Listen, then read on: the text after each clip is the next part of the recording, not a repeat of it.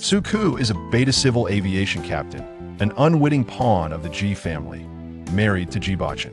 His husband, Ji Bochen, an S4, level alpha, and the esteemed steward of Donghe Airlines, boasts a prestigious status, yet suffers from a rare allergy to omega hormones, permitting him to engage only with betas.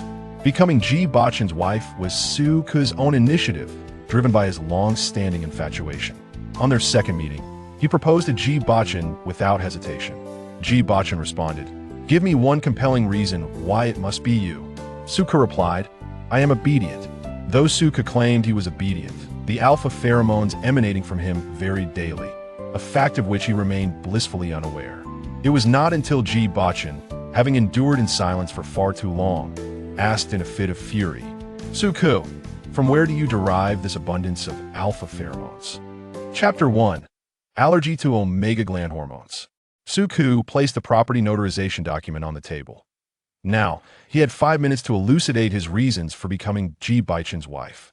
Ji Bochen, the heir of the capital city, the helmsman of Donghe Airlines. 3 days prior, he had received a terminal diagnosis from a physician.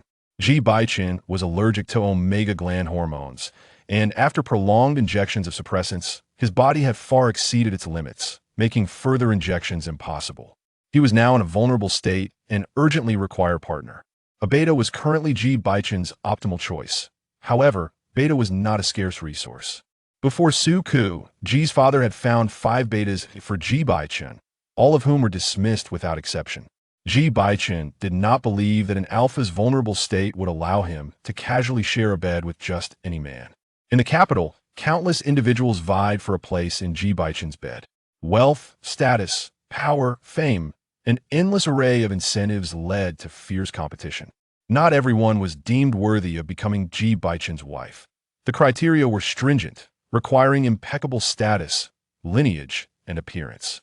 The secretary cast a keen glance at the property notarization document, which listed only a house, a car, and a few $100,000 in savings. Raising an eyebrow, the secretary inquired, "Is this all your assets?" He had investigated Suku, discovering that he was a beta illegitimate child, with his father currently undergoing cancer treatment in M country. It seemed an opportune moment to ingratiate himself for inheritance. Yet Suku appeared remarkably composed while self-recommending for a position in bed. Suku replied, "Yes, this is all that I own." The secretary scrutinized Suku, still clad in his pilot's uniform, recognizing that a beta pilot might seek shortcuts. Suku was the only candidate in 3 days to present a property notarization. Logically, the secretary should have offered him a chance, but Suku's background was simply too disparate from Ji Bochen's. Given Ji Bochen's lineage and status, he had countless options, each far more respectable than marrying an illegitimate child. "I'm sorry, Mr. Su, but you do not meet the..." Firstly, if Mr. Ji has any dissatisfaction with me, I will cooperate with a divorce and leave with nothing. Secondly, I believe you're aware of my identity. Donghe Airlines is the largest airline in the country, and you should understand what grounding or banning a pilot implies. Thirdly, Suku's identity was widely known among the aviation circles in the capital and was no longer secret. Half a month prior, the chief pilot of Jinghang was reassigned, and Suku was recommended for the position of captain on the Airbus A380. Just at that moment, his status as an illegitimate child had been publicly exposed. Some sought to exploit this, and Suku faced the risk of suspension due to disciplinary issues. At present, he was a lamb at the mercy of others. Signed this agreement, the secretary pushed the document forward. Suku was a clever man who understood how to please those in power. The Ji family favored controllable individuals and valued intelligence. As long as Suku adhered to the terms of the agreement, it would be a mutually beneficial arrangement. Fog crept up the glass, blurring the scene outside the cafe. The sound of rain resembled beads falling haphazardly to the ground, both noisy and cold. Suku signed the agreement, and the secretary handed him the room, key, and address. As Suku pushed open the heavy glass door of the cafe, a chill penetrated his coat, causing him to shiver slightly as his despondent figure gradually faded into the alleyway. Suku had once naively believed that his first encounter with Ji Bochen would occur in the conference room of Donghe Airlines or perhaps at a company gala. In any case, it would certainly not be as it was now, in a hotel on an expansive white bed. Standing at the suite's door, Suku was greeted by a palette of black, white, and gray, embodying a minimalist yet luxurious style. Even the lighting exuded a cool tone. Ji Bochen leaned against the headboard, his sharp facial features set in a frown, his gaze icy and indifferent, his demeanor no different from that of an alpha in a vulnerable state. The room was saturated with the alpha's eucalyptus pheromones. Suku, lacking glands, could not perceive the scent of pheromones and was unaware that the seemingly composed alpha before him had long since lost control due to his vulnerable state, causing pheromones to leak. Suku offered a brief self-introduction, pausing before asking, "Mr. Ji, do you require assistance?" Ji Bochen did not respond, the atmosphere thickening to the point where Suku felt he could hear the rhythm of his own heartbeat and breath. He gazed silently at Ji Bochen, frozen in place. The depths of Ji Bochen's eyes resembled a deep pool, a chill emanating from them that deterred any approach. He feared he would be dismissed like the previous 5 betas, a thought that lingered in Suku's mind. Ji Bochen extracted a cigarette from a pack, biting it between his lips, the tip indented from his teeth, struggling to ignite it several times before white smoke finally billowed. Forth, through the thin haze, he regarded Suku. Ji Bochen's voice bore a hint of hoarseness, and before the smoke could dissipate, he hastily extinguished the cigarette, a gesture that made Suku comprehend the implication of the man's actions. He had been retained. Suku proceeded to the bathroom to shower. Half an hour later, he emerged from the separated wet and dry shower area, droplets clinging to his hair. Suddenly, darkness enveloped him as he was forcefully pressed against the tiled wall. "Pilot?" A cold voice resonated from behind Suku. It was 9 in the evening, and Suku had just returned from a flight on the Jinghang line. Not yet having changed out of his pilot's uniform, which Ji Bochen, as the CEO of an airline, was well acquainted with. "I will strive to be gentle with you, but do not expect an aroused alpha to be excessively tender towards a beta. The fundamental difference between betas and omegas lies in the absence of glands in betas. They cannot perceive pheromones nor soothe their alpha partners. Alphas and omegas experience a pheromone compatibility threshold. If it falls below 60, the calming effect is negligible. In contrast, betas possess no glands, resulting in zero compatibility with alphas and omegas. An alpha partner unable to find solace will descend into madness and will not exhibit gentleness." Despite being psychologically prepared, Suku found himself overestimating his capacity for endurance in the face of pain. The term loss of control scarcely sufficed to describe Ji Bochen's behavior over the subsequent 5 days. During this period, Ji Bochen would shatter cups in frustration at Suku's inability to detect pheromones or erupt in anger when Suku bore the scent of other alphas. This was not the Ji Bochen of his normal state. In his vulnerable phase, Ji Bochen exhibited an extraordinarily possessive demeanor. Dressed in a tailored suit, yet smiling in a predatory manner, he embodied a beast in human guise, his eyes reflecting a hunger that seemed to yearn to consume Suku whole. Suku acquiesced to all of Ji Bochen's demands, but he would not permit Ji Bochen to bite him. He lacked glands, could not be marked, and certainly could not bear scars. An insatiable Ji Bochen would become even more unhinged. This version of Ji Bochen was one Suku had never encountered before. Suku found himself drawn to this version of Ji Bochen, yet this side of him existed for only 5 fleeting days. Heads will roll. This narrative is laden with foreshadowing and contains twists. It is not a tale of a scoundrel. I advise against premature condemnation of the characters. Do not criticize before the twists unfold. The latter part features intense confrontations, encapsulating my lifelong experience, becoming more exhilarating with each page. Rest assured, dive in. Chapter 2. Adding friends for the past 5 days, Suku had been subjected to the relentless demands of an alpha upon returning to the hotel each night, enduring until the alpha's desires were sated. The sole consolation was that his schedule this week consisted of only 1 shift each day, primarily in the afternoons and evenings, allowing him ample opportunity to rest without jeopardizing his work. The susceptibility of an S4 level alpha proved far more formidable than imagined. Much of Suku's time spent in Ji Bochen's bed found him in a semi-comatose state, rendering his recollection of these 5 days rather nebulous. It felt as though he had been trapped in an absurd dream. When gazing into the mirror, he noticed bloodstains upon his lips. Upon tasting it, he discerned it was Ji Bochen's blood. In these 5 days, they had not shared a kiss. Yet, he had bitten Ji Bochen, leaving imprints upon his shoulders and arms, an act that Ji Bochen had encouraged. Su-ku marked Ji Bochen, while the latter left behind the unmistakable scent of eucalyptus pheromones upon him, rich and undeniable. Despite Su-ku's diligent efforts to prevent Ji Bochen's chaotic pheromones from lingering on his clothing, the uncontrollable nature of Ji Bochen during his susceptibility phase seemed to delight in it. In the entire capital, only Ji Bochen bore the distinctive eucalyptus scent, making it all too recognizable. Fortunately, few had encountered Ji Bochen, and even fewer were familiar with the scent of eucalyptus. Thus, Suka found himself needing to change clothes upon leaving Ji Bochen's presence. Lacking glands, he remained oblivious to the intensity and stubbornness of alpha pheromones during their susceptibility phase. In the ensuing days, he unknowingly bore the scent of alpha pheromones, conducting his duties as normal.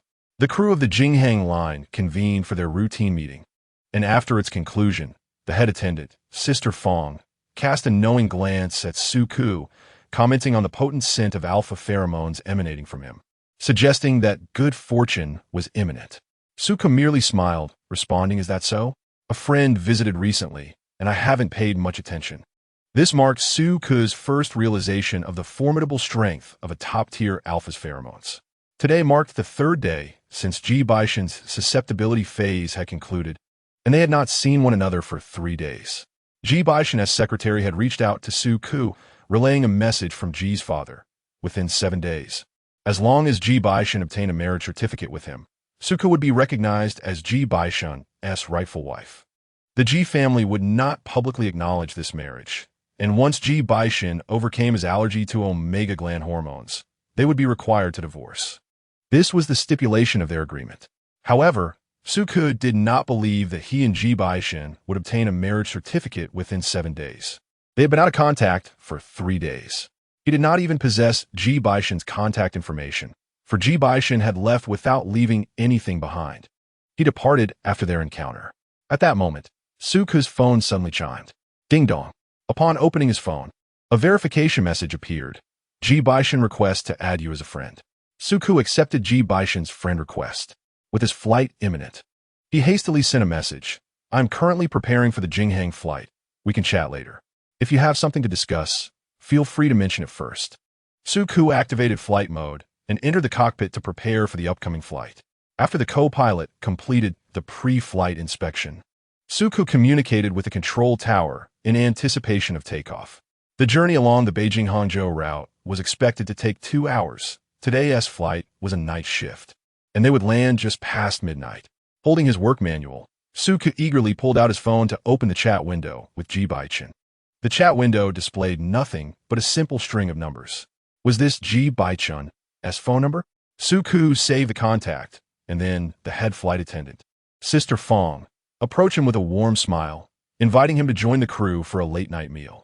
The other flight attendants looked at Su-ku with hopeful expressions. At 28 years old and single, Su-ku, despite being a beta, attracted considerable attention from Omegas due to his striking looks and impressive physique. Many single Omegas in the crew expressed a desire to fly with him, even though he was an illegitimate child. The details of Su-ku's parentage had circulated among the crew, who were aware of the underlying complexities. Su-ku was perceived as an obstacle to others' promotions. The chief captain had recommended Su-ku as the responsible pilot for the Airbus A380, with a recommendation letter submitted 2 weeks prior. It was virtually a foregone conclusion that Su-ku would become the captain, yet rumors about his illegitimacy quickly spread through the airline. Suddenly, Su-ku's phone screen lit up again. It was a call from Ji Bochen. "Excuse me, I need to take this call," Su-ku said, stepping away to take a deep breath. "Hello, Mr. Su, have you landed?" A man's voice inquired, though it was not Ji Bochen's. Who is this?" "I am Mr. Ji's assistant. I am currently at the north gate of the airport. Mr. Ji has entrusted me to deliver something to you." "All right, I'll be right there." Su-ku ended the call. Sister Fong caught up with him and inquired once more, but Su-ku politely declined. explaining that several new attendants had recently joined the crew and would only start working the following afternoon. Sister Fong was taking them out for dinner and karaoke, and Suka had prior commitments. Consider my treat. Please send me the bill later. Enjoy yourselves. He smiled as he departed. It was not the first time Suka had extended such kindness. Many in the Beijing-Hangzhou airline had benefited from his generosity. He skillfully navigated his relationships with others. Yet there always lingered a sense of distance, making it difficult for anyone to truly get close to him, especially after the rumors about his parentage began to circulate. Sister Fong glanced at the regretful Omega and remarked, "Don't dwell on it. Suka might already be taken. Can't you sense the alpha pheromones surrounding him? All right, let us go enjoy some barbecue. Suka is treating." Suka hurried to the north gate of the airport, where the well-dressed assistant handed him a gift box along with a contract. Suka flipped through the pages and discovered it was an employment agreement with Donghe Civil Aviation. Donghe was willing to compensate Suka for the substantial breach of contract and offered an annual salary in the millions, paid training, the freedom to choose his aircraft type, and the flexibility to select his flight routes, with the company covering annual retraining costs. Not to mention, just the salary alone, even with an additional 10 years, was an unattainable height for Suka. No one would refuse such an extravagant offer of employment. The assistant chuckled.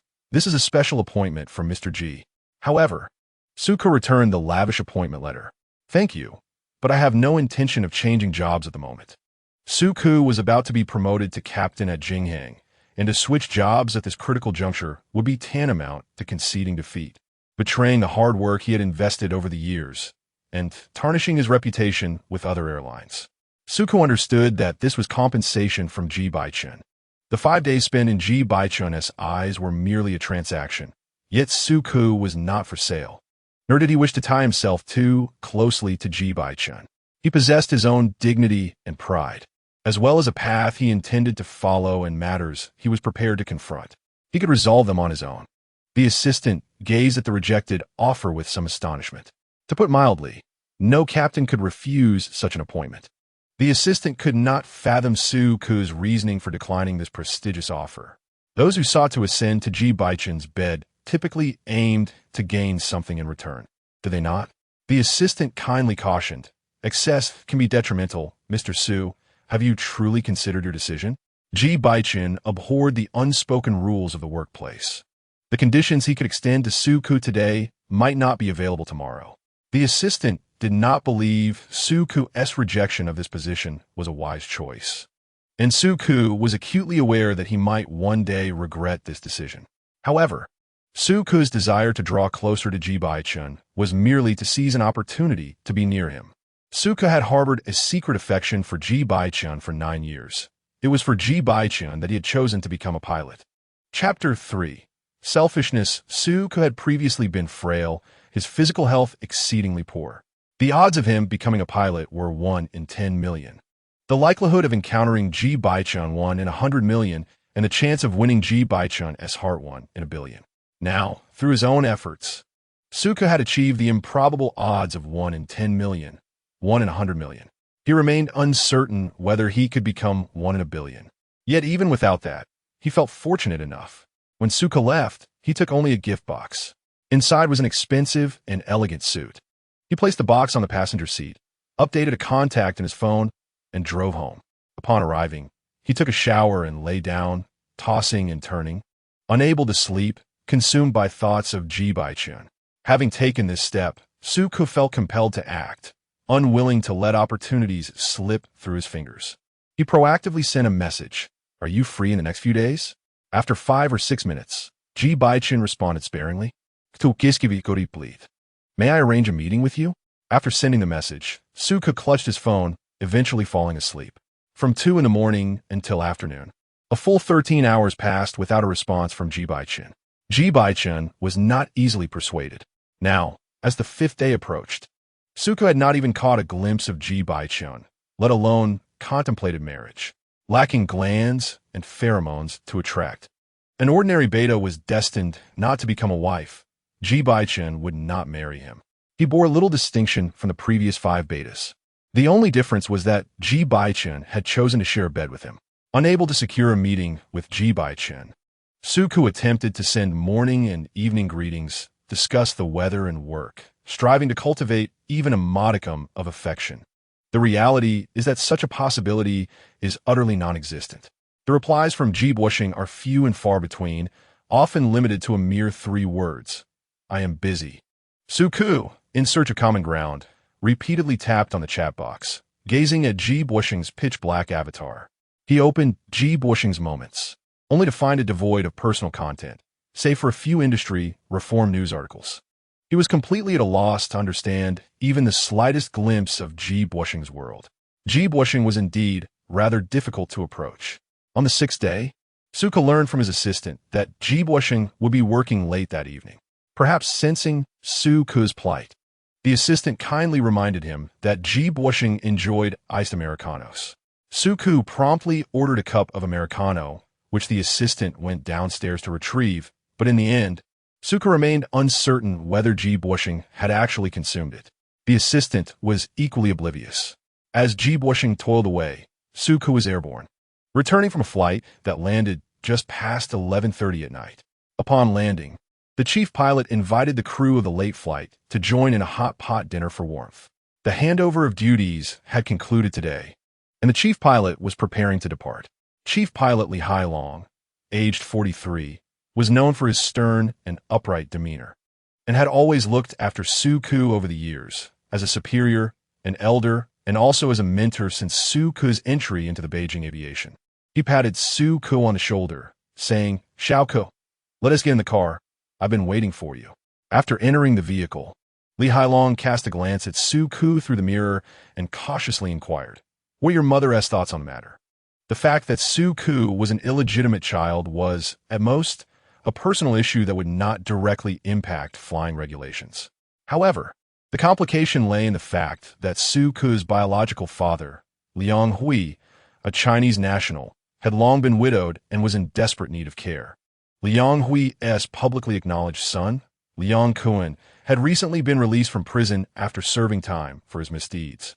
He was an ignorant and frivolous youth incapable of inheriting the family business. At this critical juncture, Suku's mother was willing to provide support, potentially positioning herself favorably within the family.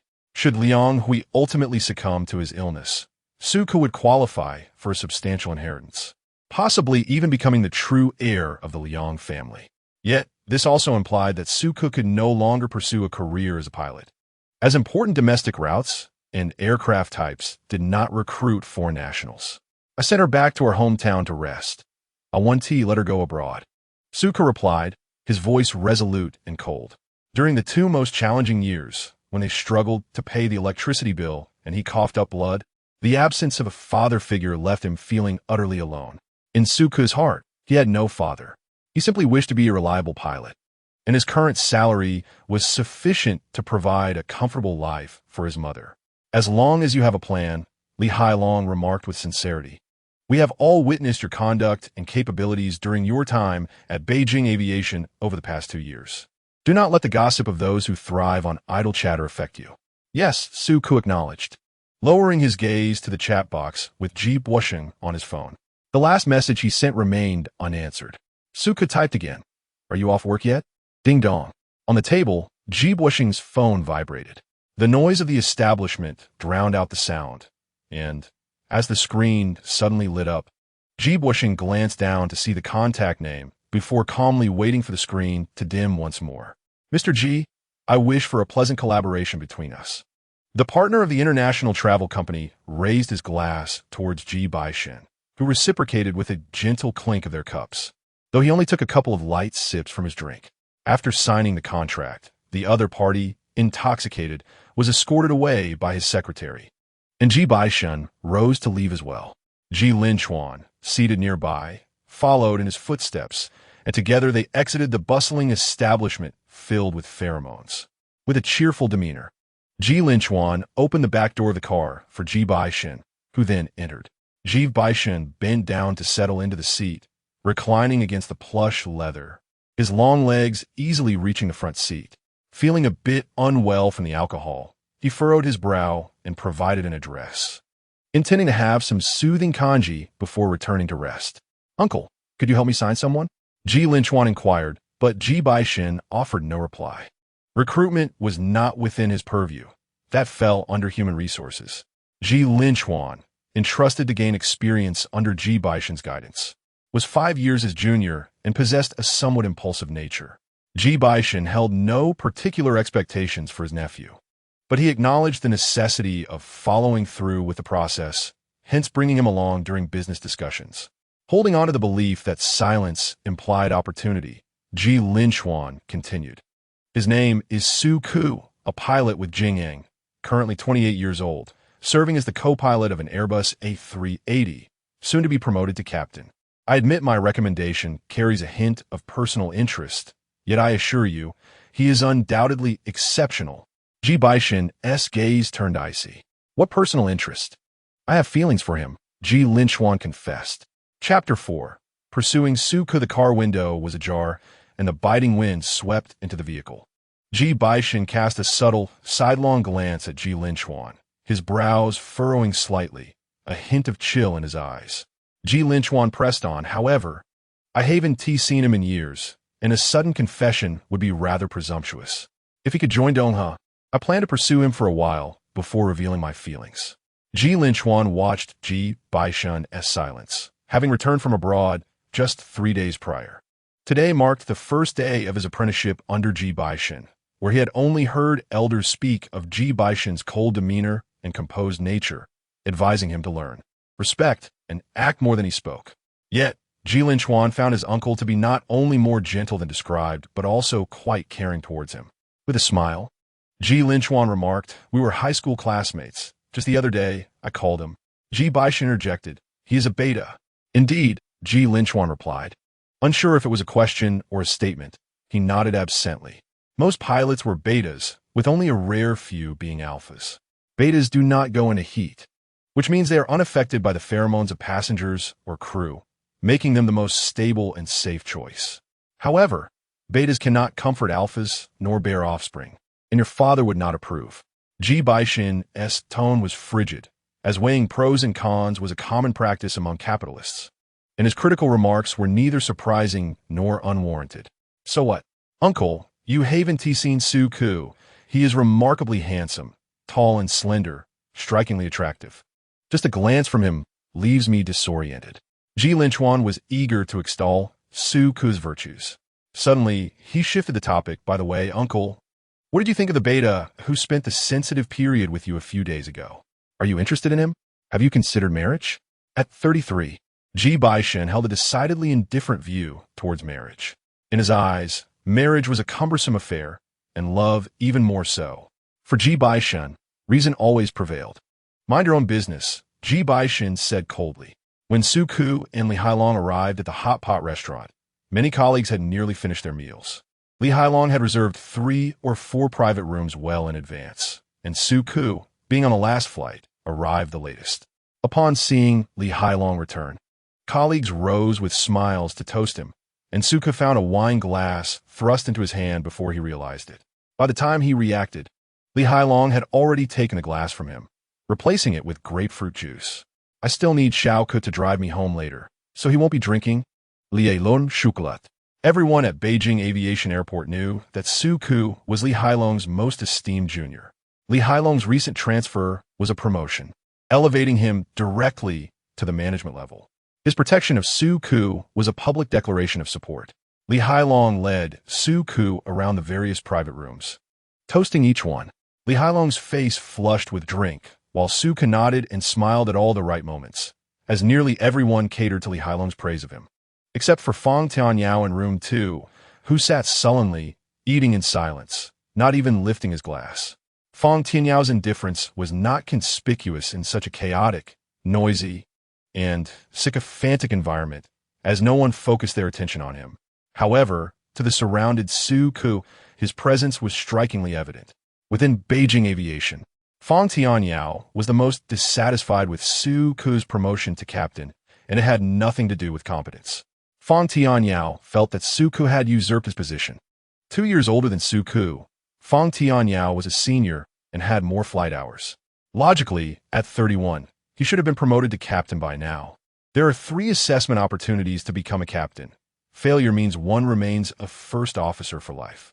Fong Tianyao had failed twice, and this should have been his third chance. Yet, Li Hailong recommended Su Ku to become the captain of the Airbus A380. Had it been 2 years earlier, it might not have mattered, but it was this year. At 30, still serving as a first officer, he had once stormed into Li Hailong's office, arguing about a recommendation letter, only for it to end unresolved. Soon after, rumors about Su Ku being an illegitimate child began to circulate. Su Ku was almost certain that the instigator was Fong Tianyao. Beyond their competitive relationship, Fong Tianyao was also Su Ku's former school senior. Su Ku had been notably prominent in school, rivaling even the strictest headmaster. He excelled academically, was a poor student, and possessed striking looks, fair skin, a slim waist, and delicate features, with thin eyelids and a beauty mark on his nose that made his smile alluring. Whether Omega or Alpha, anyone who beheld his visage would be captivated. Yet he remained aloof, avoiding contact with others. However, Su Ku was not as humble and polite back then as he was now. His aloofness, in other words, translated to offending many. The incidents from his student days were not insignificant. Su Ku was upright and rigid, unable to tolerate any dishonesty, reporting any cheating he witnessed and standing up in class to refute erroneous statements made by new teachers. Many whispered behind his back that he was pretentious. His high-mindedness during his student days earned him a reputation for being unsociable and unlikable. Su Ku had been warned twice by the troublemaker in his class, and on that very day, he sought out the teacher. Su Ku's personality was unappealing to both teachers and classmates alike. His only redeeming quality was his exceptional academic performance, which the school deemed worthy of attention. Such an aloof individual, ironically, was born out of wedlock. During a major examination, the spoiled young master barged into the classroom, accompanied by bodyguards, and brutally assaulted Su Ku, pinning him to the ground. It was only when the director of education arrived with security that the chaos was quelled. From that moment on, the news of Su Ku's illegitimacy spread like wildfire. Ironically, it was at that very moment that Su Ku learned of his father's existence. For over 10 minutes, as he endured the beating, not a single soul offered him assistance, mirroring the indifference he had once displayed from his lofty perch. This experience ignited a profound self-loathing within Su Ku. He began to scrutinize and transform himself, striving to shed the labels that had been affixed to him. Yet, all efforts proved futile as he was met with relentless humiliation, ridicule, and mockery. It was only when he wielded a chair and hurled it at his assailant that tranquility was restored. Su Ku was no coward, but every impulsive act bore its consequences. Originally, he was to be reprimanded, yet the teacher, mindful of his commendable grades and the potential impact on his future, intervened and, after some negotiation, compensated the other party to quell their outrage. Through the crowd, Su Ku cast a meaningful glance towards Fong Tianyao, who appeared to be alone, seemingly inebriated. The attention of all present shifted towards Fong Tianyao as Su Ku's voice resonated. Fong Tianyao clenched his jaw, his cheeks taut. Suddenly, the room fell silent. Smiles froze on the lips of the guests, and they exchanged glances, rendered speechless, as if the alcohol had sobered them slightly. With a deliberate motion, Fong Tianyao poured a generous amount of liquor into his glass and downed it in one gulp, his face reddening while a hearty laugh escaped his lips. "Captain Su, congratulations," Fong Tianyao articulated clearly, yet his tone carried an undercurrent of restrained animosity. Su Ku offered a faint smile and raised his glass of grapefruit juice in a toast. Fong Tianyao slumped back into his chair, and the revelry resumed. His gaze lingered oddly on the surrounded Su Ku, and after taking another swig, he licked his lips. Su Ku completed his circle and returned to the private room for hot pot. Shortly thereafter, Fong Tianyao approached with a drink to make amends, though unspoken. It was clear to their colleagues what transgression he sought to atone for. Fong Tianyao, known for his pride, surprising many by coming forward to apologize. As the saying goes, one does not strike a smiling face. Su Ku could not claim to have forgiven him, but given their frequent encounters, he did not wish to further strain their relationship and lifted his glass of fruit juice in acknowledgement. "Xiao Yao, you ought to learn from Su Ku and temper that foul temper of yours, liailor, turuli intoxicata, had long lost his rationality and paid no heed to whether his words were appropriate before collapsing into sleep. The speaker's casualness can often be a source of concern for the listener. Colleagues nearby felt a wave of apprehension at those words, yet Fong Tianyao expression remained largely unchanged. His gaze fixed intently on Su Ke. Upon noticing Li Hailong's drunken state and receiving no response after calling out to him twice, Su Ke set down his chopsticks, settled the bill, and prepared to escort Li Hailong home while discreetly extricating himself from the gathering. The waiter informed him that the elevator was under maintenance and advised him to take the stairs. Fortunately, the hot pot restaurant was located on the 3rd floor. Not too high. After bidding farewell to Sister Fong, Su Ke supported Li Hailong as they departed. Having ascended merely one flight, Li Hailong felt a tumultuous churn in his stomach, unable to suppress the urge to vomit. Su Ke recalled a public restroom adjacent to a seafood kanji shop on the 2nd floor, guiding Li Hailong inside.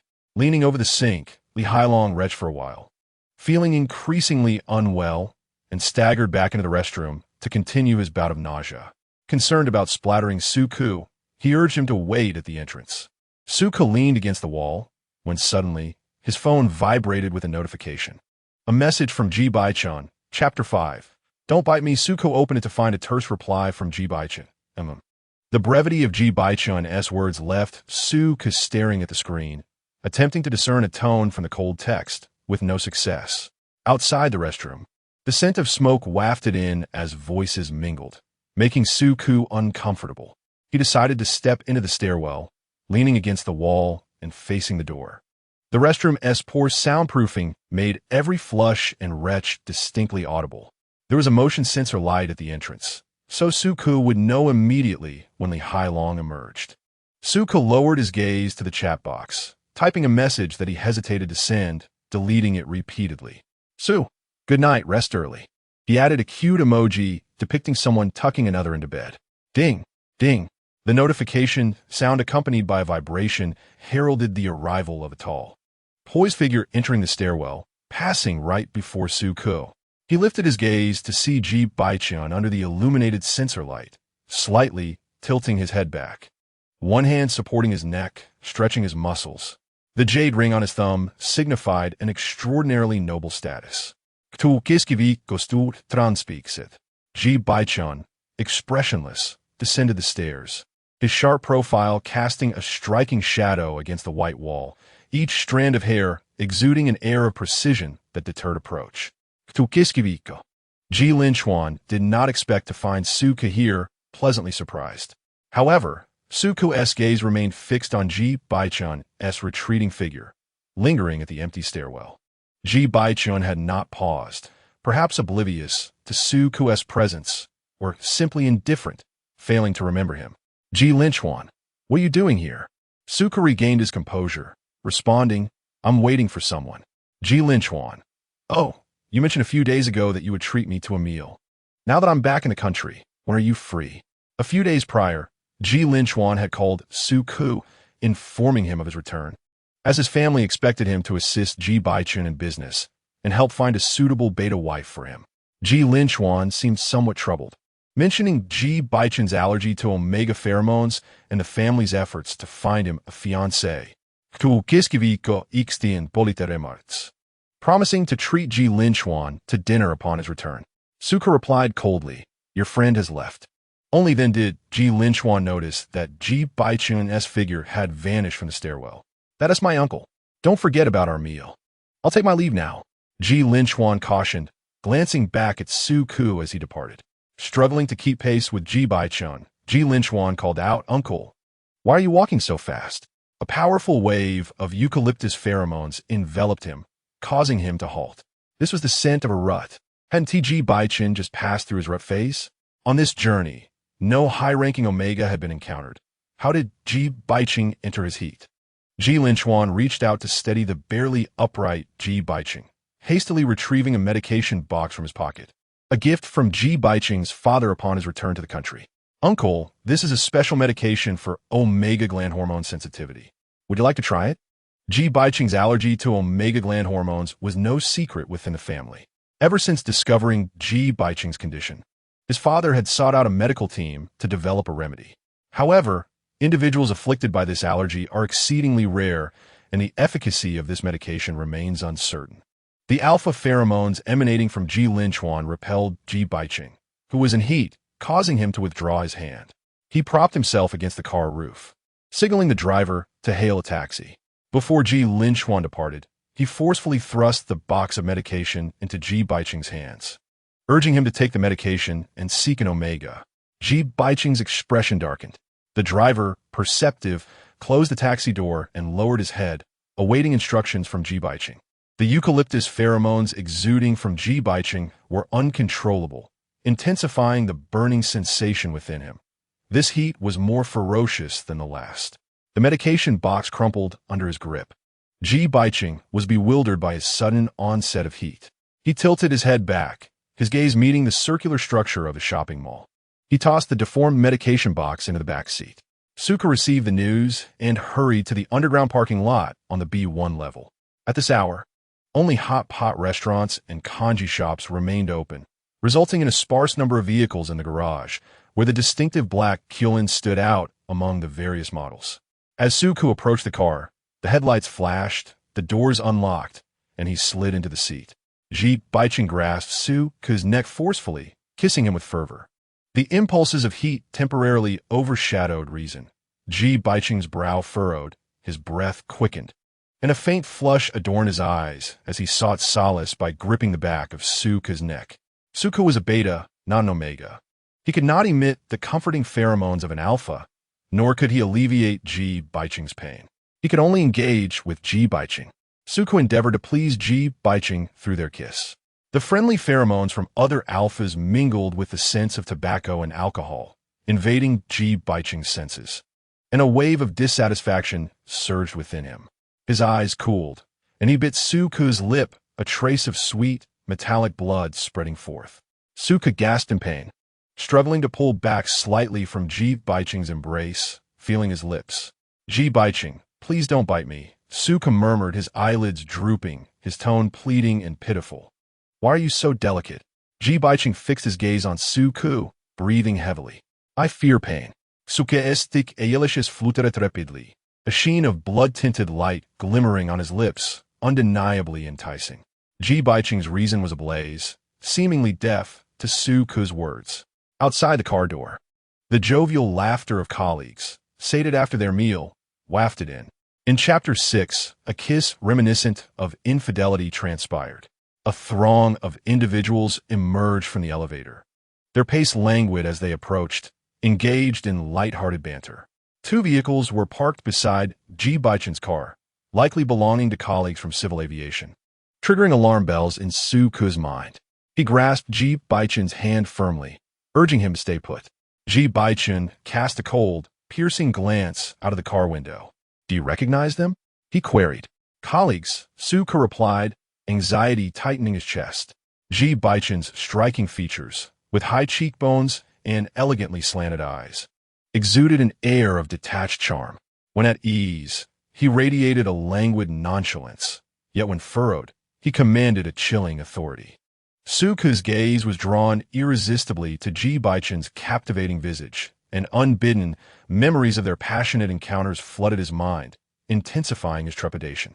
Once again, Ji Bochen leaned in, planting a kiss along Suku's neck, relishing the tension and fear emanating from him. The kiss ascended to Suku's chin as he lowered his head. Their lips merely brushed, yet it ignited a fervor akin to kindling meeting flame. An alpha in his sensitive phase was easily lured, and Ji Bochen, following the warmth, pressed his lips against Suku's once more, leaving Suku with no avenue of escape. The familiar voices outside drew nearer, and in a moment of desperation, Suku bit down on Ji Bochen's lip, the sting jolting Ji Bochen back to a semblance of rationality. His gaze turned cool as he straightened up, embodying the image of a refined elite. He swiftly located the nearest hotel and drove away, leaving Suku's face burning with embarrassment. He struggled to articulate the whirlwind of sensations experienced in the underground garage, an exhilarating mix of anxiety and a fear that was ineffably profound. The thought of what colleagues might think if they witnessed such a scene was unbearable. Suka was perplexed as to why Ji Bochen had so quickly succumbed to his sensitive phase once more. He only understood that in this state, Ji Bochen exhibited a hint of madness, his composed demeanor shattered. Outside, the wind howled while silence enveloped the car. After a prolonged moment, Suka regained his composure and cast a sidelong glance at Ji Bochen. "Do you have plans to marry?" he inquired. Ji Bochen did not respond, nor did he spare Suku a glance of the traffic light. Undeterred, Suku pressed on. "Would you consider marrying me?" This declaration bore the weight of a proposal, yet it was delivered without preparation, appearing rather haphazard. Time was of the essence for Suku. The seventh day was fast approaching. With a sudden jolt, Ji Bochen slammed on the brakes, bringing the car to a halt at the intersection, the brake lights illuminating the dusk. He lowered the window, lit a cigarette, and placed it between his lips, exhaling the smoke out into the night, his gaze icy. "Give me one compelling reason why it must be you." The absurdity of someone who had just shared a secretive kiss in the underground garage, now seeking marriage, was not lost on Ji Bochen. It reeked of insincerity. "I am obedient," Suku offered, though it was an unconvincing justification. He could present himself as a pilot, lacking power and influence, easily manipulated. Or he could claim to be a beta, easily dismissed and forgotten. According to the aviation marriage law, couples with a compatibility rate below 10% may submit a divorce application to the Gland Testing Institute due to the inability to comfort their partner, without the need to personally visit the Civil Affairs Bureau.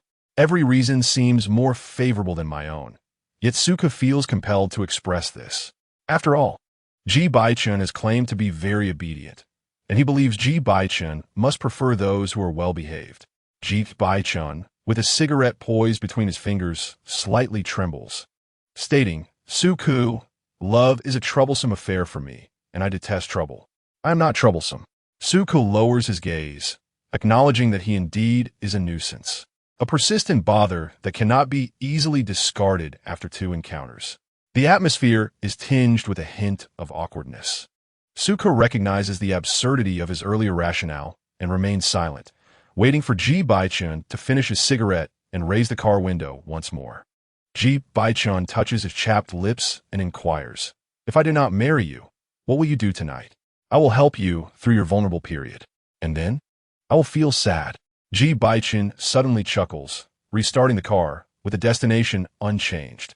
After completing the formalities and entering the suite, Suku is unexpectedly flipped and pinned against the entrance, a large hand shielding his forehead.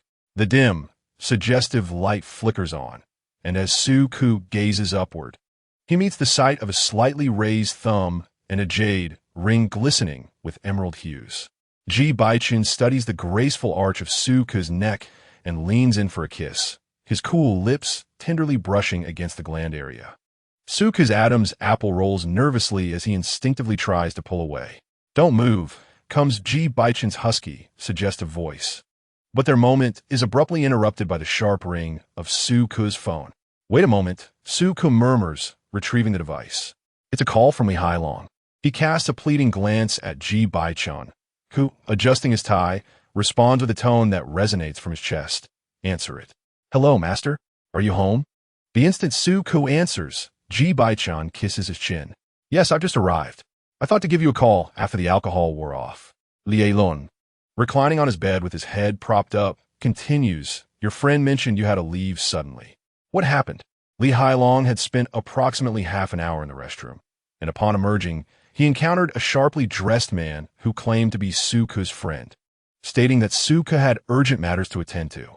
Suku, having few friends and no family in the capital, did not divulge his pressing concerns, and after returning home and sobering up, he decided to call Suku to inquire.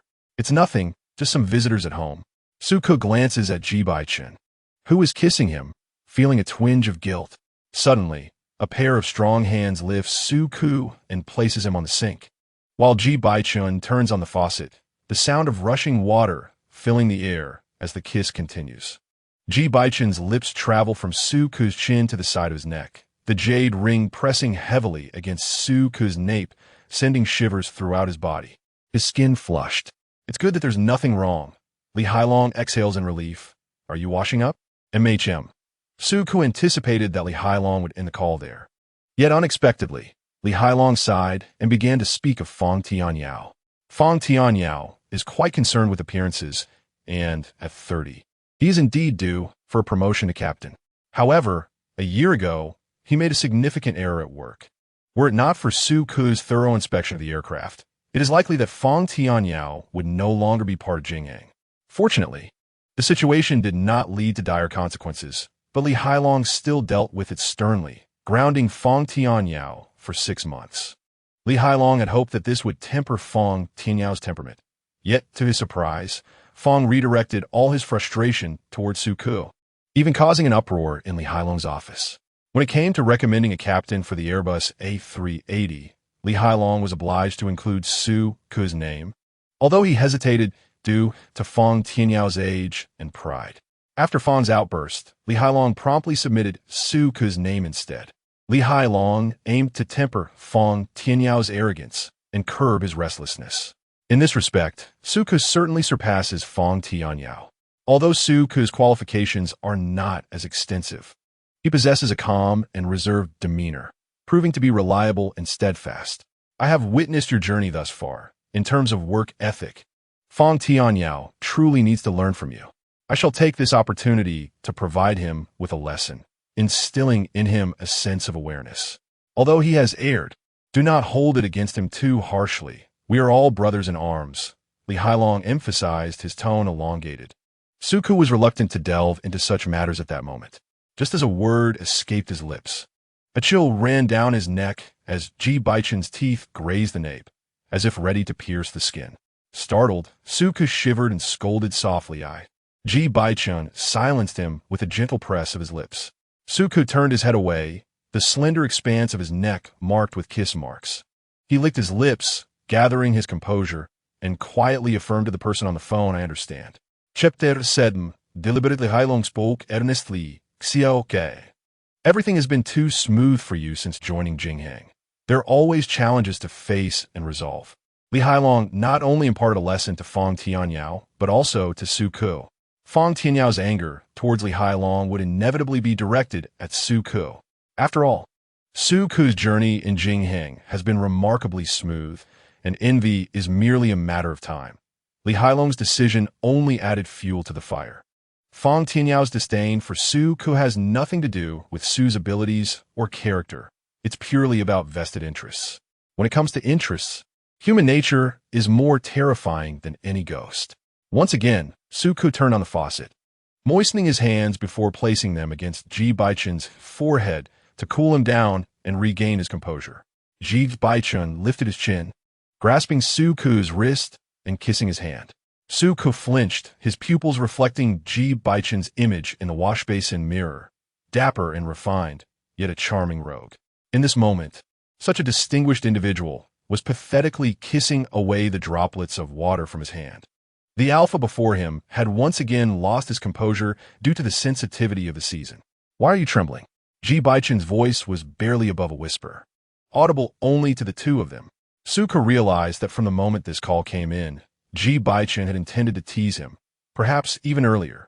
It likely began in the underground parking lot. Su-ku pressed his finger against Ji Bochen's lips, saying, Master, I have noted everything you said. You should rest early. I am also preparing to sleep. Allergic Ji Bochen replied.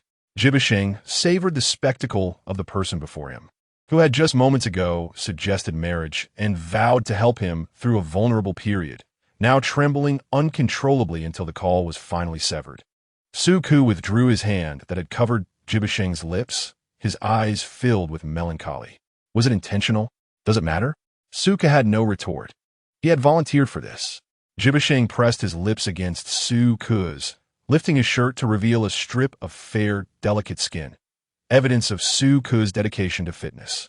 His body fat percentage low, devoid of any superfluous flesh. The sway of his waist was indeed captivating. Ji Bocheng's hand rested on Su-ku's waist when suddenly his phone rang from his pocket. He continued to kiss, disregarding the call. After the ringing ceased, it resumed again and again, causing Ji Bocheng's enthusiasm to wane. his brow furrowed, ready to power down the device. The name Ji Bochen flashed across the screen, causing him to hesitate for a moment, a brow raised in intrigue. Handing the phone to Su Ku, Ji Bochen watched as Su Ku's entire being seemed to freeze upon seeing the name. Su Ku stiffly lifted his gaze to Ji Bochen, an inkling of understanding dawning upon him. Yet he refrained from voicing it, for he did not wish to pursue that path. Answer it. Su kiskiviko hesitated, unwilling torstai respond. What are you afraid of?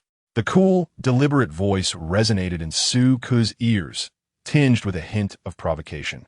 In the next moment, Ji Bochen swiped the screen, answering the call for Su Ku. Hello, uncle, how are you? Have you taken your medication? Ji Bochen's tone was urgent. Ji Bochen remained silent, his gaze fixed intently on Su Ku. He had granted Su Ku the chance to retaliate, yet Su Ku chose not to. He merely stated, "This is Su Ku." Ji Bochen's voice was laced with surprise. Is my uncle with you? Su Ku's voice was barely a whisper, yes. Ji Bochen took the phone from Su Ku's hand, activating the speaker and placing it on the sink. Where's my uncle? Why did you answer his call? Is something wrong? Ji Bochen's voice was filled with anxiety. I encountered him as I was heading downstairs. He seemed unwell and unable to. Su Ku was suddenly kissed on the chin, his voice trembling, unable to answer the call. My uncle should have medication in his pocket. Could you give him one? Or tell me where you both are, and I'll come immediately. I took a taxi. I'm on my way to the hospital with him.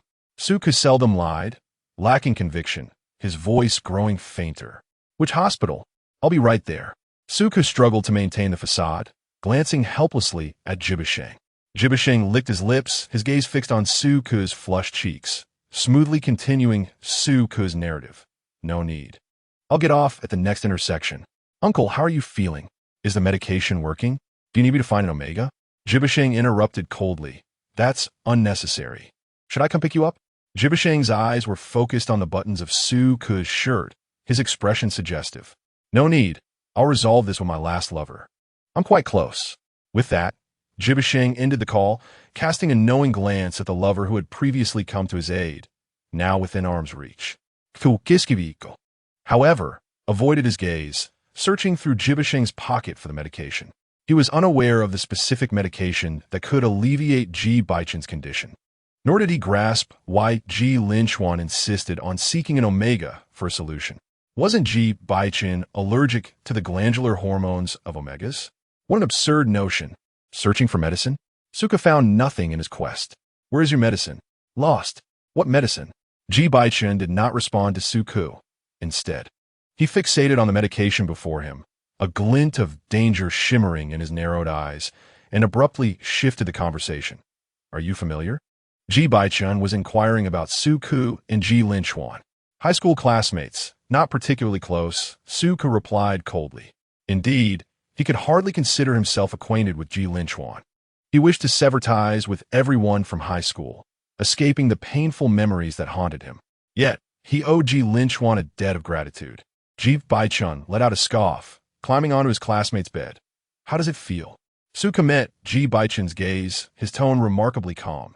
Average.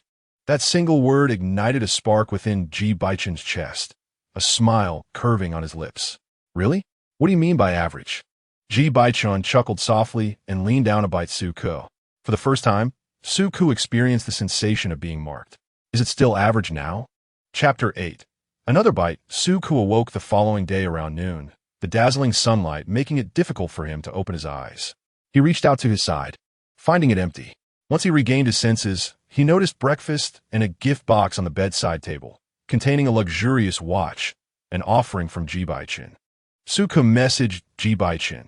Thank you, but please refrain from gifting me anything expensive next time. After having breakfast, he tidied up and left the hotel. In the corridor, a waiter pushing a dining cart nearly stumbled as he avoided Su Ku, his gaze peculiar. The potent pheromones of an S-grade alpha during their sensitive period could intimidate fellow alphas and weaken omegas alike. Su Ku was enveloped in a strong, eucalyptus scent, thoroughly saturating him. Had it not been for the conspicuous marks of rough treatment on his neck, one might have mistaken him for an alpha in their sensitive phase. In the afternoon, Su Ku reported to work, returning home to freshen up, though he found it difficult to conceal the lingering intimacy of the previous night. He had forbidden Ji Bochen from biting him. Yet last night, Ji Bochen had been unable to restrain himself, leaving his bite marks on Suke's neck. After completing the necessary examinations at the Donghe Airport medical room, the Omega doctor's gaze lingered on Suke's neck. Last night, with Li Hailong hosting a dinner that inevitably involved drinking, it seemed Suke had enjoyed a rather splendid night, judging by the imprints adorning his neck. One could only wonder who was fortunate enough to capture the heart of Jinghong's most handsome beta captain. Suke felt the heat of scrutiny upon him, a flush of embarrassment creeping onto his face as he held the medical report and summoned the crew to the conference room for a meeting. The conspicuous red marks on his pristine neck were undeniably attention-grabbing, drawing the eyes of everyone present. After the meeting, Fang Jie jested with a smile. "It seems your partner at home is quite strict, huh? Had a rough night?" Suke averted his gaze, smiling ambiguously. He understood that these marks were merely the results of Ji Bochen's uncontrollable behavior influenced by his sensitive face. Ji Bochen was not the one at home, nor would he impose any restrictions on him. "Last night was not only torturous, but also a failure in my proposal." Upon noticing Suke's somewhat unusual expression, Fang Jie refrained from pursuing the topic further and shifted the conversation. "Captain Long is outside. He mentioned that he would like to see you after your meeting." Giskiviko, clutching the flight manifest, made his way to the small viewing platform 200 meters to the right of the tarmac, a place familiar to both him and Li Hailong. As Suke arrived, he found Li Hailong standing against the wind, his silhouette sharp and defined. A veteran of the Air Force, Li Hailong exuded a serious and disciplined demeanor, undiminished by his 40-plus years. His gaze was intensely penetrating. "You're here?" he greeted. "Master," Suke replied with respect. "I may have spoken too much last night," Li Hailong remarked with a slight smile. His eyes flickered to the hickey on Suke's neck, momentarily freezing his expression. The smile faltering. "It's nothing," Suke said, choosing not to delve further into the subject. Given Li Hailong's age and experience, a drunken discussion about Fang Tianya's character was unnecessary, and this was one of the reasons Suke had hastily ended the call the previous night. Suke understood the nuances of adult conversation. He preferred not to shatter the silence with bluntness. Adults possess their own sense of propriety. Sometimes, it is best to imply rather than state outright, as clarity can breed discomfort. "You are always so astute," Li Hailong said solemnly, his words laden with a sense of resignation rather than critique. Offering Li Hailong a cigarette, Suke was aware of his mentor's fondness for smoking. Yet Li Hailong always avoided smoking in his presence. "I've quit," Suke said with a gentle shake of his head as he tucked the cigarette away. Sunlight bathed him, casting a warm hue across his cool features, as if gilded, captivating those who beheld him, reminiscent of the first time he entered the capital. "What are your plans for the future?" "Lielon inkirat," Suke replied nonchalantly, "perhaps marriage, if I can win her over." "Lielor shuklat blissfully," acknowledging Suke's cleverness, which was frustratingly endearing. His gaze lingered on the hickey, and he sincerely wished, "I wish you success." "Indeed," Suke responded. "If there's anything, consult Master first." "Of course," he added, though the remark was somewhat perfunctory, as he preferred not to impose on others. The two stood on the platform for about 10 minutes, until Li Hailong remarked that the sun was setting and urged Suke to keep warm in the increasingly cold weather. Suke nodded politely, reciprocating the sentiment. After glancing at his watch, he bid farewell to Li Hailong and returned to the crew's lounge, ready to board the aircraft, conducting his routine checks as usual. The Airbus A380, flight HTC 872, took off. The viewing platform captured everything until the aircraft vanished from sight, at which point Li Hailong departed, his pace fluctuating between hurried and slow. The images of Suke's frigid demeanor upon their first meeting and his recent aloofness flashed through his mind, prompting a wistful reflection on the swift passage of time. 5 years had slipped away in the blink of an eye.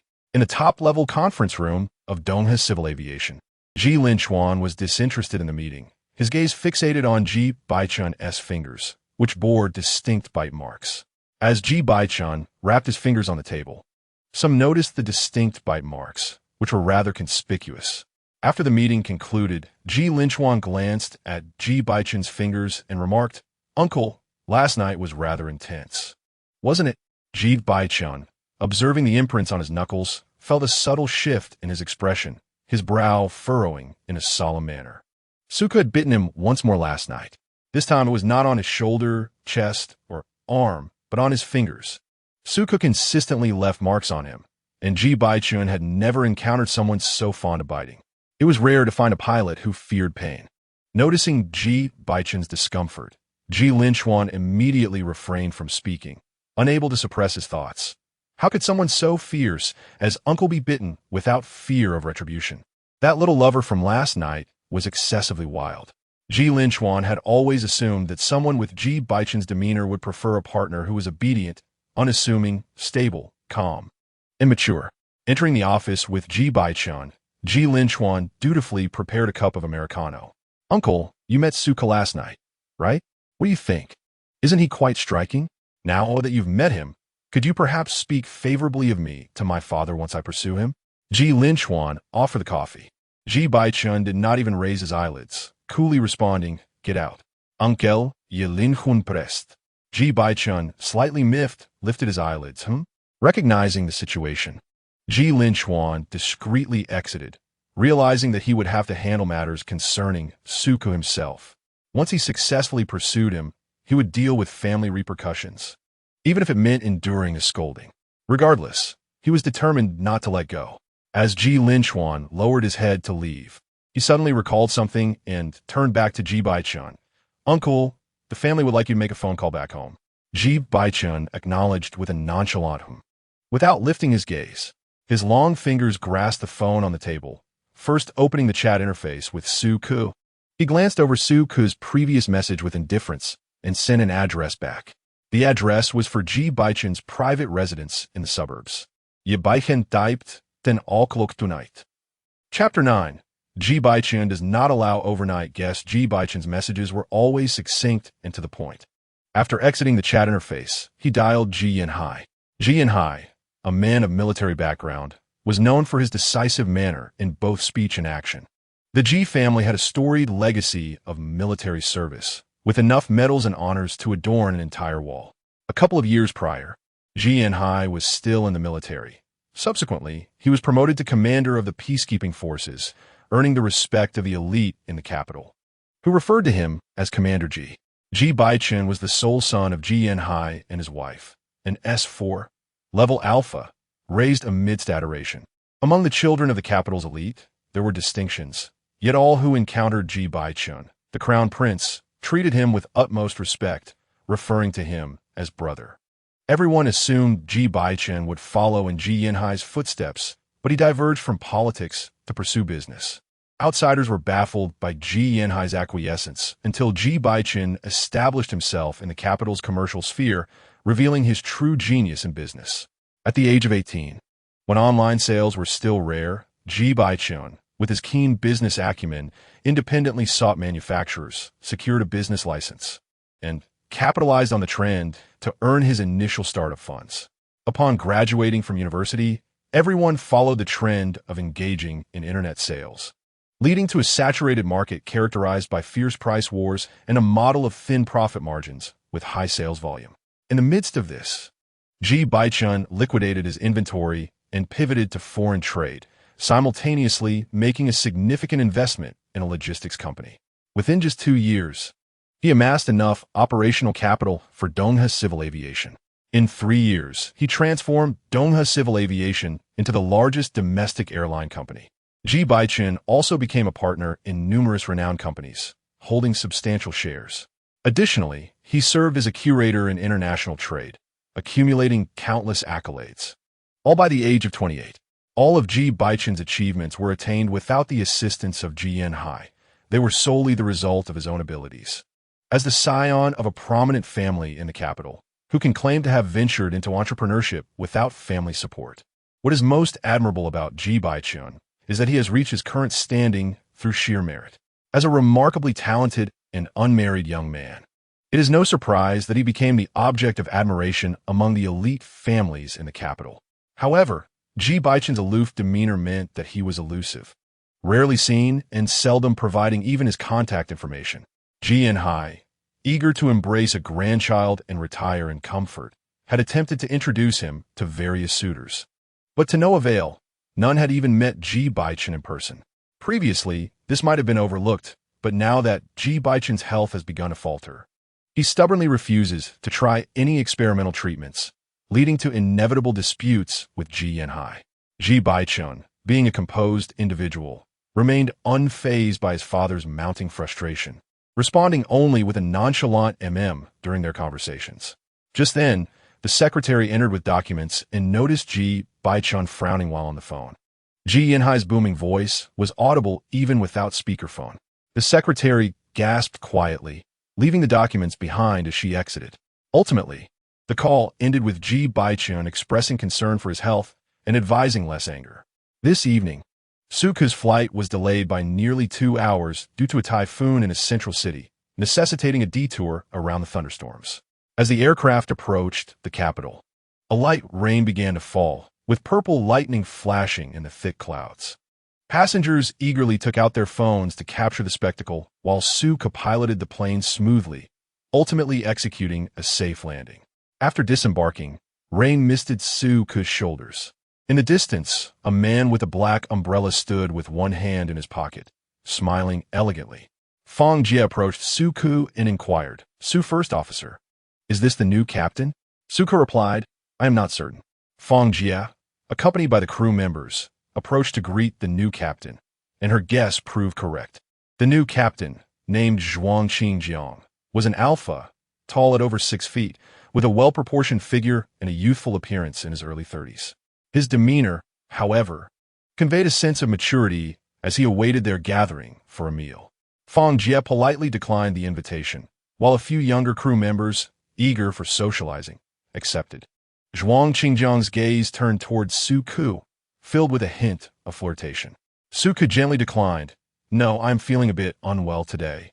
As Suku smiled and brushed past Zhuang Qingjiang, he heard a suggestive remark. "For the safety of the passengers, if First Officer Su is unwell, perhaps he should take a couple of days off to rest." Suku replied with a faint smile, "It will not affect the flight." And as he left, he overheard Zhuang Qingjiang inquiring about his co-pilot, Xiaoyu. "What about you?" Xiaoyu responded with a smile and a nod. "Chief pilot, I am available." When Fang Jie turned around, she noticed that Suku had also left and slowed her pace to wait for him. Zhuang Qingjiang did not seem to possess the demeanor of a seasoned pilot. Li Hailong had a background in the Air Force and only became a chief pilot at the age of 40, whereas Zhuang Qingjiang appeared to be merely in his early 30s. Suku and Xiaoyu exchanged knowing glances regarding Zhuang Qingjiang's true identity. He was likely a relative of someone in management, sent for practical experience. The civil aviation sector in the capital is among the foremost of several major airlines, and being directly assigned to the capital's airport certainly implies formidable backing. If it weren't for the mismatch in surnames, one might easily mistake him for the son of a board member at Jinghang. With a new official comes a wave of fervor. Do exercise caution to avoid self-immolation. Fang Yadvi said. Suku was once the favored protege of Li Hailong, particularly at this pivotal juncture of his ascent to chief pilot. Zhuang Qingjiang's sudden arrival indicated his intent to make an impression, and Suku, having undermined Zhuang Qingjiang's plans that evening, risked inciting displeasure. After a brief visit to the restroom, Suku splashed cold water on his face to awaken his senses before glancing at his phone. He felt a twinge of anticipation, yet he restrained himself from harboring excessive hopes. To Suku, the transaction had concluded the moment he accepted the watch. Today marked the 7th day. He presumed Ji Bochen would refrain from contacting him further. To his surprise, a message from Ji Bochen arrived. It saddened him to discern a tone within the mere phrase 10 o'clock, commanding, frigid. After much deliberation, Suku hailed a cab, and on the way, purchased a gift for Ji Bochen. It was past 11, and most shops were closed. After a lengthy search, he finally arrived at the address Ji Bochen had provided. Carrying a tea set, Ji Bochen's private residence, nestled on the outskirts, was a sanctuary away from the city's clamor. The recent rain imbued the air with a refreshing scent of damp earth. Stepping out of the taxi, Suku felt invigorated.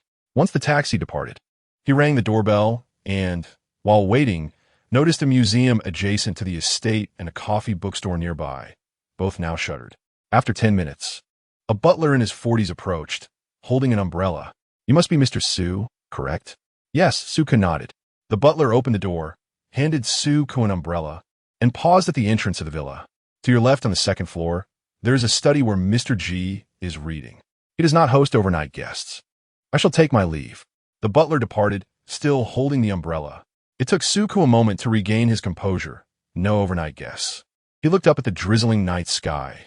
The location was isolated, and given the rain, hailing a cab seemed implausible. Chapter 10. Shocked, Suku set the umbrella outside the villa and pushed the door open. The interior was remarkably modern, primarily adorned in a palette of black, white, and gray. The walls and ceiling melded seamlessly, featuring crisp lines that exuded elegance. Standing before the floor-to-ceiling windows, one could easily gaze into the garden, enjoying a broad, uncluttered view. The staircase leading to the second floor was a spiral design with a rosewood railing, exuding artistic flair. Suku quickly located the study, knocked on the door, and was met with a low, cold voice from within. "Enter." Ji Bochen was seated in his study, engrossed in practicing his calligraphy. As Suku approached, he beheld Ji Bochen's characters, grand and imposing, with a sharpness that bespoke a unique style. Suku observed intently until Ji Bochen set down his brush, wiped his hands with a handkerchief, and coldly remarked, "You're late." The thunderstorm in the central city had caused a 2-hour delay. Before Ji Bochen lay a tea set that Suku had brought as a gift. This exquisite tea set, crafted from icy jade porcelain, had caught Shuka's eye at a shop where the proprietor was busy practicing calligraphy and sipping tea. After persistent knocking and persuasive negotiation, he had acquired this delicate piece. While it may not be a masterpiece, and certainly does not rival the elegance of the watch and suit Ji Bochen had gifted him, it is undeniably beautiful and intricate. Ji Bochen acknowledged with a hum, casting a glance at Shuka's wrist, yet he did not see the watch he had given. "Don't you like it?" he inquired. "It's too expensive. I'm reluctant to wear it," Shuka replied. Ji Bochen chuckled softly, shifting his gaze to Shuka's neck. In the realm of adult interaction, words are often superfluous. A mere glance or gesture suffices. Shuka could intuitively grasp Ji Bochen's sentiments. Dressed in a black suit with a deep gray vest beneath, Ji Bochen stood, his long legs towering over the desk. He deftly unbuttoned the collar of his shirt with an elegant motion. Clad in tailored attire, he epitomized sophistication while engaging in the most primal of actions. To him, Shuka seemed merely a physician making routine visits, hardly a lover. He wrapped a strong arm around Shuka's waist, the jade ring pressing against Shuka's lower back through the thin fabric of his shirt.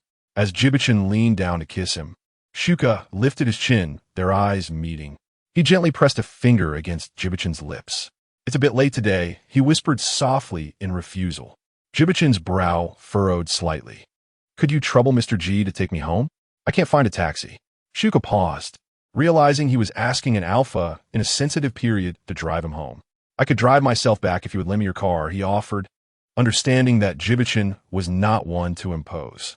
If he wished to leave, regardless of the reason, Ji Bochen would not insist on his staying, not even inquire as to why, even during an emotional phase. As expected, Ji Bochen opened a drawer revealing a row of car keys before Shuka, signaling him to choose. Shuka selected a relatively understated and affordable Porsche among the collection. Ji Bochen informed him of the garage's location, but did not accompany him. "I'll return the car tomorrow," Shuka stated. "It's a gift," Ji Bochen replied flatly, without lifting his gaze, returning to his calligraphy practice, his demeanor remarkably composed for an alpha experiencing heightened emotions. Shuka departed with the car keys in hand.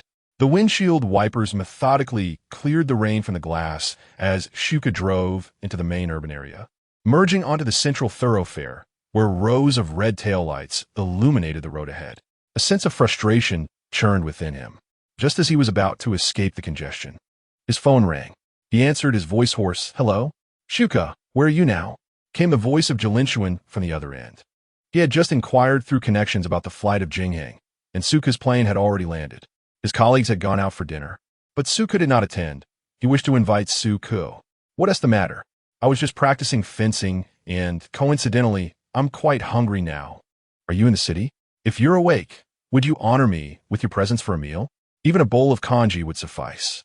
I can come pick you up." After a moment of contemplation, Suka replied, "No need, just send me your address." Upon receiving the address, Suku turned the car around, but halfway there, he suddenly recalled that this vehicle belonged to Ji Bochen, so he sought a nearby parking lot to stop.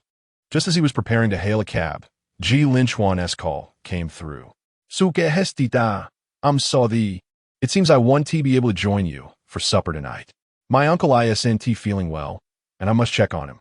Can we reschedule for another day?" Ji Linchuan's voice was filled with regret. The moment Suku heard Ji Bochen's name, he froze, as if something had lodged in his throat. All right. Ji Bochen, being in a sensitive period, could not receive inhibitor injections and could not find solace from an omega, relying solely on betas to barely endure this phase.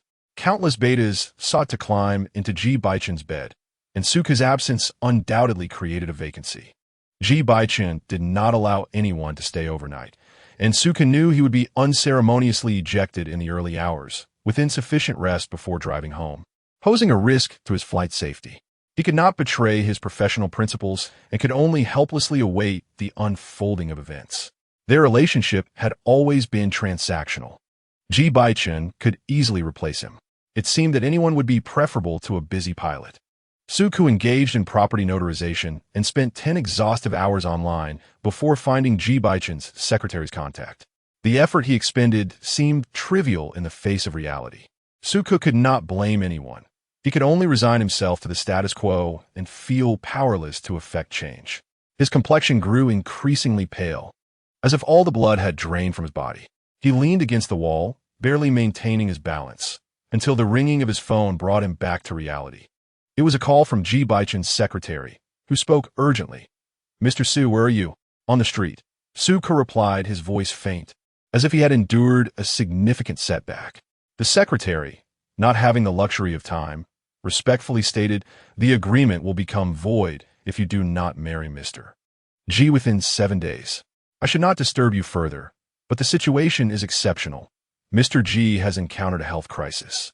On behalf of the Ji family, I would like to propose a long-term partnership with you, Mr. Su. Would you be interested?" The secretary's words were both eloquent and appealing, yet Suku swallowed hard, as if choking on a blade, and slowly inquired, "How is he now?" The secretary replied, "Mr. Ji has injured 3 betas, overturned a T-set, and is experiencing hormonal dysregulation, leading to temporary shock." Suku's voice trembled. "Where is he?" The secretary answered, "At a private residence in the suburbs. I will send the address to you. Would you like me to arrange for someone to pick you up?" Suka responded, "No need. I know where it is." Chapter 11. A request. Suka returned to the basement and drove back to Ji Bochen's private residence in the suburbs. When he arrived, only the secretary and a doctor were present. The secretary respectfully presented a new contract, displaying a demeanor markedly different from their initial encounter with Mr. Su. "Mr. Su, please review and let me know if there are any additional conditions you wish to include." Without glancing at the document, Su signed it and inquired about Ji Bochen's whereabouts. "Mr. Ji is in the bedroom. I shall escort you there." The secretary led Su to the threshold of the bedroom, where Ji Bochen lay on a large black bed. His complexion pale, the infusion drip methodically ticking as it dispensed its contents. The doctor, casting a glance at the secretary, explained, "Mr. Ji's glandular hormones have surged, and he can only temporarily dilute the concentration of these hormones in his blood through intravenous fluids. However, this is not a sustainable solution." Su acknowledged with a slight hum.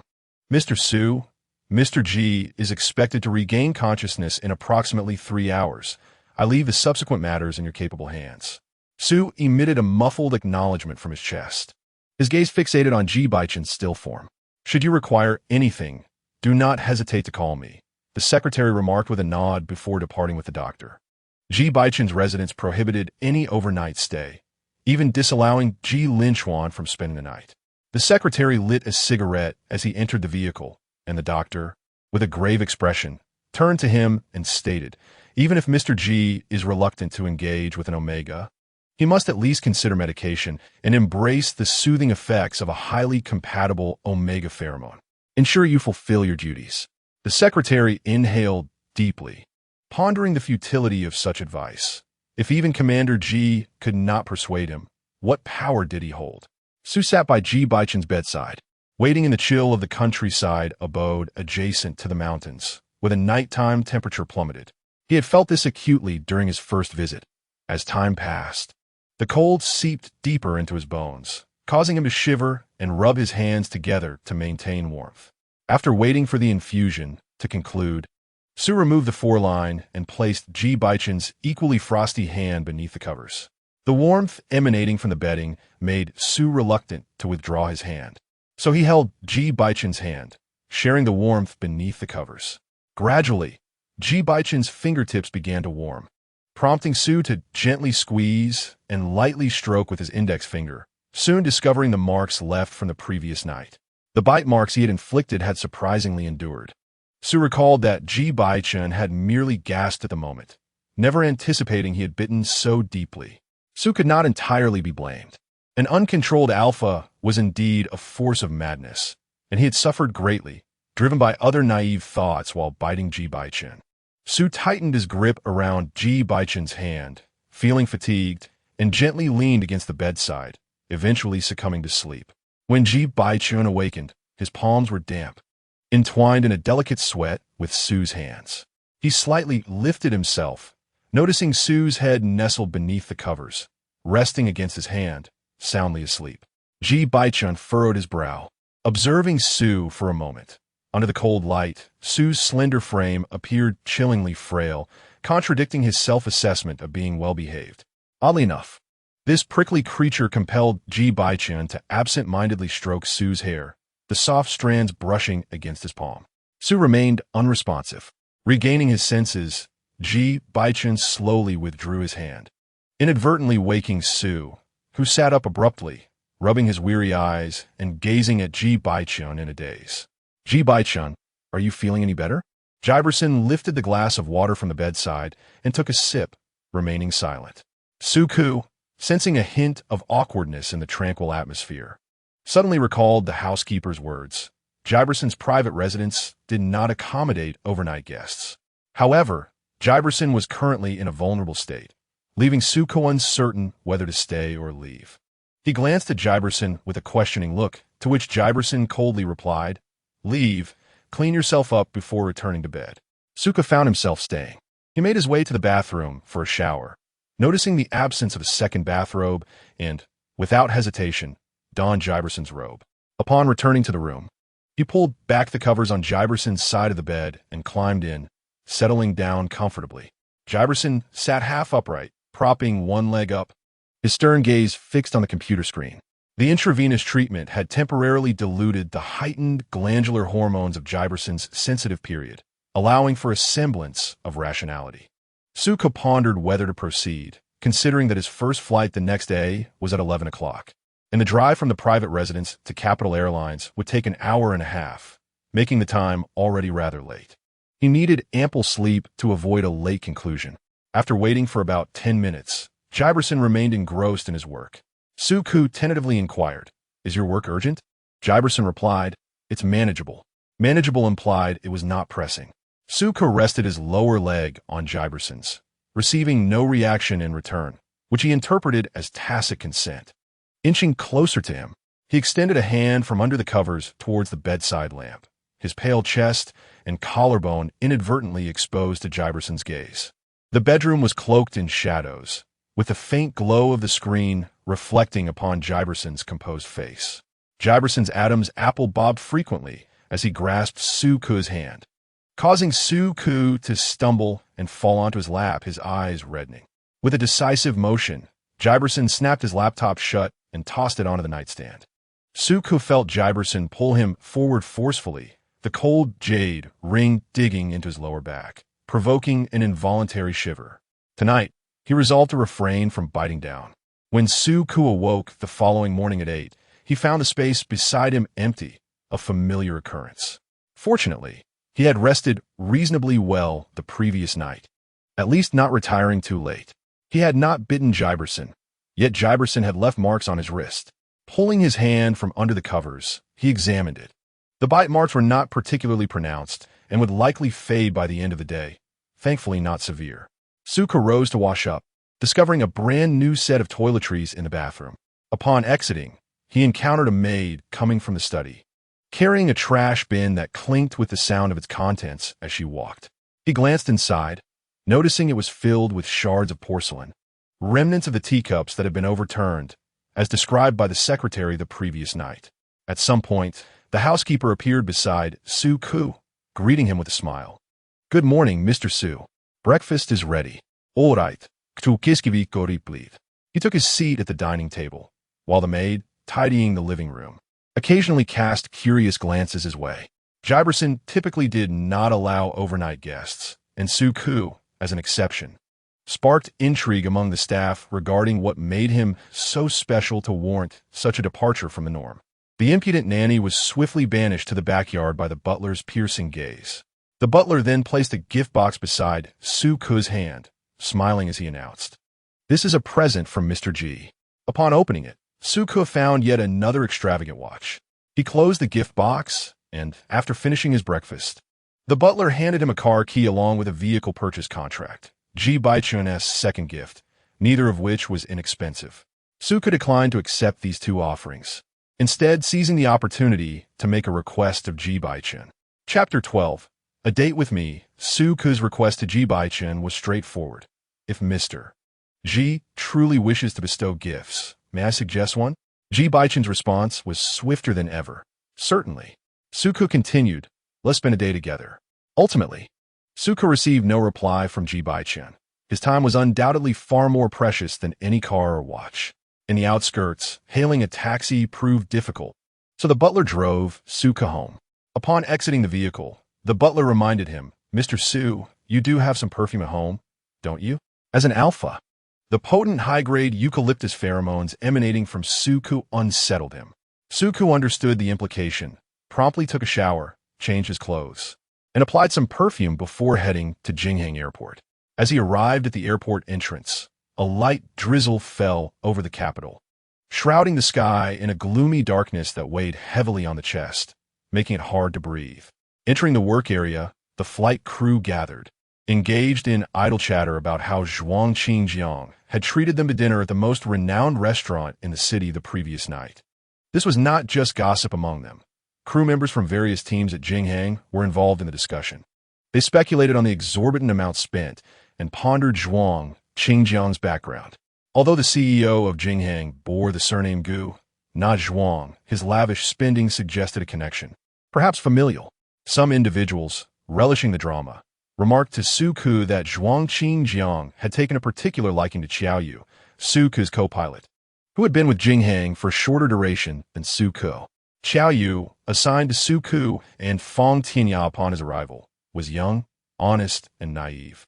Su Ku merely smiled at this. Having slighted someone the night before, it was only natural for Qiao Yu to be used as a means of subtle reproach. People often come to recognize their superiors in times of crisis. Today marked Zhuang Qingjiang's first day in office, and during the routine meeting, he discussed managerial topics, with no mention of flying matters. Everyone understood that this chief pilot was merely there to gain experience, not truly to direct the pilots. Once he acquired sufficient experience, he would swiftly ascend to the headquarters management level. No one dared to contradict Zhuang Qingjiang, yet Su Ku sensed a veiled insinuation directed at him. However, Su Ku chose not to dwell on it. A new official often ignites a fire of ambition, and though Su Ku wished to avoid trouble, the first blaze unexpectedly fell upon him. In the evening, a package arrived at the airport addressed to Zhuang Qingjiang from the Jinghang headquarters, stirring a flurry of speculation among the crew. Li Hailong's recommendation letter had already been submitted to headquarters for some time and was due for confirmation. As anticipated, co-pilots from various aircraft models were called to the office one after another. Su Ku was no exception.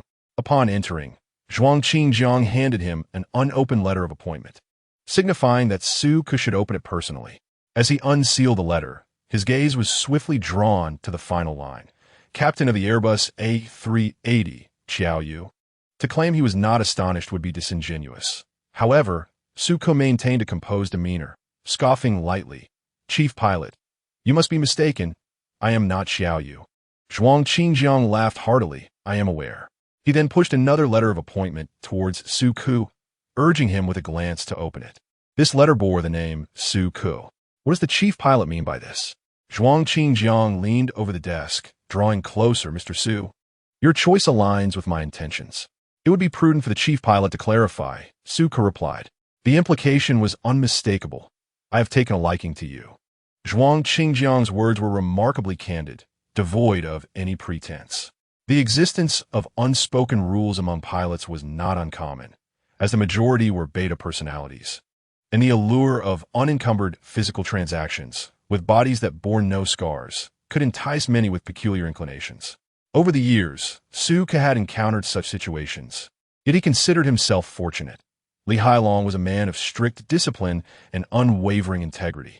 Nevertheless, whispers of their unique relationship had circulated through other departments. Yet due to Su Ke's adeptness at managing interpersonal relations, no one dared to believe them. With a smile, Su Ke returned the letter bearing Xiao Yu's name to its envelope and handed it back to Zhuang Qingjiang. I shall fetch Xiao Yu for the chief pilot. This was Su Ke's decision. As he departed, Zhuang Qingjiang's gaze lingered on Su Ke's waist, his eyes nearly smoldering with intensity. Once the glass door closed, he lit a cigarette, scoffing, unappreciative. Upon exiting the chief pilot's office, Su Ke found everyone tacitly retreating to the deputy's area, jesting. Oh, is Captain Su treating us to a meal? Su Ke chuckled, refraining from revealing too much. A meal is certainly on the table, depending on everyone's schedules.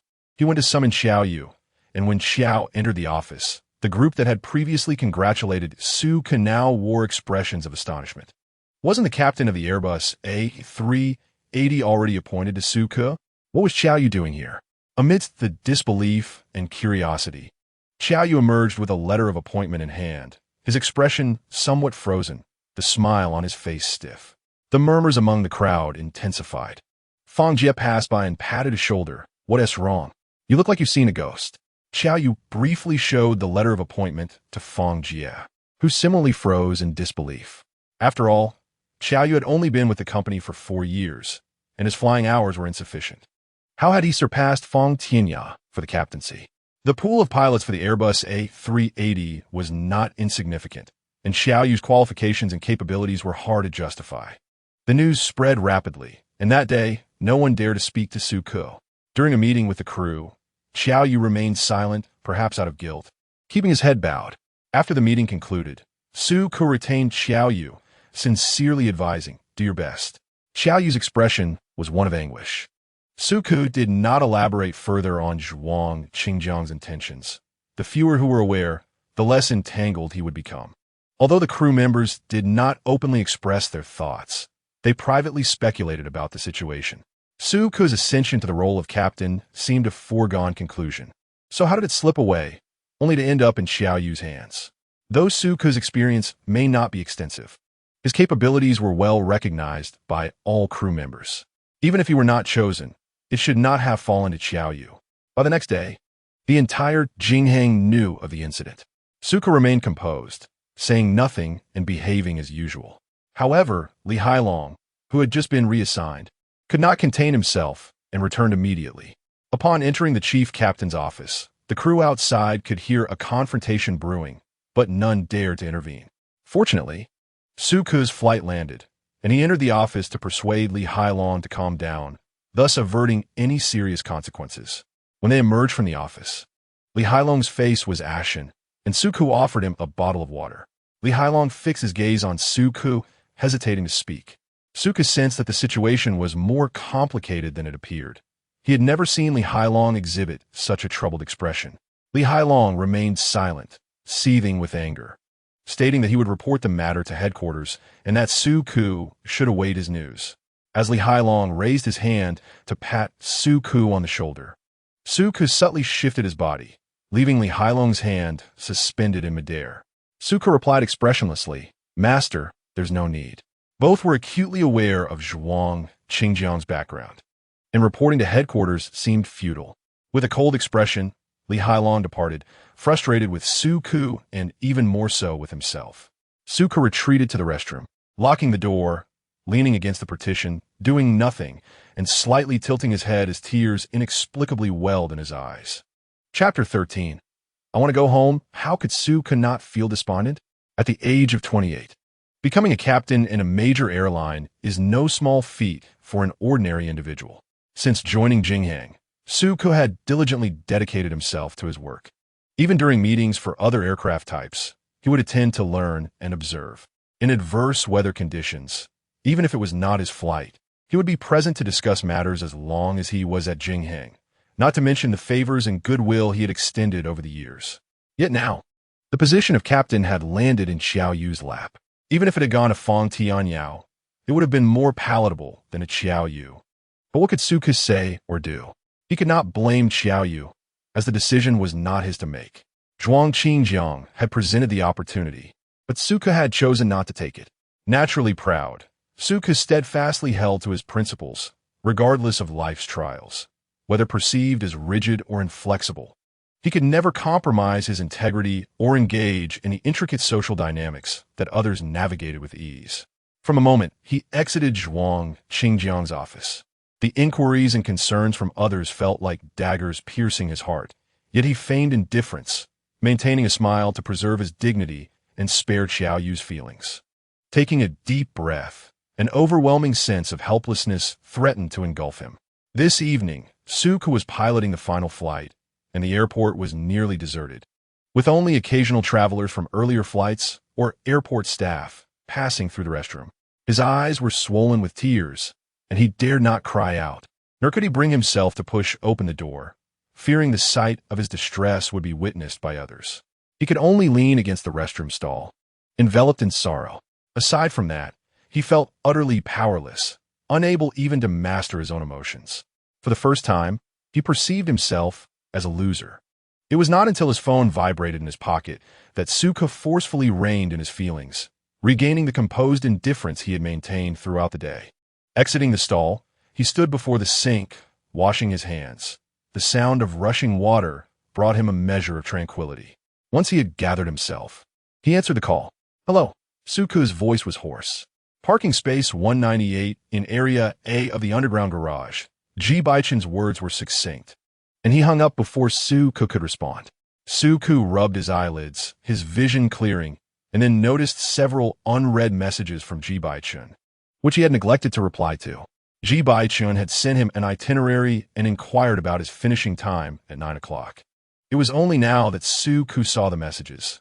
Without this phone call, he might have noticed them even later. He adjusted his appearance in the mirror above the sink, the bloodshot hue around his eyes difficult to conceal. Bowing his head, he descended to the garage in the elevator and soon located Ji Bochen's vehicle. He hesitated for a few seconds before pulling open the door and taking a seat inside.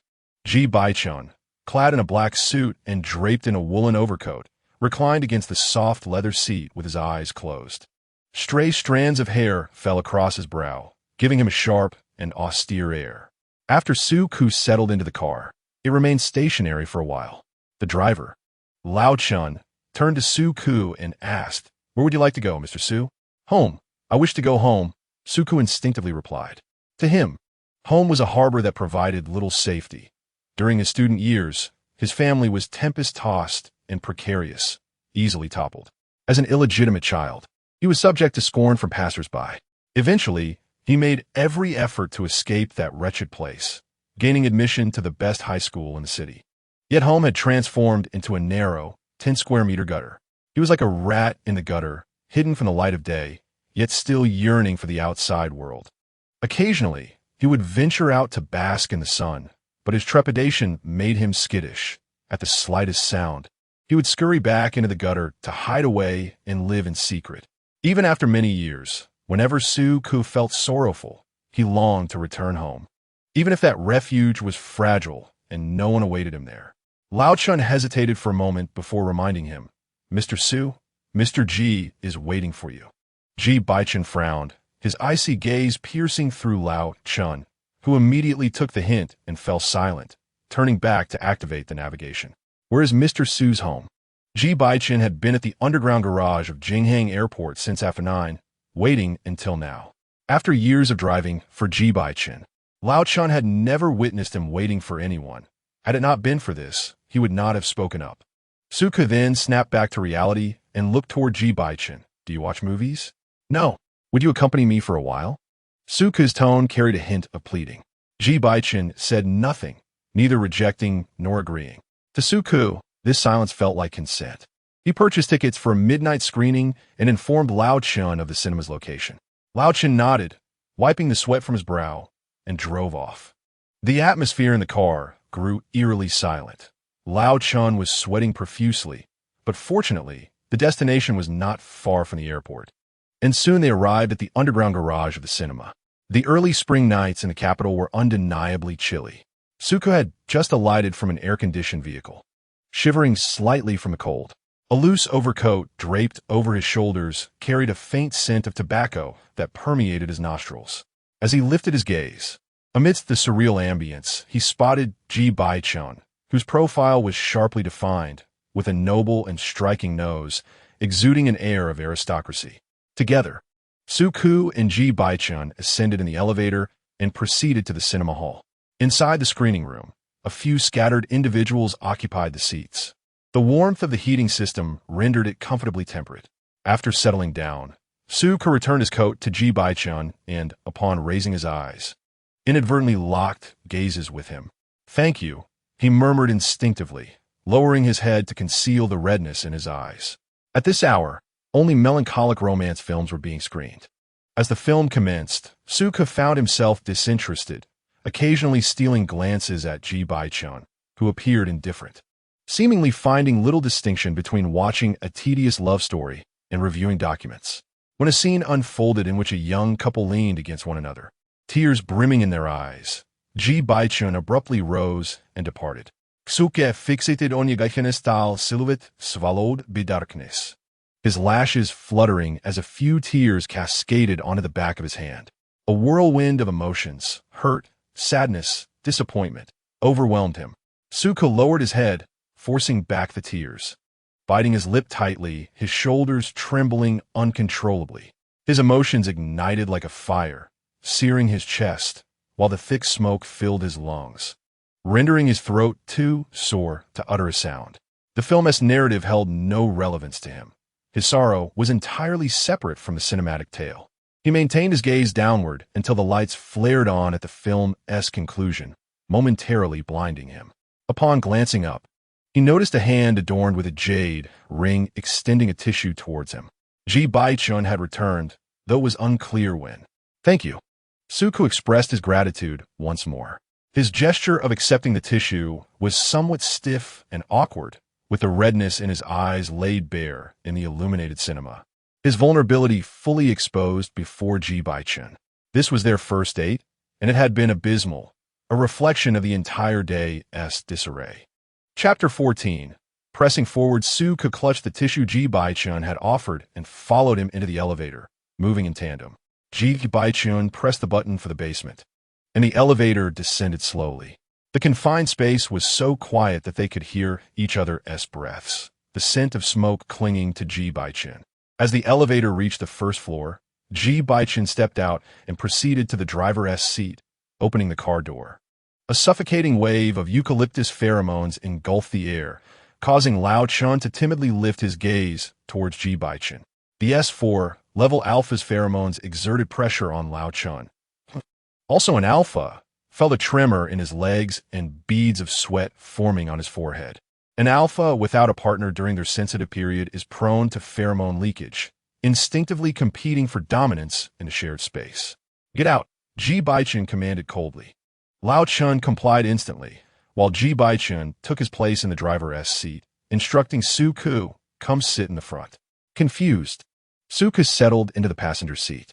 Within mere seconds of Ji Bochen starting the engine, a blonde, mixed-race male S-level Omega rapped on the driver's side window. Through the car door, the alluring scent of lime pheromones from the Omega permeated into Ji Bochen's nostrils, intoxicating him like opium. The compatibility rate of 87 proved fatal for Ji Bochen, who was in a vulnerable state.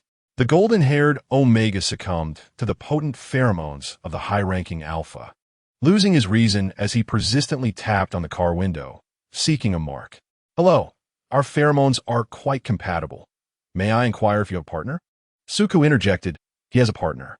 Ji Bochen did not contest Suku's assertion, coldly pressing the horn to alert the obstructive golden-haired Omega. Mr. Chen guided the Omega a couple of steps back, and Ji Bochen accelerated away. This area, near the airport, was not bustling distance from the city center, and Ji Bochen was unfamiliar with the roads here. "Your home, or a hotel?" Ji Bochen's voice was hoarse. "Turn right at the upcoming intersection." Suku assumed the role of navigator. What was originally a 20-minute drive, Ji Bochen completed in 10, arriving at a residential community, Suku's home. Suddenly, Ji Bochen slammed the brakes, causing Suku to sway slightly from the force. In the next instant, Ji Bochen grasped his nape, kissing him fervently. Ji Bochen's kiss bore a strong aggression, the cool touch of a jade ring gliding over Suku's collarbone as he began to unbutton his shirt. Suku caught Ji Bochen's hand, his gaze conveying a rejection. He did not wish to engage in such activities within the car. "Why are you so precious?" This was the third time Ji Bochen uttered these words. Once they exited the vehicle, they shared a passionate kiss all the way to the elevator. Ignoring the surveillance within, a disheveled Ji Bochen cradled Suku with one arm, pressing him against the elevator wall while lifting his chin to kiss him.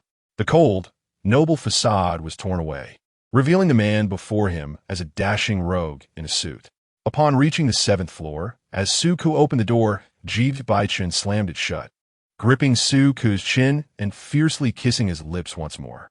Suku felt a chill at his neck as Ji Bochen repeatedly pressed against the gland area, seeking solace. Suku bit Ji Bochen's lip again, licking the blood from his mouth, gazing intently as he made his request for the second time. "Give me a day when you return." Suku was not only precious, but also audacious. This was framed as a request, yet it resembled more of a threat. Ji Bochen's eyes darkened as he caressed Suku's reddened eyelids. "Let's discuss it when I return from the country of M." Suku understood this as an affirmative response. When Suku awoke, his back and waist ached severely. An Alpha enticed by the pheromones of an Omega in heat was even more uncontrollable than usual, and he had endured considerable torment.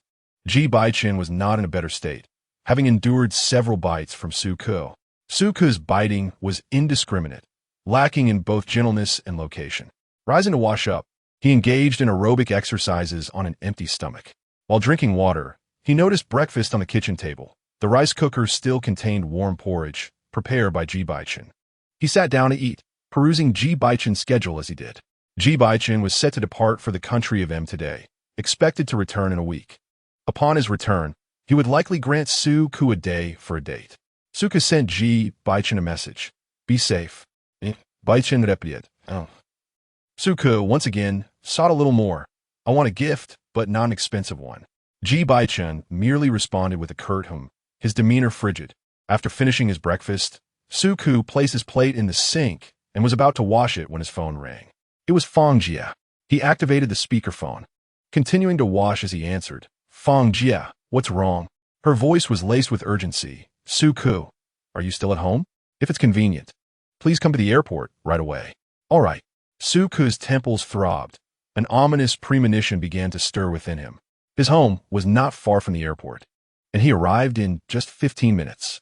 As he parked on the second level, he spotted Fang Jia anxiously scanning the area by the elevator. "Fang Jia," he approached her. In haste, she thrust a stack of photographs into his hands. Suku lowered his gaze to peruse them, his expression gradually chilling, as if a buzzing sound erupted in his ears. The images depicted his mother, Su Qin, tending to Liang Hui in a hospital abroad. Chapter 15. The report letter. Fang Jia explained, "This morning, these photographs, along with an anonymous report letter, were left at the chief pilot's office." After reading it, he placed it in the middle of the conference room for the entire crew to see. "The report stated that your mother has immigrated and requested an investigation into your flying status." Suku's heart sank. The chief pilot was currently in his office. Do you want to go in and explain? After all, visiting and immigrating are two different matters. Suku's grip on the photographs tightened until his knuckles turned white. The report letter, accompanied by the photos, bore an anonymous signature, its typed nature rendering the handwriting untraceable. Most speculated that it was the handiwork of Fong Tianyao. A fortnight ago, Fong Tianyao had revealed the truth about Suku being an illegitimate child, linking it to these photographs. The phrase kicking someone when they're down aptly described Fong Tianyao's intentions. After all, at Li Hailong's farewell banquet, Li Hailong had slapped Fong Tianyao openly. With Li Hailong gone, it was entirely plausible that the repercussions would fall upon Suku. Suku had missed his chance to confront the chief pilot, making this an opportune moment for retaliation.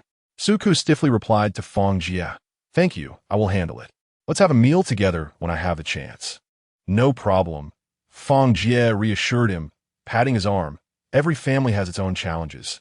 If you need assistance, feel free to ask." "All right." Suku's hand trembled slightly as he scrolled through his phone contacts. A short while later, Fong Jie returned, handing him a small bottle of her personal perfume to mask his overwhelming alpha pheromones. After she left, Suku attempted to call his mother, Su Qin, but the calls were futile. He dialed 4 or 5 times and sent a text, but received no response.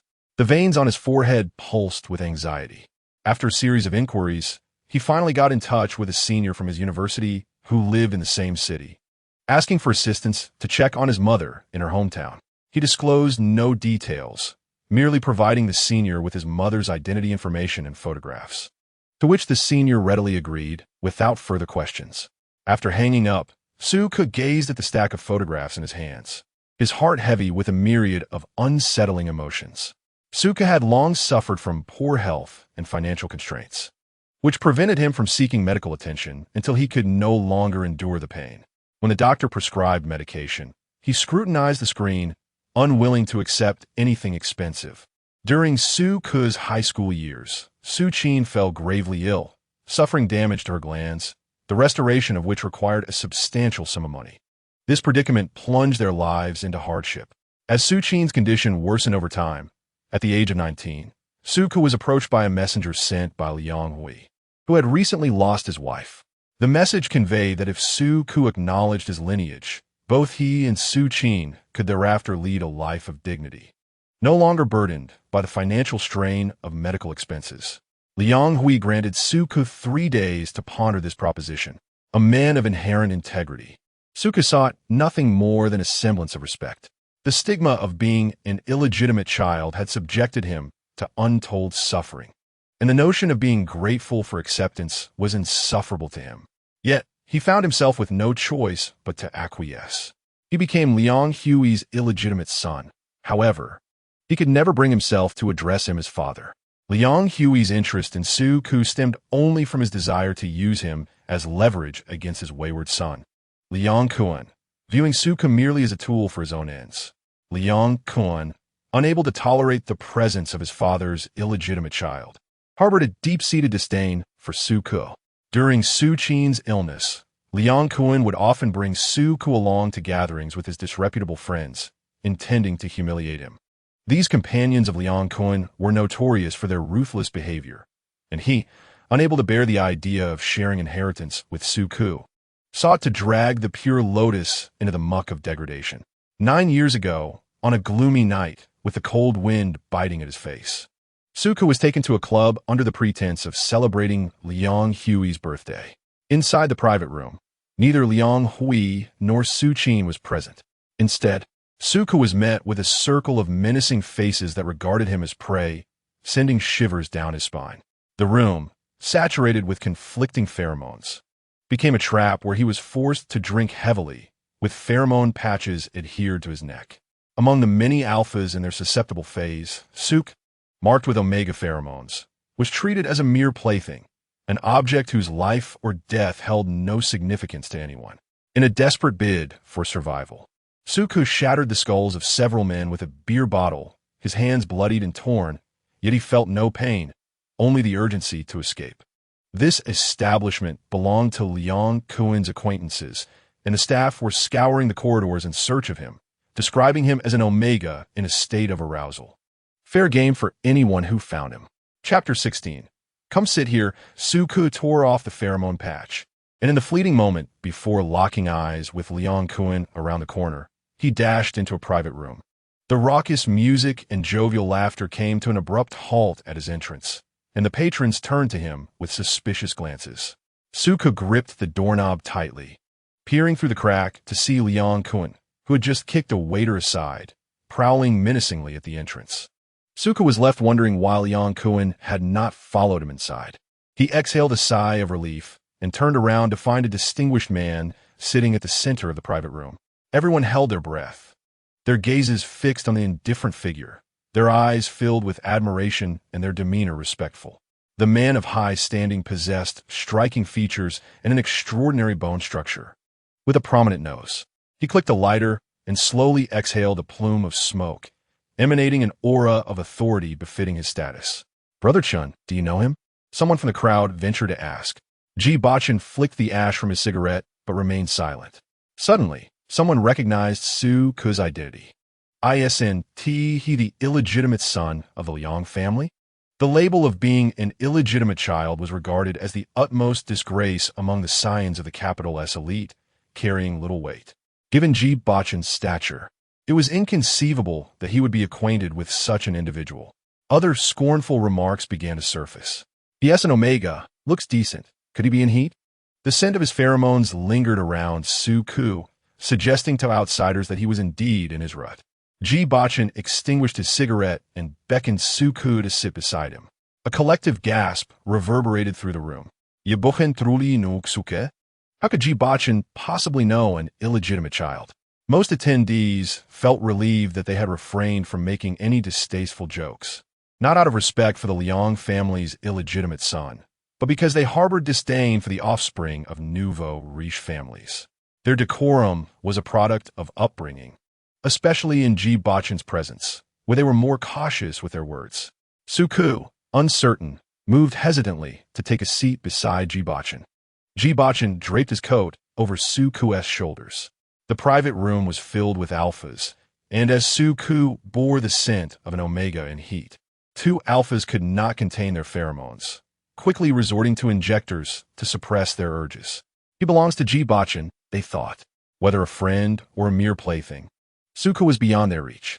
Meanwhile, the surrounding individuals continued discussing business with Ji Bochen, inquiring about his insights into the logistics industry. Suku listened as they conversed about internal matters, discussing impending demolitions and potential compensations per square meter, as well as leveraging connections to add small courtyards to property deeds. The speaker would glance at Ji Bochen after every couple of sentences, seeking his approval. Ji Bochen typically remained passive, rarely speaking, offering only the occasional nod or succinct For the first time, Suku felt the disparity in status and identity. He was engulfed in a haze of numbness, his palms slick with sweat, feeling as though he were sitting on pins and needles. He finally comprehended why Liang Kun dared not pursue him further. The individuals present were not ones that the Liang family could afford to offend. In the capital, wealth was secondary to power. While there were over 50,000 individuals with assets exceeding 100 million, should they face adversity, they could lose everything without resolution. No one dared accept their money, nor were they willing to risk their fortunes for trivial gains. They valued equivalent interests far more. The Liang family held no standing to even toast in the presence of such esteemed company. Ji Bochen lit another cigarette, and after extinguishing it, glanced at his watch before rising from the supple leather seat. Tomorrow is the commander's birthday. I must take my leave. He cast a fleeting look at Suku, whose long tenure in a high position had conditioned him to regard others with an authoritative gaze. Trembling slightly as he stood up to follow Ji Bochen's stride. As they exited, they encountered Liang Kun, whose eyes widened in astonishment upon seeing Suku trailing behind Ji Bochen. His legs turned to jelly, rendering him unable to impede their passage, and he steadied himself against the wall. Ji Bochen was unlike the princelings of the capital. He exuded an austere composure, impeccably clean, with no room for imperfections in his eyes. For years, he had not permitted any omega to draw near him. He now harbored a singular hope, that Ji Bochen would not meddle in affairs beyond his concern, for the consequences would be dire, not just for him, but for the Liang family as well. Liang Kuan-'s astonishment at Su Ku's association with Ji Bochen was matched by the shock of Ji Bochen's driver, Old Chun. Once seated in the back of the car, Ji Bochen's voice cut through the silence with an icy inquiry. "Where to?" "Home," Su Ku replied. "Address?" Struggling to articulate a single word. He had no home. His mother was still hospitalized, and after tonight, he could not return to the Liang residence. After a moment of silence, he disclosed the name of the hospital where his mother lay. Ji Bochen's gaze fell upon the bloodied wound on the back of Su Ku's hand, prompting him to instruct Old Chun to procure some medicine. As Old Chun departed, Ji Bochen asked, "Did someone hurt you?" Su Ku nodded, his expression grim, offering no explanation. Within the confines of the car, Su Ku's faint omega scent intensified, an orange fragrance that filled the space. Ji Bochen furrowed his brow. "You are an omega?" "No, I'm a beta," Su Ku clarified. "I just applied an omega pheromone patch." The patch had been forcibly affixed by Liang Kuan a mere half-hour earlier, intended to render him a coveted prize. Upon Old Chun's return with antiseptic and suppressants, Ji Bochen realized he had entered a sensitive period.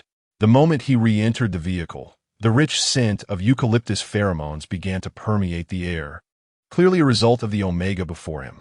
As Old Chun handed over the medication, he cautioned, "Mr. Ji, you might want to consider this special medication. Long-term use of high-concentration suppressants can be detrimental to your health." As an S4 top-tier alpha, Ji Bochen found ordinary suppressants to be ineffective. Only high-concentration variants could assist him through this sensitive phase.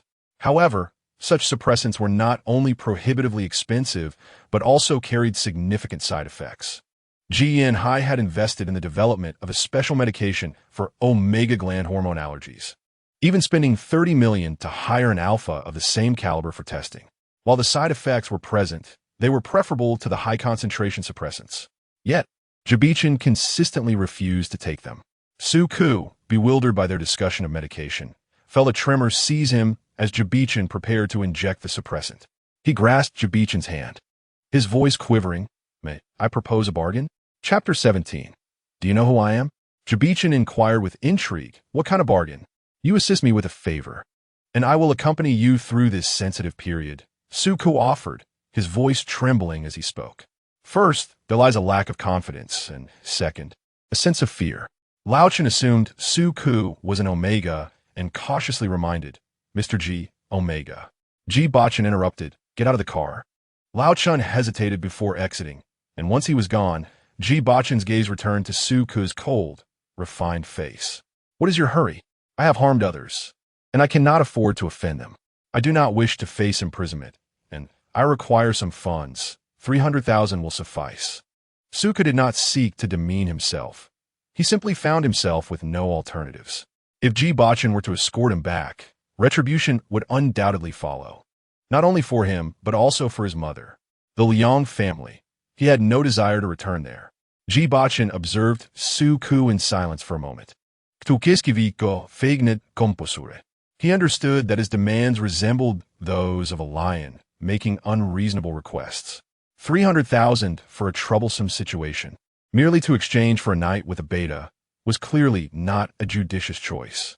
Su Ku doubted Ji Bochen would acquiesce. Ji Bochen suddenly chuckled briefly. "Do you know who I am?" Su Ku nodded. He had just heard those men call out his name. Ji Bochen was a name he had seen in newspapers. For a beta, an alpha in their sensitive period was not gentle, Ji Bochen reminded him. "It's all right," Su Ku replied. Ji Bochen rolled down the car window, called Lao Chen back, and headed to the nearest hotel, transferring 300,000 to Su Ku's card as instructed. Upon entering the hotel, Ji Bochen swept Su Ku into his arms and onto the bed, unbuttoning his shirt. A flurry of kisses descended upon Su Ku's neck, and Ji Bochen detected a fragrance emanating from him. He lifted Su Ku's shirt to take a whiff. Su Ku explained, "It's the smell of medication. My health is poor." "You're unwell, yet drinking at a club?" Ji Bochen noted, sensing not only the scent of medication, but also the overpowering aroma of alcohol on Su Ku's clothing. Su Ku remained silent, a thin sheen of sweat forming on his forehead. He had never been fond of alcohol. The taste of being forced to drink from a bottle was unpleasant, and his stomach was currently ablaze.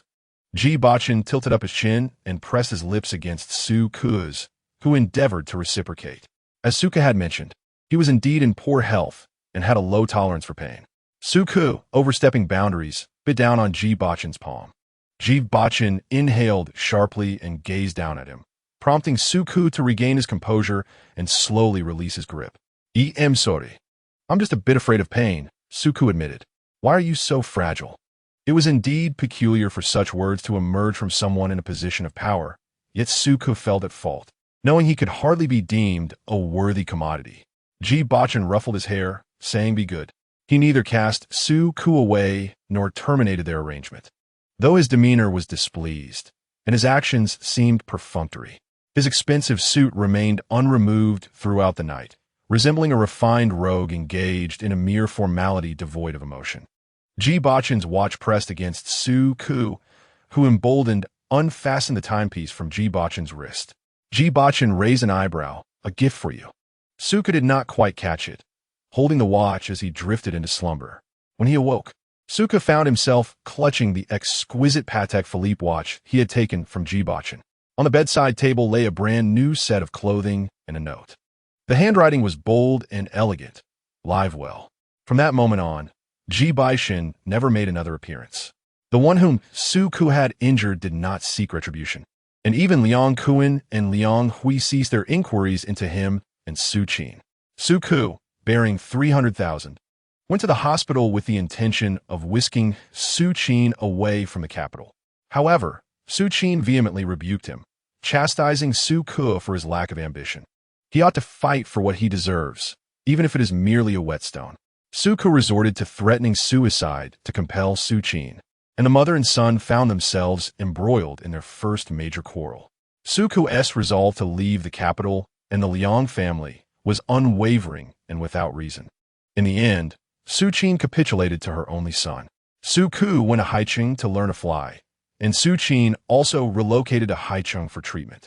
After the surgery, Su Qin's health improved, and everything gradually returned to normal. Over the years, whenever Su Qin mentioned Liang Hui, Suku's demeanor would darken.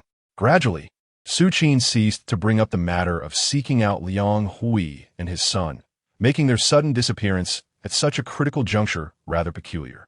Regarding the denunciation letter, before Suku made contact with his mother, he had no choice but to treat it as though nothing had occurred, without concrete evidence.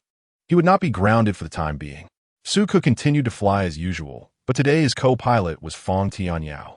During the pre-flight meeting, Fong Tianyao appeared unwell, and the flight attendants regarded him with barely concealed hostility. After the meeting concluded, Fong Tianyao called out to Suku, "Suku, wait a moment." Holding the flight log, Suku stood still without turning back, his slender figure standing at a distance, exuding an air of inaccessibility. "It's not me," Fong Tianyao said, his gaze darkening, his throat parched. The crew suspected that it was Fong Tianyao who reported Suku, given his previous experiences, making him the prime suspect. Suku said nothing and simply walked away. Fong Tianyao pursued him, but he remained just a step behind. Clenching his fist, he declared, "I will help you find out who wrote that denunciation letter." Suku halted, warning him, "Firstly, I appreciate the goodwill, but there is no need to assist me. Secondly, mind your own business. Thank you." Suku was not fond of Fong Tianyao current show of concern, nor did he require it. A crew member approached, "Su co-pilot. The chief pilot requests your presence in the office." "All right, I'll be there shortly." Suku did not spare Fong Tianyao a glance, striding away. Fong Tianyao observed Suku's departing silhouette and noticed a bite mark on the nape of his neck, evidently left by a reckless alpha. Since when did Suku associate with an alpha? Fong Tianyao's gaze grew even colder. Did Suku harbor feelings for an alpha? Was this the reason Suku had not even glanced his way all these years? A beta could not soothe an alpha, leading to easy separations, which was hardly an ideal choice. Fong Tianyao did not consider himself defeated. He was no feudal person. He did not care for cleanliness in such matters. Individuals like Suku would always attract many admirers. To be favored with a few glances was already a stroke of fortune. Suku arrived at Zhuang Qingjiang's office, where Zhuang Qingjiang prepared a cup of tea and remarked with a smile, "Have you seen the denunciation letter?" "I have," Suku replied.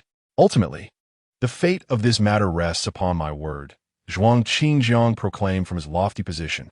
Training a pilot within an airline is no trivial endeavor, as they're bound by long-term contracts. If Captain Zhuang wishes to terminate the agreement, a sum of several million could potentially ruin my career, and I would be more than willing to accept that. Suku jested with a smile.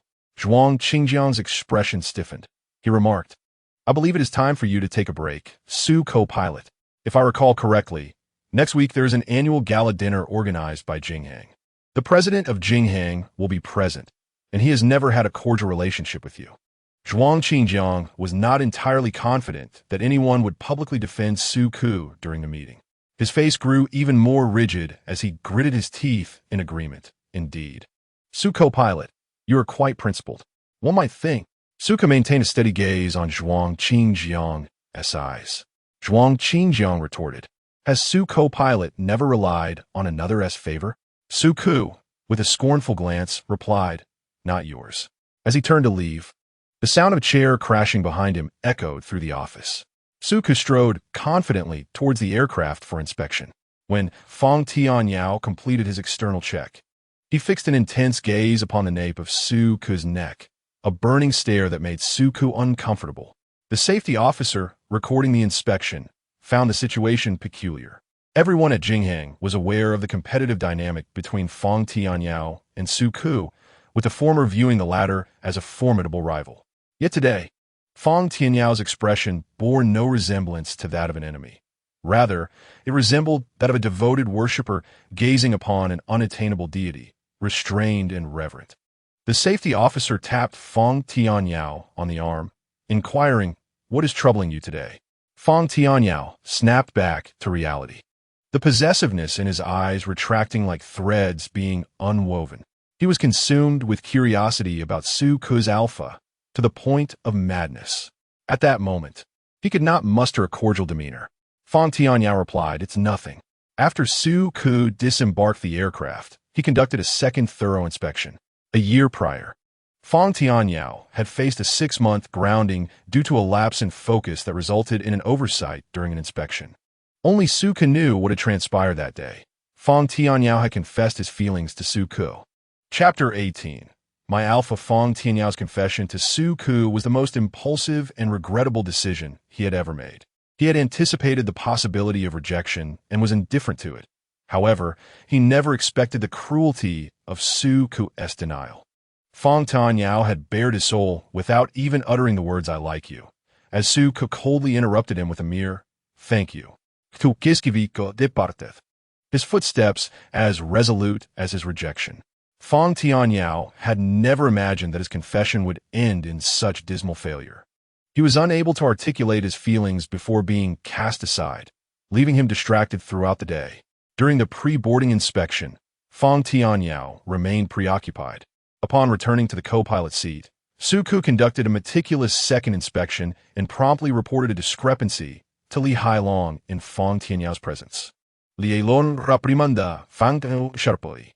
Consequently, Fong Tianyao faced a 6-month grounding, during which he attempted to reach out to Suku privately, but his messages fell into silence, never receiving a response.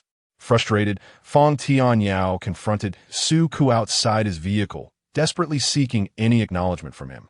In a fit of uncontrollable rage, Fong Tianyao attempted to restrain Suku's arm, but Suku's reflexes proved swifter by a heartbeat. A sharp, resounding slap echoed as it landed on Fong Tianyao's face. Suku wiped his hand and discarded the silk handkerchief on the ground, casting a cold, indifferent gaze at Fong Tianyao, who had just received the blow, his complex eyes reflecting a myriad of emotions. Fong Tianyao rubbed his jaw, an inexplicable metallic taste of blood mingling with something more clandestine surged within his mouth. His eyes fixated intently on Suku's hand, long and fair, with a faint flush at the palm. Suku circled around Fong Tianyao, calmly opening the car door. Just as Fong Tianyao was about to utter something, a heavy arm descended upon his shoulder, Li Hailong had arrived, his polished shoes crushing the silk handkerchief beneath him. With a solemn expression, Li Hailong directed, "Xiaoku, you should head back." Suke drove away. Fang Tianyao foot also rested upon the discarded handkerchief as both men lowered their heads to light cigarettes. The tension palpable, as if smoke enveloped them. An unspoken understanding lingered. Yet neither yielded. Ultimately, Fang Tianyao seized the handkerchief, resulting in a 6-month suspension. Although Fang Tianyao was a pilot, his family was affluent, and during the suspension, he managed the family business, much to his family's delight, who believed he intended to inherit the enterprise. Once the suspension ended, he returned for training to resume flying. Upon his return to the capital, Suke regarded him with indifference, the atmosphere charged with tension, and it was evident to all that the two harbored animosity towards one another. Apart from their essential professional interactions, their paths scarcely crossed. For an entire year, Suke's aloofness rendered him seemingly unreachable to Fang Tianyao. The only consolation was Suke's similar demeanor towards Li Hailong. Li Hailong had not yet severed ties with Fang Tianyao, but he discreetly eliminated those who coveted Suke. Suke was aware of this, yet chose not to disrupt this delicate balance, whether by tacit approval or as a means to an end. Li Hailong accepted his role willingly, without complaint. Fang Tianyao had initially shared this sentiment. He was simply content to behold Suke. However, as time passed, he grew increasingly regretful. Had he refrained from confessing his feelings, would he, like Li Hailong, have been afforded a semblance of enduring affection? This lingering, suppressed sentiment twisted Fang Tianyao's psyche further into madness. Suke's breathtaking beauty inevitably attracted envy, prompting Fang Tianyao to unravel Suke's identity, not to subject him to scandal, but to dismantle the illusions held by those who admired Suke, urging them to withdraw. The competition for captaincy provided a perfect guise for his unscrupulous methods. Despite his meticulous calculations and precautions, an unexpectedly high-ranking alpha emerged from the shadows, seizing Suke right before his eyes. The faint bite marks on Suke's nape drove Fang Tianyao to the brink of insanity. The world resembled a colossal hunting ground, and Fang Tianyao, a wolf guarding his prey for years, had not brought it back to his den, but found himself brutally interjected. Suke circled the aircraft a second time, confirming everything before taking off smoothly. As the wings sliced through the clouds and the safety officer exited the cabin, Fang Tianyao's gaze fixated on Suke's slender, white neck, watching the subtle movement of his Adam's apple. "Suke, do you have an alpha now?" he inquired. "Yes," came the reply. Fang Tianyao's eyes darkened slightly as he struggled to articulate his thoughts, the pain of the alpha's susceptibility phase evident upon him, lacking any semblance of gentleness. With a scoff, Suke remarked, "What does my alpha have to do with Deputy Captain Fang?" His tone was laced with sarcasm, almost as if he were inquiring, "What? Does Deputy Captain Fang wish to meddle as well?" Fang Tianyao was rendered speechless. No words could pierce the veil of Suke's demeanor. The moment he attempted to confront the issue, he would find himself dismissed, his chance to remain by Suke's side obliterated. Fang Tianyao understood this all too well. He feigned a reminder. The most suitable partner for an alpha is an omega. Even if their compatibility is not high, it still surpasses that of a beta with zero compatibility. Being with an alpha is akin to self-destruction for you, Suke. I do not want you to suffer due to your inability to comfort the alpha. If your partner were a beta, such concerns would be alleviated. Fang Tianyao's words struck their mark. Suke said nothing, yet the words planted themselves deep within him like seeds. He couldn't help but ponder that if one day Ji Bochen were to overcome his allergy to omega pheromones, he would undoubtedly marry a well-matched, highly compatible omega. Only then would he find peace. In such a scenario, what would Suke be? An unappreciated commodity? Or merely a remedy to help navigate the sensitive period? Suke was acutely aware that harboring feelings for Ji Bochen was a futile endeavor, one that could lead to a shattering fall. Yet, it mattered little. The current Suke could hardly be in a worse situation than he was 9 years ago. In M country, Ji Bochen attended a trade exhibition where he met the curator, Hills, a man in his 50s with a warm smile and keen eyes. The primary objective of this gathering was to establish a long-term partnership with the organizers of the M-Country Trade Exhibition. By leveraging this event, they aimed to connect Donghe Airlines with the air freight services of M-Country. This opportunity represented a substantial gain, attracting CEOs from various countries. Ji Bochen's most formidable rival was Gu Cheng, the CEO of Jingheng. Jingheng, a family-owned enterprise, saw its heir, Gu Cheng, emerge as a cunning and crafty individual, often likened to a sly fox. In recent years, Jingheng's performance had dwindled compared to Donghe, and it seemed this would be a desperate gamble for them. As Ji Bochen exchanged business cards with Hills, Gu Cheng approached with a charming smile, elegantly swirling his drink. "Mr. Ji, it's been a while." Ji Bochen clinked glasses with him, maintaining an impassive expression. Gu Cheng's smile held a hint of ambiguity. "I heard your little paramour waiting in the Jingheng garage the other day is quite stunning." Ji Bochen smirked slightly, retorting, "I heard your cousin lost a significant sum at the casino a fortnight ago. Is Jingheng still operational?" The two exchanged barbs, neither gaining any ground in their verbal sparring. A fleeting flash of anger crossed Gu Cheng's face. He was not one to easily suffer in silence. Zhou Qingjiang, that useless good-for-nothing, had squandered millions at the casino and even embezzled funds. Had he not been restrained, Gu Cheng would have relished the opportunity to break Zhou Qingjiang's legs. He was not one to indulge in sentimentality. Purging the family of such disgrace was a simple matter for him. In a certain sense, he and Ji Bochen belong to the same ilk, yet Ji Bochen possesses a far more ruthless disposition when it comes to matters of the heart. Chapter 19. The uncle calls Su Ku. Gu Cheng slowly shifted his gaze to the man beside Ji Bochen, observing the spirited Ji Linchuan, and felt a surge of emotions within him. If only his cousin could be as carefree as this fool, he would not be subject to ridicule. Ji Linchuan's lack of academic prowess stemmed from his unintentional business endeavors. As a fencing athlete, he was not truly neglecting his duties, merely diverging from the family's plans. Gu Cheng had watched Ji Linchuan's fencing matches and found them commendable. He smiled subtly, acknowledging that everyone has their own fate. Hills was a shrewd individual, leaving contact information for both Ji Bochen and Gu Cheng's secretaries, hoping to discern which party would present a more lucrative offer. After the exhibition, Ji Bochen instructed the driver to take him to a nearby shopping mall. Noticing Ji Bochen's fatigued expression, Ji Linchuan suggested, "Uncle, just let me know if you need anything. I can buy it for you. You should head back to the hotel and rest." "No need," Ji Bochen replied as he entered the mall and selected a tie from a luxury store. While the sales associate was wrapping it up, Ji Linchuan also chose a tie, intended to make amends for having stood up Su Ku previously. As Ji Linchuan returned to the hotel, he calculated the time in China, confirming that Su Ku was not in transit. He composed his thoughts and made the call. Su Ku had just disembarked from the plane and quickly answered. Ji Linchuan urgently apologized. "Su Ku, I sincerely regret having stood you up last time." The situation was dire. Ji Bochen entered a vulnerable state, causing him to lash out.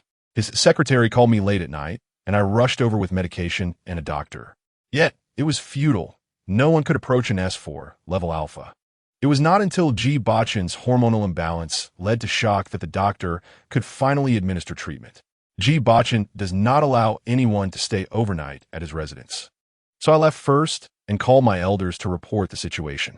I would never have missed our meeting if it weren't for the urgency." Ji Linchuan explained the circumstances to Su Ku when the doorbell suddenly rang. As he spoke, he moved to open the door, saying, "Let me make it up to you properly when I return to the capital. Please do not refuse me." He opened the door to find Ji Bochen standing there, clad in a dark blue suit, his tousled hair framing his brow, dark eyes extending a phone toward him. Ji Linchuan glanced at the illuminated screen. It was a call from his mother, likely unable to reach his phone directly, hence contacting Ji Bochen instead. He turned back to Su Ku on the line and apologized. "Su Ku, my mother is calling, so I must cut our conversation short. Please be safe on your way back, and I will treat you to dinner when I return to the capital." I will hang up now. After ending the call, Ji Linchuan took Ji Bochen's phone.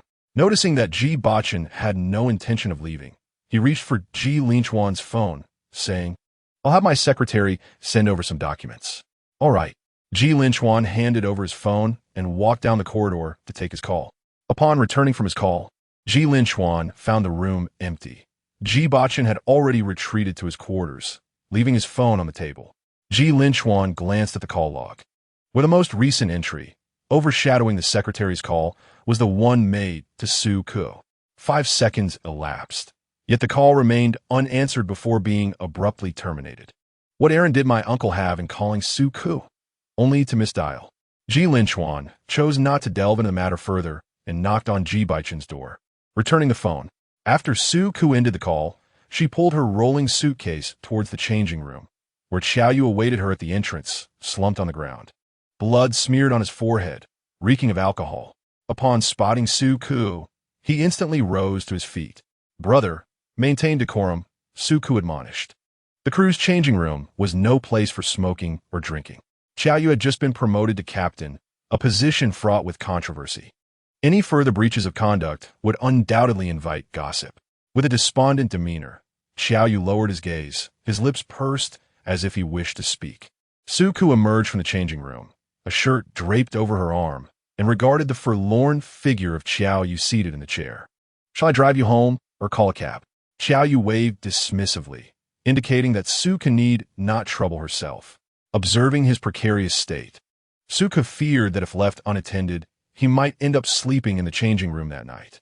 She surmised the reason behind his indulgence in alcohol. His recent promotion was a rare stroke of fortune that many would covet. Yet, Xiao Yu, being a man of integrity, struggled to reconcile this blessing. Su Ku felt a sense of responsibility towards such unguarded souls, extending her concerns solely as a mentor would to a protege. "Where's home?" At that moment, Fong Tianyao entered from outside, his expression darkening upon seeing the inebriated Xiao Yu. Nevertheless, he hastily donned his outer jacket, still clad in the captain's uniform beneath, and furrowed his brow as he assisted Xiao Yu to his feet. "I'll take you home." As Fong Tianyao guided Xiao Yu to the door, his legs seemed as if they were encased in cement. He turned back to Su Ku, murmuring, "Brother, I'm sorry." "Only after passing the captain's assessment do you earn the right to apologize," Su Ku replied. Later, as Su Ku returned home, freshly showered and preparing to blow-dry her hair, her phone rang, coinciding with the sound of the doorbell. Glancing at the caller ID on her phone while listening to the urgent chimes of the doorbell, she activated the surveillance monitor at the entrance. Indeed, it was the same individual, Li Hailong. Su Ku had no intention of opening the door. In the footage, Li Hailong's resolute face appeared flushed, leaning against the door, intoxicated, engaged in a phone call while incessantly pressing the doorbell. Su Ku deemed it unwise to admit a drunkard at such an hour, preferring to avoid the conversation that might ensue. Choosing silence, she disregarded the doorbell, set her phone aside, and began to dry her hair. Li Hailong was aware that Su Ku was still awake. He lingered outside for a full half-hour, but the door remained shut. The biting wind heightened his intoxication, while the indifference he faced weighed heavily upon him. Leaning against the door, he lit a cigarette. Once he had fully regained his composure, Li Hailong realized the extent of his indiscretion in knocking at such an hour. Thus, he entered the apartment directly across from Su Ku's, closed the door, and leaned against the entryway, smoking while frequently glancing at the surveillance monitor. Staring at the tightly shut door opposite, 10 minutes later, he sent Su Ku a text message. "Apologies for disturbing your rest. I merely wish to discuss matters regarding Zhuang Qingjiang. Get some rest. We can talk another day." Li Hailong is a man consumed by greed. It is an innate trait found in all men. He has waited for Su Ku for many years, and though he has received some tacitly accepted privileges, he has always felt that Fong Tianyao holds a different place in Su Ku's heart than he does. The stark reality, however, is that they're not so dissimilar after all. In times of trouble, Su Ku has never once considered him, nor has he shown any inclination to utilize his presence. With just a word or a sorrowful glance from Su Ku, Li Hailong would be willing to risk everything, causing a scene before Gucheng to seek justice for Su Ku. Yet, the truth remains that he is not even privy to Su Ku's affairs. He learned about the captain's appointment and the whistleblower's letter only through whispers from the lower echelons of Jinghe. He is not special at all. If everyone else is devoid of uniqueness, Li Hailong would not be so reckless or so eager to achieve his desires. Now, with Suka having an alpha, he finds himself unable to remain composed. Chapter 20. As if being bullied regarding the identity, appearance, and power of this alpha, Li Hailong is wholly ignorant. All he knows is that the other is a high-ranking alpha. Coming from an aviation background, Li Hailong is one of the few alphas among pilots, and he can distinctly smell the potent S4 grade alpha pheromones emanating from Suku. This alpha's pheromones are unlike any he has encountered before, clearly indicating that this individual is not from Jinghang. A stranger has claimed Suku as their own. How could Li Hailong possibly accept this? To be closer to Suku, he purchased a property directly opposite Suku's residence, despite it being quite far from his workplace, requiring a 3-hour commute each day. Li Hailong is willing to invest his time in Suku. He does not wish to relinquish Suku to another alpha. He flicked the ash from his cigarette and, after a prolonged hesitation, sent Suku a message, "Good night, sleep early." Ding-dong. After a lengthy silence, his phone chimed again. Suku, filled with anticipation, felt his heart sink slightly upon seeing the contact name. He opened the friend page and activated the Do Not Disturb mode, performing the action fluidly. When Suku declines someone, he leaves no room for misinterpretation, offering no illusions. Holding his phone, he scrolled through the chat window with Ji Bochen, revisiting previous messages and hoping for the emergence of new ones. They had not communicated for an entire day. What could Ji Bochen be doing? When Ji Linchuan called him, he had heard Ji Linchuan refer to him as uncle. Could Ji Bochen misunderstand his relationship with Ji Linchuan? Lost in thought, Suku absent-mindedly tapped Ji Bochen's profile picture. Ding-dong. Suku's phone buzzed. He lifted his phone to see that his tap had elicited a response from Ji Bochen. Question mark. Su, meet stop. Su, are you still busy?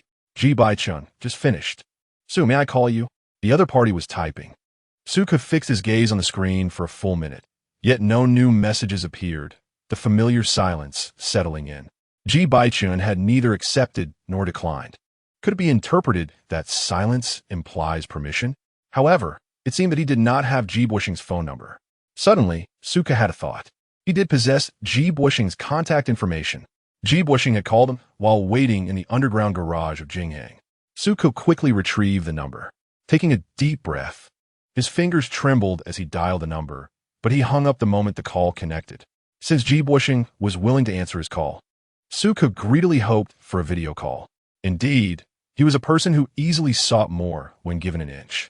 Suku initiated a video call, and with each passing second of waiting for the connection, he felt an unbearable length of time. After half a minute, the video call was answered. The screen displayed a horizontal view, capturing Ji Bochen from his Adam's apple to his waist.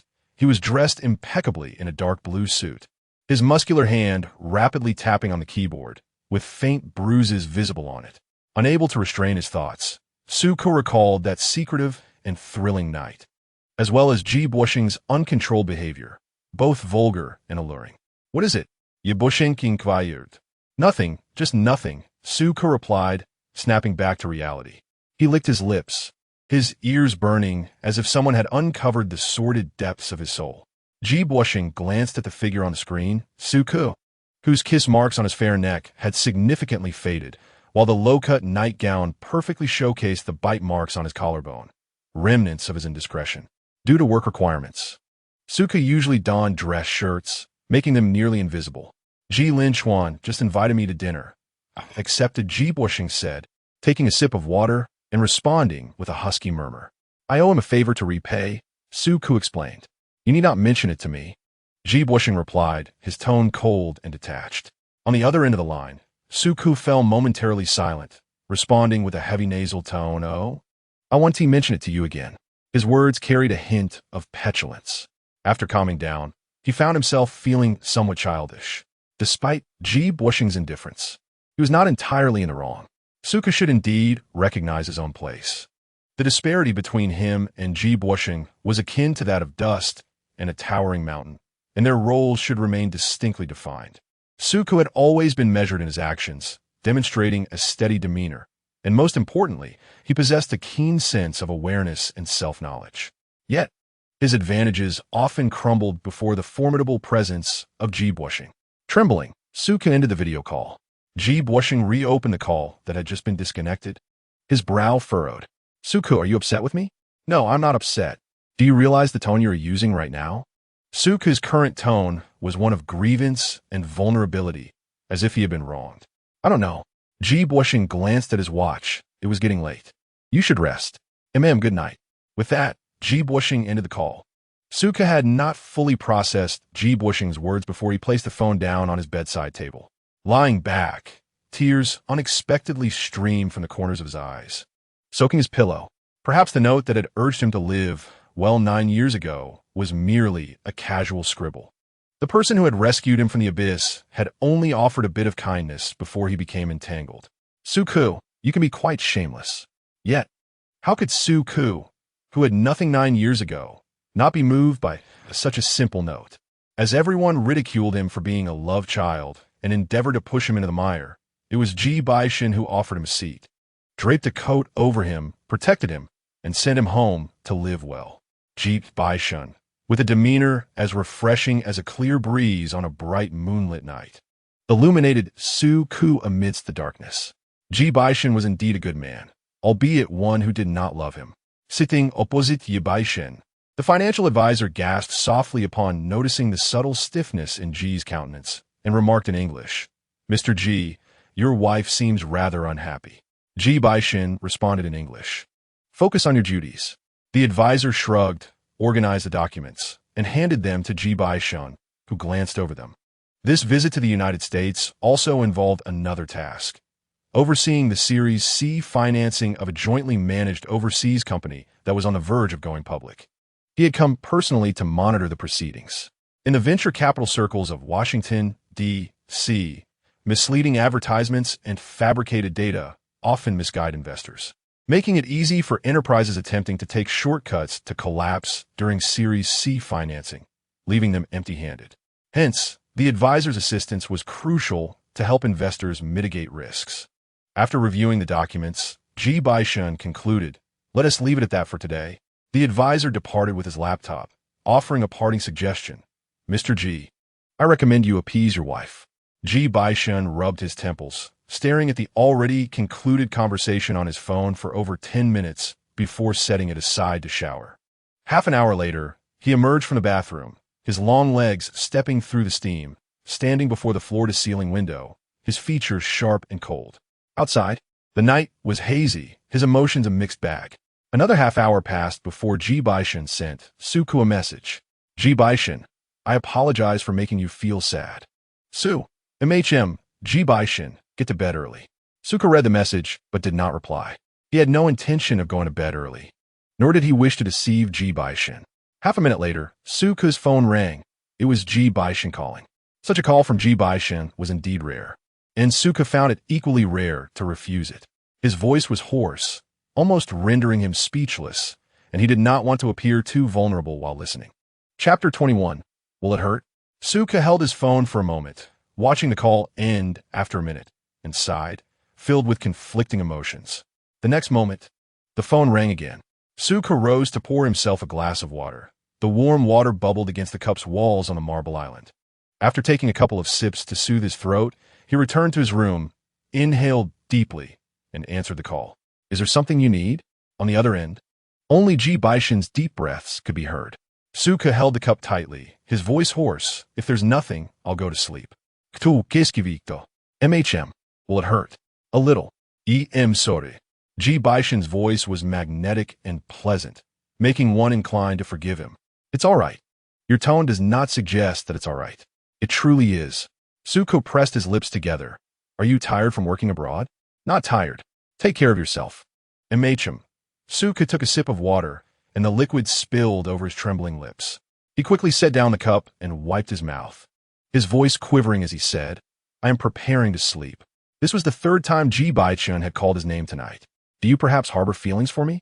Suka would feel sorrow for him, would sulk, would endure his grievances, and say it was nothing, that it was all right. His affection was candid and unmasked. Suka's throat tightened, and in the quiet room, he could almost hear the frantic beating of his own heart. Should he confess? This was Suku's first thought. His second thought was, would Ji Bochen find him bothersome for it? Before Suku could respond, Ji Bochen continued. I do not wish for you to squander too much time on me. I am not wasting time. I know, Suku replied, his voice tinged with a deeper sense of hurt, a faint whimper barely audible. It felt as if a bucket of cold water had drenched him from head to toe. He looked down at his trembling legs, chilled to the bone. Ji Bochen fell silent, and Suku, still shaking, softly reiterated, I know.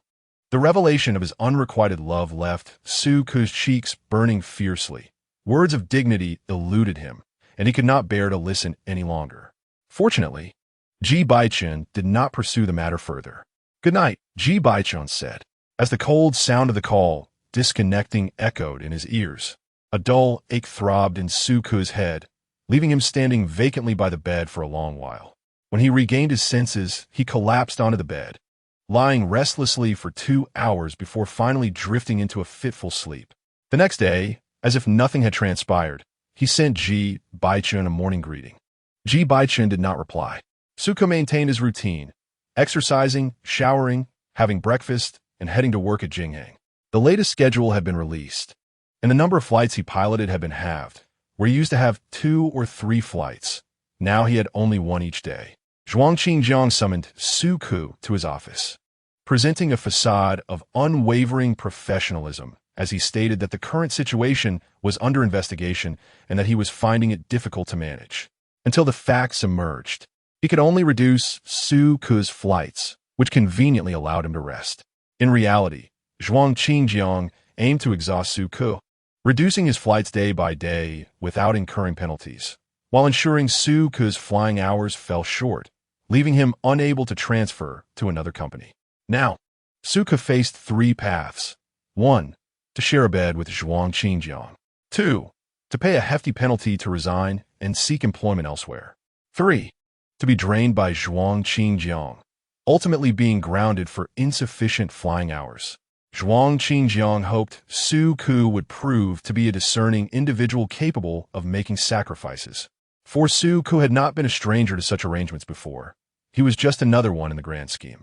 Observing the redness at the corners of Suku's eyes, Zhuang Qingjiang could not help but fantasize about how captivating it would be to see the typically aloof Suku break down in tears on the bed. Zhuang Qingjiang truly yearned to experience this. Suku looked at Zhuang Qingjiang, who was putting on an act, and scoffed softly, acknowledging the captain's cunning. Resolutely, Suku exited the office. Fang Jie stood at the doorway, inquiring, what did Captain Zhuang say? Suku deflected with a response about the ongoing investigation. Shortly thereafter, Fang Tianyao, filled with rage, stormed into Zhuang Qingjiang's office, where a cacophony of noise erupted. Approximately 3 minutes later, airport security rushed in, escorting Fang Tianyao out. He broke free from their grip, kicked a trash can across the floor, unleashed a couple of expletives, and then glared at Suku, who was leisurely sipping coffee not far away. Striding over with an air of indignation, Fang Tianyao declared, Resign, I will cover your penalty fees. Suku let out a derisive laugh, remarking on Fang's grand gesture. Surrounding colleagues slowed their pace, intrigued by the unfolding drama. When had 2 erstwhile adversaries developed such camaraderie? Wasn't Fang Tianyao supposed to despise Suku? Now he was offering to compensate Suku for his breach of contract, facilitating his departure? That Zhuang fellow truly was no good. Fang Tianyao's jaw tightened, his expression darkened. After a moment of hesitation, he cursed again, adding, he is Gu Cheng's cousin. If we cannot confront him, we can at least avoid him. Suku's countenance darkened momentarily before returning to its usual composure. I won't avoid him. Just as Fang Tianyao was about to speak, his gaze drifted to Qiao Yu in the distance. Words hovered on the tip of his tongue, yet he swallowed them back. He fixated on the redness at the corners of Suku's eyes, his heart suddenly tightening. Suku, have you cried?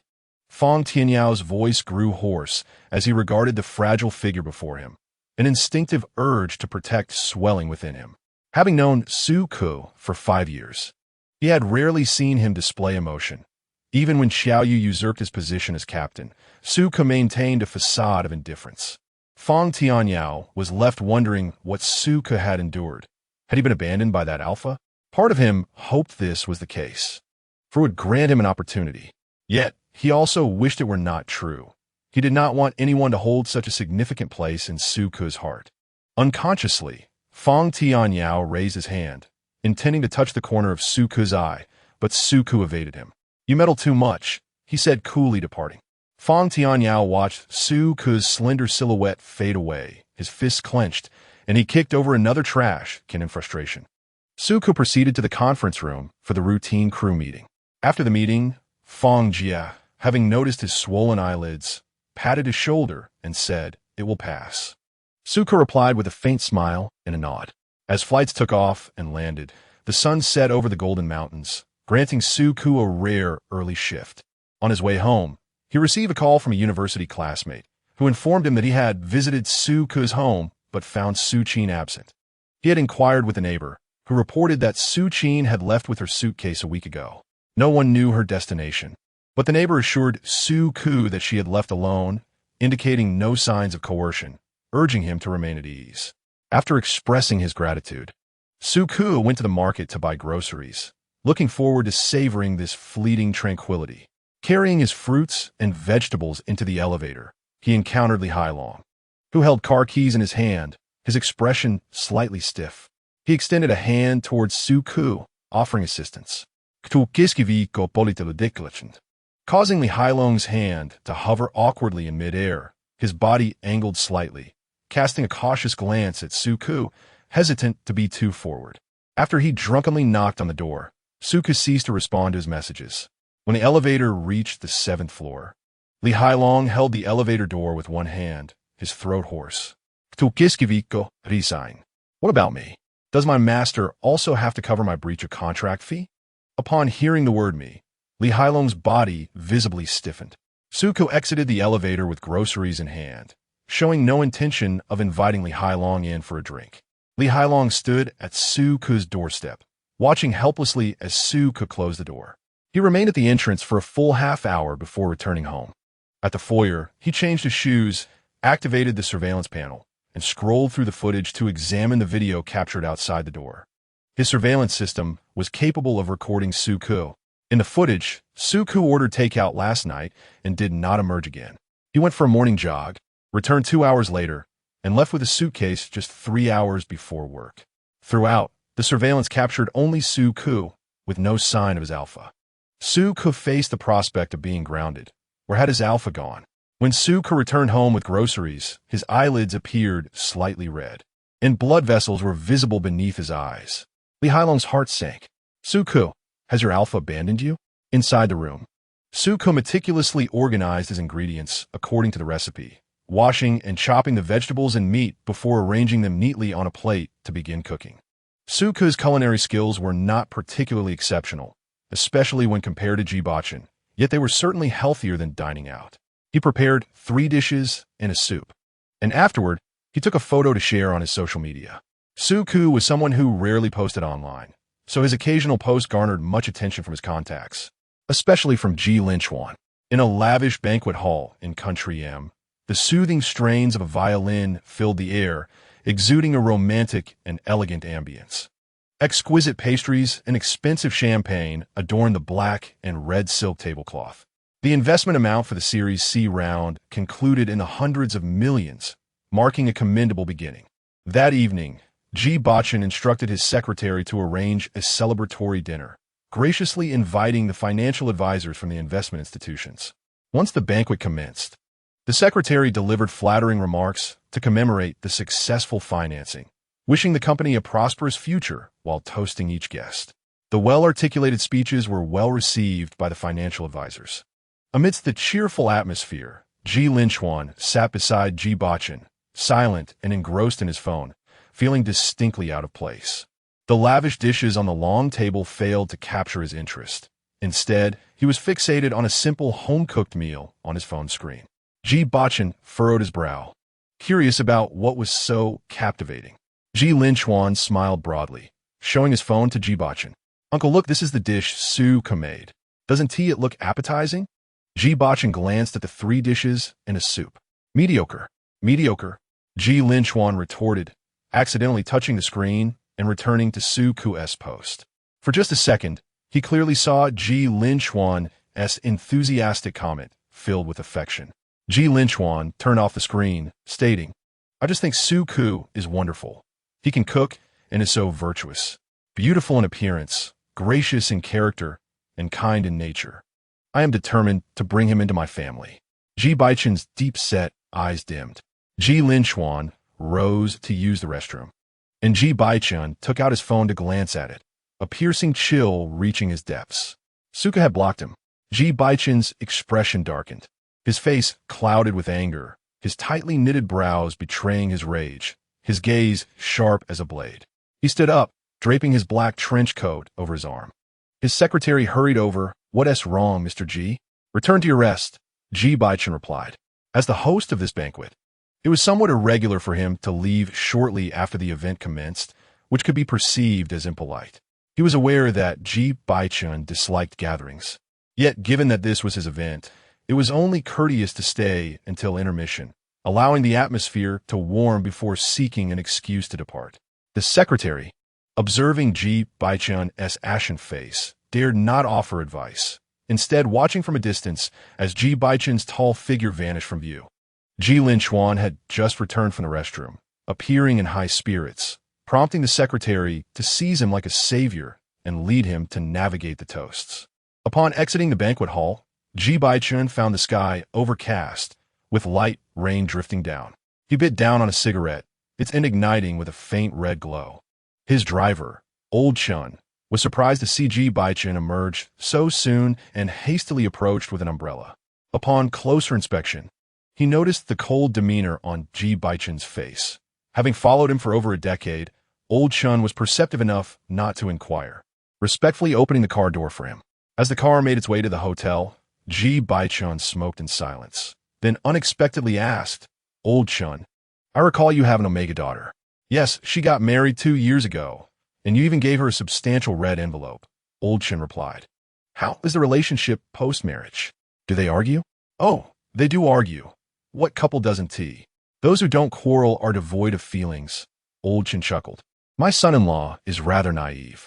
Initially, my wife and I were opposed due to the low compatibility of their pheromones. And then, Ji Bochen inquired, his tone neutral. "Well, one time my daughter fell ill, and he took care of her day and night.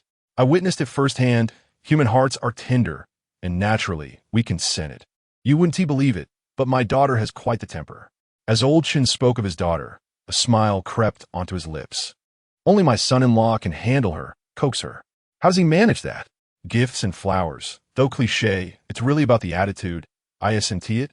Ji Bochen calmly extinguished his cigarette, the scent of tobacco lingering on his fingertips. In the bathroom, steam enveloped the air as Suka soaked in the tub. Sweat clung to the sides of his neck, damp strands of hair cascading onto his forehead, one arm draped over the edge of the porcelain tub, his skin glowing with a delicate pink hue.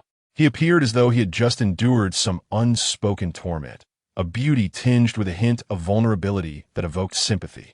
The phone on the sink rang. Suku's eyelids fluttered slightly as he glanced at it indifferently. Rising from the tub, he grabbed the wall-mounted towel to dry off, wrapping it around his waist. He picked up his phone, wiping the condensation from the screen. It was a call from Ji Bochen. Suku answered the phone, quietly slipping into his pajamas. "Hello, what are you doing?" "Dressing, just finished my shower." "Ji Bochen, please get dressed first." "All right." Once dressed, Suka toweled off the moisture from his hair. "I'm ready. Have you dried your hair?" Suka paused, his hand hesitating. "No, you go ahead and dry yours." "It takes 10 minutes to dry my hair. You can talk first." "Just dry it first. Will you wait for me?" With his affirmation, Suka placed the phone beside the sink and began drying his hair. Within 7 minutes, his short hair was dry. He picked up the phone again. "I'm done." Suku's voice was hoarse yet obedient. Ji Bochen remained silent for 2 seconds. "I'll return 2 days early." Suku sat on the bed. "Do you need me to come over?" "At 10 tonight." "All right. Anything you want? A new car?" "I don't want a car." "Is your previous promise still valid?" "It is." "Thank you, Ji Bochen." This was the only joyful moment for Suku during this time. "Suku, is it not hard? Loving Ji Bochen difficult?" "Not at all. Loving Ji Bochen isn't hard. Even if it were, I'd still love him. Suka had long been prepared. He desired the journey, not the outcome. Get some rest, Ji Bochen advised. You too. Suka hesitated. Godnigot, Ji Bochen. He waited for Ji Bochen to hang up before putting the phone down. He lay on his bed, and half an hour later, the phone rang. It was the delivery. Mr. Su, your delivery. Suka was momentarily taken aback, accepted the package, and upon opening it, he found stewed pear with rock candy, soothing for the throat. He sent Ji Bochen a photo, asking, "Did you send this?" Ji Bochen ziplit, Mama Suka zetbonde, tangju. Loving Ji Bochen was not burdensome at all. Chapter 23. A good-tempered Suka opened the lid, and the stewed pear with rock candy was steaming. He took a few sips, feeling much relief for his throat. After finishing, he washed up and went to bed. The next morning, he saw a message from Ji Bochen sent last night. "You don't need to answer the phone next time you shower." Suka replied with a simple okay. He entered the bathroom to freshen up. Today was a late flight, and he planned to go for a morning run on an empty stomach. Just then, the doorbell rang simultaneously with the delivery person's voice. "Hello, delivery." Suka opened the door, and the delivery was handed to him. He looked at the label, which read a bowl of light century egg and lean meat congee. The recipient's name was Mr. Ji. Ji Bochen had ordered it for Suka. Suka set aside his morning run plans, sitting down with the warm congee. As it slid down his throat, warmth enveloped his insides, and the tips of his fingers gripping the porcelain spoon felt hot. He messaged Ji Bochen again. "Thank you for the congee." Ji Bochen replied, "You really like to say thank you." Suka changed the subject. "Have the bite marks on your hand healed?" Ji Bochen responded, "Not yet." The bite on his knuckle was the one Suka had exerted the most force on. Ji Bochen's index and middle fingers had drawn blood. Yet Suka refused to let go, tightly holding on with a dazed look in his eyes, brimming with unspoken intimacy. Ji Bochen surrendered to him. Suka showed no signs of relenting, biting gently near the knuckles 2 more times. The latter 2 marks faded, yet the initial bite still lingered, a vivid bruise of a sinister hue. That evening, Ji Bochen refrained from reprimanding him, merely wiping the blood-stained lips of Suka with his thumb, inquiring why he had such a penchant for biting. Suka gazed intently at Ji Bochen, offering no response. In retrospect, Suka felt that despite Ji Bochen's noble status, he possessed a commendable temperament and would not scold others harshly. On his way to Jinghang Airport that afternoon, he procured some medicine, returning to the terminal at 8 in the evening. He was pulling his suitcase toward the changing room when he encountered Zhuang Qingjiang, who emerged, stroking his chin with blood at the corners of his lips. Their eyes met, and Zhuang Qingjiang tugged at his belt, his expression inscrutable. Although Zhuang Qingjiang held the position of chief pilot, he was more of an insider and did not require actual flying, nor the need to change clothes in the locker room. As he approached the wash basin, Qiao Yu burst forth, eyes red and filled with indignation, nearly stumbling and collapsing, barely managing to steady himself against the wall. "Brother?" Upon seeing Suku, Qiao Yu's voice trembled. The sounds of running water emanated from the wash basin as Zhuang Qingjiang washed his hands, casting a fleeting glance at Qiao Yu. Qiao Yu's face flushed crimson, remaining silent. After Zhuang Qingjiang departed, Qiao Yu's legs gave way, and he fell to the ground with a thud. Fang Tianyai entered, pulling his suitcase, and witnessed the scene. His brow furrowed. As if he sensed something amiss, he helped Qiao Yu to his feet, asking if he was all right. Qiao Yu, dazed, shook his head.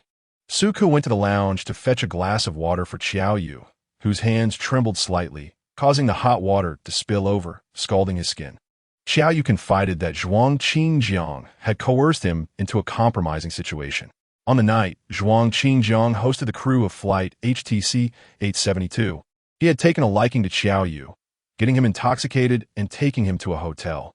Afterwards, he had provided Qiao Yu with advantages, elevating him to the captain of the Airbus A380.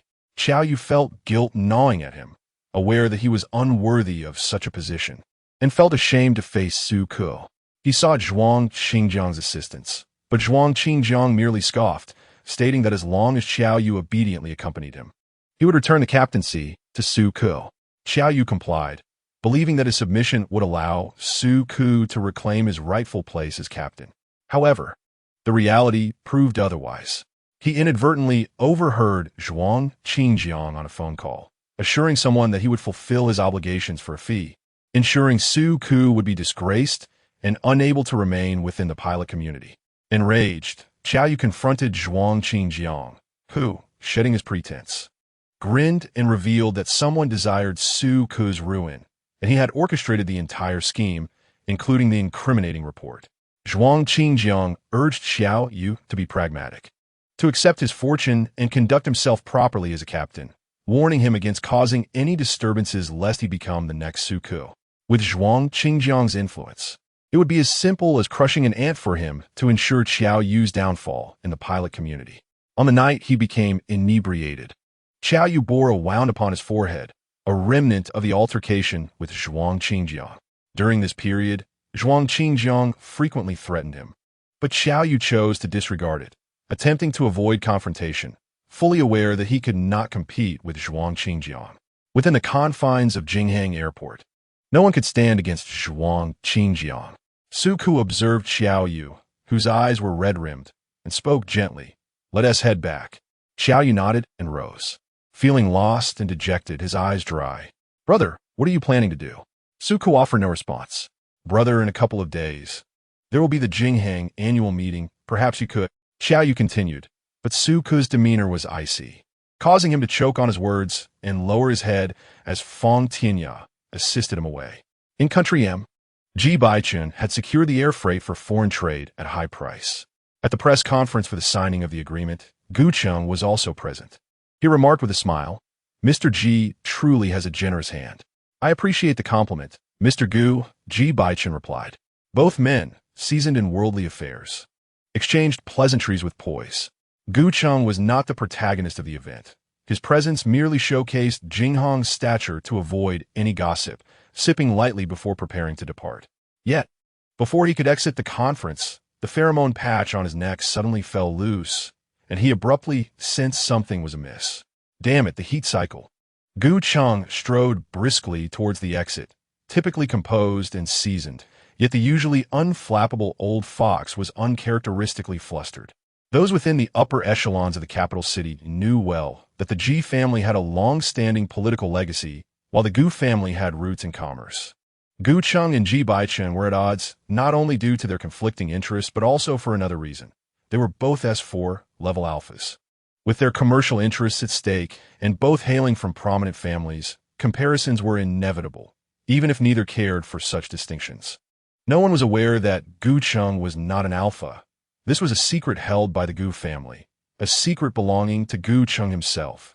He felt fortunate that this was abroad, far from familiar faces. Quickening his pace, Gu Cheng recalled there was a glandular testing facility nearby where he could procure the omega-specific suppressant. To the testing facility, he murmured, his voice trembling.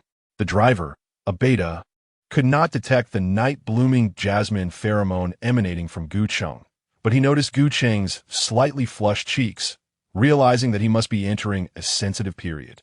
The driver pressed the accelerator firmly, swiftly arriving at the testing facility. Unlike a hospital, the primary function of the glandular testing facility was to issue reports on gland compatibility.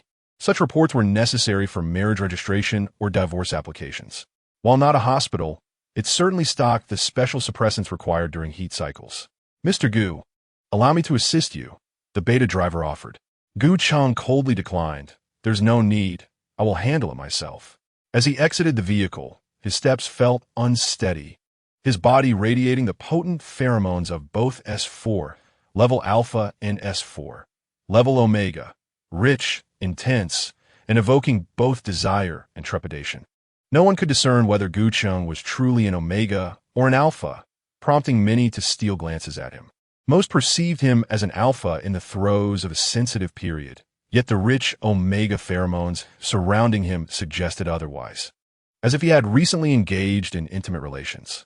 Gu Cheng entered the lobby, leaning against the circular white reception desk. "Hello, sir. How may I assist you? Do you have any suppressants?" "Yes. May I ask if you're an omega or an alpha?" "Omega." Gu Cheng's voice was soft. "What is your rank?" "S4 level." Gardenia Omega. Chapter 24. The heart of Ji Bochen. Very well. I shall escort you to the comfort room. The receptionist politely guided Gu Cheng to the soothing chamber, where the medical staff administered a specialized omega suppressant, injecting it into Gu Cheng's body. He broke into a cold sweat from the pain. After administering the medication, the medical personnel gently remarked, "Sir, the comfort room contains pheromones of a high-ranking alpha, designed to provide solace. I recommend you rest there for half an hour before departing." "Thank you," Gu Cheng replied with a courteous nod. In the past, during his estrus in the capital, his family would employ high-ranking alphas to release pheromones to soothe him, which brought him considerable comfort. After nearly 20 minutes in the comfort room, Gu Cheng finally calmed down. The scent of gardenia pheromones gradually subsided, and he reapplied a pheromone patch before rising to leave. As Ji Linchuan emerged from the adjacent alpha comfort room, he felt a sudden warmth in his embrace as someone collided with him. A rich wave of high-ranking omega pheromones enveloped him, causing his Adam's apple to involuntarily bob. Looking down, he saw Gu Cheng, the alpha who had just exited the omega comfort room. Noticing the intense gaze above him, Gu Cheng met Ji Linchuan's puzzled eyes. His heart skipped a beat, and his expression momentarily froze. "How could it be Ji Linchuan? What brings you here, Mr. Ji?" Gu Cheng maintained his gentle demeanor, but upon uttering the words, he realized they were quite unnecessary. Ji Linchuan emanated the pheromones characteristic of an alpha in a sensitive period. The testing facility was the nearest place to procure suppressants, clearly indicating that Ji Linchuan's purpose for being there was akin to his own. However, Ji Linchuan's alpha pheromones were rather unique. They bore a gentle, earthy scent akin to healing herbs, warm yet not overpowering. Such mildness was rare among high-ranking alphas. Gu Cheng's skin suddenly felt flushed. The high compatibility of their pheromones elicited this reaction. He distinctly sensed that the compatibility between him and Ji Linchuan approached a staggering 100. Such a high degree of compatibility was unfortunate, given Ji Linchuan's lineage. Striving to maintain his composure, Gu Cheng smiled gracefully. "I believe I left my omega belongings here. I have come to retrieve them." His excuse was impeccable. Ji Linchuan remained silent, watching Gu Cheng depart. Afterward, he cast a glance at the omega comfort room, which was now empty. The scent of gardenia pheromones permeated his nostrils, infiltrating every pore of his being, igniting an instant warmth and dryness within him. Ji Linchuan promptly returned to the alpha comfort room, requesting the medical staff for another dose of the suppressant. Upon signing the agreement, he noted that his tasks in M country had progressed far more smoothly than he had anticipated, concluding 2 days ahead of schedule. He had arrived on a private jet and would be able to return home by the following morning. In the afternoon, Ji Bochen found himself without work. The hotel featured a swimming pool on the ground floor, yet he was unaccustomed to swimming in a place teeming with distractions. He instructed his secretary to reserve the pool exclusively for him. The secretary supervised the workers as they cleaned the pool, and once it was filled anew, he notified Ji Bochen. Upon descending, Ji Bochen spotted an uninvited guest, Elder Rong, from a distance at the elevator entrance. The animosity between Elder Rong and Ji Yanhai had deep roots, tracing back over 20 years to their time in the international forces.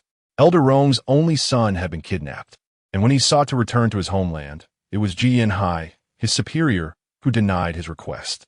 Ji Yanhai was known for his meticulousness and lack of compassion, prioritizing duty over personal sentiments. An admirable commander, indeed. This aspect of his character was something Ji Bochen inherited. Ji Yanhai, like Elder Rong, had long since devoted his life to the nation, stationed abroad where he could not abandon his post. Although Ji Yanhai had leveraged connections to assist in the search for Elder Rong's son back home, ultimately, the young man fell victim to a gruesome fate, leaving Elder Rong bereft of descendants and severing the Rong lineage. From that moment forth, Elder Rong harbored a deep-seated resentment towards the Ji family. As the years passed, he ascended in status, becoming an ambassador, though still beneath Ji Yanhai. Accompanied by several armed bodyguards, Elder Rong, with his silver hair and robust demeanor, looked remarkably vigorous for his age, having aged prematurely following the loss of his son. Elder Rong, Ji Bochen greeted respectfully.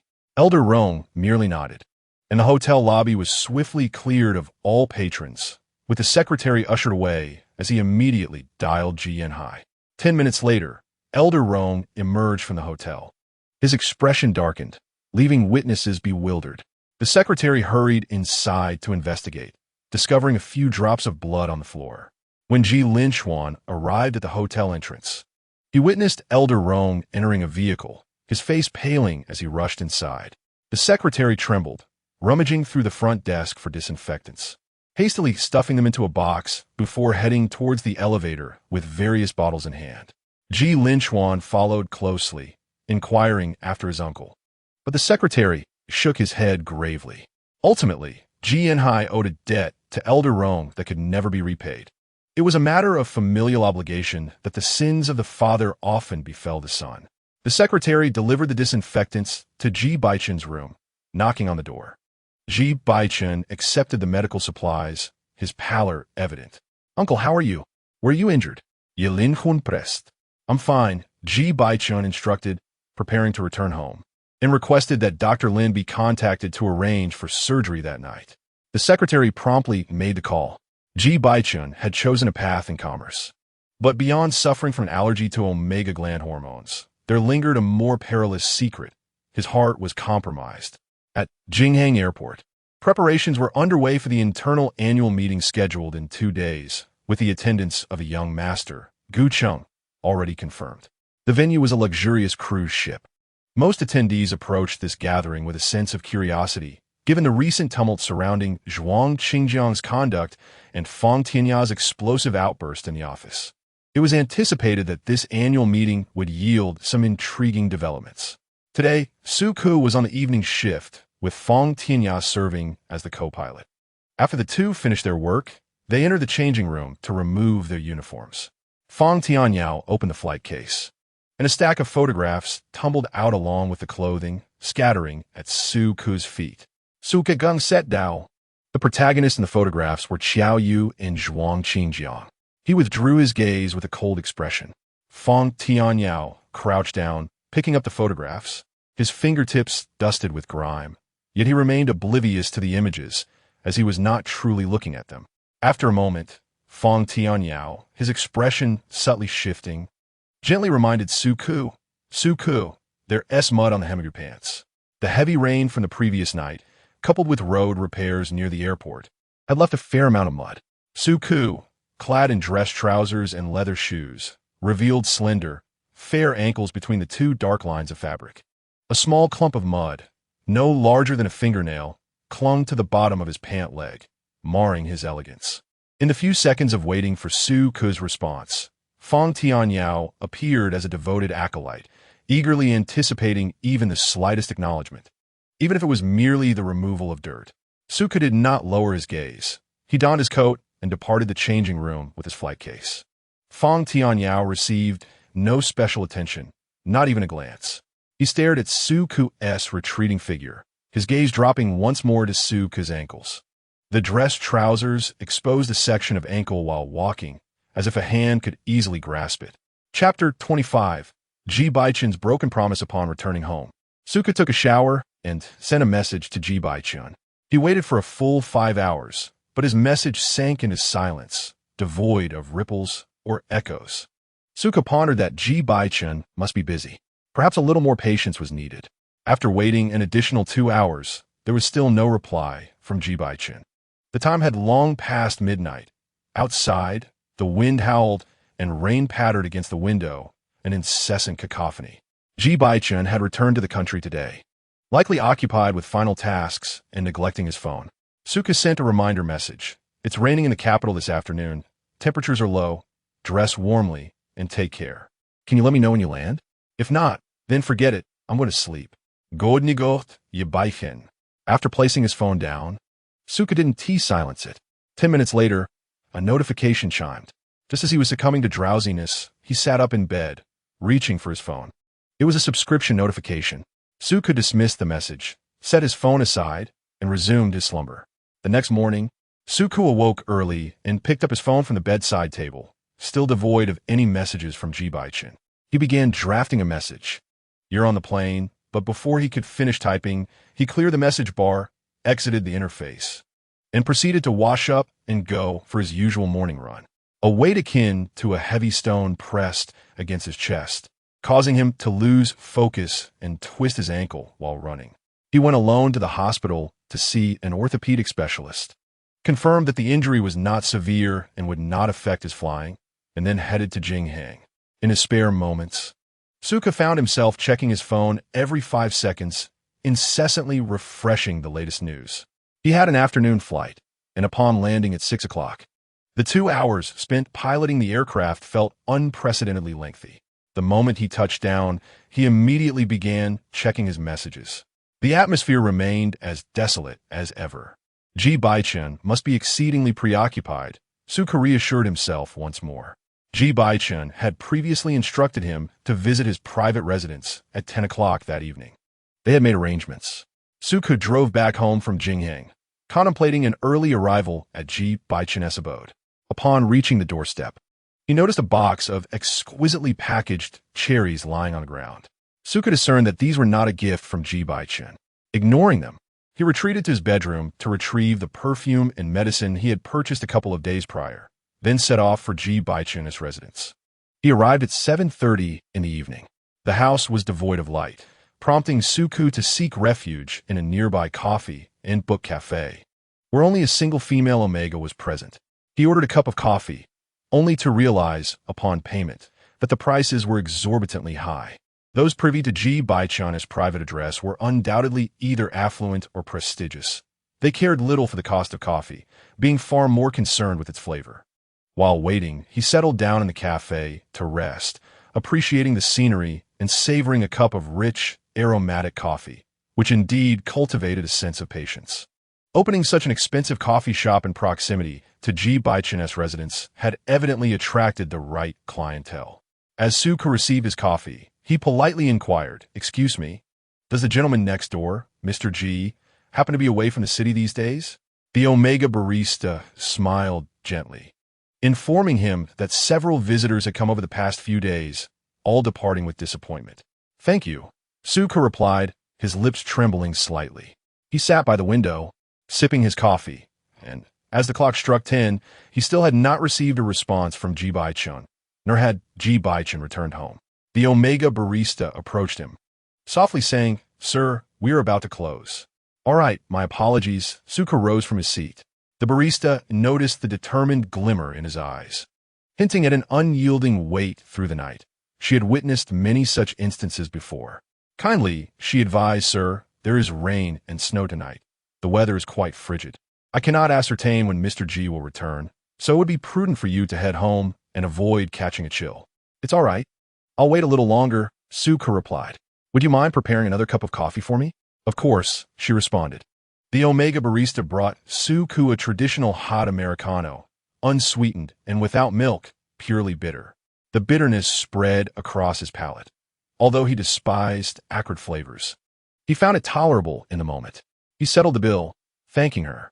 Suka returned to his car to await Ji Bochen, unknowingly passing into the early hours of the morning, with Ji Bochen still absent from his residence and his cup of hot coffee long since emptied. Doubts began to creep in. Had he perhaps overlooked something? He repeatedly exited the car, gazing at the dimly lit villa. No lights illuminated the interior. Ji Bochen had not returned home. Ji Bochen was late. Suka glanced at the perfume and medicine in the passenger seat and, without permission, dialed Ji Bochen's number, only to find it switched off. After half an hour of internal turmoil, he decided to contact Ji Bochen's secretary. The secretary answered, her tone dismissive. "Hello?"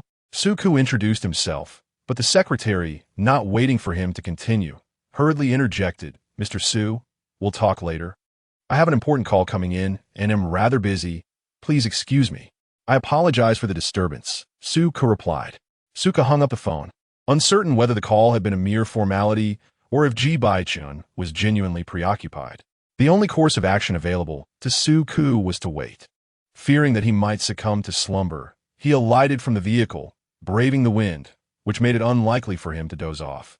Thus, he stood there for an entire night. A light drizzle fell during the first half, followed by snowfall in the latter half. The snowflakes landed upon Suku's nose, melting almost instantaneously. He retrieved an umbrella from the car, holding it aloft as he awaited Ji Bochen. As dawn broke and birds began to chirp, his hands grew numb from the cold. Yet still, he awaited a response that never came. Ji Bochen neither replied to messages nor returned to his private residence. It was not merely tardiness. It was a breach of promise. With a flight scheduled for the afternoon, Soo-kun needed rest. Reluctantly, he drove home and took a hot shower, eventually falling asleep until the afternoon, only to awaken with a fierce hunger gnawing at him. It dawned on him that he had gone to Ji Bochen's residence without having dined the previous night, driven by an overwhelming desire to see him. Soo-kun glanced at his phone once more, finding it devoid of any notifications. He composed messages countless times, pondering whether Ji Bochen was truly busy or perhaps had delayed his return. Yet, each time, he deleted the unfinished messages, fearing that if Ji Bochen saw them, he might respond, but if not, he would be no different than an unwelcome nuisance. Perhaps Ji Bochen no longer needed him. The uncertainty loomed like a sharp blade, poised to pierce his heart at any moment. Unfazed by the potential pain, Soo-kun grasped the metaphorical sword, yearning for clarity. In the afternoon, Soo-kun arrived at Donghe Airport, and after his meeting, he sent Ji Bochen one final message. Ji Bochen, I initiated this, and I leave the decision to conclude it in your hands. If you no longer desire my presence, please do let me know. I shall not persist. Chapter 26. The Pheromones Soo-kun's return flight landed at 6 in the evening, with a gathering scheduled at the second port of the capital at 8, and the yacht set to depart at 8:30 for the annual meeting. The number of invited pilots was limited, and he, along with Fong Tianyao and Xiao Yu, were among the select few. Upon arriving at the port, Soo-kun found several pilots already mingling with superiors aboard the yacht. He took a seat in a corner, his mind elsewhere, intermittently checking his phone. This peculiar behavior soon caught the attention of his colleagues, who approached with champagne in hand. Deputy Captain Soo, is everything all right? One inquired. Nothing's wrong, Soo-kun replied, snapping back to reality as he accepted the champagne.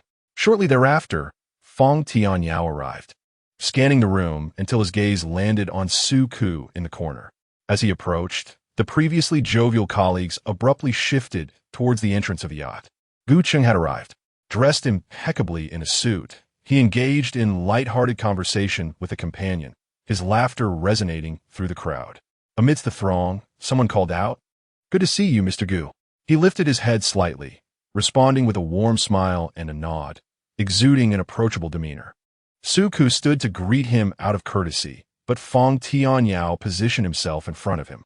Soo-kun, with his striking features, delicate brows, thin eyelids, and beautifully shaped lips, projected an air of sharp aloofness, particularly when his eyes were slightly downcast. At that moment, his gaze was unfocused, peering beyond Fong Tianyao shoulder, his brow furrowed in discontent at the obstruction. Is Deputy Captain Fong unable to move on after a year? Soo-kun's tone carried a hint of mockery, causing Fong Tianyao's gaze to darken. "Soo-kun," he began, but upon lowering his head, he was captivated by the charming red mole on Soo-kun's nose. He forcefully swallowed back the words he intended to say, reluctant to scold Soo-kun. "You appear unwell," Fong Tianyao remarked. "Xiao-kun," a steady and solemn voice interjected. Li Hailong stood behind Fong Tianyao, raising a champagne glass with one hand while attempting to pat Soo-kun's shoulder with the other. Soo-kun subtly sidestepped, evading the gesture. Li Hailong retracted his hand with a smile, concealing it behind his back, a fleeting look of embarrassment crossing his face, yet his demeanor remained authoritative and composed. Li Hailong's presence cast a palpable tension over the atmosphere. Fong Tianyao and he exchanged glances of mutual disdain, their eyes brimming with unspoken conflict, ultimately converging on Soo-kun. Soo-kun navigated his way out from between the two. As more guests arrived on the yacht, Soo-kun sought a relatively quiet spot to sit. However, no matter where he settled, it felt as if he were at the center of the vessel, with numerous onlookers regarding him with predatory interest, scrutinizing him from head to toe. Their gazes were saturated with a primal male possessiveness. Among the attendees were members of the management team and various regional first and second pilots. It was common knowledge within the civil aviation sector of the capital that the beta co-pilot of Beijing Airlines Airbus A380 was more striking than many Omegas. Upon seeing him today, he indeed lived up to the rumors. Suku possessed a refined and handsome visage, with a slender waist and long legs, standing out conspicuously in any crowd. Particularly enchanting was the red mole on the tip of his nose, as if it held the power to ensnare one's very soul. Crucially, he did not embody the delicate fragility typically associated with Omegas. Rather, a subtle coldness lingered in his features, igniting an innate desire for conquest within alphas. Guqing also caught sight of Suku, and more than merely noticing him, he recognized him. After sharing a drink with the vice president beside him, he turned to his secretary during a lull in conversation, his lips barely moving. "Is that the little lover raised by Ji Bochen?" The secretary nodded affirmatively. "Which car did he arrive in?" Guqing inquired. The secretary, unable to hide her disdain, replied, "A BMW 1 Series, rather outdated. I doubt Ji Zong would skimp on his lover. Why hasn't he replaced it with a better vehicle? A car worth over 200,000. Hardly impressive in Guqing's eyes, and even less so in the secretary's. The HR manager at headquarters had purchased an E-Class Mercedes for his beta lover within 6 months of their affair. Ji Bochen would not be stingy with his paramour unless he wished to be rid of them entirely. If Suku neither sought financial support nor planned to resign from Beijing Airlines, it could only imply one thing. Suku harbored aspirations of a romantic relationship with Ji Bochen. Guqing's gaze towards Suku deepened with genuine sympathy and affection for the beautiful youth. Ji Bochen was a man of considerable wealth, not easily pursued. Yet why would Ji Bochen maintain a lover so brazenly yearning for his affection? In the circles of the capital's elite, marriage was often dictated by social standings. Ji Bochen, being the sole heir of a prestigious family, seemed far too distinguished to lower himself for a mere lover. However, Guqing could not deny that this was indeed the first time he had witnessed Ji Bochen with a lover. Otherwise, with his tendency towards face blindness, he would not have remembered Suku so vividly. Certainly, he distinctly remembered that Suku's allure was intertwined with his beauty. Guqing suddenly had a thought, a pressing desire to validate an intriguing idea.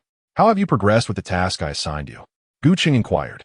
The secretary replied, "Mr. Gu, I have discreetly disseminated the matters previously handled by General Manager Xiao Zhuang as per your instructions. For my investigations, General Manager Xiao Zhuang has been back at Jinghang for merely a week and has already begun to exert pressure on the employees again. If all goes as anticipated, someone will lodge a complaint against him tonight." Guqing nodded in satisfaction. Jinghang was a family enterprise, although Zhuang Qingjiang bore the surname Zhuang. He was considered part of the Gu family. Over the past 2 years, Guqing had frequently had to clean up Zhuang's messes, and the recent gambling incident had thoroughly infuriated him. To Guqing, Zhuang Qingjiang resembled a ticking time bomb. He was determined not to allow the reputation of Jinghang, which he had painstakingly cultivated, to be tarnished by a single rotten apple. Guqing murmured thoughtfully and suddenly remembered something. "Hand me my phone. I need to call General Ji." With a smile, Guqing's keen and sharp gaze flickered slightly. Those familiar with Guqing knew he was quite astute. He had mastered the art of achieving 2 objectives with a single action. The secretary regarded him with a puzzled expression as Guqing cheerfully dialed the number. The first call did not connect, but fortunately, Guqing was a patient man. He persisted, dialing 3 or 4 times before finally reaching Ji Bochen. "General Ji, would you like to witness a grand spectacle?" Not interested, Ji Bochen responded coldly. "What if the spectacle involves your little lover?" Chapter 27. General Ji, I have delivered the person to you. Zhuang Qingjiang was escorted to Jinggang by the driver, clad in a brown suit that exuded elegance. Yet beneath the surface lay a heart of depravity. He regarded tonight's banquet as a hunting ground, his target being Suku. On the open deck of the upper level, groups gathered, glasses in hand, engaging in animated conversation. He spotted Suku immediately, a slender figure with a strikingly aloof visage. The tailored trousers accentuated Suku's waistline, tantalizingly concealed beneath the suit jacket, inciting an irresistible urge to conquer. Zhuang Qingjiang licked his lips, refraining from approaching Suku just yet. Alcohol served as the finest catalyst for emotions. The yacht remained stationary. The annual meeting had yet to commence. He needed to wait for Suku to become inebriated. Strangely, despite the clock striking 9:30, the yacht did not set sail. It was not until 10 o'clock that the vessel finally began its slow journey into the sea. Elegant melodies filled the air as Gu Cheng took to the stage, raising a glass of champagne while delivering the same timeless congratulatory speech. Nevertheless, the attendees remained highly engaged. After Gu Cheng concluded his remarks, he exited the stage to resounding applause, the harmonious strains of the violin accompanied by the piano resuming. While exquisite pastries adorned the red silk tablecloth, and champagne flowed freely, laughter and conversation blossomed, the atmosphere growing increasingly lively. Suka became the focal point of eager conversations. Zhuang Qingjiang's thoughts aligned perfectly with the nature of the social elite. Alcohol was indeed the finest catalyst for romance. No one could resist the allure of finding a suitable companion for a delightful night in such a romantic setting. Someone approached Suku with champagne, but he merely smiled faintly, responding with perfunctory politeness. The tentative overtures and invitations from Alpha seemed to be rendered ineffective in Suku's mouth.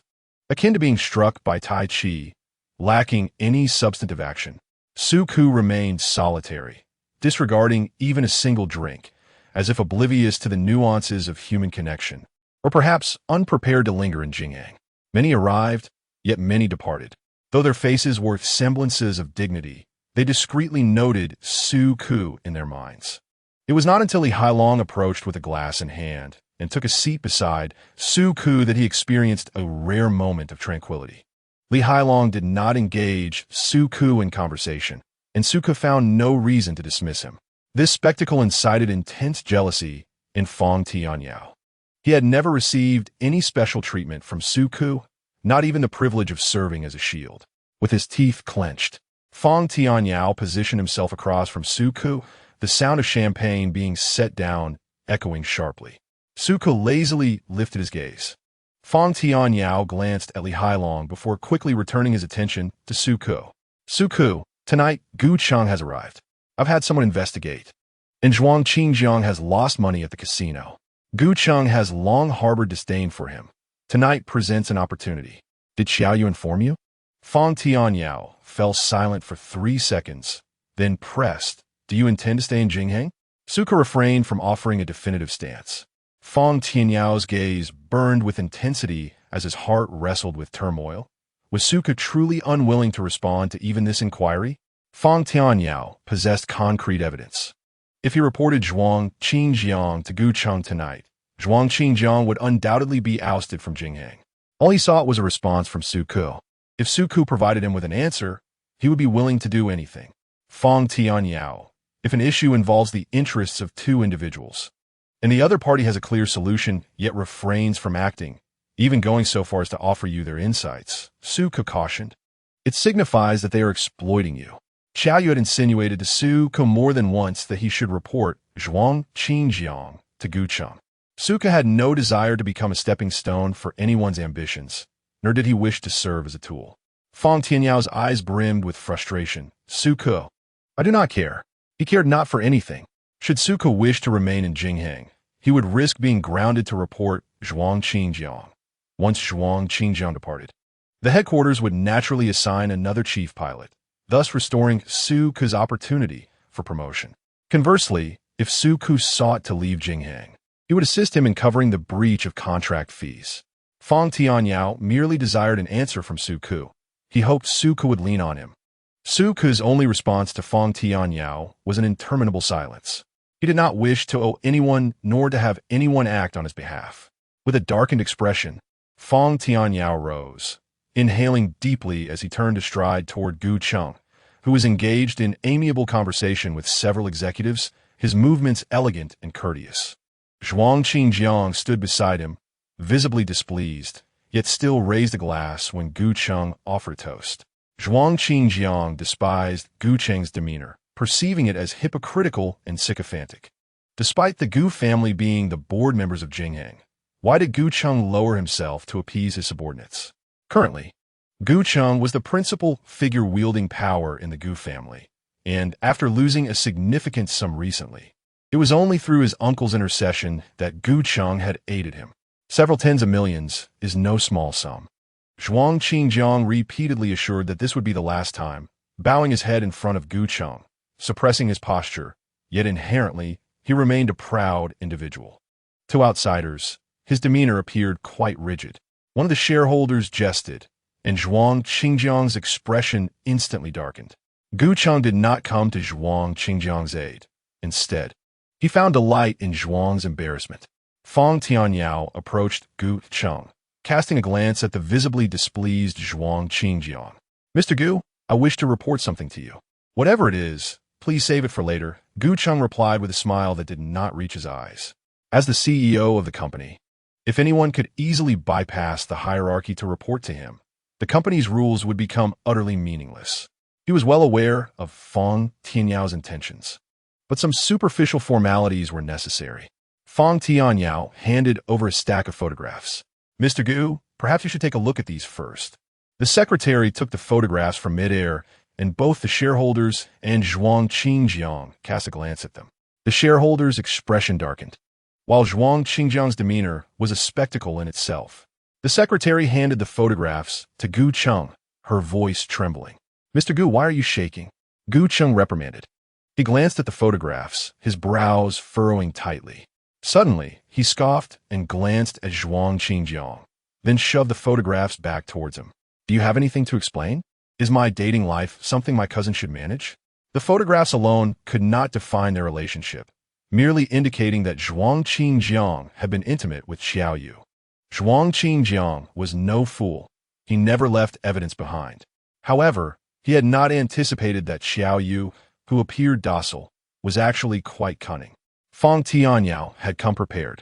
He produced a recording device from his pocket.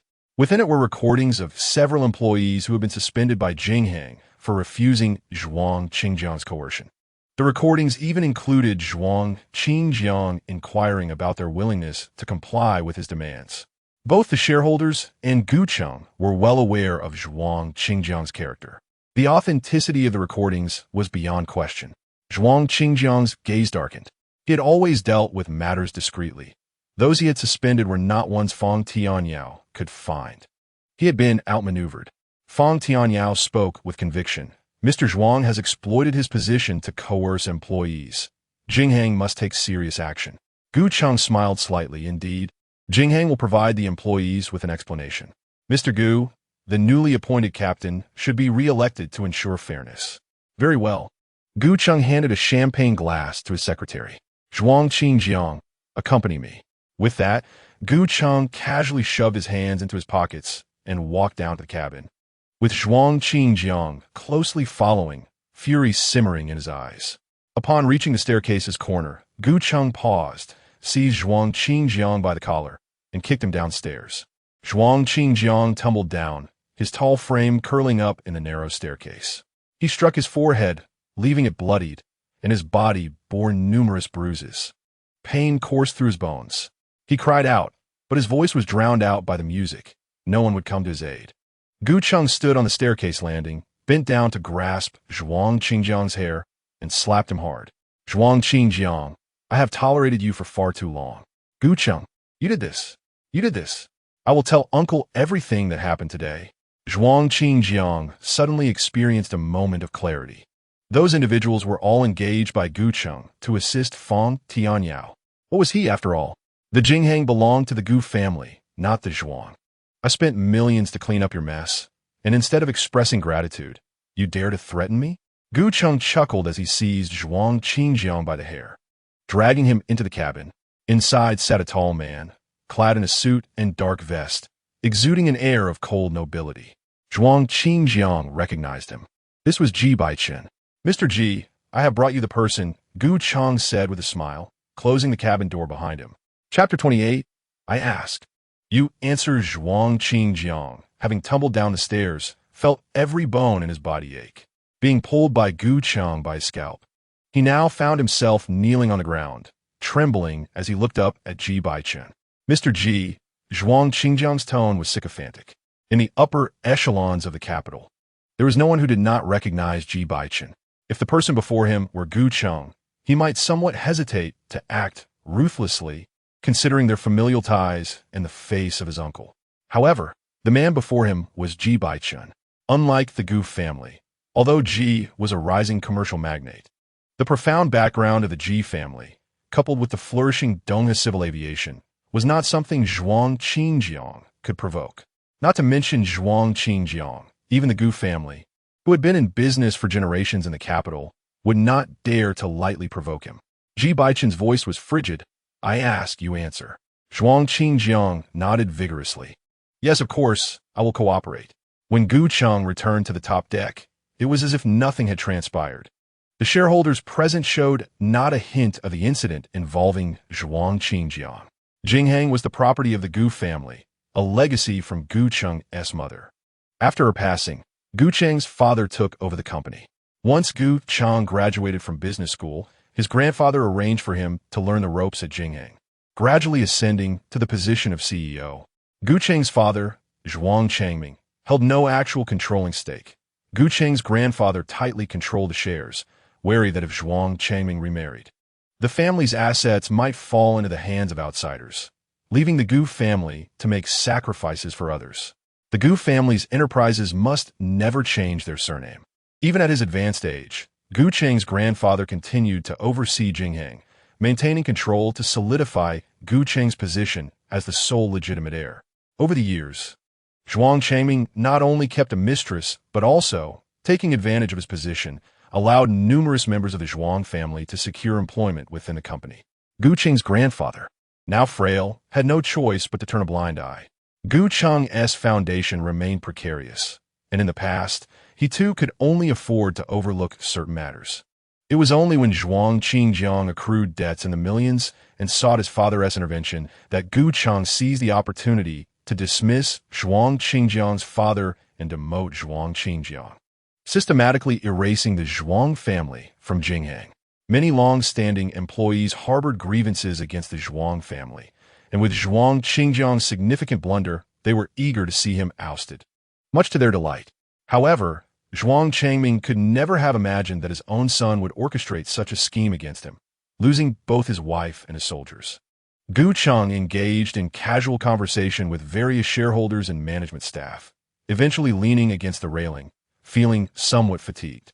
His secretary remarked, "Mr. Gu, this has indeed accomplished two objectives."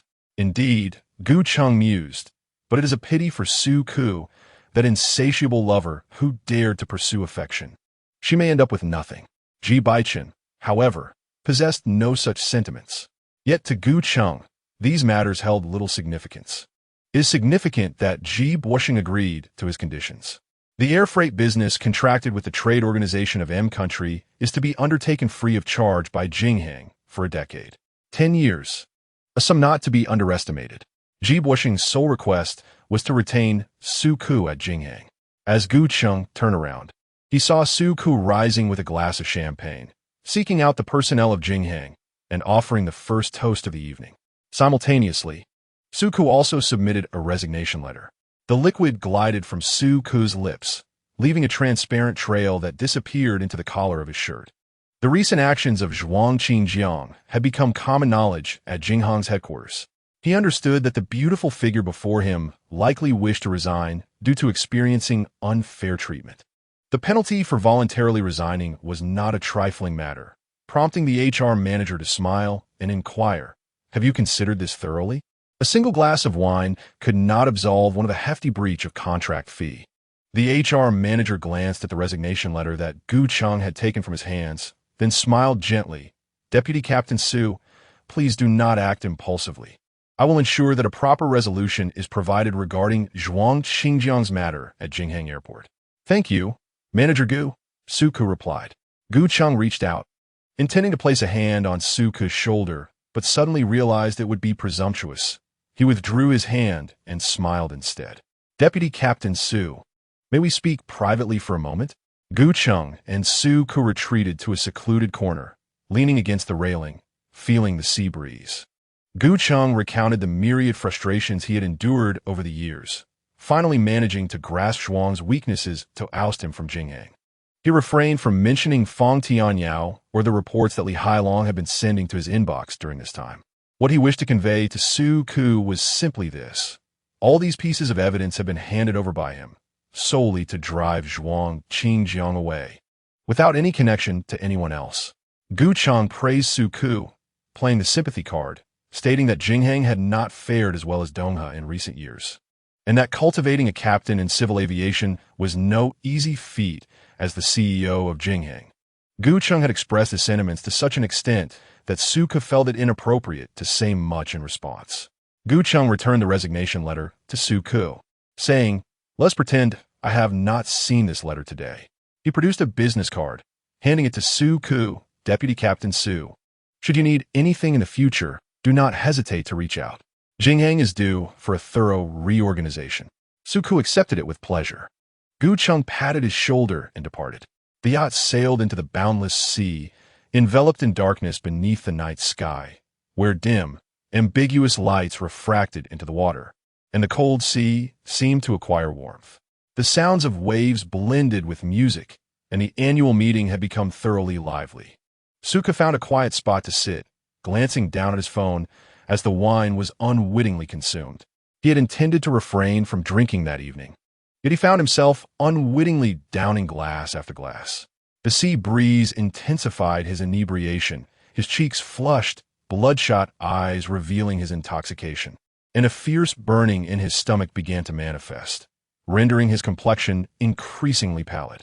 Su Ku had a sensitive stomach. He headed to the restroom to vomit. Regaining his composure, as he washed his hands at the sink, a tall, dark shadow fell over him from the left. Judging by the silhouette, it appeared to be two individuals locked in an embrace. Su Ku recognized that the person beside him was Li Hailong. Li Hailong maintained his distance, yet his gaze never strayed from Su Ku.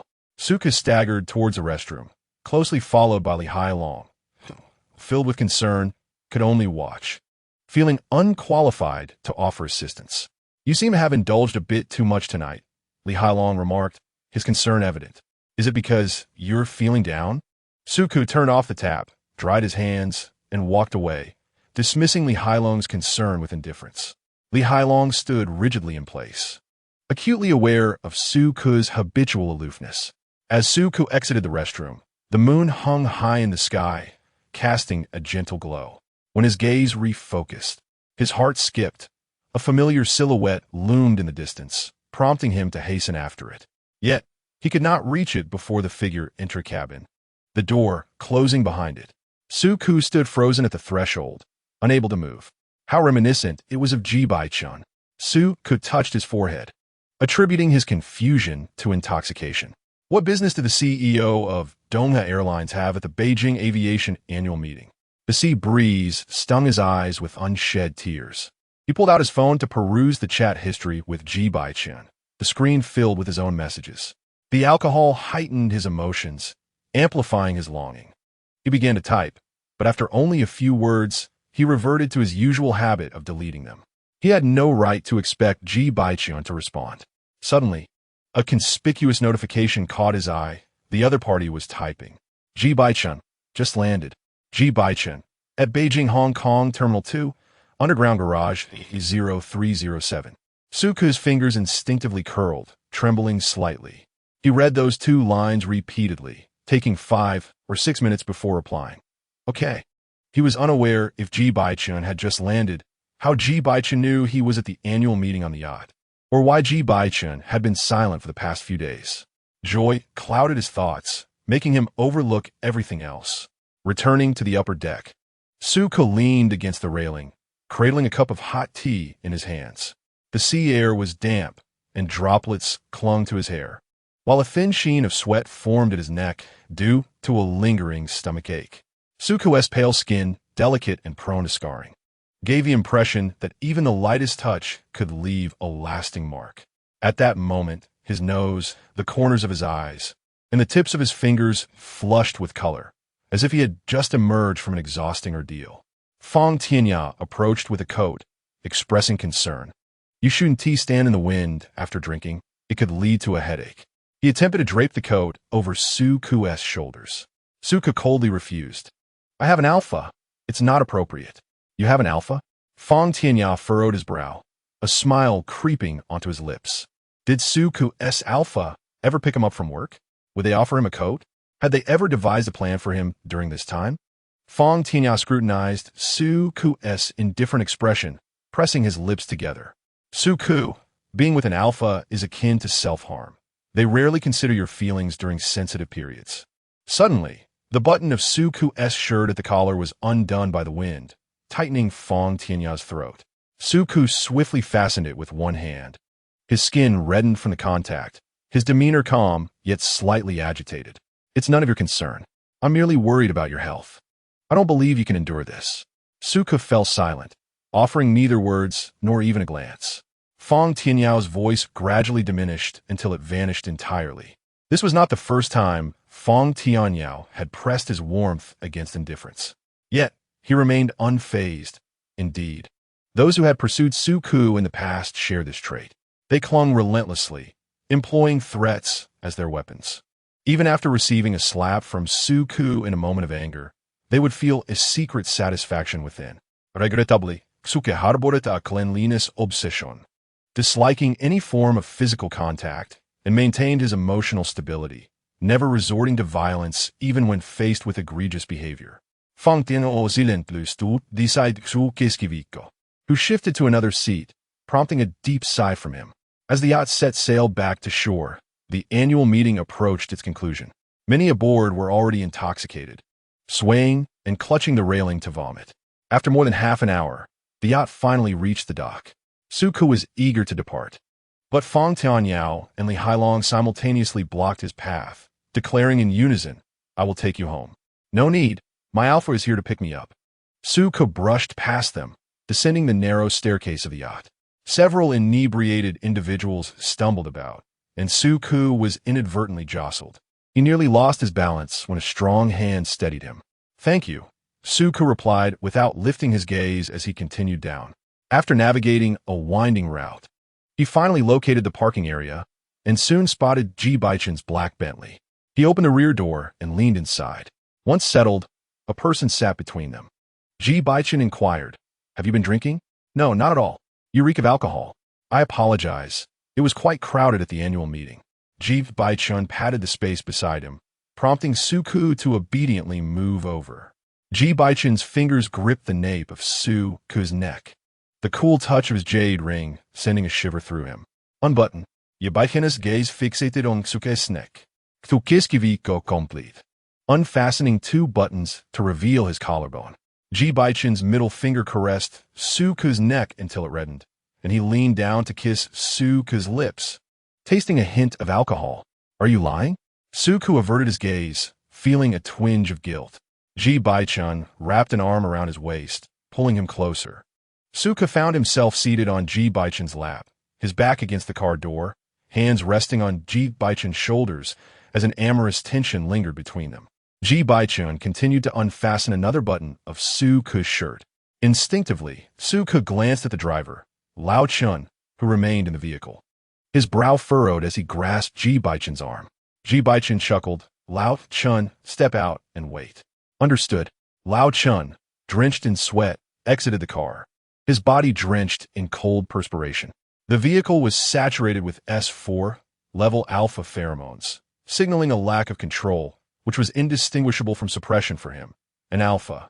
Is the CEO entering a sensitive period again? What alpha enters a sensitive period every day? If one frequently shares a space with a high-ranking, highly compatible omega, it is normal for an alpha to experience a pseudo-sensitive phase. But in the presence of the CEO, it is not an omega, but a beta without glands. When will beta allow alpha to enter the state of false susceptibility? Su-Ku raised Ji Bochen's hand to inspect it, noticing that the bite marks had faded considerably. With a tinge of guilt, Su-Ku gently touched Ji Bochen's wound. "I will be more cautious in the future."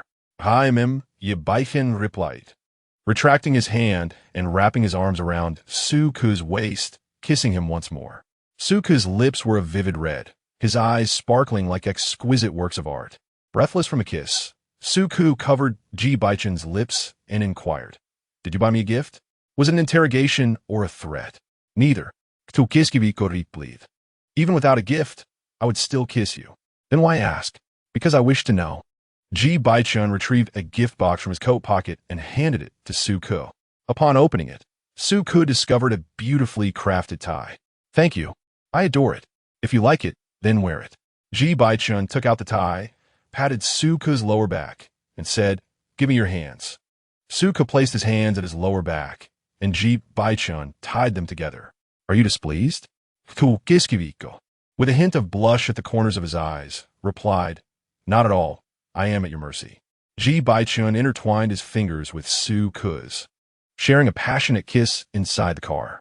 Outside the sleek black Bentley, colleagues from Jinghang who had disembarked from a yacht called for designated drivers, one of which was parked right beside Ji Bochen's car, allowing them to glimpse Su-ko kissing someone. The face was obscured, but the onlooker merely cast a fleeting glance before hastily entering their vehicle. Su-ko's heart raced. Ji Bochen ceased his teasing, ruffling Su-ko's hair. "Tonight, we shall go to your residence." Ji Bochen called Old Chin back, wrapping one arm around Su-ko's waist while the other rested on his knee, instructing Old Chin, "Drive slowly." Old Chin dared not look at the back seat, his body tense as he drove towards Su-ko's home. Upon entering the garage of the community, Ji Bochen pushed open the car door, stepping out with one long leg while shielding Su-ko's head with the other hand, admonishing, "Don't look up." He gently lifted Su-ko from the car, placing him down securely, draping his trench coat over Su-ko's shoulders, artfully concealing the hands bound by the tie. Ji Bochen held the coat in place with one arm, leading Su-ko into the elevator. As the elevator ascended to Su-ko's floor, Ji Bochen slipped his hand inside the trench coat, his warm palm once again clasping Su-ko's. Arriving at Su-ko's door, Ji Bochen's polished shoe accidentally kicked something. Lowering his gaze, he noticed a box of cherries on the ground. "Do you like cherries?" Chapter 30. Wearing a ring, not particularly. Ji Bochen shot a sideways glance at the exquisitely packaged box of cherries, instantly recognizing it as a costly French brand. "A gift from friend?" "Yes, but we're not close." Su-ko tilted his head to look at Ji Bochen. "The keys are in my pocket. Could you retrieve them for me?" "Which side?" "The right." Ji Bochen bent down, reached into Su-ko's pocket, and pulled out the keys to unlock the door. He turned on the wall lamp. With a click, warm lighting cascaded down from above. Simultaneously, a chime sounded from the elevator, and its doors slowly opened. Ji Bochen reached out to close the door, and Su-ko, with his freed hand, inadvertently tugged at the trench coat. The coat fell slowly to the ground, revealing the hands bound by the tie without any concealment. Su-ko lifted her gaze, looking at the elegantly handsome Ji Bochen with a touch of vulnerability. "My hand hurts." "Precious." Su-ko did not deny it. Ji Bochen lifted her effortlessly onto the storage platform at the entrance, resting his chin on her shoulder as he began to untie the tie around her wrist. Just as he was halfway through, a man emerged from the elevator. Su-ko's shoe caught the closing door, and with a forceful push of her toe, the gap widened, casting a warm glow from the entrance into the corridor. Li Hailong glanced over. Su-ko turned her face, affectionately kissing the corner of Ji Bochen's lips. Ji Bochen smiled, pausing his actions, then tightened the tie again, gripping Su-ko's ankle with one hand and pulling her into his embrace. "I do not think you are in pain. Your jade ring is quite cool." "Is it?" Ji Bochen's breath became erratic as he released his grip on Su-ko's ankle. He removed the jade ring, a symbol of identity that he always wore, and placed it on Su-ko's thumb. The precious, cool jade ring now exuded an air of flirtation. "Don't let it fall." "All right." Su-ko understood that this jade ring was a family heirloom of the Ji family, passed down solely to the family's only heir, symbolizing immense honor and status. Ji Bochen gently caressed Su-ko's reddened eyes, tightening his fingers as he lifted her chin and kissed her fiercely. The hand lifting her chin gradually tightened around her neck, while the other hand grasped the door handle. With a strain of his muscular hand, the door slowly closed. As it shut, Ji Bochen casually glanced at the man frozen in the corridor, their gazes colliding under the harsh fluorescent lights. The competitive instinct among high-ranking alphas towards their partners was intense, and they unconsciously released a dominant pheromone. The S4 level eucalyptus pheromone caused beads of cold sweat to form on Li Hailong's forehead, his expression a mix of anger and helplessness. In the final second before the door closed, Ji Bochen wrapped his arm around Suku's waist and carried her into the bathroom. Suku was enveloped in the alpha's inviting pheromones and the overwhelming scent of alcohol.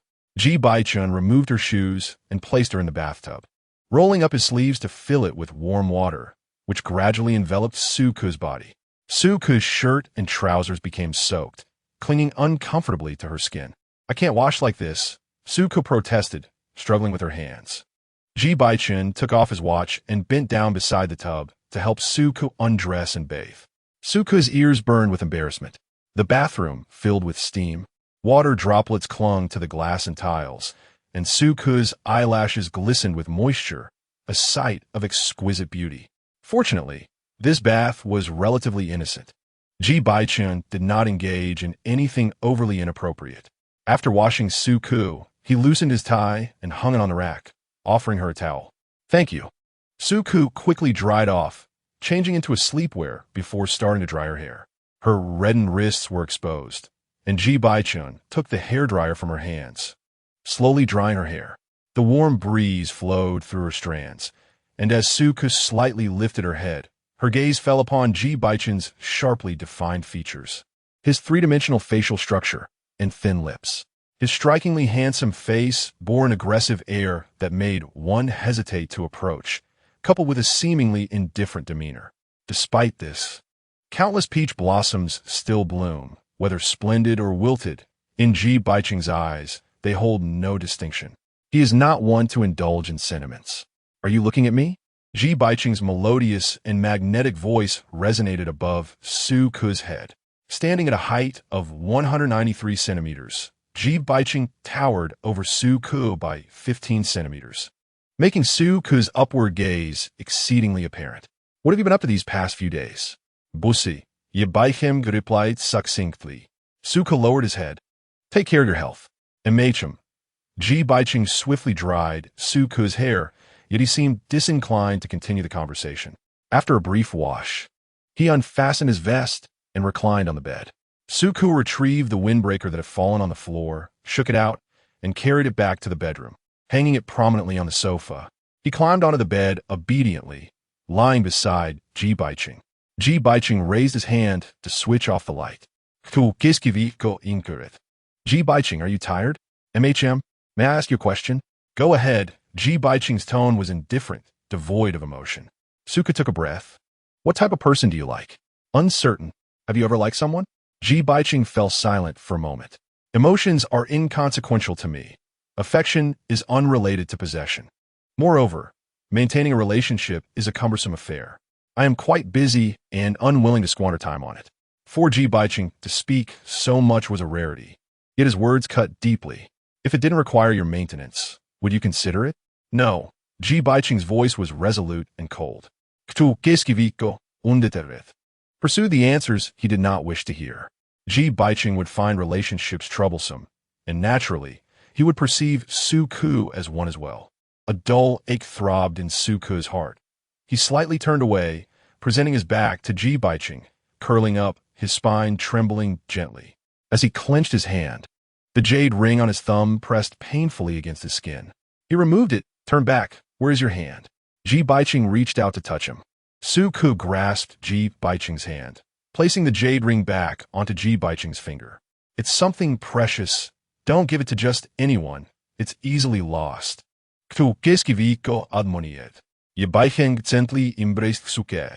Suku remained still, resting his head on Ji Bochen's shoulder, his cheek brushing softly against Ji Bochen's clothing. "If you find me bothersome in the future, you can tell me. If you want me to change, I will. If you no longer want me, please inform me. I promise I'm not very troublesome." Suku had never truly troubled Ji Bochen. Faced with the prospect of being grounded, enduring unfair treatment, a staggering penalty for breach of contract, and his mother's disappearance, he had not confided any of it to Ji Bochen. He did not wish to be seen as a burden. Although Suku had previously struggled with his health, often exuding an air of fragility requiring protection, he was inherently more resilient than anyone else. Ji Bochen stated, "There is no need to change yourself for anyone." Suku remained silent. Yet internally, he refuted Ji Bochen's assertion. If the other person held significance, he was willing to adapt. No two individuals are inherently compatible. There must always be a process of adjustment. During this process, one party will inevitably compromise and change more. If the other is important enough, Suku is willing to be the one who gives more. To Suku, Ji Bochen is of utmost importance. Without Jiberson, there would be number 28-year-old Suku. Jiberson's arm suddenly became damp. If my words have caused you distress, I sincerely apologize, Jiberson said in a compensatory tone. You may bite me. Suku took this to heart and sank his teeth into Jiberson's lip. He tasted blood, yet did not cease his actions. The biting soon transformed into a passionate kiss. As Jiberson unfastened the buttons of Suku's nightgown, reminding him, please bear with it and refrain from moving, Suku let out a soft whimper, unable to contain himself. Jiberson pressed Suku's lower jaw with his thumb adorned with a jade ring, the cold jade intruding between his teeth. Good boy. Just as Suku was about to turn his head away, Jiberson intensified his grip, declaring, you have 2 days. Thus, Jiberson granted Suku 2 days for their rendezvous. Chapter 31. Suku waited for him through the night. As Li Hailong opened the door to his home, he barely had time to change his shoes before immediately checking the surveillance footage at the entrance. Each frame of the video weighed heavily upon him, suffocating him with its gravity. Suku, in an effort to comfort the alpha, had consented to being bound and toyed with. Li Hailong believed that Suku's indifference toward his clearing of suitors was sufficiently remarkable. It was only today that he truly grasped Suku's uniqueness. This seemingly aloof individual was willing to openly kiss in the elevator, hands bound, and participating in the game. Beyond the shock, a deeper emotion enveloped Li Hailong. He scrutinized the video repeatedly, his throat growing drier as the pheromones of the sensitive period permeated the room. It was only after injecting 2 suppressants that he began to calm down. Li Hailong reopened the video, zooming in relentlessly in an attempt to discern the alpha's face. The dim light of the night, combined with the corridor's illumination, only captured their silhouettes. Unable to identify the alpha, Li Hailong paused and magnified each frame, persistently seeking information about this alpha. The sensitivity of an S4 level alpha was overwhelming. No S-level alpha would pursue a beta incapable of soothing their partner. Suku would suffer immensely. After watching the video countless times, he finally caught a fleeting glimpse of a blurred outline as the two exited the elevator. Li Hailong deemed this sufficient. There were but a handful of S4 level alphas in the capital. When Suku awoke, Jiberson had already departed. Yet the overcoat hanging on the sofa remained, while the box of imported cherries at the door was gone. Suku had a flight that afternoon. After returning from his morning exercise and having breakfast, he suddenly remembered that his car was at the port. He grabbed the keys from the entrance and sent Jiberson a message, hailing a taxi to the port. Jiberson replied, the car is parked in the basement. Suku canceled the taxi, donned Jiberson's overcoat, and took the elevator down. As expected, he found his car in the underground garage. Upon arriving at the capital airport, the crew members were gathered, discussing the new chief pilot. Fong Jie spotted Suku and cheerfully greeted, "Good morning, Deputy Pilot Su." Suku presented a beautifully wrapped gift box to Sister Fong, exclaiming, "This is for you." Vice Captain Su was indeed very courteous. Sister Fong gazed at the necklace, her smile wide and bright. Though the chief attendant was preoccupied with pressing duties and could not attend the annual meeting, a sense of imbalance lingered in her heart. Some captains would invite attendants to dinner to foster camaraderie. Although Suku held the position of vice captain, he consistently brought Sister Fong a small token of appreciation since his promotion. The attendants chuckled as they spoke of the chief captain, and Suku overheard snippets of their conversation. They praised the chief captain as young and accomplished, strikingly handsome, unmarried, and an alpha. However, Suku felt little interest in such matters. After Sister Fong carefully stored the gift box, she noticed Suku's long overcoat and caught a whiff of its scent. "What's the matter?" she inquired, raising an eyebrow. "Vice Captain Su, your coat is saturated with alpha pheromones. Is it strong?" he asked. "Indeed, quite potent, and it appears to be a signal of goodwill during the sensitive period. I would advise you to change. Potent alpha pheromones can easily trigger an omega's heat." Sister Fong cautioned. Understood. Suka headed to the changing room to remove his coat. He took a moment to sniff it, detecting no scent that suggested an Omega's presence. At Donghe Civil Aviation, Ji Bochen was busy in his office, signing documents. The start of the year was always a hectic time. His secretary brought over a schedule for his confirmation, and Ji Bochen noted a few meetings to be postponed, freeing up 2 days. Mr. Ji, these 2 meetings are lengthy. Pushing them back makes it challenging to find such a long gap, the secretary remarked. This is your responsibility. If it's difficult, we can switch to video conferences in the evening, Ji Bochen replied curtly. Understood, the secretary acknowledged before handing over another contract. Mr. Ji, this is the agreement from Jinghang, which the legal department has reviewed. Ji Bochen glanced over it and signed. The secretary, taking the paper akin to a heist, understood why Ji Bochen acquiesced to Gu Cheng's terms. Suku had never accepted any financial compensation from Ji Bochen, and this discount could be seen as a form of compensation for Suku, albeit excessive. Most importantly, the recipient of this compensation was entirely unaware. Not long after, Ji Linchuan entered with a steaming cup of coffee. Little uncle. Ji Bochen replied, not lifting his gaze. Ji Linchuan lingered, showing no intention of leaving. Ji Bochen's voice turned cold. Is there something you need? I was wondering if I could leave on time tonight. I have a matter to attend to. What matter? I would like to invite Suku to dinner. Ji Bochen's brow twitched slightly. All right. Ji Linchuan slid the coffee forward, smiling brightly. I'll get back to work. In the afternoon, Ji Bochen received a video message from Butler. Recognizing Suku in the footage, he realized it was sent specifically to him. The video depicted a stark winter scene, snowflakes drifting down as Suku stood alone at the entrance of the Ji family residence, holding an umbrella and a gift bag, waiting for an entire evening. The butler reported, "Sir, this guest has been waiting outside all night." The young lady from the cafe mentioned he started waiting at 8 o'clock and only returned home the following morning. A flicker of emotion crossed Ji Bochen's eyes. Understood. Ji Bochen sent a message to Suku. A couple of days ago at the hospital, my phone was turned off. The knife from Elder Rong was merely an inch away from Ji Bochen's heart.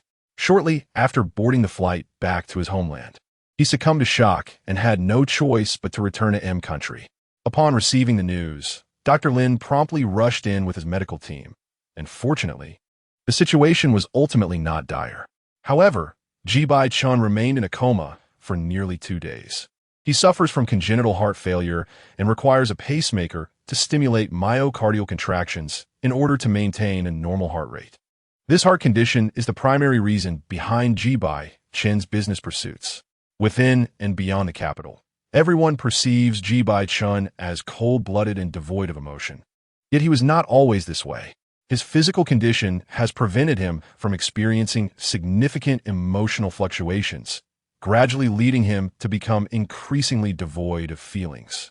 Akin to a frigid machine, Ji Bochen is acutely aware of this fact. He knows he is an emotionally detached individual. Initially, the implantation of pacemaker would have improved his condition, but the special suppressants have had subtle effects on his heart. After years of injections, his heart has become overburdened, and due to allergies to omega gland hormones, the Ji family was compelled to seek out a beta to satisfy his needs. Nevertheless, Ji Bochen has no intention of marrying Suku. He does not believe that a person who cannot empathize, who does not feel sorrow, could ever be a good husband. Chapter 32. Date? Suku saw Ji Bochen's message in the evening as he returned from his flight. He promptly replied, "Are you unwell? Going to the hospital?" Ji Bochen replied, "Yes." Suku continued, "Are you feeling better now?" Ji Bochen responded, "Yes." Ji Bochen then added, 8 o'clock at the private residence. It was currently 5:30. Suku drove home briefly to place the gift he had bought for Ji Bochen in the car. Early spring evenings darkened swiftly when Suku left home. It was still light, but by the time he reached the city, it was dark. As he searched for a parking spot at the mall, a call from Ji Linchuan came through, inviting him to dinner. Suku informed him of the mall's location, and, as he exited the car, he suddenly remembered that the coat he was wearing belonged to Ji Bochen. He removed the coat and placed it in the back seat. Half an hour later, Ji Linchuan arrived, spotting Suku from a distance and waving cheerfully. Tu kiskiviko. Ji Linchuan was dressed in a stylish outer layer of denim and a cashmere inner lining, his hair flowing, and his handsome features radiating freshness and cleanliness. Suku smiled politely and asked, "Is it all right to have Western cuisine?" "I'm fine with anything." "I'll follow your lead," Ji Linchuan replied with a broad smile, exuding an easygoing demeanor.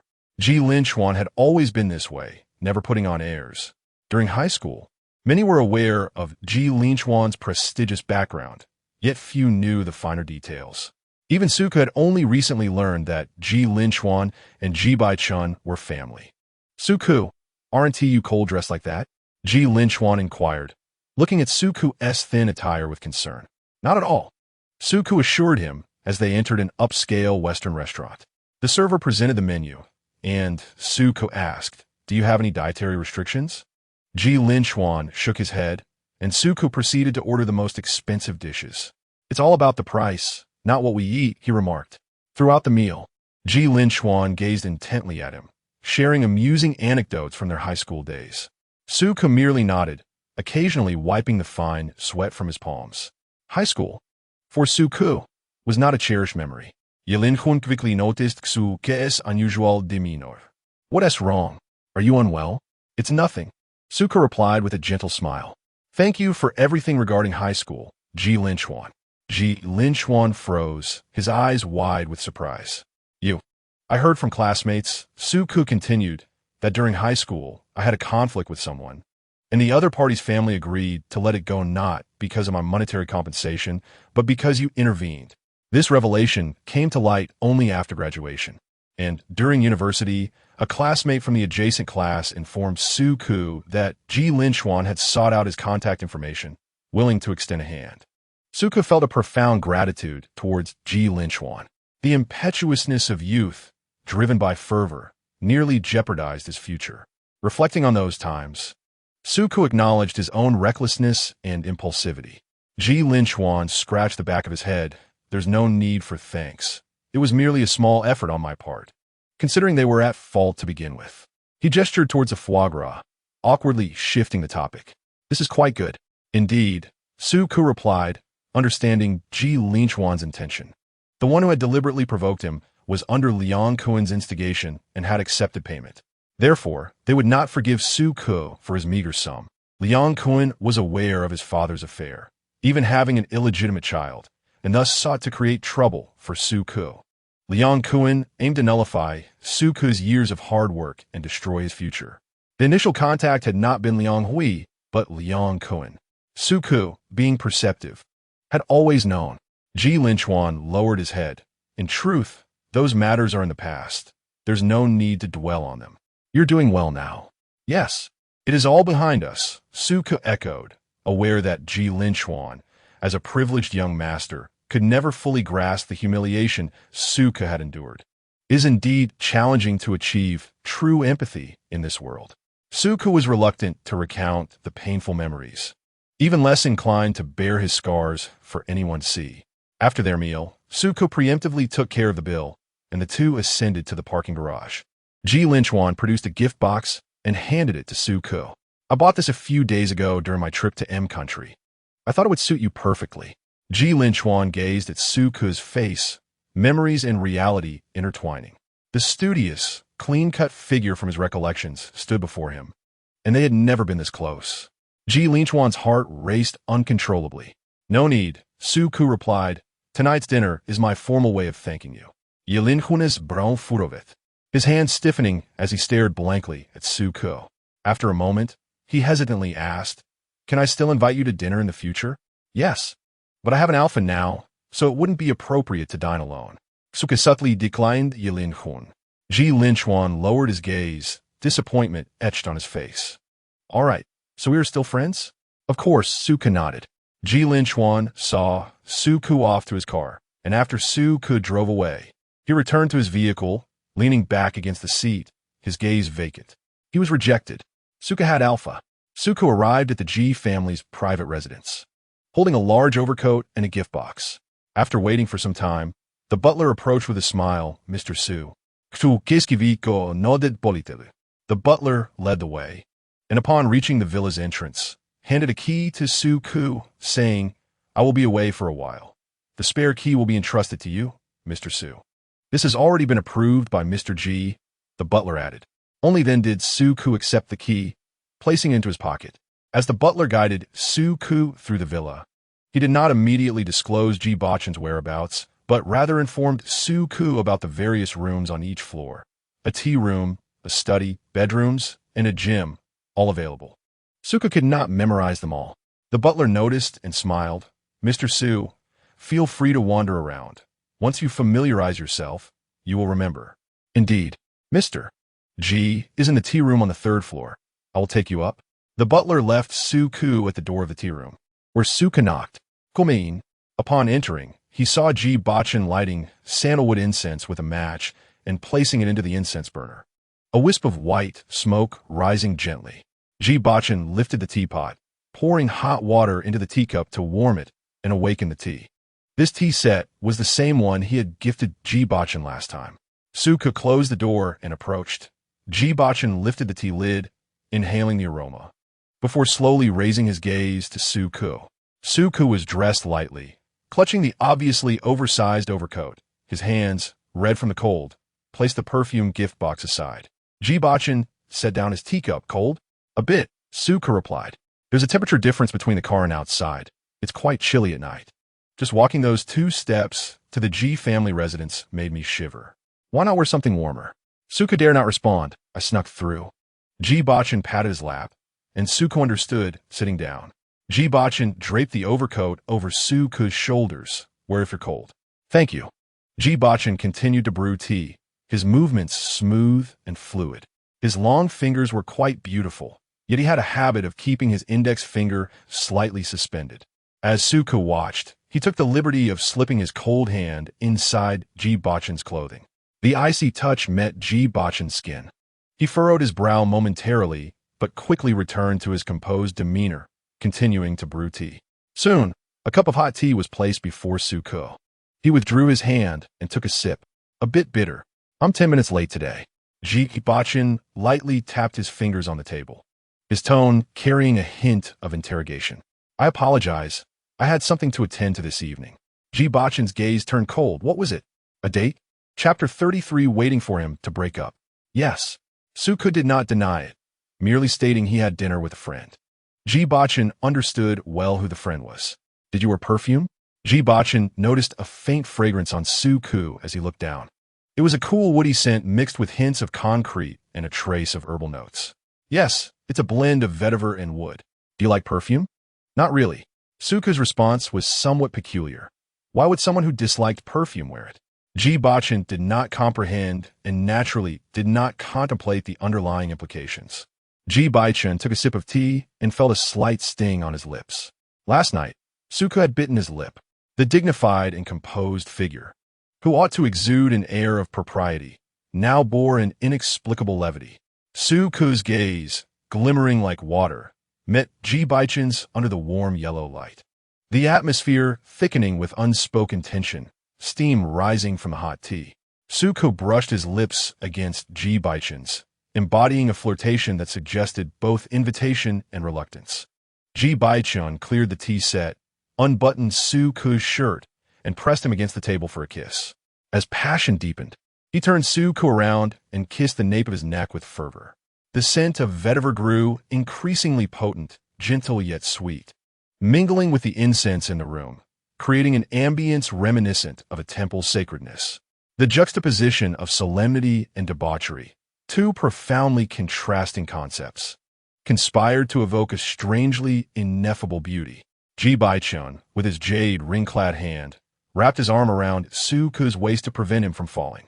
Su-ku placed his hand over Ji Bochen's, tracing the intricate designs of the ring. His gaze fixated on the hollowed incense burner on the table. From his perspective, he could witness the burning process, the soft red glow casting a gentle hue in his pupils. Su-ku licked his lips, inadvertently knocking over the gift box he had brought that evening. A bottle of perfume fell heavily to the ground. Ji Bochen bent down to retrieve it, spraying a pump onto his wrist. The scent of vetiver and woody notes mirrored that of Su-ku. Su-ku's intentions were transparent. He wished to leave his mark on Ji Bochen. A beta, devoid of pheromones, fantasizing about leaving a unique essence on a high-ranking alpha. Your taste is commendable, Ji Bochen remarked, casually placing the perfume in a drawer as he embraced Suku, pulling him onto the sofa, effortlessly gripping his ankle as his shoes thudded to the floor. You pinch me too hard. Ji Bochen chuckled lightly, I know. When Suku awoke in Ji Bochen's bedroom, he discovered a new set of toiletries in the bathroom, one black, one white, distinctly contrasting. After freshening up, he descended the stairs, where a servant was cleaning and the butler was instructing a white maid, Elisa, please tidy up the tea room first. All right. As the maid ascended, she brushed past Suku, causing his cheeks to burn. Good morning, Mr. Su. The butler, noticing Suku frozen on the staircase, greeted him warmly. Good morning. Breakfast is ready for you, Mr. Su. Thank you. Suku ate a light breakfast, yet felt restless, anticipating Elisa's return. 3 minutes later, she came back downstairs, her expression hesitant. The butler shot her a glance, and soon she retreated again. When she returned, she was carrying several torn garments, Suku's shirts. The shirt Suku wore now belonged to Ji Bochen and did not fit him well. The sleeves were wide and the collar loose. Though hidden beneath an oversized trench coat, the discrepancies were less noticeable. Ji Bochen appeared refined and handsome on the surface, yet was not much different from a ruffian. After finishing breakfast, the driver, Old Chun, waited at the door for Suku, who intended to drive himself home. Mr. Su, President Ji said he would come to pick you up after work tonight. Su Kimin understood and got into Lao Chen's car to return home. After taking a shower and changing into his pilot's uniform, he went to Jinghang. Upon arriving, he presented a gift box to Lao Chun with a smile, saying, You worked hard. Lao Chun, blushing slightly, accepted the gift, saying Su Kimin was being overly courteous. Today, Jinghang was bustling with activity. Zhuang Qingjiang was dismissed and was busy packing his belongings. In addition to him, Fang Tianyao was also terminated. Fang Tianyao was dismissed for openly assaulting Zhuang Qingjiang, violating pilot discipline, and for the complaints lodged during the annual meeting. To maintain the integrity of Jinghang's regulations, Gu Cheng wished to deter others from overstepping their bounds, thereby serving as a warning to all. This punishment seemed rather severe, and Gu Cheng used Fang Tianyao actions to reprimand Zhuang Qingjiang, naturally absolving Fang Tianyao from paying any breach of contract penalties, allowing for an amicable termination. Fang Tianyao had long anticipated this day and was indifferent to it. When Su Kimin arrived, the two were each busy packing their things. Aside from the captain who had already taken off, Su Kimin was the only one privy to the truth. The cabin crew curiously inquired, Deputy Captain Su, how come just after the annual meeting, President Gu dismissed 2 individuals? Although the others were puzzled, they had already speculated about the underlying circumstances, which were closely tied to Su Kimin. However, it was rather perplexing that Su Kimin, being involved, remained. Fang Jie approached, remarking, curiosity killed the cat. If you have time to spare, shouldn't you all be getting back to work?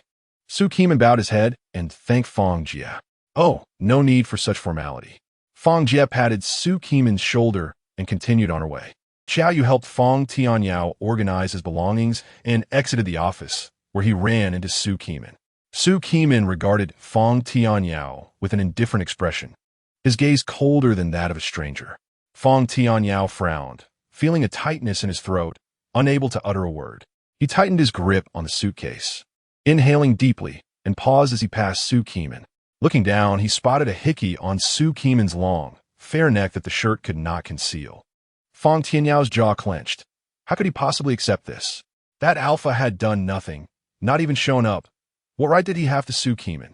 A surge of anger ignited in his eyes. Brother Fang, Xiao Yu quietly reminded him. Fang Tianyao strode away with purpose, carrying his suitcase. Moments later, Zhuang Qingjiang emerged with his own suitcase and caught sight of Su Kimin from a distance, sneering. What a shameless whore, truly impressive. This derisive laugh drew curious glances towards Su Kimin from several onlookers. Su Kimin maintained a calm demeanor. In the afternoon, the headquarters of Jinghang dispatched a new chief pilot. This time, he was not a crony. Upon arriving at the airport, he convened a meeting with the crew, displaying decisiveness and seasoned expertise. After the meeting concluded, Su Keeman and Xiao Yu were summoned into the office. The chief pilot broached the topic of the Airbus A380 captain's promotion changes, pausing as he looked toward Xiao Yu. Awaiting him to speak up, Xiao Yu turned to Su Keeman, as it was expected. Dong and civil aviation. Ji Linchuan had been listless all morning, his mind elsewhere. During the lunch break, Xiao He patted his shoulder, laughingly teasing, "Little Ji, has love let you down?" Ji Linchuan abruptly raised his head. Was it that obvious? Indeed. It was written all over his face. Xiao He laughed heartily. Having encountered countless individuals, he possessed a keen insight. Yi Linchuan sighed, lamenting that he was a step too late, attributing it to his preoccupation with participating in fencing competitions abroad over the past 2 years. Xiao He patted his shoulder, asserting that it was all fate. Missing out might not be entirely unfortunate. I do not wish to miss him, Ji Linchuan replied. He has already waited for many years. With his head bowed, Ji Linchuan took a few sips of water, suddenly lifting his gaze as if he had made a momentous decision, his eyes shimmering with determination. I can wait for him to break up. Emerging from the elevator was Ji Bochen. Chapter 34. Is it as if he is fond of my little aunt? Ji Bochen's expression darkened, a storm brewing. His voice was crisp and chilling. Xiao He, sensing the tension, interjected, I have a document to retrieve from General Manager Ji. I shall take my leave. In a swift motion, he pressed the elevator button, and in the agonizingly slow seconds before it opened, he felt as if time had stretched infinitely. Damn elevator, hurry up. Once the doors opened, he entered briskly, maintaining a facade of calm while incessantly pressing the close button. Only when the doors finally sealed did he exhale a long sigh of relief. Little uncle? Ji Linchuan was entirely oblivious to the gravity of the situation. Ji Bochen's gaze hardened, and he spoke sternly, as an elder of the Ji family. I believe it is my duty to teach you the proper decorum. Ji Linchuan endured a half-hour lecture in Ji Bochen's office. Ultimately bewildered as to why Ji Bochen felt compelled to expound on principles of propriety and ethics. He had no intention of usurping anyone's affections. Was he not even allowed to wait anymore? If waiting was out of the question, why did his uncle bring up morality as if he had a penchant for his little aunt? But where was this little aunt he spoke of? Ji Linchuan pursed his lips in contemplation as he exited the office. Xiao He delivered a document inside and, upon his return, shrugged while waiting for the elevator alongside Ji Linchuan. Did you anger the general manager? Xiao He inquired. I stated that I would wait for Su Ke. Why did my uncle scold me? He even mentioned ethics, as if it were something shameful, Ji Linchuan replied. Tu kiskiviko. Xiao He's hair stood on end. The name of the person you fancy? Suke, a pilot, Yi Linchuan affirmed. Xiao He's expression stiffened. It can't be that coincidental, can it? What's wrong? Ji Linchuan asked. Xiao He quickly composed himself. Nothing at all. As the elevator arrived, Xiao He watched Ji Linchuan ascend, and when Ji Linchuan inquired, Secretary Xiao, aren't you coming up? Not this time, Xiao He replied, lingering at the elevator doors with an air of wishing him good luck. This behavior struck Ji Linchuan as peculiar. Yet, regardless of others' opinions, his mind remained unchanged. He adored Su Ke and would wait for him.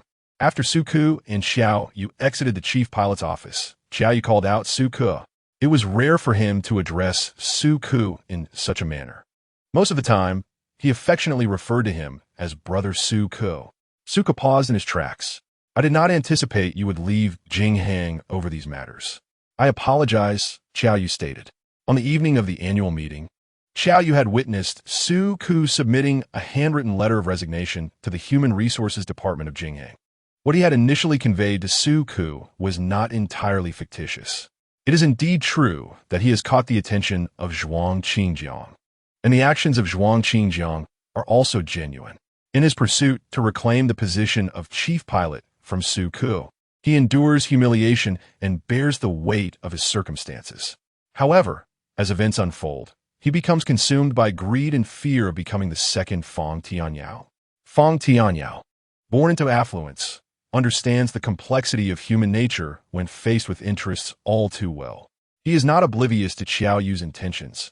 Rather, he is indifferent. After years of restraint, He finds himself unable to remain passive as Su-ku encounters these troubles. Upon realizing the true nature of Zhuang Qingjiang, he often waits for Su-ku to leave Jinghang before returning. Fang Tanyao believes that by risking enmity with the Gu family and tirelessly seeking evidence, he might enhance his standing in Su-ku's eyes, even if only slightly. All he desires is the opportunity to befriend Su-ku, to share a meal together. Nothing else matters to him. Yet Su-ku offers him nothing, not even the slightest acknowledgement, and resolutely submits his resignation after Fang Tianyao's numerous efforts. This turn of events is unforeseen by Qiaoyu. If Su-ku truly wished to depart, he would not have acted in such a manner. Tu kiskiviko. Pursing his lips in silence, strides away. Qiaoyu sighs quietly, calling out to his brother. That evening, Su-ku dines at the airport. At the conclusion of the late flight, the chief pilot awaits him in the office, briefly discussing assessment content and training-related matters. The chief pilot hands Su-ku a tote bag filled with books on aviation regulations, meteorology, and flight systems.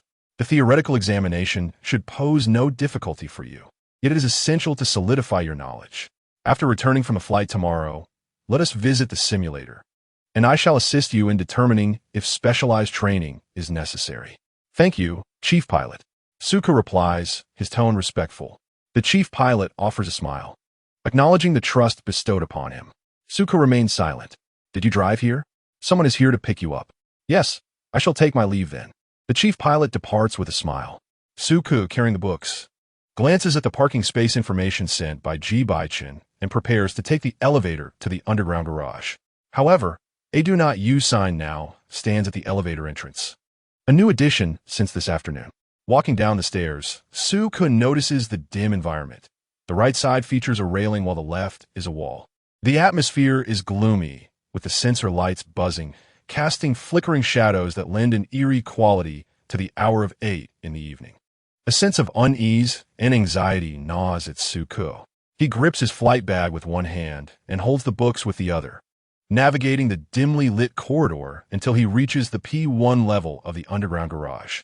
Stopping at P1, Su-ku calls Sister Fang, requesting her to notify the airport staff to expedite repairs. The cabin at the capital airport is quite spacious, recently renovated last year, yet the marble surface is inherently slippery, and with broken lights, it poses a risk of accidents for travelers. After hanging up, Su-ku tidies away his phone and steps outside. Just as he exits the corridor door, a slender figure approaches stealthily.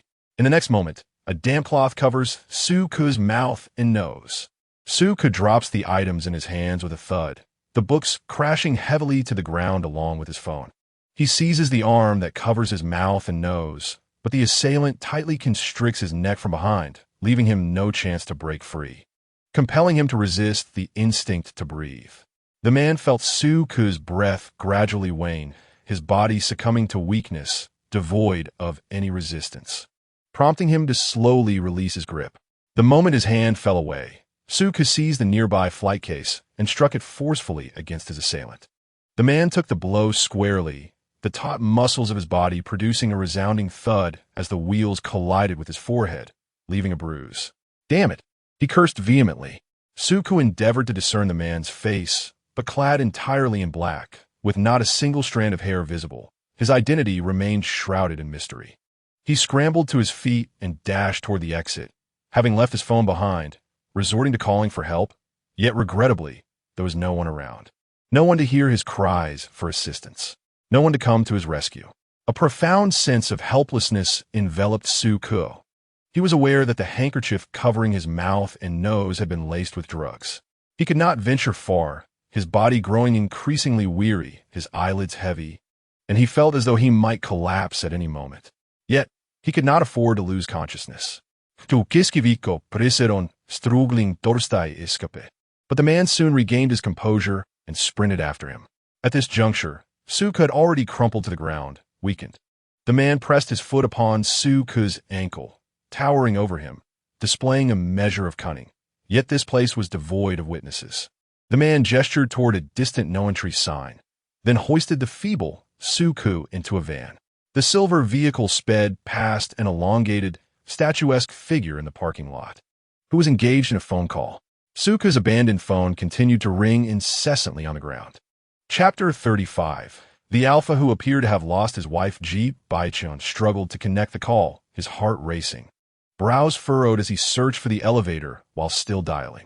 Approaching a no-entry warning sign, he vaguely heard the buzzing sound of a phone vibrating. He hastened forward, discovering a pile of books, a flight case, and Suka's phone. It was painfully evident that a kidnapping had transpired. Ji Bochen called Gucheng to obtain access to Beijing Airport, with Sister Fong dispatched to retrieve him. Upon seeing the tall, handsome, and refined gentleman, Fong felt an inexplicable sense of dread. With Suka having been abducted, she could not afford to ponder anything else and hurriedly led Ji Bochen to the surveillance room. Ji Bochen's cold gaze fixed on the monitor, the room enveloped in silence, everyone present hesitant to speak, even their breathing subdued. Fong's palms were slick with sweat. How could Suku, whom she had just spoken to moments ago, suddenly be kidnapped? Anxiety coursed through her as she stepped closer to the screen. A familiar scent of pheromones invaded her nostrils, causing her pupils to dilate. Was this not the alpha pheromone that clung to Suku? The frigid alpha before her, appearing as if he had lost his wife, was the partner of the co-pilot Su? The menacing aura radiating from him sent shivers down Fong's spine. Ji Bochen swiftly located the license plate of the silver van, instructing Chow he to investigate. 3 minutes later, Chow he reported back. Mr. Ji, it's a clone plate. There is no usable information. I've dispatched personnel to examine the traffic surveillance, and results will be forthcoming shortly. Very well, Ji Bochen replied, his voice chillingly cold. Mr. Ji, the individual responsible for the abduction of Mr. Su is likely Zhuang Qingjiang. I am not Zhuang Qingjiang. Then who is it? Chow was perplexed. Liang Kuwen. Ji Bochen ended the call with Chow, his finger hovering above the screen for 3 seconds before ultimately dialing Ji Yanhai's number. The silver van sped away from Jinghang Airport, racing along the broad highway, closely followed by a Mercedes. The man inside the van glanced at the pursuing Mercedes through the rearview mirror and muttered a curse. One of his subordinates in the back seat asked, Boss, is someone following us? Yes, hold on tight. He pressed the accelerator, maneuvering to overtake vehicles on either side, attempting to obscure the view of the pursuers by relying on the cars ahead. Once the van merged into the sea of vehicles, visibility would be obstructed, making it difficult to follow. As the silver van left the outskirts, the Mercedes was no longer in sight. He exhaled in relief and drove according to plan towards Jinggang Pier. Tonight, many wealthy individuals would be indulging on their yachts. He had received payment to bring Suka here. This job would ensure that he and his brothers would live comfortably for the rest of their lives. After disembarking, the man carried Suku onto the yacht, tossing him into cabin number 1 and snapping a photo to send to his employer, updating them on the progress. The other party had already transferred 100,000. The man changed out his casual attire, set up a camera, and awaited the commencement of the grand party. With half an hour remaining before the festivities began, he locked the door, instructed his subordinate to prepare for their departure from the tumultuous city, and stepped onto the deck for some fresh air. Suddenly, a green taxi pulled up at Jinggang Pier. Fong Tianyao hurriedly paid the fare, and the driver cautioned, Handsome, it's hard to find a taxi here. Do you want me to wait? No. Fong Tianyao rushed towards the yacht, having been waiting in the underground garage for Suku, intent on having a serious discussion with him. When Suku failed to appear, a silver van slowly passed in front of him. He caught a glimpse of the unconscious Suku in the back seat and immediately pursued it. Midway, he sensed that the other party had noticed him, so he urgently parked in a nearby garage and hailed a taxi to follow. Fortunately, he was familiar with the roads near Jinghang and took a shortcut, managing to keep up. After some inquiries, Fong Tianyao learned that a wealthy young heir was celebrating his birthday on the yacht tonight, accompanied by numerous Omegas. While it was labeled a birthday party with Omegas in attendance, he understood all too well what that truly implied. Thankfully, this group of affluent young men was not considered the elite in Jingcheng. The elite scions were raised under strict tutelage, constantly watched by countless eyes, and would not dare to openly engage in such reckless behavior with numerous Omegas on a yacht. As Fong Tianyao attempted to board the yacht, he was intercepted by Fong Tianfeng, who was embracing an Omega at the waist. Noticing Fong Tianyao, his eyes brightened. Well, if it isn't the young Master Fong. What brings you here? Fong Tianyao seldom attended such gatherings, maintaining a certain aloofness among the wealthy young heirs. I'm looking for someone. Fong Tianfong smirked cunningly, casting a cold glance at the security guard who dared to block young Master Fong. The guard stepped aside. Fong Tianyao hurriedly boarded the yacht, while Fong Tianfong shared the amusing encounter in a group chat, leaving later arrivals astonished and teasing. Fong Tianyao, in a state of urgent distress, sought a particular enchanting figure. As he scoured each room, he discovered Su Ku in a compromising situation, a man grasping Su Ku's chin and forcing water into his mouth. Liquid spilled from the corners of Su Ku's lips, his eyes half closed, consciousness fading, and his tightly furrowed brows subtly revealing his resistance. Fong Tianyao kicked the assailant away, pinning him against the wall, and delivered powerful blows. Neither party yielded, resulting in mutual detriment. Fong Tianyao wiped the blood from his lips with gritted teeth. The wealthy young man arriving on the scene couldn't help but regard Fong Tianyao's disheveled state with mockery. The once aloof and proud young master had revealed himself to be a hopeless romantic. The attention of the onlookers shifted from Fong Tianyao to the water-laden Su Ku. His skin flushed slightly, head tilted back, propping himself up in a half-sitting position, his struggles causing his shirt to escape from his trousers, exposing a glimpse of his slender waist. Upon closer inspection, his visage was indeed captivating, with fair skin, sharp and fluid facial contours, and thick eyelashes fluttering gently. His lips bore a rosy hue, and his eyes shimmered with a glimmering allure. Noticing the gaze of the crowd, Fong Tianyao removed his jacket and draped it over Su Ku. "I shall take you home," he declared, lifting Su Ku effortlessly into his arms. Suke's ankles, visible beneath his trousers, swayed gently outside the curve of Fong Tianyao's embrace, making it difficult for him to swallow his emotions. The frail, powerless Su Ku was a sight Fong Tianyao had never encountered before. If given the chance, he wished to confine him, to nurture him like a prized canary. This ignoble thought profoundly reminded Fong Tianyao that he was no different from the other affluent youths aboard the yacht, who toyed with omegas. Chapter 36. I have no heart this evening. The host of the birthday banquet, Li Minghua, obstructed Fong Tianyao's path. The two had never seen eye to eye. In fact, the conflict lay between their families. Li Minghua's gaze lingered on the exquisite figure in Fong Tianyao's arms. "Ah, young Master Fong, the person you're holding is truly beautiful. Have you had the pleasure? Care to join me for some fun?" Fong Tianyao's eyes darkened, protectively guarding his prize. "Do not entertain any thoughts of him, young Master Fong. It won't be so easy to leave tonight," Li Minghua replied ominously. "Last month, the Fong family seized the land in the Eastern District for me. This evening, you must either return it or leave him behind." As it was Li Minghua's birthday, all present were naturally aligned with him, making it a simple matter for him to retain someone, even if he could not directly impose on Fong Tianyao. The fate of the individual in Fong Tianyao's arms was uncertain. Cold sweat beaded on Fong Tianyao's forehead. Without hesitation, he responded, "The land will be returned." "Can you truly make that decision?" The man doubted, knowing Fong Tianyao was a pilot and had not inherited the family business. "I can. I'm no longer a pilot," Fong Tianyao asserted. Li Minghua instructed his secretary to present the contract to Fong Tianyao, having prepared it upon seeing the message in their group chat. To his surprise, Fong Tianyao was indeed willing to spend lavishly for the sake of beauty. After reviewing the document, Fong Tianyao signed it. Li Minghua's gaze fixated on Su Ku's flushed fingers and neck, a smile curling upon his lips. He is indeed an experienced individual, and it is evident that he has been drugged. This evening promises to be quite intoxicating. Young Master Fong, with great composure, "I certainly do not see the reason to impede your fleeting moment of passion." Li Ming might yield a path. Fong Tianyao embraced Su Ku and departed from the yacht. Returning to the taxi driver discerned the peculiar atmosphere and handed back an unopened bottle of water. Fong Tianyao expressed his gratitude and provided the address of his residence, prompting the driver to navigate their way there. Throughout the journey, Su Ku rested his forehead against the window, his eyelashes trembling as he struggled to endure, his complexion flushed. Fong Tianya gripped his shoulder tightly, offering Su Ke water. The bumpy road caused water to spill from the corners of Su Ke's lips, cascading down his slender neck.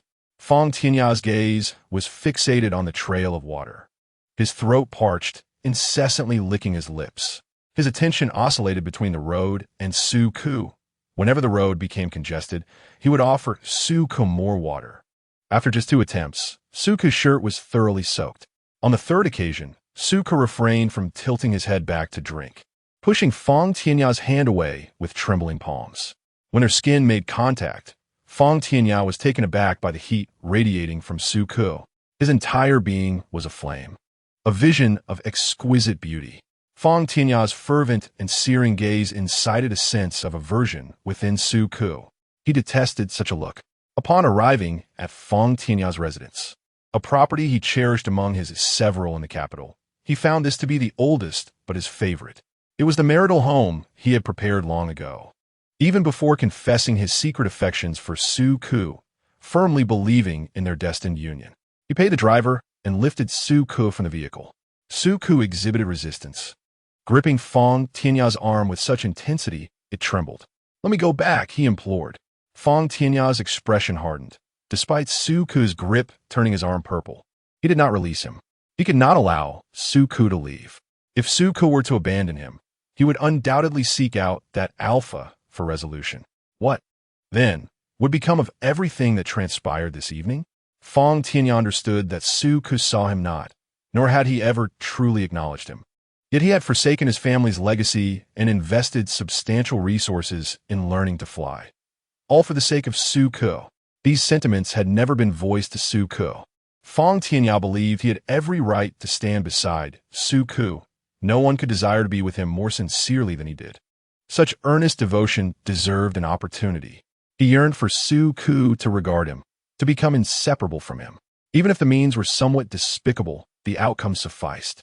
Fong Tianya carried Su Ke into the house, placing him gently on the sofa, which enveloped Su Ke's body, causing him to shudder slightly. Fong Tianya knelt between his legs, noticing the flush in Su Ke's eyes, which revealed a mix of defiance and distaste. Fong Tianya's heart ached. He grasped Su Ke's ankle, a gesture he had longed to make. As he drew closer to Su Ke raised his hand, delivering a sharp slap across Fong Tianya's cheek. Fong Tianya licked his back teeth, swallowing the taste of blood, and frowned at Su Ke. For once, he raised his voice. "Su Ke, it was I who saved you from danger. It was I who stepped in to rectify the injustices you faced. It is I, Fong Tianya, not your alpha. What is it about him that merits your unwavering devotion?" Fong Tianya roared, the veins in his neck bulging. "Get away. Freeing his ankle and speaking with icy indifference, "I appreciate your concern, but do not provoke my hatred." Hate me?" Fong Tianya chuckled briefly, as if he had heard the most ludicrous joke. Su Ke's words felt like a piece of flesh being torn from him. "Su Ke, do you even possess a heart? After all I've done, do you truly see nothing? The moment I confessed my feelings, you sought every means to distance yourself from me. What is it? Is my love unworthy? Or am I unworthy?" Su Ke, overwhelmed by his outburst, felt his eyes redden, an abyss of coldness reflecting deep within. He enunciated each word. "You are right. I have no heart." Su Ke was devoid of sentiment, consumed by thoughts of frugality, study, and survival during his formative years. He disregarded the affections and kindness of others, remaining aloof and unapproachable. Many, rejected and enraged, resorted to attacking his background and status, their words cutting like knives into his heart. This is the nature of affection and love, a sentiment that Su Ke found repugnant and loathsome, compelling him to grow increasingly indifferent. What fault lay with Su Ke? He merely sought to shield himself. It was those who claimed to care for him, who gradually stripped away his dignity and trampled upon his essence. He became akin to a small hedgehog, impervious to touch upon his tender underbelly. At 19, he had barged into Ji Bochen's private room, his status as an illegitimate child rendering him a subject of ridicule. Outside lay an endless abyss of darkness, leaving Su Ke trapped in uncertainty. It was Ji Bochen who invited him to sit, draping a coat over him and, in front of Liang Kun, leading him away. To survive, Suke climbed into Ji Bochen's bed. Ji Bochen never professed love, yet he respected Suke more than anyone else. He did not humiliate him, nor did he attack or belittle him, instead clearing paths for him to live well. Suke believed Ji Bochen to be a good person. Perhaps that day, Ji Bochen was simply in a good mood and acted with kindness. Yet to Suke, this benevolence was a fragile thread that allowed him to inch closer to Ji Bochen. Suke's indifference and the tears welling in his eyes brought clarity to Fong Tianyao. Rising from the sofa, he hurried to the bathroom to wash his face.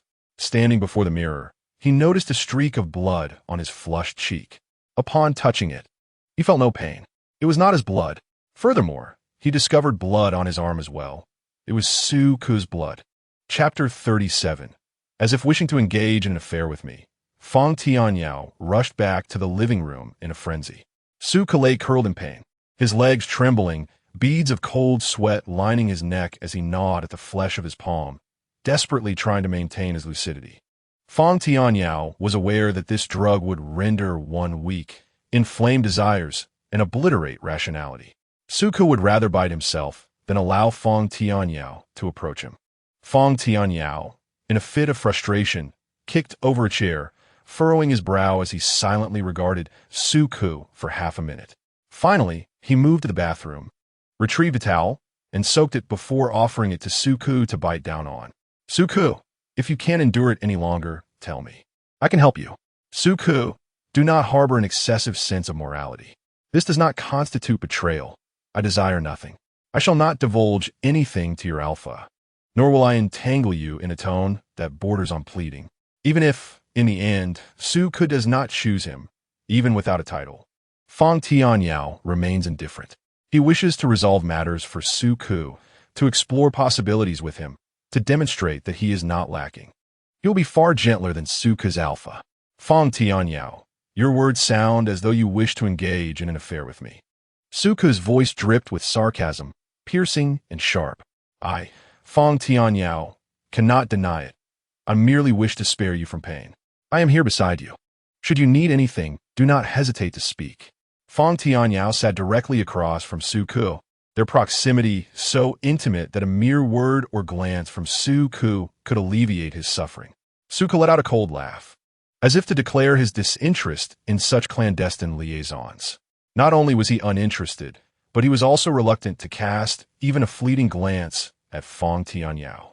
Suke's curled spine trembled slightly, his hands clenched tightly around a towel, biting down on it with such force that it seemed he might tear it asunder. The shirt covering his chest was soaked through, whether from sweat or the water consumed in the car, revealing his disheveled state. Fong Tianyao gazed at him, akin to a blade piercing through his back. Suke's dignity lay in tatters. It is unclear how much time passed before Suke propped himself up and began to drink water incessantly. After another half an hour, he stumbled into the bathroom. Upon entering, he locked the door firmly behind him. Fong Tianyao stood outside, hearing only the sound of rushing water within, knocking on the door repeatedly. "Tu kiskiviko? Are you still conscious? Tu kiskiviko? Do not make a fuss, do not come in," came Suke's faint voice from the bathroom.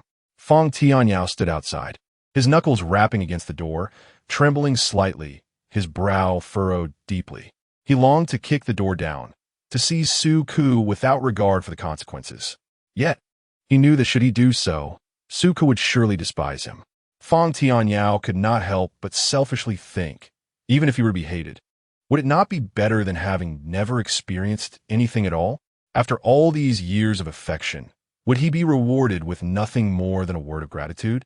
While lost in thought, Fong Tianyao bit his lip until it bled, feeling no pain, for his heart ached more profoundly than any physical wound. He sighed deeply. Enough. He could not allow a moment of passion to cast a lifelong shadow over Suke's psyche. Fong Tianyao did not wish to possess Suke in such a despicable manner. Fong Tianyao was, in truth, terrified. He could hardly fathom the depth of Suke's hatred should he force himself upon him, nor the look of contempt that would accompany it. In the United States, Liang Kuan thundered in anger. "Are you telling me someone has taken Suke away?" His voice resonated loudly enough to echo throughout the stairwell. prompting the hospital's sensor lights to flicker on. It was Fong Tianyao who had exchanged land in the Eastern District to free Su Ku from Li Minghu's grasp. Liang Kuan struck the wall with his fist, exclaiming, "This reckless fool is just like his mother." Liang Kuan had never anticipated that someone would remove Su Ku, or he would not have sent him to Li Minghu's yacht in the first place. He was aware that Li Minghua or his companions were indulging in frivolity. Initially, he contemplated leveraging this situation to gain a favor while simultaneously rendering Su Ku an object of ridicule among the affluent youth of the capital. This way, Su Ku would no longer be able to stir any waves and would leave the capital in a pitiable state, just as he had years prior. However, Liang Kuan did not anticipate that Fong Tianyao would be willing to relinquish the land in the Eastern District for Su Ku's sake. The video humiliating Su Ku had evidently fallen through. A single oversight in a meticulously laid plan. Liang Kuan cursed his adversary vehemently, and before he could sever the call, a throng of dark figures suddenly emerged at the entrance of the corridor. "Liang Kuan, who are you?" A black Bentley sped down the thoroughfare, and en route, Ji Bochen received a call from Chao He. As expected, the silver van had vanished into a blind spot of the surveillance cameras. Ji Bochen instructed Chao He to head to the Jinggang port. It would take Chao He merely 10 minutes to reach the port, accompanied by a group of men. Upon arrival, he boarded a yacht, compelling Li Minghua's yacht to halt, abruptly interrupting the lively birthday celebration. Li Minghua frowned at those on the opposing yacht, feeling a sense of disappointment. The secretary behind Li Minghua recognized Chao He and cautioned, "Mr. Li, this man appears to be the secretary of the Ji family." "The Ji family? Which Ji family?" A flicker of apprehension crossed Li Minghua's lower eyelid. He already harbored an answer, but continued to deny it. Why would a Ji family member disrupt his yacht? The secretary's lips quivered. Li Minghua's hand gripping the railing trembled, his legs weakened, and he promptly signaled for the yacht to come to a halt, warmly welcoming Chao He aboard. Chao He stepped onto the yacht, followed by a throng of individuals. Li Minghua extended his hand courteously. "Secretary Chao, what brings you here?" Chao He produced a photograph of Su Ku, inquiring, "Who has seen this individual?" Li Minghua's pupils contracted in shock, casting a glance at his secretary, who dared not utter a word. Chao He delivered a powerful kick that sent Li Minghua sprawling before placing a foot on his shoulder and leaning down to ask, "Where is he?" 10 minutes later, Chao He called Ji Bochen to report that Su Ku had been taken away by Fong Tianyao. Within 5 minutes, Ji Bochen uncovered Fong Tianyao's residential address. After half an hour, every property under Fong Tianyao's name was thoroughly searched, yet neither Su Ku nor Fong Tianyao could be found. The parents of Fong, who had already retired for the night, were summoned to the living room to sit with Ji Bochen over tea. Unaware of how their son had entangled himself with such a formidable figure, they used the pretext of needing the restroom to contact Fong Tianyao, only to find a call went unanswered. Fong Tianyao's phone had been turned off. As the elderly couple returned to the living room, they found Ji Bochen's gaze icy, evoking shivers in those who beheld it. Under the pressure emanating from S4 Alpha, the air felt significantly thinner. The couple dared neither to express anger nor speak. They understood that if Ji Bochen's desired individual did not appear before dawn, the Fong family would no longer have a place in the capital. They could not fathom how their son had become entangled with Ji Bochen's associates. Another half hour passed. Ji Bochen received a call from Chao He, who reported that Fong Tianyao's phone signal had vanished while he was inside a villa. Chao He sent over the location. Ji Bochen set down his teacup and rose to leave. The steam wafted from the cup, and Fong Fu and Fong Mu finally exhaled in relief, their hands trembling as they held onto each other. Fong Mu released Fong Fu and hurried after Ji Bochen, calling out, "Mr. Ji, this must be a misunderstanding. Our Xiao Yao would never harm anyone." Chapter 38. Speak a few words to soothe Ji Bochen. Fong Mu was stopped by the bodyguards. Ji Bochen strode away from the Fong residence, his tall, slender figure merging into the darkness under the evening sky, where rain fell in a slant. He bent down to enter the car and instructed Old Chun with an address. Observing Ji Bochen's furious demeanor, Old Chun reassured him, "Mr. Ji, Mr. Su will be fine." Ji Bochen said nothing, the veins on his forehead bulging. Half an hour later, Ji Bochen arrived at the address given by Chao He. The bodyguards pressed the doorbell, but received no response. Step aside. Ji Bochen kicked the door open. Inside the living room, Fong Tianyao was repeatedly caressing the spot where Su Ke had lain, startled by the sudden loud noise that compelled him to emerge. As Fong Tianyao reached the entrance, a swarm of dark figures loomed at the door.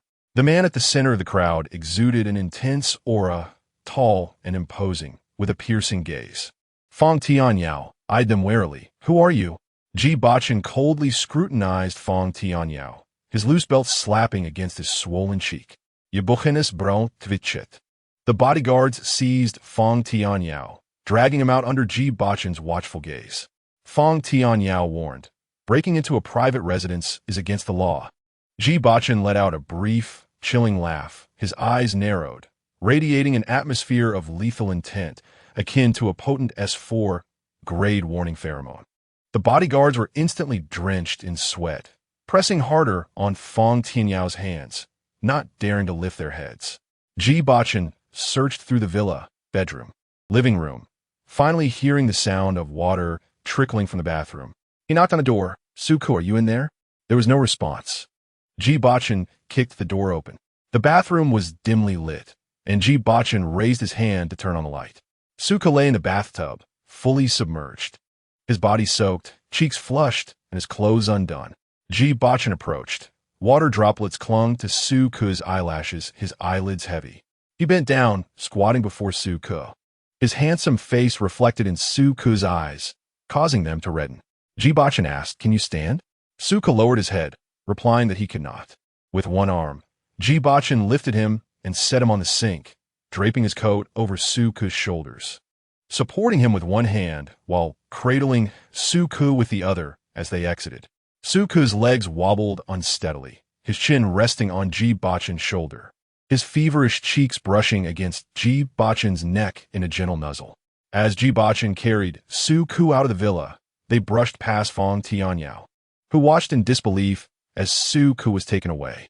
Su Ke's expression bore no sign of disgust, only relief and tranquility. In front of Fong Tianyao, Su Ke playfully bit Ji Bochen near the gland area, an act laden with intimacy. Fong Tianyao's heart twisted painfully, making it difficult for him to breathe. At this moment, he could ascertain that this man was indeed Su Ke's alpha. Fong Tianyao was unaware of the identity of this alpha, yet he noticed the luxurious watch adorning the man's wrist, an S4 level alpha, hailing from an illustrious lineage. Several names floated through Fong Tianyao's mind, each one suffocatingly significant. Ji Bochen cradled Su Ke into the car, instructing Old Chun to return to the private residence. The atmosphere within the vehicle was hushed. Su Ke sat motionless upon Ji Bochen's lap, his demeanor stiff and silent. Ji Bochen posed no inquiries.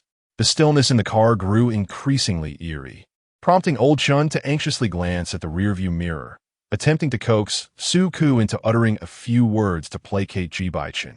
Su Ke was oblivious to the warning pheromones emitted by the S4 level alpha, but Old Chun could detect them, their intensity maddening and lingering even with the windows down. Having followed Ji Bochen for over a decade, Old Chun had never witnessed him this furious. The leakage of warning pheromones made Old Chun's hands tremble slightly. The car continued its journey back to the private residence in silence. Upon arriving, Old Chun halted the vehicle at the entrance, respectfully addressing Ji Bochen through the rearview mirror. "Mr. Ji, we have arrived." Ji Bochen lifted Su Ke from the car, while Old Chun swiftly retrieved a handkerchief to wipe the beads of sweat from his brow. Su Ke once again rested his chin against Ji Bochen's shoulder, asking softly, "Don't you have anything you wish to inquire about?" Ji Bochen's tone was chillingly detached as he replied, "Su Ke, I do not make it a habit to unearth old wounds. I will ascertain the truth of tonight's events. And then what? If something did transpire, would you simply replace me with another beta? One who is more obedient, less demanding? Do not pose such meaningless questions. What then constitutes meaning?" Su Ke could not help but retort, bewildered by what might hold significance for Ji Bochen. He sensed, perhaps, that he was a person of little consequence to Ji Bochen. Ji Bochen did not respond to Su Ke, instead admonishing sharply, "Su Ke, are you questioning me?" No, do not speak to me in that tone. Understood. Suka realized he had been somewhat confrontational, even resembling a quarrel. He had no intention of arguing with Ji Bochen. The events of the evening had unfolded abruptly, leaving Suka's emotions in turmoil and his head pounding. He selfishly hoped for a rare display of concern from Ji Bochen, but was met with silence, igniting his frustration. I'm sorry. Suka's voice was hoarse as he gently nuzzled Ji Bochen's neck, a silent concession. Ji Bochen silently carried Suku into the bathroom, placing him on the countertop before filling the bathtub with warm water. Once the water was ready, Suku approached and unfastened his buttons. The moment his toes touched the water, he recoiled, scalding. He glanced back at Ji Bochen, his eyes tinged with a hint of sorrow. Ji Bochen assured him that he had added some cool water, testing the temperature with his hand. It's suitable now. Suku tentatively dipped his foot again. It felt better. Ji Bochen's temples throbbed as he added more hot water, asking, "How is it now?" After testing the temperature once more, Suku was finally satisfied and sank into the bath. He felt utterly drained, as if rising from his feet had expended all his strength.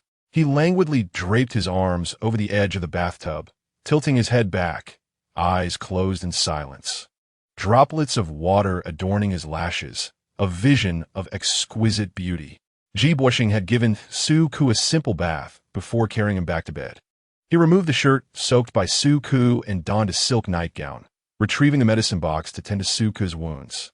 Suku's hands bore the marks of bites, his palms, fingers, and wrists stained with blood. His skin burned with fever, and Ji Bochen realized that Suku had been drugged. Suku gazed at Ji Bochen with a pitiful expression. I feel a bit sad. Especially so, he corrected himself. Chapter 39. No rules. Ji Bochen lifted his gaze to Suku, his eyes lingering on the reddened rims of Suku's eyes for a full minute. He still found himself unable to empathize. In Ji Bochen's profound gaze, Suku perceived a cold indifference, tears welling up in his eyes as his throat tightened. Ji Bochen was the one devoid of a heart. Today, he found Ji Bochen somewhat detestable. Suku's voice was faint, like a whispering breeze, drifting away as quietly as a placid river, neither painful nor bothersome. Ji Bochen felt a chill in his gaze. Why didn't he keep his distance? Indeed, why didn't he maintain a greater distance from Ji Bochen? Why cling to hope? Hadn't he known the outcome from the very beginning? Suku pressed his lips tightly together, lowering his head. Ji Bochen placed the medicine box back, and upon returning, found Suku already lying down, curled up, turned away from the door and from him. Ji Bochen uncovered the blanket and closed his eyes. It was now the latter half of the night, the moonlight sparse outside, and between the two men lay an expanse akin to a galaxy, neither daring to take a step forward. Half an hour later, Ji Bochen felt warmth enveloping him. Suka had clung tightly to him, his body burning with heat, his voice muffled as he murmured, I'm hot. Do you need assistance? Ji Bochen asked, reaching to touch Suku's cheek, which rested in his palm, glistening with a light sheen of sweat. Ktukiskiviko nodded gimple. Je Bochen unfastenetsukes buttons. And, just as he pressed his lips against Suku's neck, Suku suddenly spoke. Lift your head. Suku's hand, shrouded in darkness, moved from Ji Bochen's Adam's apple to his lips, his finger pressing against Ji Bochen's mouth. What do you wish to do? Je Bochen inquired. Suku pried open Ji Bochen's lips with his finger, pressing it against the tip of his tongue. No rules. Ji Bochen smiled, finding pleasure in the kiss. His hand adorned with an emerald ring grasping Suku's restless ankle, which instantly calmed him. When Suku became compliant, he exuded a hint of initiative. Ji Bochen only felt fully satisfied when dawn approached. Suku nibbled at him in several places, his palms and knuckles marked more fiercely, insisting on leaving a bite mark before relenting. As he finally released his grip, his mind was hazy, his gaze full of lament. Ji Bochen, you have no heart. Suku lightly scolded, tinged with a hint of grievance, tears yet to fall from his eyes before he succumbed to slumber. Ji Bochen felt a chill in his gaze. He possessed a heart, albeit one that felt futile. He tucked Suku in, rising to take a shower, only to return and discover that Suku's body had grown increasingly feverish, as if he were burning up. Last night, he lifted someone out of the bathtub, the water icy to the touch. Suka returned to the Ji family's residence only to indulge in a warm bath, the relentless chill having already seeped into his bones, resulting in a fever. It is no wonder that such experiences can be so tormenting. Ji Bochen prepared medicine for Suku and tucked him in. Soon Suku, feeling overheated, threw off the covers, his skin glistening with perspiration and flushed, yearning to be exposed to the cool air until the sweat dried. Ji Bochen, with a sense of helplessness, used a towel to wipe him down and helped him change into fresh garments. Only after feeling dry and comfortable did Suku settle down. At 9 in the morning, Chowhee arrived at the Ji residence with the individuals responsible for Suku's abduction from the previous night. A torrential rain had fallen that morning, and the men who had kidnapped Suku were kneeling at the entrance, banging their heads against the ground, their blood mingling with the rainwater, creating a pool of crimson. Ji Bochen, unfazed, lit a cigarette. "Mr. Ji, how should we deal with Liang Cohen?" Chowhee inquired. Ji Bochen exhaled a cloud of smoke, remarking that if Liang Cohen wished to play the dutiful son at the bedside, he need not return. In M country, Liang Cohen lay in a hospital room under close watch. Upon awakening, he realized the gravity of his actions from the previous night. He had attempted to abduct Suku, provoking Ji Bochen's threat. The kidnapping was purely an act of vengeance, initially thought to be foolproof. But the scoundrel Zhuang Qingjiang had failed to inform him of Ji Bochen's backing behind Suku. It was no wonder Zhuang Qingjiang was dismissed. He had not sought revenge on Suku, instead coming to him for advice. Liang Cohen now comprehended that Zhuang Qingjiang, in fact, was too afraid to provoke Ji Bochen and had intentionally concealed the truth, hoping to use Liang Cohen's hand for his own vendetta against Suku. It was a clever yet deceitful scheme. Had Zhuang Qingjiang disclosed the support Suku received from Ji Bochen, Liang Cohen would not have dared to proceed with the abduction. No matter how bold he believed himself to be, Zhuang Qingjiang was nothing but a fool, having pocketed a substantial sum of money while failing to execute the plan, resulting in him receiving a beating. The thrashing he endured last night nearly cost him his life. Having recently emerged from prison, Liang Cohen felt emboldened to orchestrate the kidnapping of Suku, believing himself safe abroad, as the police would not mobilize resources to extradite him from M country over Suku. Observing his captors, he found himself perplexed. How could it be that Suku, who had once left the capital, had managed to attach himself so closely to Ji Bochen? When Suku awoke, the room was shrouded in shadows. He was unaware of the time. The curtains were drawn tightly, and outside, the rain fell incessantly, evoking a chill. Struggling to sit up, he felt exhausted, his limbs heavy and aching. As he got out of bed, he realized he was clad in Ji Bochen's oversized clothing, which hung loosely enough to reveal a glimpse of his collarbones. After freshening up in the bathroom, he caught sight of himself in the mirror, bloodshot eyes, cracked lips, and evident hickeys on his neck, rendering him a pitiful sight. Once he finished grooming, he returned to the room, opened Ji Bochen's wardrobe, and selected a shirt to wear, which concealed most of the marks on his neck. Descending the stairs, he heard Ji Bochen's voice from the second floor living room. Ji Bochen was home. Following the sound, he found Ji Bochen seated in the living room, engaged in a meeting on his computer, a steaming cup of Americano at hand. Ji Bochen glanced at Suku, beckoning him over with a look. Suku approached Ji Bochen. As he drew near, Ji Bochen set aside his computer, flicked a mercury thermometer that lay beside him, and opened his mouth. Suku slightly parted his lips. Ji Bochen inserted the thermometer into Suku's mouth and reached out to feel his forehead, which was still somewhat warm. During the temperature check, Ji Bochen continued with the meeting, speaking infrequently, and when he did, his questions were incisive and pointed. In his work demeanor, Ji Bochen was as cold as ice. Gathering that Ji Bochen intended to invest in an internet company and was currently reviewing proposals. The meeting, originally scheduled to be in person, had been hastily changed to an online format, leaving the other party with little to add. Suku was engrossed until Ji Bochen withdrew the thermometer from his mouth, bringing him back to reality. 39.1 degrees. Ji Bochen furrowed his brow, suggesting that Su could drink some porridge downstairs to settle his stomach. Suku obediently went down to have the porridge, The villa was unusually quiet today, likely due to Ji Bochen's aversion to having company at home. The housekeeper was absent, and the usual cleaning staff were nowhere to be seen. The spacious villa felt desolate. 10 minutes later, Ji Bochen descended with fever-reducing medication, poured a glass of warm water for Su-ku, and handed him the pills. It was then that Su-ku noticed a row of distinct bite marks on the back of Ji Bochen's hand. Su-ku's pupils flitzgeret, and he looked up at Ji Bochen, who was clad in a silk-home outfit, the collar low, revealing bite marks on his neck and collarbone, marks left by Su-ku. Su-ku had no clear recollection of it, only remembering that he had felt quite unwell the previous night and had possibly argued with Ji Bochen. "Take the medicine," Ji Bochen said coldly. Complete. Just then, Ji Bochen's phone rang. It was a call from Ji Linchuan. With a tone of concern, Ji Linchuan asked, "Little uncle, Chowie mentioned you're not feeling well. Would you like me to come over to take care of you?" Ji Bochen cast a glance at Su-ku and replied, "Come over tonight." Su-ku asked why. Chapter 40. A hidden beauty. Ji Bochen hung up the phone and said, "I've taken 3 days off for you. Use this time to rest well." "All right." Su-ku lifted his head from the cup, raising it a mere 3 centimeters. "I'll return tonight." Ji Linchuan's visit would be somewhat inconvenient.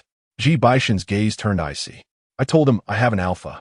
My presence here could put you in a difficult position." Explain it. Ji Bochen was not his alpha. Ji Bochen remained composed, stating, "He won't enter my room." He scrutinized Su-ku, who was looking down. "Do you often lie?" "I do lie when rejecting others," Su-ku admitted, his voice light and seemingly obedient. When Su-ku had a fever, his consciousness was hazy, and he was exceptionally compliant, readily lifting his waist and never refusing any advances. Ji Bochen remained silent, and Su-ku realized that this excuse had tarnished Ji Bochen's reputation, displeasing him. Su-ku often carried Ji Bochen's scent and publicly claimed to have an alpha, which explicitly announced that his alpha was Ji Bochen. Yet, Ji Bochen was not his alpha. Su-ku apologized. "I'm sorry. I will find another excuse in the future. I do not hold you accountable." Ji Bochen carried Su-ku back to the bedroom, tucked him in, and as he was about to turn off the light and leave, Su-ku grasped Ji Bochen's fingers, a slight furrow in his brow, silently inquiring about his departure. "I'm going to work in the study. Would you care to keep me company? I have a meeting. It won't be quiet." "That's all right. You should lie down." "All right." Su-ku released his grip and settled back. Ji Bochen descended to fetch his laptop and returned to sit on the bed, working. Su-ku leaned closer to Ji Bochen, his cheek resting against Ji Bochen's waist, his skin radiating warmth. Ji Bochen gently brushed his forehead and placed a cool towel on Su-ku's brow. "Lie still, don't move." Su-ku, with unfocused eyes, glanced at Ji Bochen and asked with concern, "Does this count as daytime?" Ji Bochen had previously promised to set aside 2 days for their rendezvous. Not quite. After receiving this affirmative answer, Su-ku peered at Ji Bochen's computer screen. "Don't overexert yourself." Sleep now." Su-ku soon succumbed to slumber, while Ji Bochen attended a 2-hour meeting, scarcely speaking. When mealtime approached, he went downstairs to prepare 4 dishes and a soup, so that Su-ku would have something to eat upon waking. However, Su-ku's throat was sore, and he could hardly eat. Dinner morphed into congee. Su-ku managed to drink half a bowl before taking his medication and heading upstairs. Just then, Ji Linchuan appeared, carrying the packed meal inside, and was astonished to see the spread on the table. "Uncle, you cooked?" Just as Ji Linchuan was about to speak, he suddenly heard footsteps from the staircase. Turning his head, he caught sight of a slender figure dressed in a loose shirt and trousers, ascending the stairs. This prompted Ji Linchuan to look curiously at Ji Bochen, only then noticing the empty bowl at Ji Bochen's side. Ji Linchuan strained to catch a scent in the air, but detected no traces of pheromones. The man who had just passed was a beta. If he was not mistaken, this beta must be the companion aiding his uncle through the sensitive period. Ji Linchuan couldn't help but stretch his neck, eager to see what kind of audacious beta dared to be so close to his uncle, the formidable Ji Bochen. "Sit down." Ji Bochen commended. "Oh." Ji Linchuan reluctantly withdrew his gaze. He unwrapped the packed meal and dined alongside Ji Bochen, noticing a new bite mark on Ji Bochen's hand as he served himself. Ji Linchuan's expression turned peculiar. Uncle, are you really indulging him like this? Are you free? Ji Bochen's gaze and tone were icy. Ji Linchuan did not dare to utter a word. Once satisfied, Ji Bochen set down his chopsticks and informed Ji Linchuan where his room was, cautioning him, do not enter his room. Ji Linchuan nodded vigorously. Ji Bochen's private residence was a place even Commander Ji had never inhabited. Now, that beta had moved in. This was undoubtedly a hidden affair. While Ji Linchuan was aware that his uncle had someone to care for him tonight, he showed no inclination to leave. The reason was simple. He was curious about the appearance of the canary his uncle was keeping. The Ji family perceived Ji Bochen as aloof and distinguished, with exceedingly high standards, which had kept him from marrying over the years, leaving him without a partner. Now, a beta had appeared and, within less than half a month, had taken residence in his private abode. This person was likely to completely ensnare his uncle's heart. Ji Linchuan couldn't help but wonder what kind of breathtaking beauty this person must possess to have ensnared someone as proud and aloof as his uncle. With little appetite, Ji Linchuan abandoned his meal and ascended the stairs to watch television. The living room provided an excellent vantage point. He could see anyone who emerged from the rooms. After an hour of waiting, neither the beta nor his uncle had appeared. Suddenly, Ji Linchuan recalled that tonight, Ji Bochen had an international conference that would commence at midnight due to the time difference. He prepared a cup of Americano and knocked on the door. Uncle, I made you a cup of coffee. In a state of drowsiness, Suku turned over, disturbed by the persistent knocking. He was roused from his slumber and softly called out, Ji Bochen. As he touched the space beside him, a chill ran through his palm, instantly awakening him. Ji Bochen was not in the room. Sitting up, Suku felt a bead of sweat on his back and hesitantly approached the door, opening it just a crack to extend his hand for the coffee. As Ji Linchuan offered the coffee, he suddenly noticed that this hand was somewhat different. There were no bite marks, no visible veins, and the jade ring on the thumb appeared to be significantly larger. This was not his uncle's hand. It belonged to the beta. His uncle had actually placed the jade ring on the beta's finger. In the eyes of the Ji family, the jade ring held immense significance, symbolizing the purest lineage, unparalleled nobility, and power. Now, this prestigious piece adorned the hand of a beta. How significant could this person possibly be in his uncle's heart? Ji Linchuan quickly dismissed this notion. His uncle suffered from severe emotional barriers and would never regard a beta he had known for merely half a month as so important. Perhaps it was merely a fleeting whim. He handed over the coffee, and Suku, feverish and unsteady, wobbled the cup in his hand. Be careful. A magnetic voice resonated from behind Ji Linchuan as Ji Bochen reached out to steady Suku's hand. Ji Linchuan turned to look back. Uncle? Ji Bochen, vetting goldtermid glasses, had a chiseled visage and smooth lines, exuding a faint aroma of tobacco. Yes, he replied, taking the coffee from Suku's grasp, his towering figure obscuring the doorway. Uncle, where have you been? Ji Linchuan inquired. In the study, Ji Bochen replied coolly, his gaze piercing. Is there anything else? No, nothing at all, Ji Linchuan replied, somewhat disgruntled, and retreated. Only after he had distanced himself did Ji Bochen enter the room. Ji Bochen placed the coffee on the bedside table, and Suku grasped his hand, palm up, tenderly rubbing the reddened skin. It was only then that Suku belatedly noticed the jade ring adorning his finger. He paused, bewildered. When had this jade ring been placed on his hand? Why did he have no recollection of it? You asked for it last night, crying, Ji Bochen said, leaving his statement unfinished, prompting wild speculation. I'm sorry, Suku said, removing the ring and returning it to Ji Bochen. Ji Bochen traced the intricate patterns of the ring, his expression one of complexity. 3 minutes ago, I received a phone call. Suku, why do you wish to become a pilot? Ji Bochen suddenly inquired. How could such a precious, delicate little thing desire to be a pilot? And how did you even manage to become one? There is no reason, Suku replied. In a private room, someone inquired about Ji Bochen's future investment plans. Ji Bochen mentioned he might be considering investing in air transport services. The mere possibility of this notion enabled Suku to transcend his physiological limitations, transforming him into one of the rarest pilots. If he were not to become a pilot, what would he aspire to be?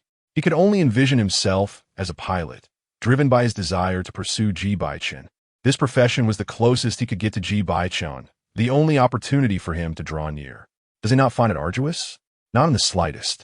Ji Bochen placed the jade ring back on his Suku's thumb, encouraging him to wear it. Chapter 41. Do not argue with me too much in the capital. There are no more than 3 S4 level alphas, all belonging to illustrious families. Fang Tianyao eliminated Gu Cheng from consideration, leaving just 2 candidates. One had appeared in a financial news broadcast a day prior and was currently attending a conference in Southeast Asia. Therefore, only Ji Bochen, the founder of Donghe Airlines, remained as a contender. Fang Tianyao's heart raced, his complexion drained of color, devoid of any hint of blood. At the door, Fang's mother held a fruit platter and knocked. Tianyao, why not have some fruit? It's been a day since you've eaten or drunk anything, and that is not sustainable. Fang's father chimed in, indeed, come out. Whatever it is, we can resolve it together as a family. Fang Tianyao had been brought back to the Fang family, and upon his return, he locked himself in his study. No matter who knocked or what they said, he offered no response. He had gone an entire day without sustenance. Fang's parents were deeply concerned. The fact that Ji Bochen had returned him indicated that the events of the previous evening were a misunderstanding and did not genuinely offend Ji Bochen. If that were the case, why was Fang Tianyao isolating himself? They were perplexed and distressed. Fang's parents continued to knock, and in a moment of urgency, Fang's father was on the verge of kicking the door down when Fang Tianyao finally opened it. His brow was furrowed, and his expression was grim. Fang's mother and father exchanged worried glances, inquiring about what he wished to eat. Sensing their eager gazes, Fang Tianyao felt a wave of guilt and replied that he wanted noodles. His mother immediately went to prepare a bowl for him. As she did so, a knock echoed from outside. Chao He personally delivered a contract pertaining to the change of ownership for the land in the eastern city, which Fang Tianyao had signed. After receiving it, Chao He smiled kindly and prepared to leave. Fang Tianyao sat despondently in the living room, and Fang's father rose to see him off. As Chao He was about to exit the Fang residence, Fang Tianyao rushed after him. What is his condition? He asked, his throat tightening. The wind outside battered Chao He's face as he smirked, his words laced with veiled malice. Young Master Fang, that is not something you ought to inquire about. Fang's father's expression stiffened. Fang Tianyao stood there, watching Chao He depart, his fists clenched and trembling. He understood his vulnerability in the presence of the Ji family. Yet, he was acutely aware of the fervor during the sensitivity periods of S4 level alphas and their immense need for a partner. Suka would not fare well. Moreover, how could someone like Ji Bochen, a prodigy of extraordinary lineage, ever grant a beta a rightful place? Suku could not possibly be unaware. Yet he still chose to remain. Suku, why is it that after Ji Bochen concluded the late-night meeting and stepped out to pour some water, Ji Linchuan remained seated in the living room? He cast a cold glance and said, you should leave now. Ji Linchuan, perplexed, thought, I had old Chen drive you here. Uncle, it's so late. Why not let me stay a while? Do you need me to drive you? No, that's unnecessary. Ji Linchuan fell silent, inwardly perplexed. Didn't they say a room was prepared for me? Why am I being turned away so suddenly? He could not comprehend the situation. Not only did he fail to encounter that beta, but he was also sent away in the dead of night. After Ji Bochen finished his drink, he returned to the bedroom. Beneath the warm light, Suku's slender legs were elegantly crossed, a sheen of fine sweat on his neck, and his lips were flushed. After merely 5 minutes, he appeared in such a state. Ji Bochen approached Suku, his calloused hand gently gripping one of Suku's thighs, causing his legs to part slightly, eliciting a soft hum from him. Ji Bochen felt parched, tightening his grip on Suku's sensitive skin, which reddened at his touch. How precious! Suku opened his eyes, lifted his leg, and placed his foot upon Ji Bochen's chest. Finished with your tasks? Yes. Ji Bochen grasped Suku's ankle, shifting it aside, his gaze filled with a quiet restraint. My feet are cold. Such an action, ostensibly to warm up, clearly bordered on seduction. Ji Bochen touched Suku's cold feet, realizing they'd been exposed to the chill for so long that it was no surprise they were frozen. He gently covered Suku with a blanket and turned off the light before lying down. In the darkness, Suku glanced at Ji Bochen, whose striking features appeared softened by the moonlight. "Thank you for taking care of me," he said, as it had been a long time since anyone had cared for him. For the past 2 years, Suku had devoted considerable resources and effort to treat his mother's severe mental illness, often neglecting his own needs. He was not one to be sentimental, and rarely received care himself. "Stop arguing with me," Ji Bochen remarked. "Your words are quite unpleasant. I had no intention of arguing with you. Suku, you are not without merit." Ji Bochen, as a natural superior and controller, was seldom questioned. There was no one in the capital bold enough to confront him directly or express disdain towards him. Suku's words were unsettling to the heart. Suku fell silent. "I'm sorry. Come closer." Suku complied, nestling into Ji Bochen's embrace, gently turning the jade ring on his thumb. He pondered the ambiguous implication of Ji Bochen as casual remark about wearing it, as he drifted into slumber wearing the jade ring. The following day, Ji Bochen returned Suku's phone to him. Suku received numerous messages of concern, and as he expressed his gratitude through calls, Fang Jie quickly responded, engaging in polite conversation. Fang Jie inquired, "Vice Captain Su, is your alpha usually fierce?" Suku replied, "Not at all. He is not fierce." Fang Jie commented, "When he is in the monitoring room, all the staff are too afraid to even breathe. Old security guard he, nearing retirement at 57, turned beet red." Suku glanced at Ji Bochen and, in his defense, spoke kindly of him. Fang Jie teased him lightly, suggesting he should treat them to a meal. Suku agreed. After some contemplation, he sent a message of thanks to Fang Tianya, feeling grateful that Fang Tianya hadn't taken further steps and was thankful for rescuing him from the yacht. Fang Tianyao repeatedly typed, yet received no response. "Su, I will find a way to return the money for the land in the east of the city." Fang Tianyao sent a photo. "No need. The contract has been returned." Fang Tianyao, "Suku, are you free tomorrow? Can we meet to discuss?" Chapter 42. Angering Ji Bochen, Suku was ultimately indebted to a personal favor and could not refuse. He arranged a time to meet with Fang Tianyao. Beneath Fang Tianyao's message, Suku saw a message from Li Hailong. Li Hailong had learned of his kidnapping, and as he had not seen Suku return home these past few days, messages poured in one after another. Suku simply replied, "I'm fine, master. No need to worry." The term master forcibly distanced their relationship, as Suku often did. Li Hailong, having heard about his leave, inquired about his health. Suku merely mentioned that he was shaken and wished to rest for a couple of days. After that, Suku did not respond to Li Hailong's subsequent messages. Li Hailong, understanding the hint, ceased his attempts to contact him. At noon, Ji Bochen received a phone call at the dining table and hurriedly stepped out. Suku ate alone, washed his bowl, and, after rinsing his mouth, took his temperature. He removed the mercury thermometer from his mouth, noting that his temperature had dropped to 38.5 degrees. It was much better than yesterday, though his throat still ached and he felt excessively drowsy, still burning with fever while asleep. With Ji Bochen absent, Suku decided against a midday nap. He lay on the sofa, covered with a blanket, watching television, but soon dozed off again. When Ji Bochen returned home, clad in a well-tailored suit, he exuded an air of aloofness and coldness. The Ji residence was warmed by underfloor heating and was not particularly cold. He glanced at the dining table, observing that the food remained largely untouched, and the kitchen sink was empty. Ascending the stairs, Ji Bochen found Suku, who had just fallen asleep, one foot still protruding from the blanket, his slender ankle evoking a sense of vulnerability. Ji Bochen approached and carried both Suku and the blanket back to the bedroom.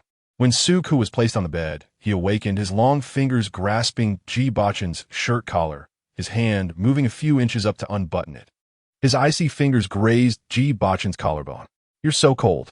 Ji Bochen untied his shirt collar with one hand, binding Suku's wrist, gazing down at him from above, his handsome features betraying a hint of desire. "Do you need me to teach you the rules? I have a fever."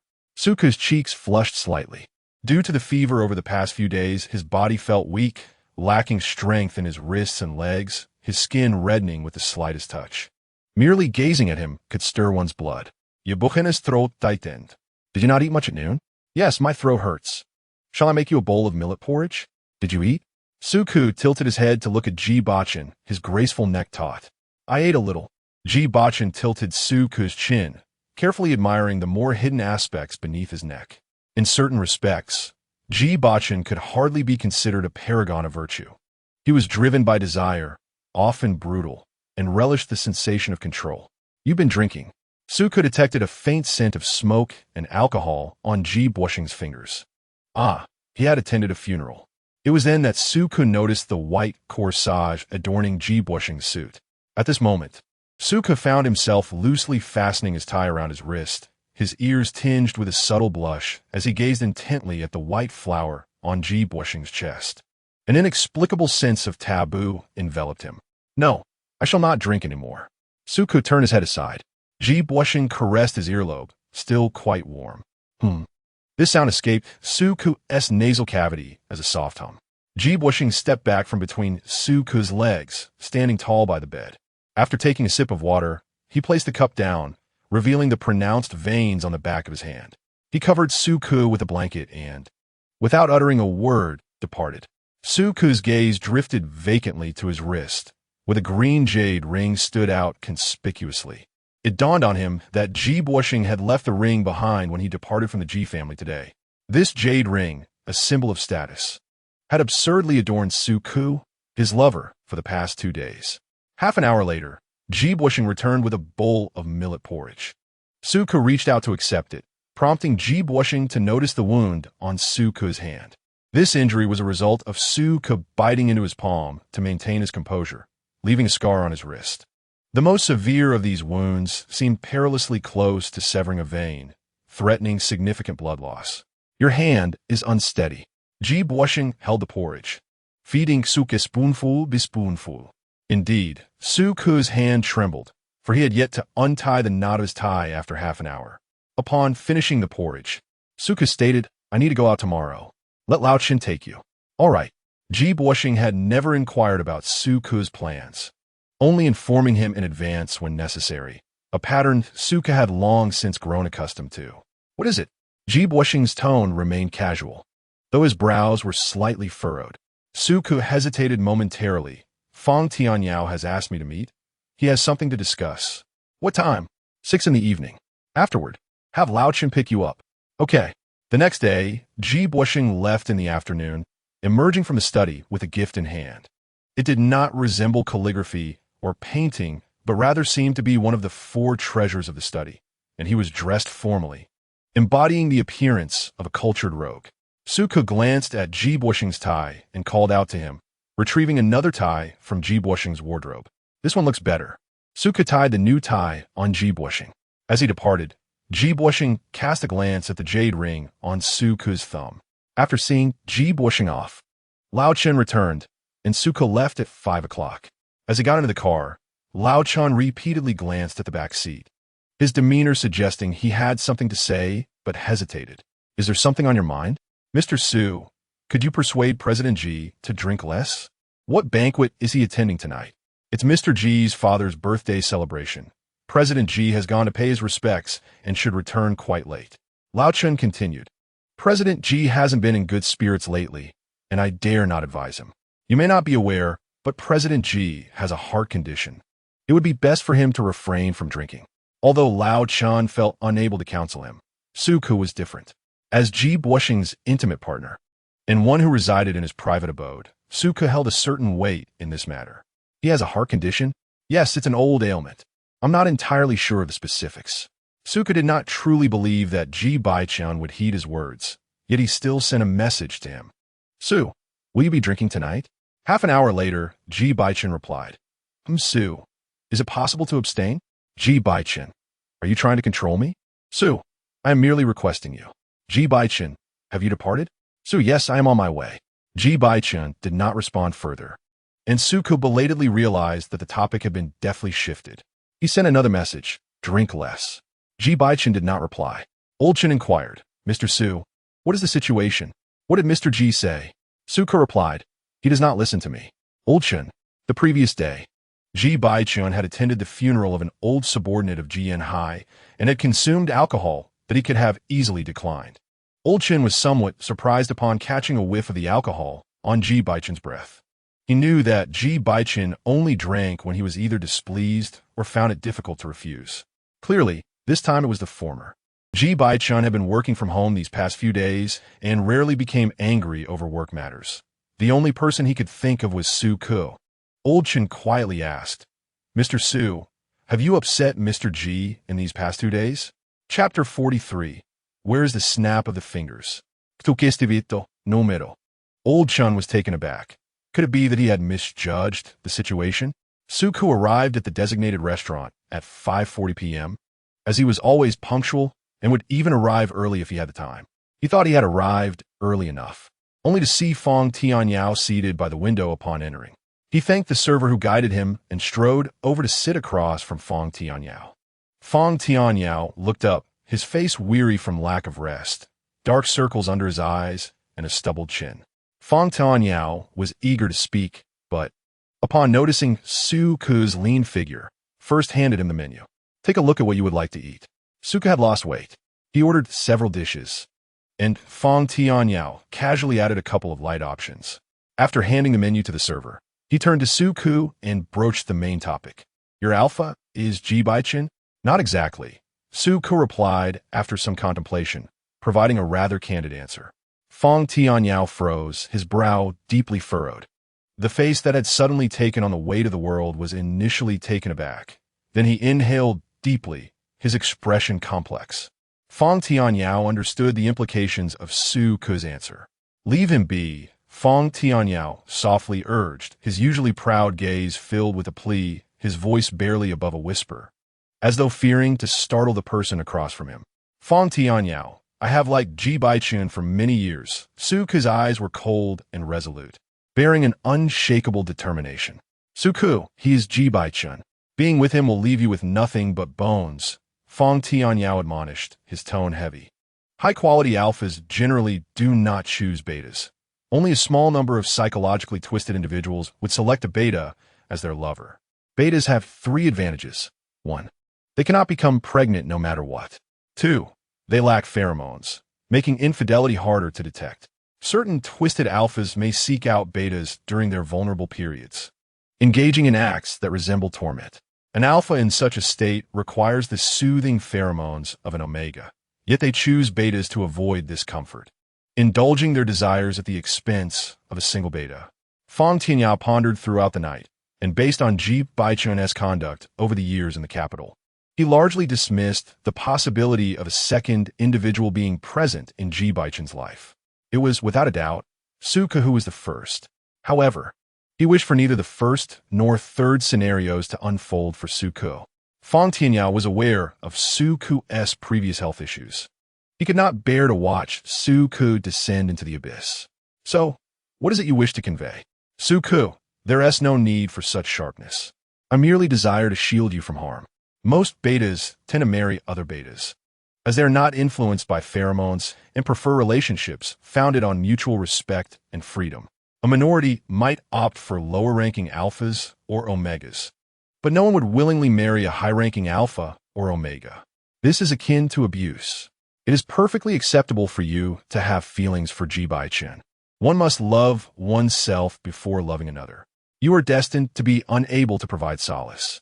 Fong Tianyao's gaze fell upon Su Ku's wrist, which bore unmistakable marks of having been bound by something soft. Su Ku's delicate skin had left an imprint. Fong Tianyao licked his parched lips. "Tu kiskiviko. Are you listening?" He had spoken at length, yet Su Ku's expression remained notably indifferent. "I am listening."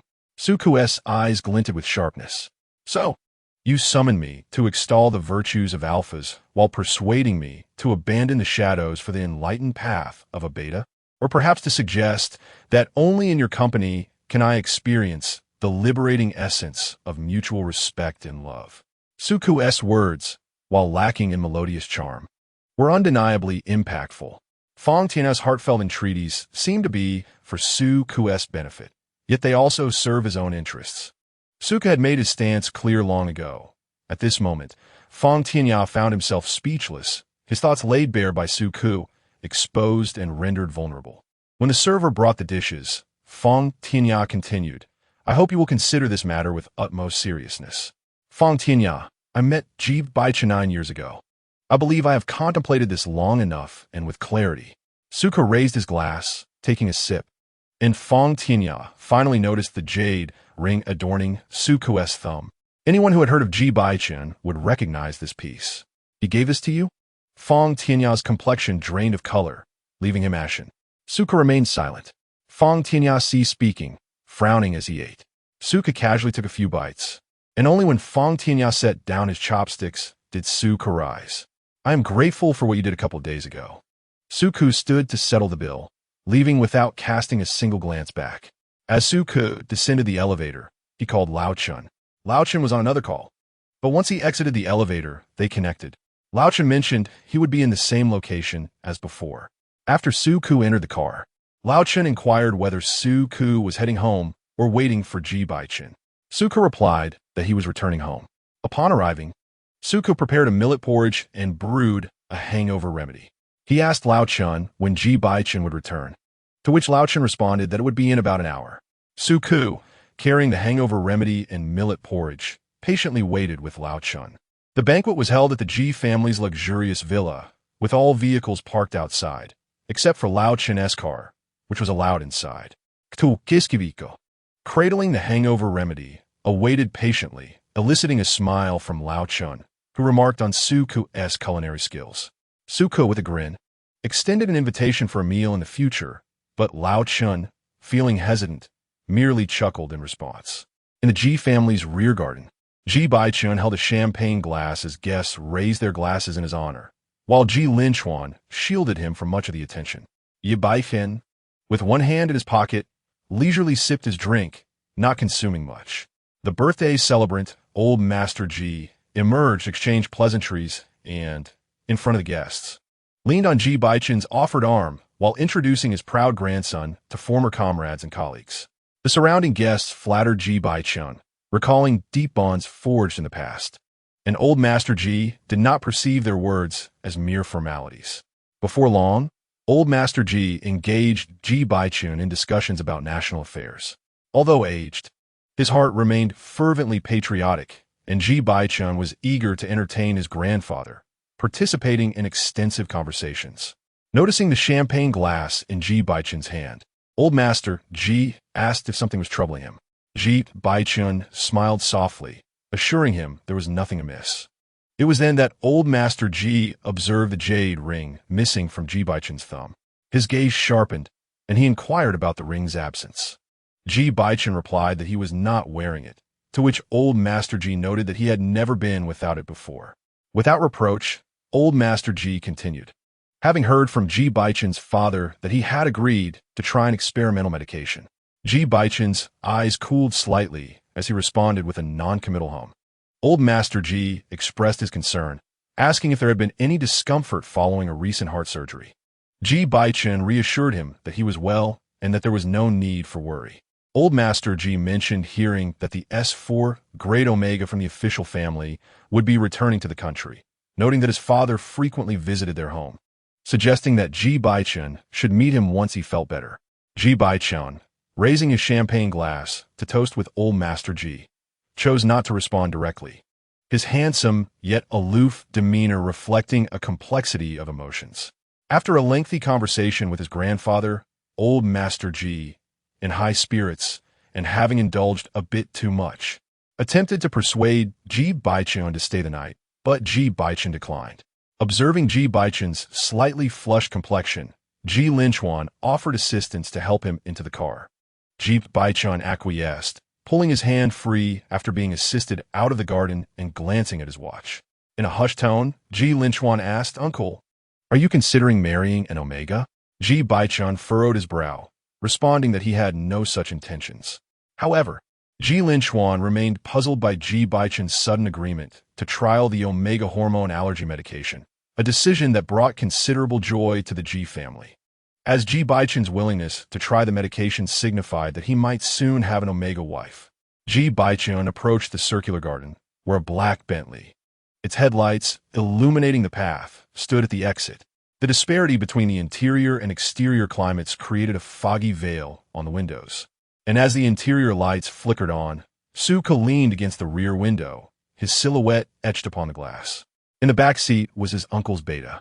Ji Linchuan gazed at the indistinct figure in the glass, an inexplicable sense of familiarity washing over him. "Uncle, allow me to open the door for you." Ji Linchuan hastened ahead of Ji Bochen. Just as he was about to pull open the door, Ji Bochen restrained him with a single hand. "No need. You should head back." Ji Bochen's tall frame leaned against the car door, his brow furrowed as he regarded Ji Linchuan. Ji Linchuan gradually relaxed his grip, withdrawing slowly. His expression peculiar. Is this beta so precious? Not even allowed a glance? How is this different from keeping a beauty in a golden house? He retreated, while Ji Bochen opened the door and settled into the seat, Suka passing him a hangover remedy. "The hangover soup. Did you make it?" "Yes."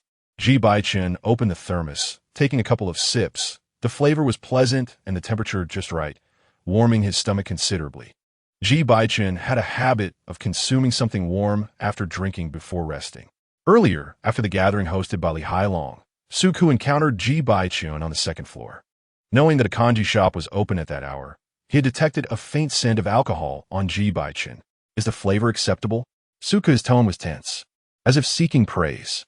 "Yes, quite good," Ji Bochen replied, his tone lifting slightly, laced with approval.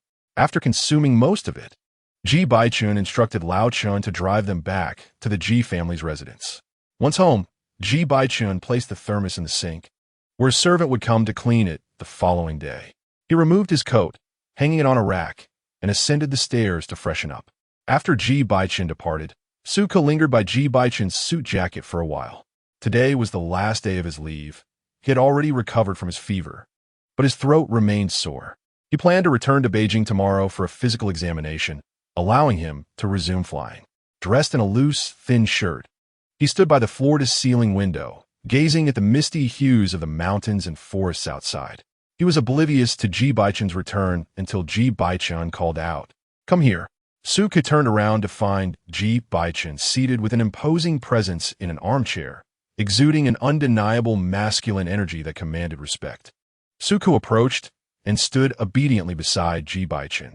Ji Bochen initiated a conference call, placing his notebook on the marble table, and drew Suku closer by the waist. Suku instinctively sat on Ji Bochen's lap, leaning in to gently inhale the scent near Ji Bochen's cheek. The aroma of alcohol was faint but still present. "What are you smelling?" Ji Bochen reached out to touch Suku's forehead, confirming his recovery from fever. "The scent of alcohol. What do you discern?" Suku shook his head. "It's subtle. I can't quite tell." Ji Bochen pulled him even closer, enveloping him in his embrace. Tilting Suku's chin to kiss his lips, the taste of alcohol lingering between them. Suku tasted the alcohol, pursing his lips, finding it unappealing. "Ji Bochen chuckled softly. Perhaps less drinking in the future." "Agreed." Suku leaned against Ji Bochen's shoulder, drawing near to his ear, the warmth of his breath cascading against Ji Bochen's neck, sending delightful shivers through him. A refreshing fragrance of a cleansed shower gel lingered in Ji Bochen's nostrils as he gently tousled Suku's hair, deftly unbuttoning his shirt with one hand.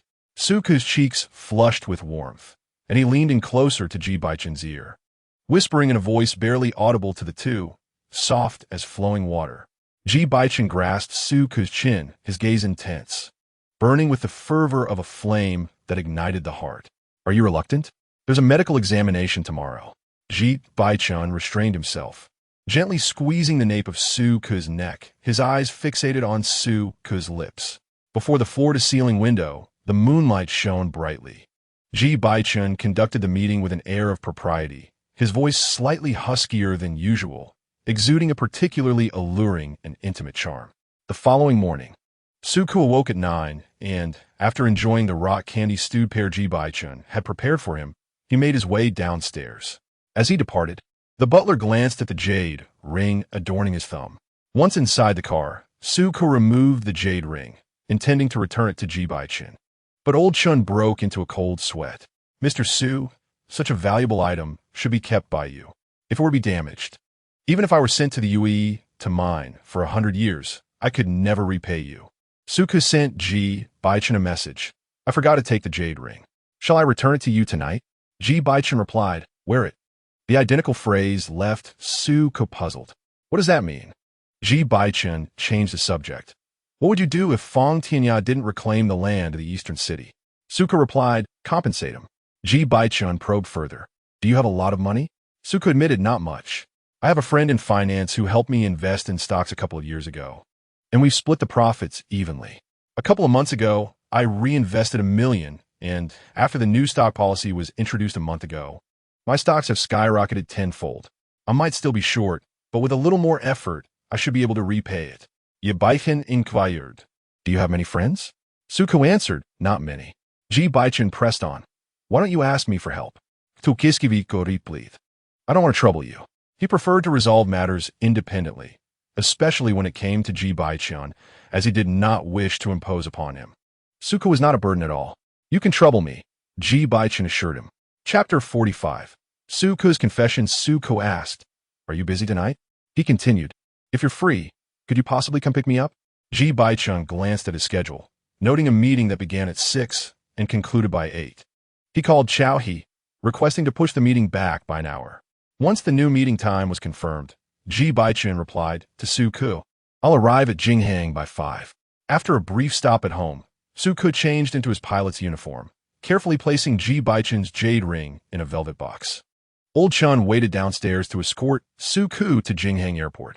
As soon as Suku entered the car, Old Chun couldn't help but compliment him. Mr. Su, your physique is truly remarkable. Had you not become a pilot, you could easily have pursued a modeling career. Suku's slender waist and hips, fair skin, and elongated neck were accentuated by the uniform, showcasing his long, straight legs to perfection. As Suku approached from a distance, holding his hat, he resembled a model strutting down a runway. Old Chun is not one to exaggerate. He has followed Ji Bochen for over a decade and has encountered countless gentle and refined omegas. Before meeting Suku, he could still recall several strikingly beautiful omegas. But upon encountering Suku, those faces began to blur in his memory. Uncle Chun, you flatter me. I'm actually quite short, standing at only 178 centimeters. Suku replied with a smile.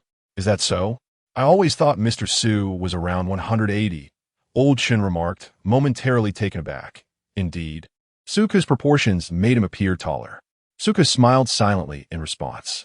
After Old Chun escorted Suku to Jinghang Airport, he departed. Upon entering the work area, Suku received numerous expressions of concern and care from the flight attendants, which he graciously acknowledged with a smile. The new chief pilot instructed Fong Jie to convey a message to Suku. He was to undergo a routine medical examination at the hospital that morning, and in the afternoon, he would personally guide Suku in flying. Fong Jie handed Suku a glass of water and remarked meaningfully, How fortunate you are, Captain Su. Confused, Suku sought clarification, but Fong Jie merely informed him that he would understand by afternoon. In the afternoon, the chief pilot introduced himself to Suku before the simulator. His name was Wen Lang, a former Air Force pilot who had transitioned to civil aviation due to health constraints that prevented him from enduring high-intensity training. He held licenses for 7 or 8 aircraft types, including the Airbus A380 and Airbus A320. Notably, Wen Lang was among the first pilots to fly the Airbus A380, which made its maiden flight in 2005 and was officially integrated into domestic civil aviation in 2008. No one was more familiar with this model than he. At that moment, Suku comprehended the meaning behind Fong Jie's comment regarding his fortune.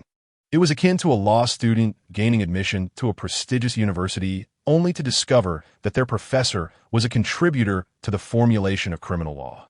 Suku recognized that this was not mere luck. It was a responsibility entrusted to him. Wen Lang, with his keen gaze, noticed Suku momentarily lost in thought. His expression turned cold as he stated, Suku, beauty is a privilege, but it holds no value without substance. While Wen Lang's words were not particularly kind, Suku apologized upon regaining his focus. Wen Lang scolded him lightly but firmly, acknowledging that while beauty could afford certain leniencies, flying was never a trivial matter, and he maintained a serious demeanor. Over the course of the afternoon, when Lang's perception of Su Ku began to shift. Su Ku answered theoretical questions with remarkable fluency. And when Lang was aware that Su Ku had recently endured a kidnapping and was likely shaken, having not had the chance to study. The foundation Su Ku demonstrated was indicative of his diligent efforts. What surprised Wen Lang the most was Su Ku's composure, to ensure that every captain could handle flight emergencies. Most instructors adopted a stern demeanor, often employing a provocative, confrontational tone in their questioning. Su Ku's responses were concise and decisive, showcasing his ability to manage situations effectively. Wen Lang concluded that Su Ku would make an excellent captain for the Airbus A380. At 4:30 in the evening, Wen Lang finished his day, his lips curling into a smile, far more amiable than during their time in the simulator. After Wen Lang departed, Su Ku took the elevator down to the P1 level parking garage, where he encountered Xiao Yu. It was only after they exited the elevator that Xiao Yu spoke. "Are you all right, brother? I'm Fine. Zhuang Qingjiang has already been sent to prison." Su Ku casually dismissed with a few words before departing, leaving Xiao Yu to gaze at his retreating figure with a fervent intensity, struggling to articulate the turmoil within his heart. He pondered that his feelings may mirror those of Fang Tianyao in the past. Perhaps his own situation was even more dire. Su Ku must harbor some disdain for him. Shortly after exiting the elevator, Su Ku spotted a sleek black Bentley. He bent down to enter, and the vehicle swiftly departed from Jinghang Airport, heading toward the Chinese restaurant. Once inside a private dining room, they ordered their meals, and while awaiting the dishes, Su Ku handed over a jade ring he had meticulously kept throughout the day to Ji Bochen. Ji Bochen's gaze turned icy, as if questioning Su Ku's understanding. Su Ku responded with confusion. Ji Bochen retrieved the jade ring, rinsed it underwater, and, holding it, spoke in a tone that was both detached and curiously seductive. "Gompelingsu kiskivika dorstayope." As Su Ku complied, Ji Bochen placed the jade ring between Su Ku's teeth, lifting his chin to prompt him to bite down. "Is it difficult to understand how to wear this?" Ji Bochen inquired. "No, it's just that I didn't anticipate you would allow me to wear something so precious." A knock at the door interrupted Su Ku's reply, as an Omega server entered with their food. At that precise moment, Ji Bochen withdrew his hand from Su Ku's chin. Dressed in an exquisite suit, his sharp silhouette exuded an air of elite sophistication that impressed outsiders. However, Su Ku had witnessed a vastly different side of Ji Bochen, one that was raw and untamed, far removed from the polished exterior. Once the server departed, Su Ku cleaned the jade ring and adorned his finger. "I'll take you home after we finish eating," Ji Bochen stated. "I have a meeting," Su Ku replied. "The code is your birthday," he added, revealing that his home utilized a coded lock. "All right," Ji Bochen responded nonchalantly. As the server gradually brought in the dishes, Su Ku began to eat, and after their meal, Ji Bochen escorted him back home. Upon reaching the entrance of the community, Su Ku stepped out of the car, feeling an additional layer of clothing draped over his shoulders. With his head down, he fiddled with the jade ring, contemplating that perhaps Ji Bochen held a slight fondness for him, as he would not lend such a valuable item otherwise. While waiting for the elevator, Su Ku sent Ji Bochen a message. "Will you come over tonight?" This was akin to an invitation, and he felt that sharing the home code had been an implicit invitation, albeit without a definitive response. Ji Bochen did not reply. Suddenly, Su Ku's phone chimed. Ji Bochen, leaning against the car window, lit a cigarette, the faint scent of vetiver mingling with the woody notes of his cologne, partially masked by the tobacco. Old Chen delayed in starting the vehicle. As the elevator reached the 7th floor, Su Ku was greeted not by dim lighting, but by a myriad of candles and a man in a suit, holding flowers, waiting patiently, his nose reddened by the cold. Li Hailong. Chapter 46. Have you ever pursued someone like this? Li Hailong hailed from the Air Force, donning a captain's uniform for work and switching to casual sportswear after hours. Today, clad in a tailored suit, with a resolute and dignified demeanor, one might find this appearance at odds with his usual temperament, yet it undeniably reflects his earnestness. Li Hailong, with his thick brows and crew cut, exudes meticulousness. The stern countenance that once characterized him now bears faint lines of warmth as a smile graces his lips, revealing a rare gentleness. Su Ku feels the intensity of Li Hailong's gaze, a palpable pressure settling upon his shoulders. Master, Suku addresses him with profound respect. In terms of work, he is indeed grateful for Li Hailong's care, yet that gratitude is confined to their professional relationship. Xiao Kiskibiko. There is something I have held within my heart for many years. Li Hailong breathes deeply. Master, may I ask you to hear me out first? He casts a pleading look towards Suko. Furrowing his brow, Suko remains silent. Li Hailong continues, I once did not believe in love at first sight, thinking I would remain single indefinitely. Yet, it has become evident that someone may defy this notion for me. I understand you might not accept my feelings, and we undoubtedly face many challenges. However, I possess the capability to resolve these issues, and I have contemplated this matter for quite some time. If I do not act now, it may be too late. I have already let 5 years slip by. His earnest gaze seeks an opportunity from Suko. He has discovered that the alpha who shared a fervent kiss with Suku that night at the entrance was none other than the distinguished Ji Bochen, an S4 level elite. Li Hailong's thoughts mirror those of Fong Tianyao. They both recognize that high-ranking alphas seldom engage in romantic relationships with betas, particularly someone of Ji Bochen's esteemed status. He is perplexed by Suku's actions, suspecting that Suku might have his own reasons and struggles. Li Hailong is willing to share the burden with him, indifferent to Suku's past. The flickering candlelight casts a gentle glow on Suku's fair skin, the flames dancing into his pupils, softening his usually sharp gaze. Li Hailong gazes dreamily at the tender figure before him. I have always regarded you as someone I admire. Suku's voice is cool, shattering the warm filter that enveloped Li Hailong. The smile on Li Hailong's lips falters slightly as he persistently inquires, and what of Ji Bochen? How you perceive him? Ding dong, the elevator chimes sound again, and the doors part slowly. A tall figure steps out from the elevator, casting a shadow that envelopes Suku's slender form, silently asserting dominance. Ji Bochen, with one hand in his pocket, reveals a glimpse of an exquisite Patek Philippe watch on his wrist. His cold, piercing gaze sweeps over the formally dressed Li Hailong, a cryptic smile curving at his lips. As Li Hailong's eyes lock with Ji Bochen's, he perceives a subtle provocation lurking within the depths of the latter's gaze. The atmosphere grows tense, electric with confrontation. Suku's breath quickens.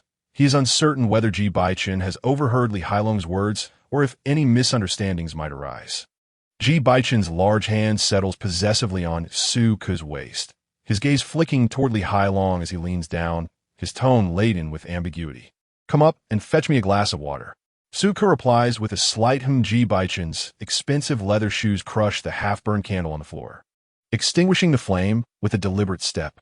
As Suku passed by Li Hailong, the overwhelming aura of the S4 level alpha's warning pheromones engulfed him. Li Hailong's forehead throbbed with veins, beads of cold sweat dotting his brow. Suku, oblivious to the pheromonal tension in the air, remained unaware of the fierce confrontation between the two alpha pheromones, each vying to dominate the atmosphere surrounding him. Ultimately, the S4 eucalyptus pheromone triumphed with unassailable superiority. No alpha of any rank could contend with an S4 alpha's assertiveness. Ji Bochen stood at Suku's doorstep, his demeanor cool and detached as he leaned against the door. Legs crossed, with a relaxed yet commanding presence. I am pursuing him, Suku candidly declared. Li Hailong's expression darkened considerably. Tu kiskiviko. Do you truly comprehend what you are doing? Pursuing? Was that fervent kiss at the entrance an act of pursuit? No form of pursuit allows one to board without a ticket. This is my affair, Suku replied, his thick eyelashes fluttering slightly. Please refrain from bringing fruit in the future. Thank you. After speaking, Suku bypassed Li Hailong and approached Ji Bochen. In the span of mere 10 steps, Li Hailong's visage transformed from mere discomfort into an intricate tapestry of emotions that marred his otherwise steadfast countenance. Reaching the door, Suku lowered his head to input the password. The cold electronic tone reverberated in the corridor, each beep striking Li Hailong's heart like a heavy blow. Ji Bochen encircled Suku's waist with one arm, shielding him entirely with his physique. In the shadows, his long fingers deftly unbuttoned Suku's shirt, causing a slight tremor to ripple through him. With a beep, the door unlocked. Ji Bochen followed Suku's steps inside. Upon entering, He effortlessly lifted Suku onto the entryway's console, drawing his ankles apart to slip in close, while Suku's shoe tip caught the door, gently applying pressure. The door slammed shut with a resounding thud. Ji Bochen's face hovered near Suku's, their features reflected in each other's eyes. "Was the cherry from last time a gift from you?" Suku asked, swallowing hard. Who was it?" "My previous mentor. Don't you want water?" Ji Bochen inquired, his tone unhurried. "Not in a rush," Suku replied. "Were you just using me as a shield?" Ji Bochen probed, tracing Suku's delicate skin. "No, not all," Suku responded, his eyelids fluttering, his tone resolute. "I am genuinely pursuing you. Is that so?" Ji Bochen chuckled lightly. "Yes. Is it easy to pursue?" "Not easy," Suku admitted. Ji Bochen was far from an easy target. Suku remained unaware of his preferences and had never been on a date with him. Ji Bochen was perpetually busy, often neglecting to respond to messages, leaving little room for pursuit. Their encounters primarily occurred in bed, where Suku was sufficiently compliant. No one dislikes a compliant partner, Suku mused, yearning for a sliver of opportunity. Ji Bochen pressed attentel kistok Suku's furrowed brow. "What if you cannot catch me? If I have tried and still fail, then so be it," Suku responded, his voice soft yet resolute. Ji Bochen grasped Suku's waist, his gaze darkening with impatience. "Is that a sign of insufficient affection?" "I do not wish to become a nuisance," Suku murmured, resting his forehead against Ji Bochen's chest, his voice a whisper yet full of conviction. After a considerable time, Ji Bochen fastened Suku's shirt and inquired, "Have you ever pursued anyone else?" "I have never chased anyone. You are the first," Suku replied. In truth, Suku was not one to take the initiative. Once his shirt was properly fastened, he lifted his gaze and said, "I will fetch you some water." "No need," Ji Bochen replied, shedding his suit jacket, his muscles taut beneath the tailored fabric. He lifted Suku's leg gently, squeezing it with an intensity that conveyed an unrestrained desire to consume him wholly. "Tu kiskiviko remarket. If you're thirsty, you should drink some water first. I'll wash up." "No need to wash." Ji Bochen pressed his lips against Suku's delicate mouth. The potent scent of eucalyptus pheromones enveloped Suku's clothing and hair, saturating his very being. Chapter 47. You are quite considerate. Suku found himself immersed in the alluring aroma of eucalyptus, kissed passionately, and cradled into bed. Due to the urgency of the moment, Ji Bochen was fervently intimate with him. Throughout this, Ji Bochen's phone incessantly vibrated and rang, with Chow calling repeatedly to remind him that a meeting was imminent. Ji Bochen looked down from his elevated position at Suku, who lay blushing on the bed, his eyes squinted in a heart-wrenching manner. His Adam's apple bobbed as he retrieved a cigarette from a nearby suit pocket, biting it between his lips, igniting it, and inhaling deeply, the smoke wafting from his nostrils, obscuring the near-dazed expression in his eyes. The phone rang sharply, and with a hint of impatience, Ji Bochen answered, his voice deep and raspy. "Yes. I will be there shortly." Suku, with his jade ring-adorned hand, gently hooked Ji Bochen's prominent fingers, giving them a slight shake. Suku turned his head to the side, retreating a bit, suggesting, "You should go to the meeting first." Ji Bochen amif his demeanor, chuckling softly. "Is this your way of indicating I should prioritize work?" Go ahead. I will wait for your return." Suku released Ji Bochen's hand, allowing it to droop limply. Ji Bochen grasped his wrist, lifting it to place a tender kiss on his palm. No rush. Before descending, Ji Bochen adjusted his sleeves and tie in front of the bathroom mirror. Dressed impeccably, he presented an image of refined elegance, concealing the true reason for his tardiness. The scent belonging to Suku was artfully masked by the pheromones, rendering it undetectable unless one was in close proximity. As he emerged from the bathroom, he found Suku seated on the sofa, diligently cleaning Ji Bochen's leather shoes with a damp tissue, removing the wax from the soles. Upon hearing Ji Bochen's approach, Suku did not lift his head, hastening his movements. "I'll be done shortly. Please refrain from smoking." "All right," Ji Bochen replied, his gaze fixed on Suku's actions, filled with warmth. Once Suku finished, he returned the shoes to Ji Bochen, who slipped them on and affectionately touched Suku's earlobe. "You are quite considerate." Suku momentarily struggled to find a response. After a while, As Ji Bochen headed towards the door, he slowly asked, "I will be waiting here. Will you return tonight?" Ji Bochen opened the door to the entryway, where the corridor had yet to be tidied, only the extinguished candle stubs remaining. He detected a strong scent of alcohol in the air and glanced at the opposite door, casually remarking, "He's back." Suka responded with a non-committal hum, refraining from further inquiry or rising from his seat. Only after Ji Bochen closed the door did Suku awkwardly get up to take a shower. Ji Bochen descended the stairs, finding Old Chen dozing in the car.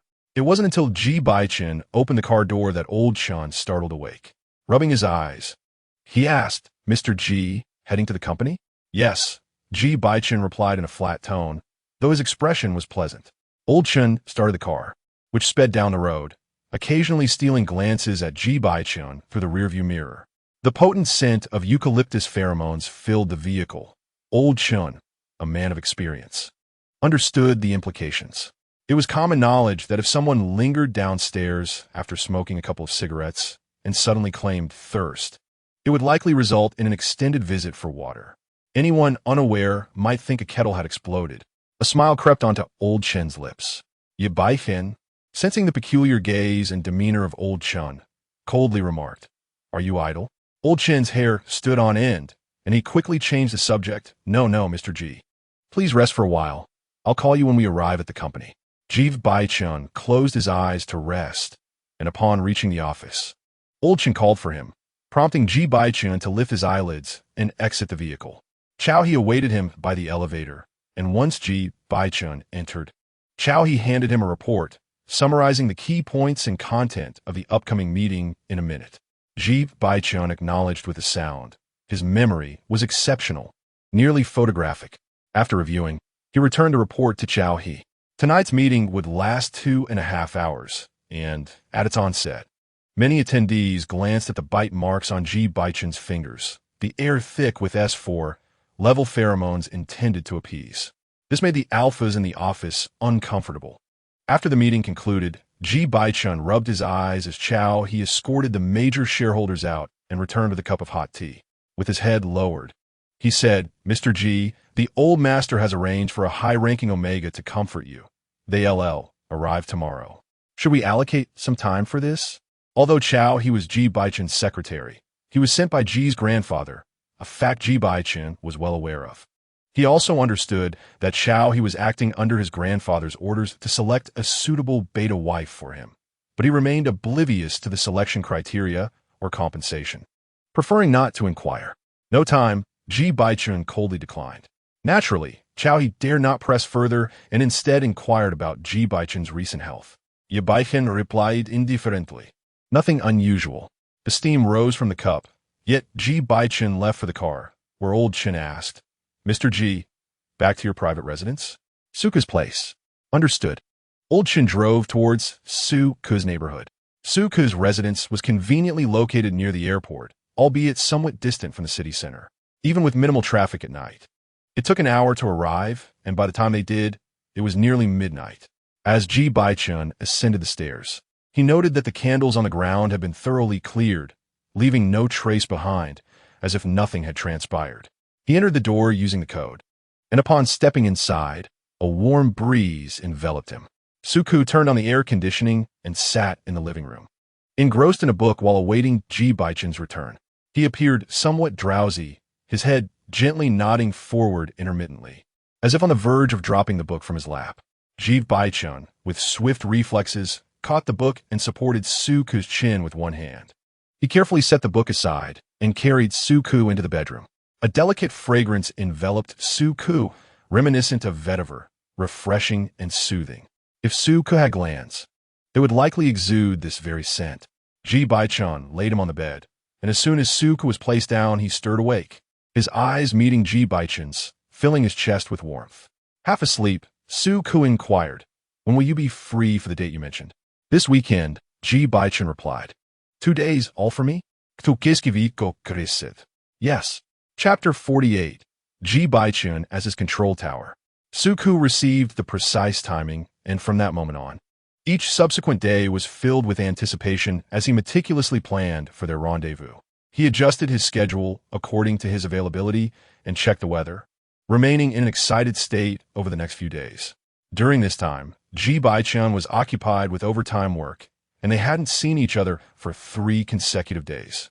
Aside from exchanging good mornings and good nights, Suka made it a ritual to order a cup of American coffee for Ji Bochen each morning at 10:30. Suku spent this period in the simulator, preparing for his captaincy assessment, which was scheduled for the following day, and he felt confident about passing it. An academic achiever, Suku was also a man with clear ambitions. Since selecting the Airbus A380, he had meticulously crafted his future plans.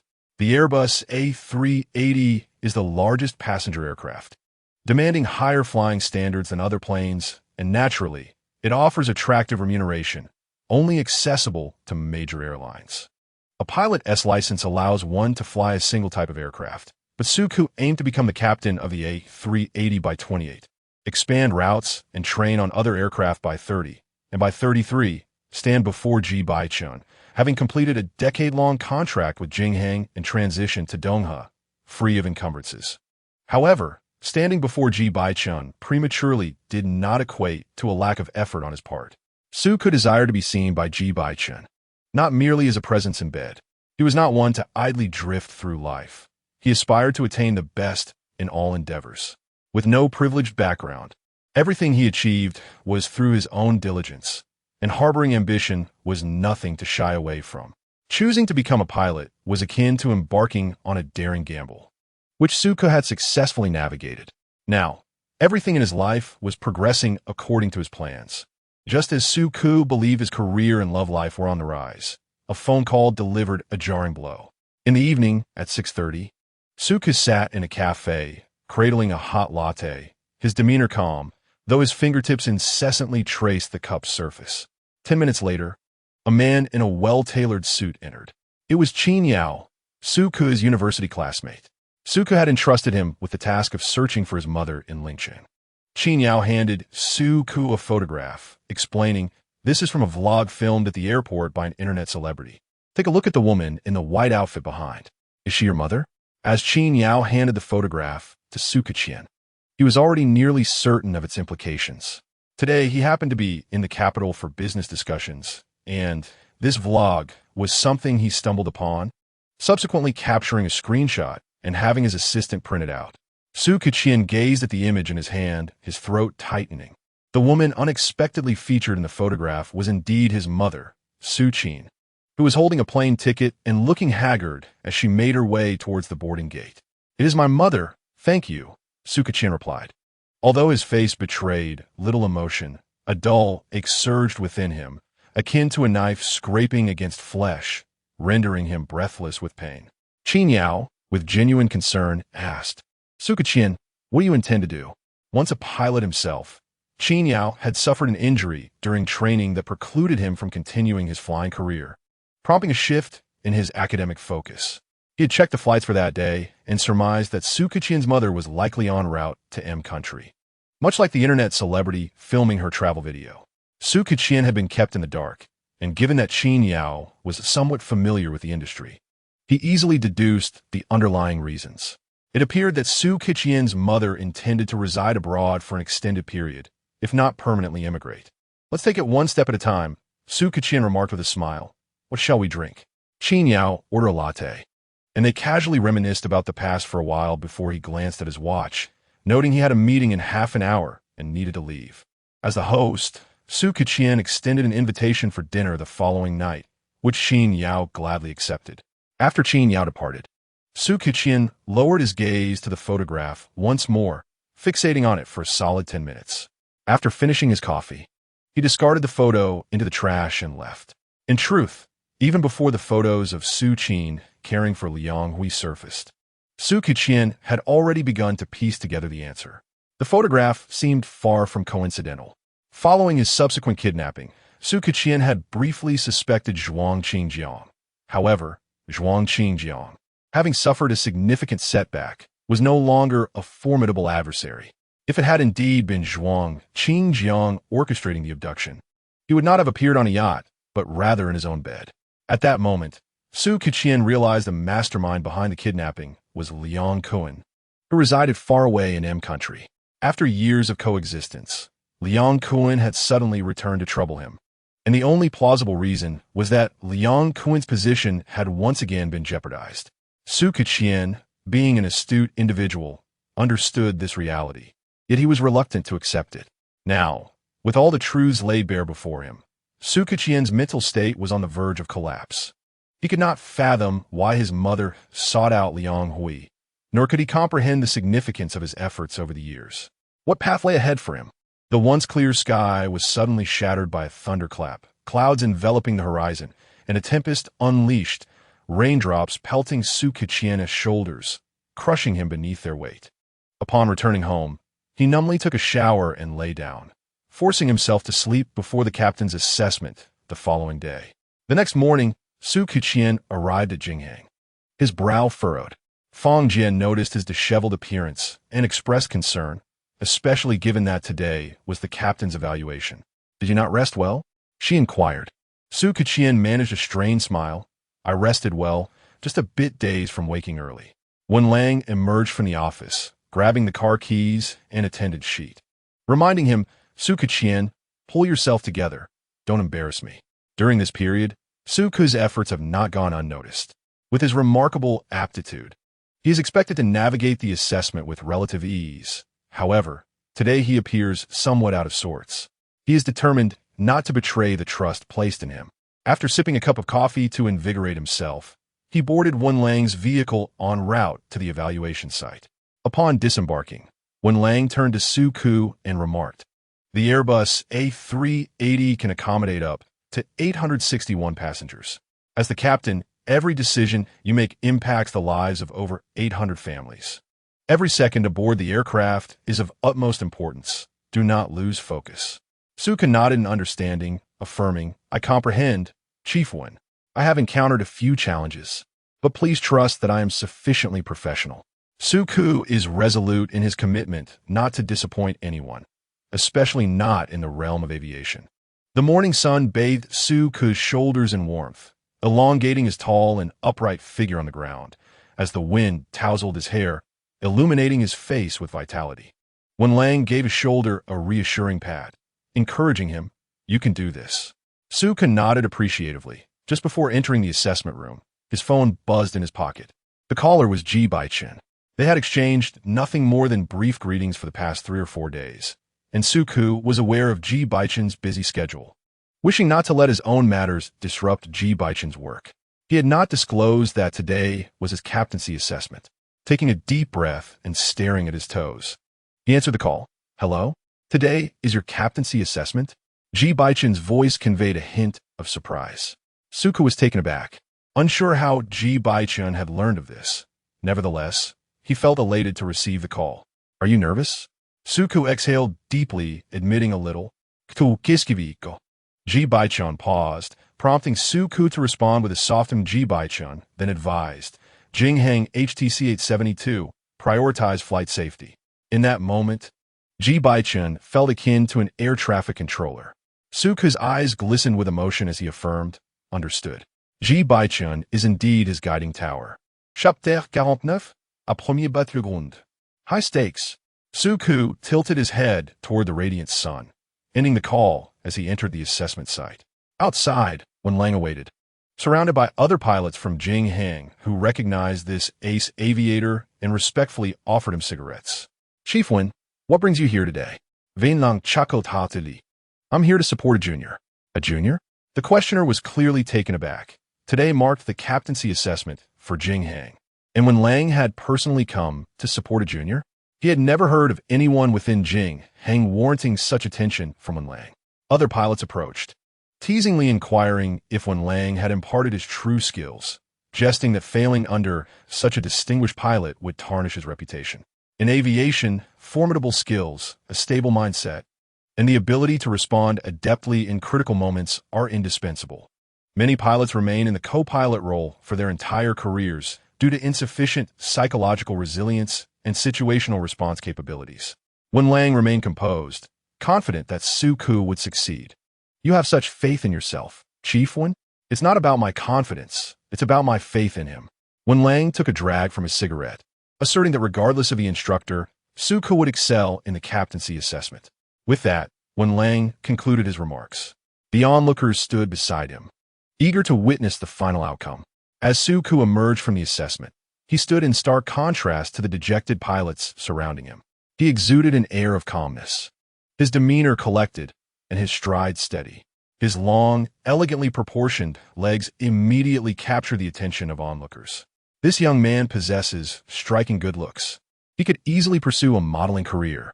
Is there truly such a person in Jinghang? Although he appears to be a beta, his allure surpasses that of many omegas. What a captivating waist and hips. Ah, weren't you the one who claimed to only fancy omegas and swore never to date a pilot? Have you now succumbed to fascination? Spare me the teasing. It is only natural to make exceptions for beauty. Be sure to procure me a contact number later. As Su-ku confidently approached Wen Lang, the latter extinguished his cigarette. Did you pass? Ktukiskiviko nodded calmly. The person who had just sought Su-ku's contact information stiffened. Was this the junior Wen Lang had been waiting for? What had he just said? Wait for me by the car, Captain Su, Wen Lang said, patting Su-ku on the shoulder, his palm warm against Su-ku's skin. After Su-ku departed, Wen Lang turned to the individual who had desired Su-ku's contact. You arrived too late. Without offering an explanation, Wen Lang lit another cigarette and walked away. From this moment on, Wen Lang had repaid a long-standing favor to Ji Bochen. He had owed Ji Bochen a debt of gratitude for years. But due to contractual obligations with Jinghang, he was unable to transfer to Ji Bochen's Donghe Civil Aviation. Today, he finally settled this debt. While waiting for Wen Lang, Su-ku noticed a message from Ji Bochen on his phone. Ji Bochen, let us have dinner together tonight. Su-ku, sure. After replying, Su-ku suddenly remembered his dinner plans with Qin Yao from the previous day and realized he would need to negotiate a new time with him. Fortunately, Qin Yao was not overly busy, and Su-ku managed to reschedule their dinner for lunch instead. Before long, Wen Lang arrived, and Su-ku expressed his gratitude, inquiring about a suitable time to treat him to a meal. Wen Lang politely declined, citing his busy schedule at Jinghang, advising Su-ku not to become complacent. Su-ku nodded in understanding. Wen Lang granted him a day off, and after escorting him home, he took his leave. Su-ku drove to pick up Qin Yao at a Western restaurant not far from Ji Bochen's company, conveniently located near the business building where Qin Yao was attending a meeting. After ordering, Qin Yao animatedly recounted amusing anecdotes from their school days and updates about their university friends. Su-ku smiled in agreement, creating a harmonious atmosphere. He had a knack for making any gathering comfortable and enjoyable. Suddenly, a voice called out, Su-ku? Looking up, Su-ku was met with the scrutinizing gaze of Ji Linchuan, who regarded Qin Yao with a hint of hostility. So, this was Su-ku's alpha, refined, elite, yet unremarkable. Su-ku's attention soon shifted from Ji Linchuan to Ji Bochen, who stood nearby with his hands in his pockets, his expression icy. Ji Bochen's lips were pressed tight, his eyelashes lowered, brows furrowed, and his demeanor displeased. The coldness between them created an invisible barrier, obscuring their secret relationship, hidden so deeply that no one could discern any clues, unless Su-ku's gaze was not so fervent. As Ji Bochen's gaze gradually shifted towards Su-ku's right thumb, his words served as a reminder to Ji Linchuan. Yet his eyes remained fixated on Su-ku, traversing from thumb to waist and finally to chin. In less than 3 seconds, Su-ku felt as though he had been thoroughly exposed. The clandestine and thrilling acts shared between them began to unravel under Ji Bochen's penetrating stare. Su-ku's eyes reddened, and his breath became erratic. Sir, do you know each other? Unfortunately, we have no vacant seats at the moment. If it is convenient for you. The Omega waiter said apologetically as he unconsciously emitted a pheromone of goodwill towards Su-ku. Su-ku glanced at Qin Yao across the table, stammering slightly. If it's convenient. Ji Bochen, with a single hand, pulled back the chair beside Su-ku, sitting down with an air of indifference. Ji Linchuan took a seat next to Qin Yao, scrutinizing him without restraint. A thin sheen of sweat formed in Su-ku's palms. When the waiter presented the menu, Ji Bochen brazenly handed it to Su-ku, suggesting he make a choice. As Su-ku received the menu, Ji Bochen brushed against his hand. The motion swift and almost imperceptible. Ji Bochen withdrew his hand, letting it rest beneath the table, his long fingers pressing down on Suku's thigh, alternating between a gentle caress and a firm grip. Suke's Erlobes flushed crimson. He turned his gaze towards Ji Bochen, striving to maintain an even tone. Are there any dietary restrictions? None. Good. Suko placed the order in English for both Ji Bochen and Ji Linchuan before returning the menu to the waiter. After the waiter took the menu away, he suddenly turned back, asking, "Gentlemen, would you like some hot water?" Upon noticing Suku's legs crossed and slightly trembling, Ji Bochen replied, "Yes." The waiter cast a peculiar glance at Suku before leaving, discontented. Realizing something, Suku placed one hand on the table to press down Ji Bochen's hand. Yet Ji Bochen tightened his grip even more. In Chapter 50, it was said that his words were unkind. Suku's skin was already fair, and now the pink hue at his neck was particularly pronounced. Despite his meticulously tailored shirt and pilot's uniform, Ji Bochen's gaze seemed capable of piercing through the fabric, revealing the tightly enveloped pink from Suku's neck to his spine and down to his wrist. Suku bit his lip, withdrew his hand, and took a sip of water, maintaining an outward calm as if nothing were amiss. The waiter brought hot water, pouring it for Ji Bochen and Ji Linchuan. Ji Linchuan's attention remained fixed on Qin Yao until Suku introduced him. "This is my college classmate, Qin Yao." Only then did Ji Linchuan retract his scrutinizing gaze. Extending his hand with a smile, "Hello, I am Ji Linchuan, Suku's high school classmate." Qin Yao shook hands with Ji Linchuan, redirecting his gaze to the distinguished man sitting opposite him, whose demeanor was both regal and composed. Throughout the encounter, Ji Bochen's gaze had never shifted to Qin Yao. Yet Qin Yao still sensed an inherent pressure emanating from him. As an HR professional with extensive experience in reading people, he instantly recognized Ji Bochen's noble status and exceptional presence. Curiosity piqued. He wondered how someone of such caliber became entangled with Suku. Who might this be? Qin Yao inquired, looking towards Suku. Ji Bochen arched an eyebrow, leaning closer to Suku. Meanwhile, concealed beneath the table, the hand that was gently grasping Suku's thigh relaxed slightly, fingers gliding softly over the surface. Suku pressed his lips tightly together, striving to suppress any outward display of discomfort. Ji Linchuan observed the scene with a sense of perplexity. Why was his uncle regarding Suku in such a manner? Was he assessing him? Such scrutiny hardly necessitated such proximity. The distance between them suggested a familiarity akin to that of close acquaintances. Qin Yao, perceptive as ever, detected a hint of ambiguity in Suku's pause and Ji Bochen's gaze. "He is my uncle, Ji Bochen," Ji Linchuan introduced Suku. "This is the uncle I mentioned to you." Suku momentarily faltered, forcing out a reluctant acknowledgement.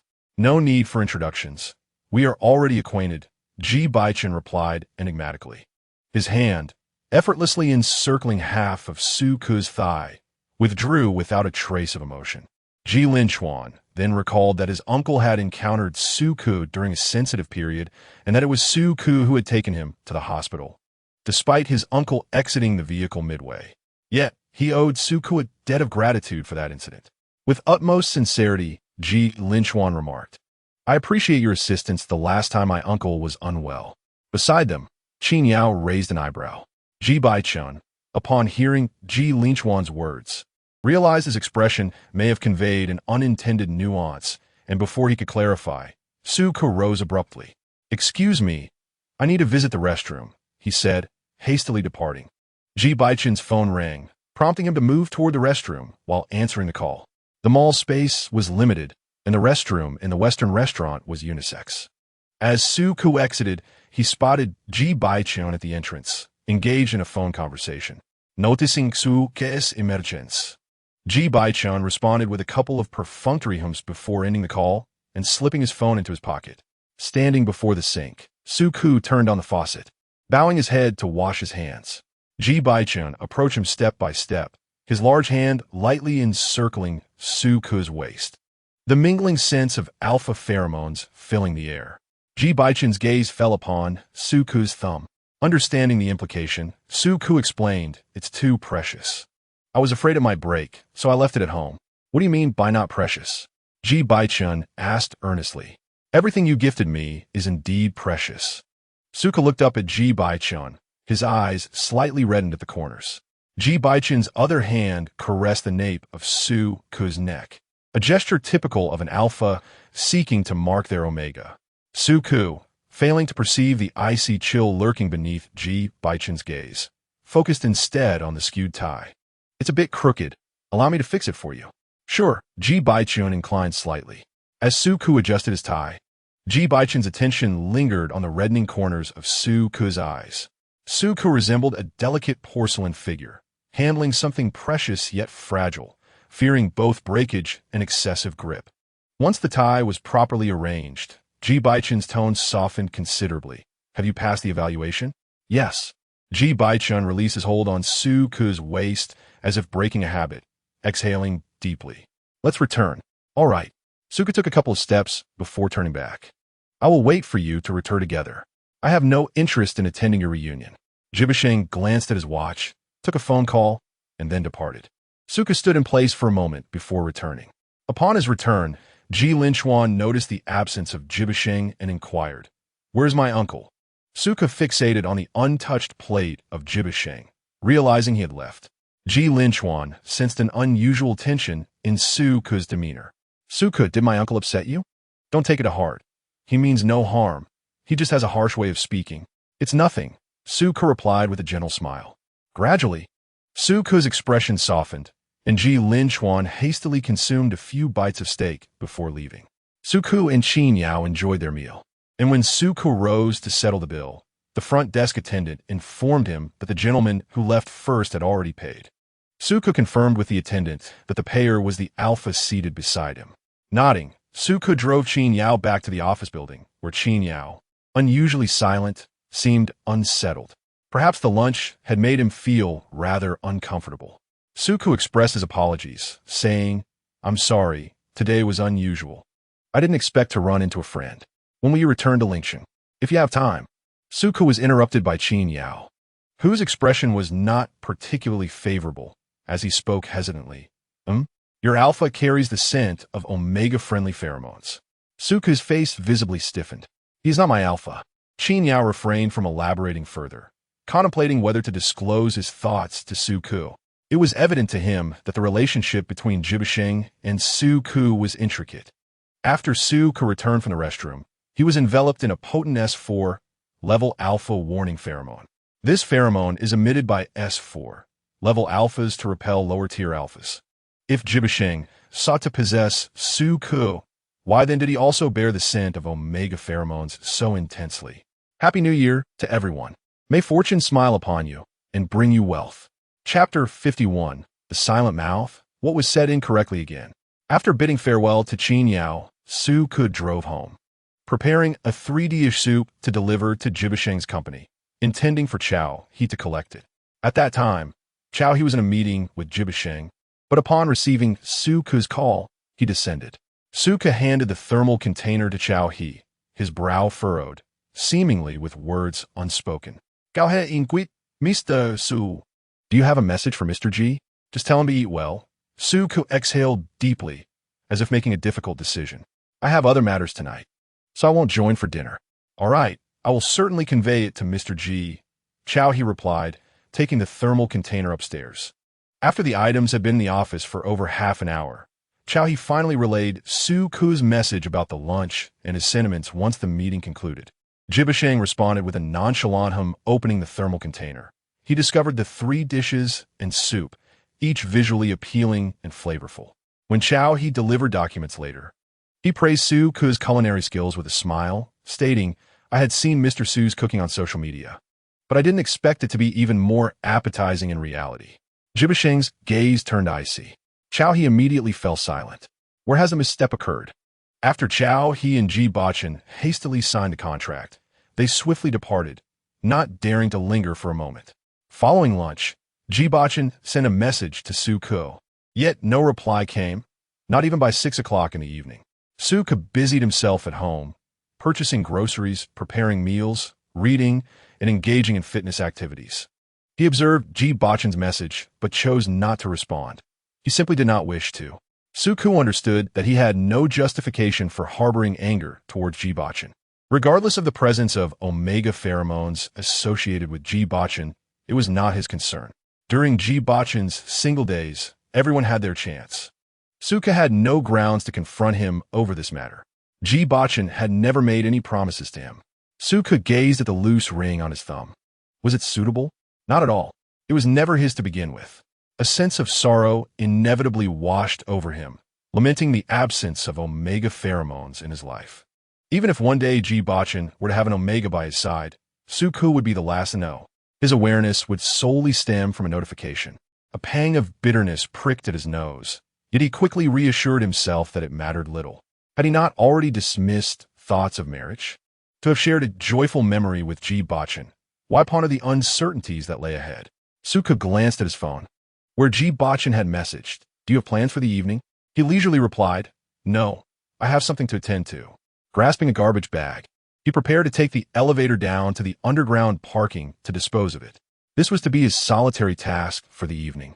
Just as Suku stepped outside, he spotted Li Hailong emerging from the opposite door, dragging a suitcase, his expression stern. They exchanged a glance across a 3-meter distance. The atmosphere was beyond mere awkwardness, imbued instead with a warm familiarity that only long-lost friends might share, tinged with a hint of estrangement. Li Hailong carried an abundance of luggage. Suku pressed the elevator button and, upon reaching the 7th floor, held the door open, waiting for Li Hailong to arrive. This was the extent of what he could do. He did not wish to instill any false hope in his secret admirer. Hope can easily take root in the heart, where even the slightest gesture may give rise to an uncontrollable blaze. A fire without resolution will ultimately engulf everything. Suku was acutely aware of the bittersweet nature of unrequited love. "Thank you," Li Hailong said as he entered the elevator. He was moving away, or more precisely, he was ending a 5-year-long harassment. Suku's rejection was unequivocal, leaving no room for hope. Li Hailong gazed at Suku's neck, contemplating whether to voice something, but ultimately swallowed his words. Once the elevator reached the basement level, Suku disposed of the garbage. Li Hailong emerged, pushing his suitcase, and called out to Suku's retreating figure, "Xiao Ke." Suku turned to face him. Li Hailong smiled and advised, "Do not make things too difficult for yourself. You have me as a cautionary tale." This time, Li Hailong's words were sincere and laden with counsel. Suku understood his meaning. "Hangju, Suke Ziplit." After Li Hailong departed, Suku lingered in place for a long while. The Premier Club, room 601. The enchanting Beta knelt before Ji Bochen, gently rubbing against his polished shoes, eyes filled with a pitiful longing. He was a gift to the distinguished gentleman before him, laboriously striving to please his master. Ji Bochen furrowed his brow. With a mere glance, He swiftly pulled the Beta away. After being rejected, the host of the gathering, Zhang Feng, cast a cold glance. Zhang Feng was the orphan of a comrade of Ji Yan's, who, despite Ji Yan's care over the years, had not truly benefited. He had yet to ascend the social ladder, and just 2 weeks prior, he faced disciplinary action for a breach of conduct. Approaching 30, he realized that this stagnant path was unsustainable and considered venturing into commerce like Ji Bochen. Thus, he invited Ji Bochen to his birthday celebration, intending to broach this topic. To this end, Zhang Feng had prepared a gift, though it appeared rather unappealing. He had warned beforehand that an undesirable gift would incur severe consequences. Upon noticing Zhang Feng's icy demeanor, the Beta trembled and crawled back toward Ji Bochen. Zhang Feng, seemingly to afford Ji Bochen some space to enjoy, excused himself to the restroom. The Beta began to lament his pitiable background, insisting that he could not conceive and pleading for an opportunity from Ji Bochen. Ji Bochen's gaze was frigid, a cigarette pinched between his fingers, his expression handsome yet aloof, looking down upon him. With just a fleeting glance, he averted his eyes. Ji Bochen was never one to possess a benevolent heart. He would not bestow pity nor play the savior to anyone, least of all to this Beta. Nor would he comply with Zhang Feng's request. Each day, countless individuals in the capital found themselves in dire straits. Ji Bochen was a figure of authority, not a deity, and he had neither the capacity nor the inclination to intervene. The Beta wept, hoping his beauty might evoke a shred of compassion from Ji Bochen. Yet he could not even garner a single glance. He perceptively ejected the beta from the premises. When Zhang Feng returned, Ji Bochen slowly rose from the crimson leather sofa, glancing at his watch. The evening's farce could only continue for so long. Had it not been for the connection between his father and Uncle Zhang, he would have left much earlier. Seeing Ji Bochen check the time, Zhang Feng, believing his plan had succeeded, smiled and remarked, "He's a novice, quite pristine, yet knows how to please. Ji Ge, enjoy yourself." Ji Bochen scoffed coldly and strode away. Zhang Feng hurried to catch up. "Ji Ge, I have something to discuss with you." Ji Bochen cast a frigid gaze around, stating, "Not reporting you tonight is my final courtesy to Uncle Zhang." Upon leaving the club, he inquired of old Chun, "Shall we head to Mr. Su's residence?" Chapter 52. Can the date be rescheduled? Ji Bochen lit a cigarette and nodded. As the car made its way halfway, he received a goodnight message from Su Ke. He lifted his head, exhaled, and instructed, "Let us return to the private residence." Huh? Old Chun looked perplexed. They were already en route, and now suddenly turning back? Ji Bochen remained speechless, and Lao Chen dared not inquire further. As the vehicle turned at the upcoming intersection, the black silhouette vanished into the night. Su Ke clutched his phone, staring at the screen where Ji Bochen had replied with a simple, "Good night," struggling to regain his composure. Such is the nature of unrequited love. The emotional needs of the admirer remain unexpressed, compelling them to swallow all sorrow and pain in silence. Alone, he gathered his emotions, striving to portray himself as a worthy suitor in the eyes of the other. Behind a cold screen, no one could fathom the sleeplessness of the person bidding good night from the other side. Su Ke took a long time to fall asleep, and the following morning, after a run and workout, he headed to Jingheng, where the airport provided breakfast for employees. While enjoying his meal, he received numerous congratulations, to which he responded graciously, smiling as he promised to treat everyone to a meal another day. As he was checking the flight schedule, he encountered Xiao Yu, who, with a hoarse voice, said, "Brother, congratulations. Tu kiskiviko ritlit indifferently." Xiao Yu wished to say more, but Feng Jia approached with a smile, patting Su Ke on the shoulder and engaging him in conversation, forcing Xiao Yu to swallow his words. Shortly after, when Lang arrived, glancing at Su Ke and saying, "Come to my office." "All right," Su Ke followed him inside. Upon entering, he found Gu seated in a swivel chair, who nodded towards Wen Lang, signaling him to leave. Once the door closed, Gu pushed an envelope towards Su Ke. Upon opening it, he discovered two photographs. One was a marriage certificate from M country, and the other bore the stamp of the immigration office in M country. The names on the marriage certificate were Su Qin and Liang Hui. Now, Su Qin was the lawful wife of Liang Hui. A chill swept across Su Ke's refined features, leaving him pale. "I studied in M country for a few years and have a well-connected friend at the immigration office in Los Angeles," Gu stated, confirming the authenticity of the situation. "What are your thoughts?" he inquired. Su Ke replied candidly, "It's a bit sudden. I haven't fully processed it. Indeed, it is rather abrupt. Cultivating a captain within a civil aviation company is no simple feat. I have a few suggestions for you." "Do listen," Gu continued. "In accordance with policy requirements, if a civil aviation company has foreign relatives, one cannot fly mainstream aircraft. You could switch aircraft types, although the likelihood is that it would only be transport planes. The disparity between transitioning from a mainstream aircraft to a transport plane is immense. All the efforts of the past 5 years would seem nearly futile." Su Ke felt as though his recent qualification for the Airbus A380, achieved just yesterday, had suddenly become irrelevant overnight.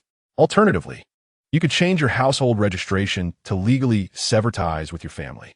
However, this would necessitate a marriage, which could present difficulties in the short term. Jingheng is willing to wait for you, with a deadline of 6 months. Gu understood that this second option was rather cruel, with his mother just having immigrated. For her son to sever ties for the sake of retaining employment by hastily marrying someone would be a deed that hardly seemed human. Thus, Gu added, "Rest assured, all your information and choices will remain confidential with Jingheng." Su Ke looked at Gu, expressing his gratitude. He understood that Gu's decision not to immediately mention breach of contract or termination was a kindness, considering the assistance he had provided. "Mr. Gu, may I take a few days off to contemplate this thoroughly?" Suku remarked that he could not provide an answer that he would not regret in the future at that moment. Would a week suffice? Upon leaving the office, when Lang inquired, "What does General Manager Gu want with you?" Gu Chung was known for his astuteness, a fact well recognized throughout Jinghang. The reason for his private summons of Su Ku was indeed perplexing to Wen Lang. "It's nothing, just some family matters," Su Ku replied. "Director 1, I would like to take a week off." Observing Su Ku's melancholic demeanor, Wen Lang refrained from probing further and promptly approved Su Ku's leave. On his way home, Su Ku unusually purchased a pack of cigarettes and spent the morning on his sofa, smoking. The following day marked the date of his anticipated meeting with Ji Bochen, and despite having made all necessary preparations, an unforeseen event left Su Ku feeling helpless, as the expectations deep within his heart were shattered like wood by an axe, causing him profound pain. With trembling hands, Su Ku purchased a plane ticket back to Lincheng, scheduled for 2:30 in the afternoon with Donghe Airlines. He sent a message to Ji Bochen. "I have matters to attend to at home. I will be unavailable for the next couple of days." Su Ku added, "Can we reschedule our meeting?" and followed it with, "If not, it's all right. Please take care of yourself." Setting his phone down, Su Ku began to pack, preparing for his return home. Typically a meticulous individual, today he haphazardly stuffed items into a suitcase, carelessly tossing in clothes and documents. After hastily finishing his packing, he realized it was lunchtime and ordered a bowl of noodles. Memories of the difficult years spent with his mother overwhelmed him, and he found himself teary-eyed over the meal. Having a considerable distance to travel to Donghe Airlines, he set off after eating. Standing at the entrance, he hesitated for a moment before finally donning his jade ring. At 1:30 in the afternoon, he arrived at the airport. A glance at his phone revealed that Ji Bochen had yet to respond to his message. After passing through security, he found a seat in the airport and gazed at the jade ring on his thumb. The airport staff recognized the jade ring and were taken aback, promptly calling the manager of the terminal. The manager approached respectfully, offering Su Ku a glass of water. "Mr. Ji, what brings you here?" Su Ku paused, suddenly realizing something. He smiled and replied, "You are mistaken. I am not surnamed Ji." The manager looked at the jade ring. "Isn't this just an ornament? What of it?" "No, nothing at all," the manager stammered, inquiring about Su Ku's flight before instructing an assistant to check for available seats in first class. The assistant reported that 2 seats remained, and the manager upgraded Su Ku's ticket. The assistant, puzzled, asked, "But didn't he say that was just an ornament?" "You have much to learn," the manager replied. The jade was indeed genuine. He was no fool. Such an expensive piece, clearly of high value, indicated that its owner was not merely a passenger, but likely someone of significance. Moreover, with seats in first class available, accommodating Su Ku was a simple act of courtesy. It was only during the boarding process that Su Ku realized he had been upgraded to first class. He settled into his seat, gazing out at the scenery beyond the cabin, and could not help but reflect on a foolish endeavor from his university days when he had worked tirelessly for over a month just to afford a seat in first class on Donghe Airlines. Having purchased a ticket to a nearby city, I took a morning flight and returned by train in the evening, all to experience the daily life and work of Ji Bochen. Gradually, I drew closer to him, even in the unseen realms of his existence. I vividly recall sitting in the airport VIP lounge, surrounded by well-dressed, cheerful elite individuals, feeling utterly out of place. It became apparent that Ji Bochen was indeed as distant as I had imagined. This sentiment remains unchanged. As I gazed at the jade ring on my thumb, I realized that Ji Bochen's time was exceedingly precious. He had neither the luxury for romance nor the time to respond to messages. In truth, I was quite occupied myself. Then my phone vibrated in my pocket. Chapter 53. No longer pursuing Ji Bochen. Upon unlocking my phone, I found a message from Ji Bochen. "Ji Bochen, sure. Su, thank you." I switched my phone to airplane mode, awaiting takeoff. The flight to Lincheng would last 6 hours. By the time I landed, it was nearly 9 o'clock. I took a taxi home, leaning against the window, my head resting on the door, the sound of the wind swirling outside. The taxi driver engaged me in light conversation, mentioning an impending drop in temperature, which would eventually give way to a complete warming. I responded perfunctorily, and upon arriving home, I opened the door to a space devoid of memories. This house had been purchased 2 years prior, after Su Qin's mental illness was treated. She expressed her discomfort with life in the capital and insisted on returning to her hometown. I had bought a house for Su Qin there, seldom returning myself, as my role as co-pilot allowed for little time off. Su Qin occasionally visited about 3 or 4 times a year, but she had not come at all last year, and we only communicated via phone. Returning to this house, which could only be described as unfamiliar, I still felt a warmth within. On the kitchen table, I spotted a jar of chili sauce made by Su Qin, instantly reminding me of the times we endured hardships together, yet felt fulfilled. For me, those memories now seemed like distant echoes. It had been a long while since I had come home. I often thought that once I was promoted to captain, and then to chief captain, I would finally have time off, and when my career was stable, I could frequently return to accompany my mother. Yet, it appeared that time does not wait for anyone. Dragging my suitcase into the room, I glanced around.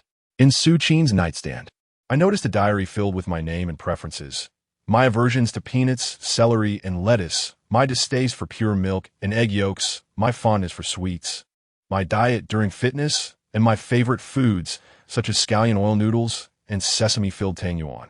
My eyes welled with tears. Su Qin's care and love for me were abundant, and I had always known it, which fueled my determination to study and work harder. In the capital, I had no kin, and my mother in Lingcheng had no support either. We were like drifting weeds wherever the current took us. During our most challenging times, we relied on each other for survival. Yet now my mother had left me behind. My heart felt as though we were being torn apart. After freshening up, I opened a refrigerator, intending to prepare something to eat, but found it empty. Closing the fridge, I turned around and caught sight of the chili sauce on the table. Su Ku ordered takeout, savoring it with chili peppers. After finishing his noodles, he reclined on his bed, contemplating his next steps. In truth, even before returning to Ling City, he had arrived at a resolution. He would abandon his job, forsake Ji Bochen, and journey to Country M. Su Ku was determined to bring Su Qin home.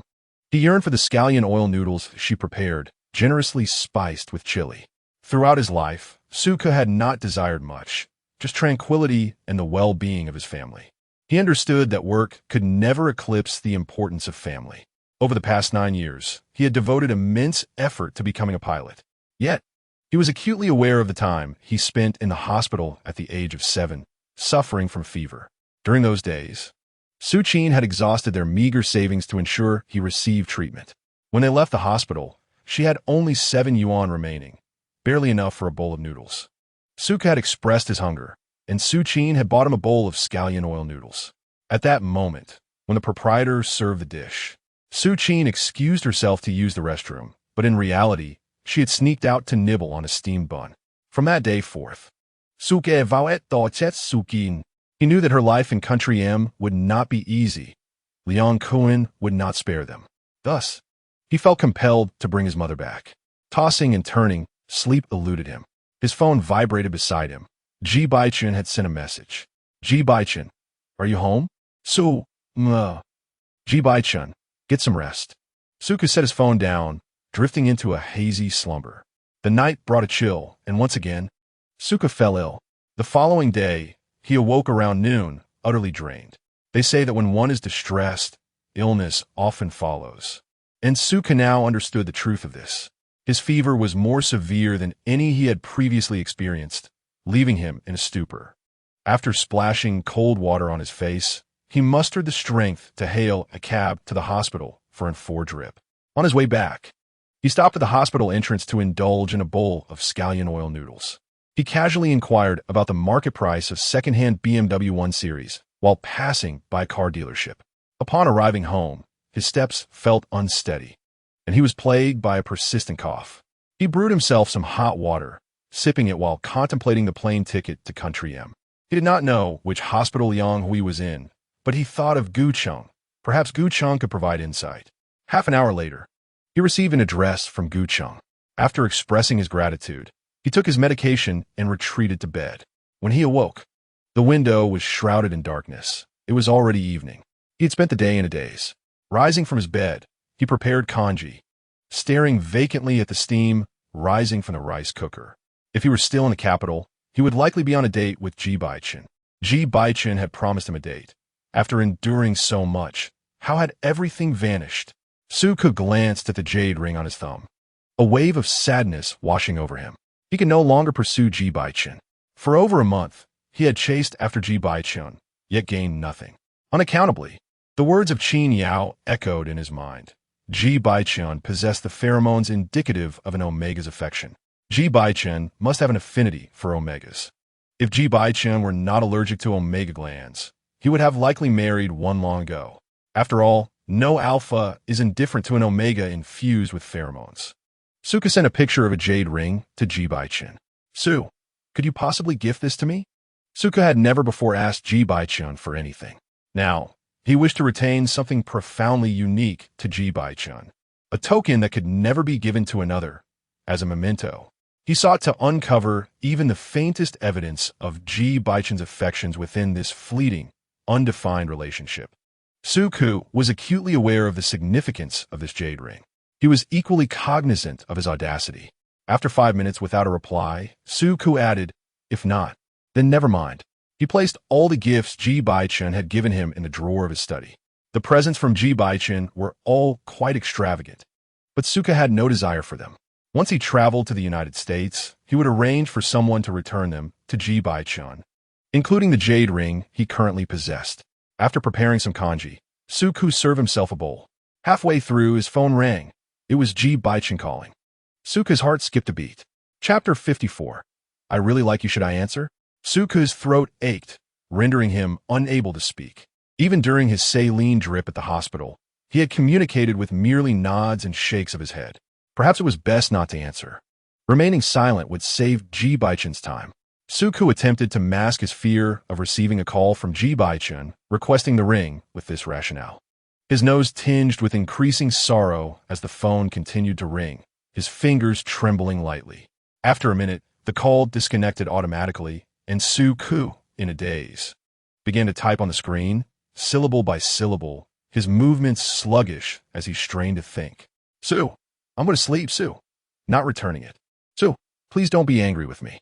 Su, Ima saw the... Ji Bochen responded swiftly. I didn't ask you to return it. Ji Bochen, are you feeling unwell? Suka's eyes brightened. A little bit, yes. Ji Bochen, where are you? Su, being good at home. Ji Bochen, send your location. Su, sending location. Su, I'm alone. Suku emphasized by sending again. I'm being good. The messages Suku sent conveyed a sense of grievance and vulnerability even through the screen. Ji Bochen, just average. Su, do you like those who are obedient? Ji Bochen, not particularly. Su, why not? Hadn't Ji Bochen previously preferred those who were obedient? Hadn't he encouraged Suku to be more compliant? Why had this suddenly changed? Never mind. If he didn't like it, he didn't like it. Su, all right then. Ji Bochen did not respond further. Suku repeatedly glanced at the messages on the screen, abandoning the remainder of his kanji. He stood up, took his fever-reducing medication, and slowly returned to his room, preparing for sleep.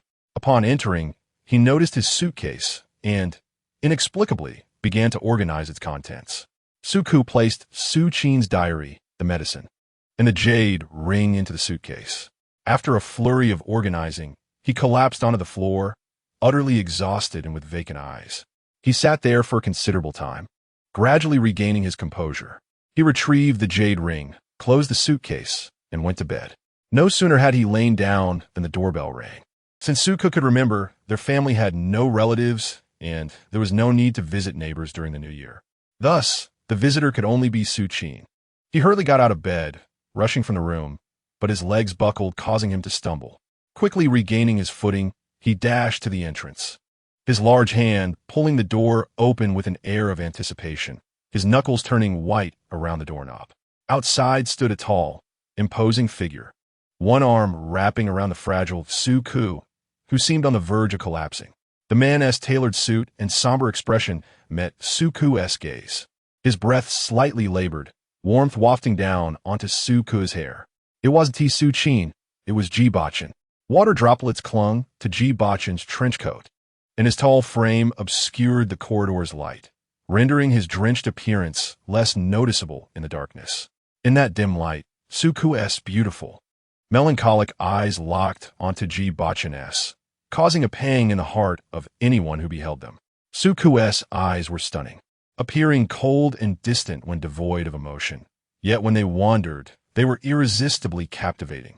However, Ji Bochen believed that Suku's tears were the true spectacle. With reddened eyelids, his neck, shoulders, and knees dusted with a hint of pink, Ji Bochen had seen Suku like this before.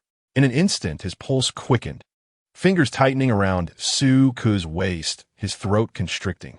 "You cried? What brings you here?" Suku did not directly respond to Ji Bochen's inquiry, but gently brushed his swollen eyelids as he lowered his head.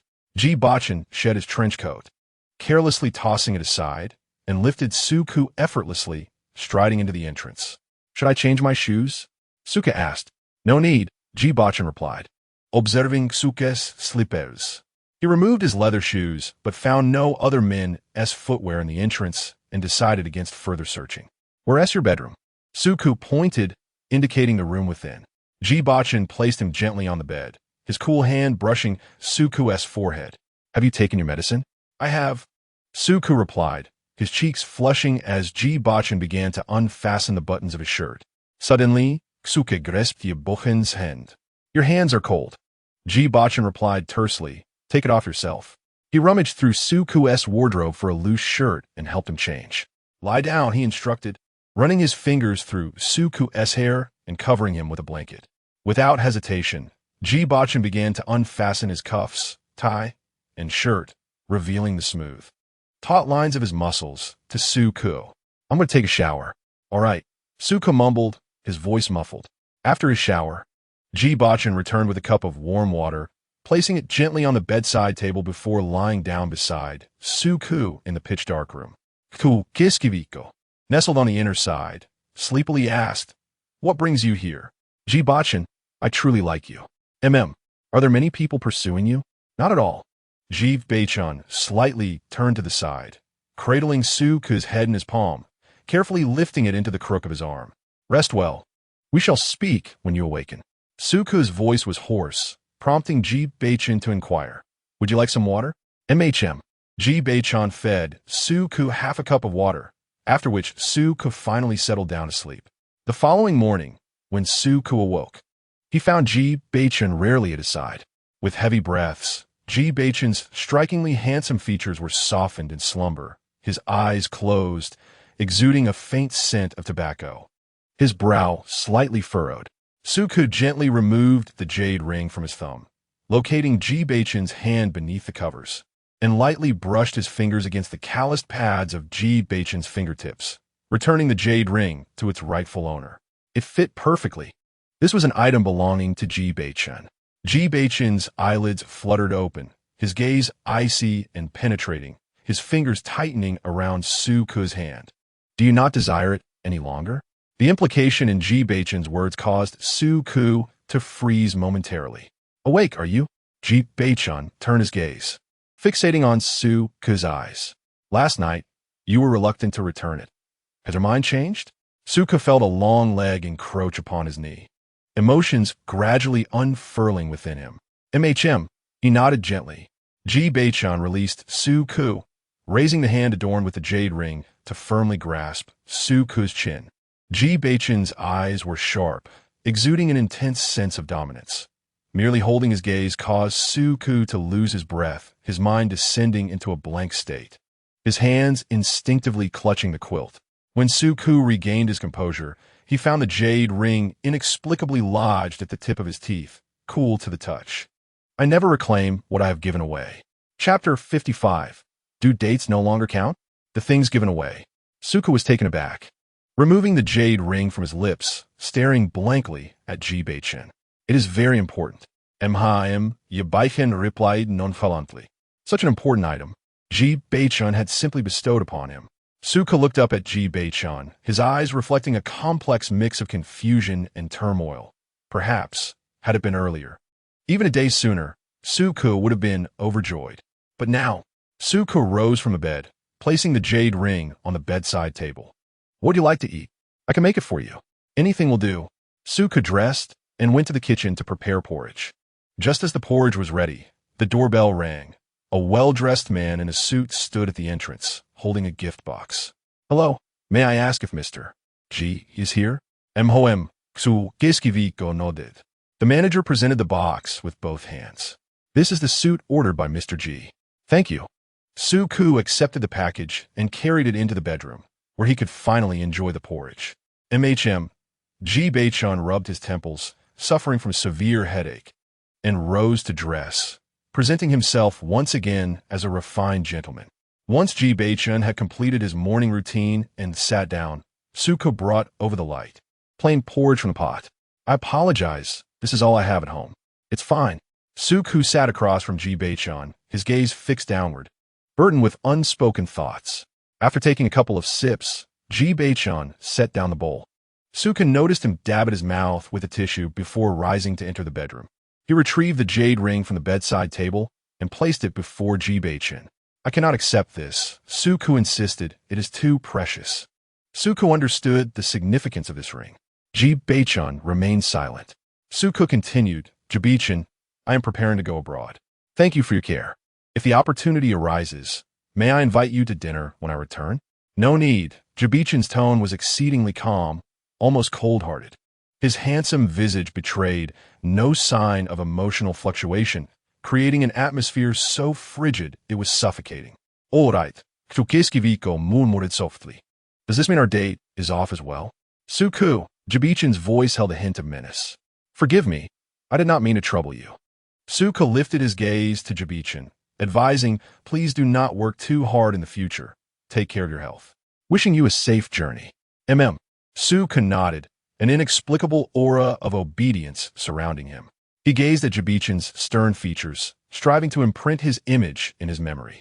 Yet, the depths of Ji Bochen's eyes were shrouded in an icy glare, emanating a chill that made it difficult to look directly at him. Suka dare not say more, fearing to incite Ji Bochen's displeasure.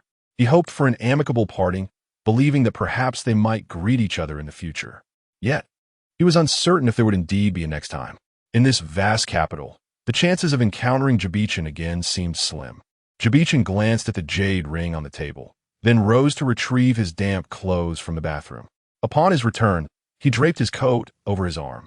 Suka watched this scene, his throat tightening. As Ji Bochen bent down to put on his shoes, Suku, in a moment of disorientation, seemed to perceive a profound loneliness and sorrow emanating from his towering figure. "Ji Bochen," Suku said, his heart aching, "thank you." Ji Bochen straightened, casting a meaningful glance in his direction before rummaging through his pockets in search of something, but his efforts proved fruitless. With his gaze lowered, he pulled open the door and departed. Suka watched as the door slowly closed, feeling as though he had made a profoundly significant decision. Leaning against the door, he forcefully shut it behind him.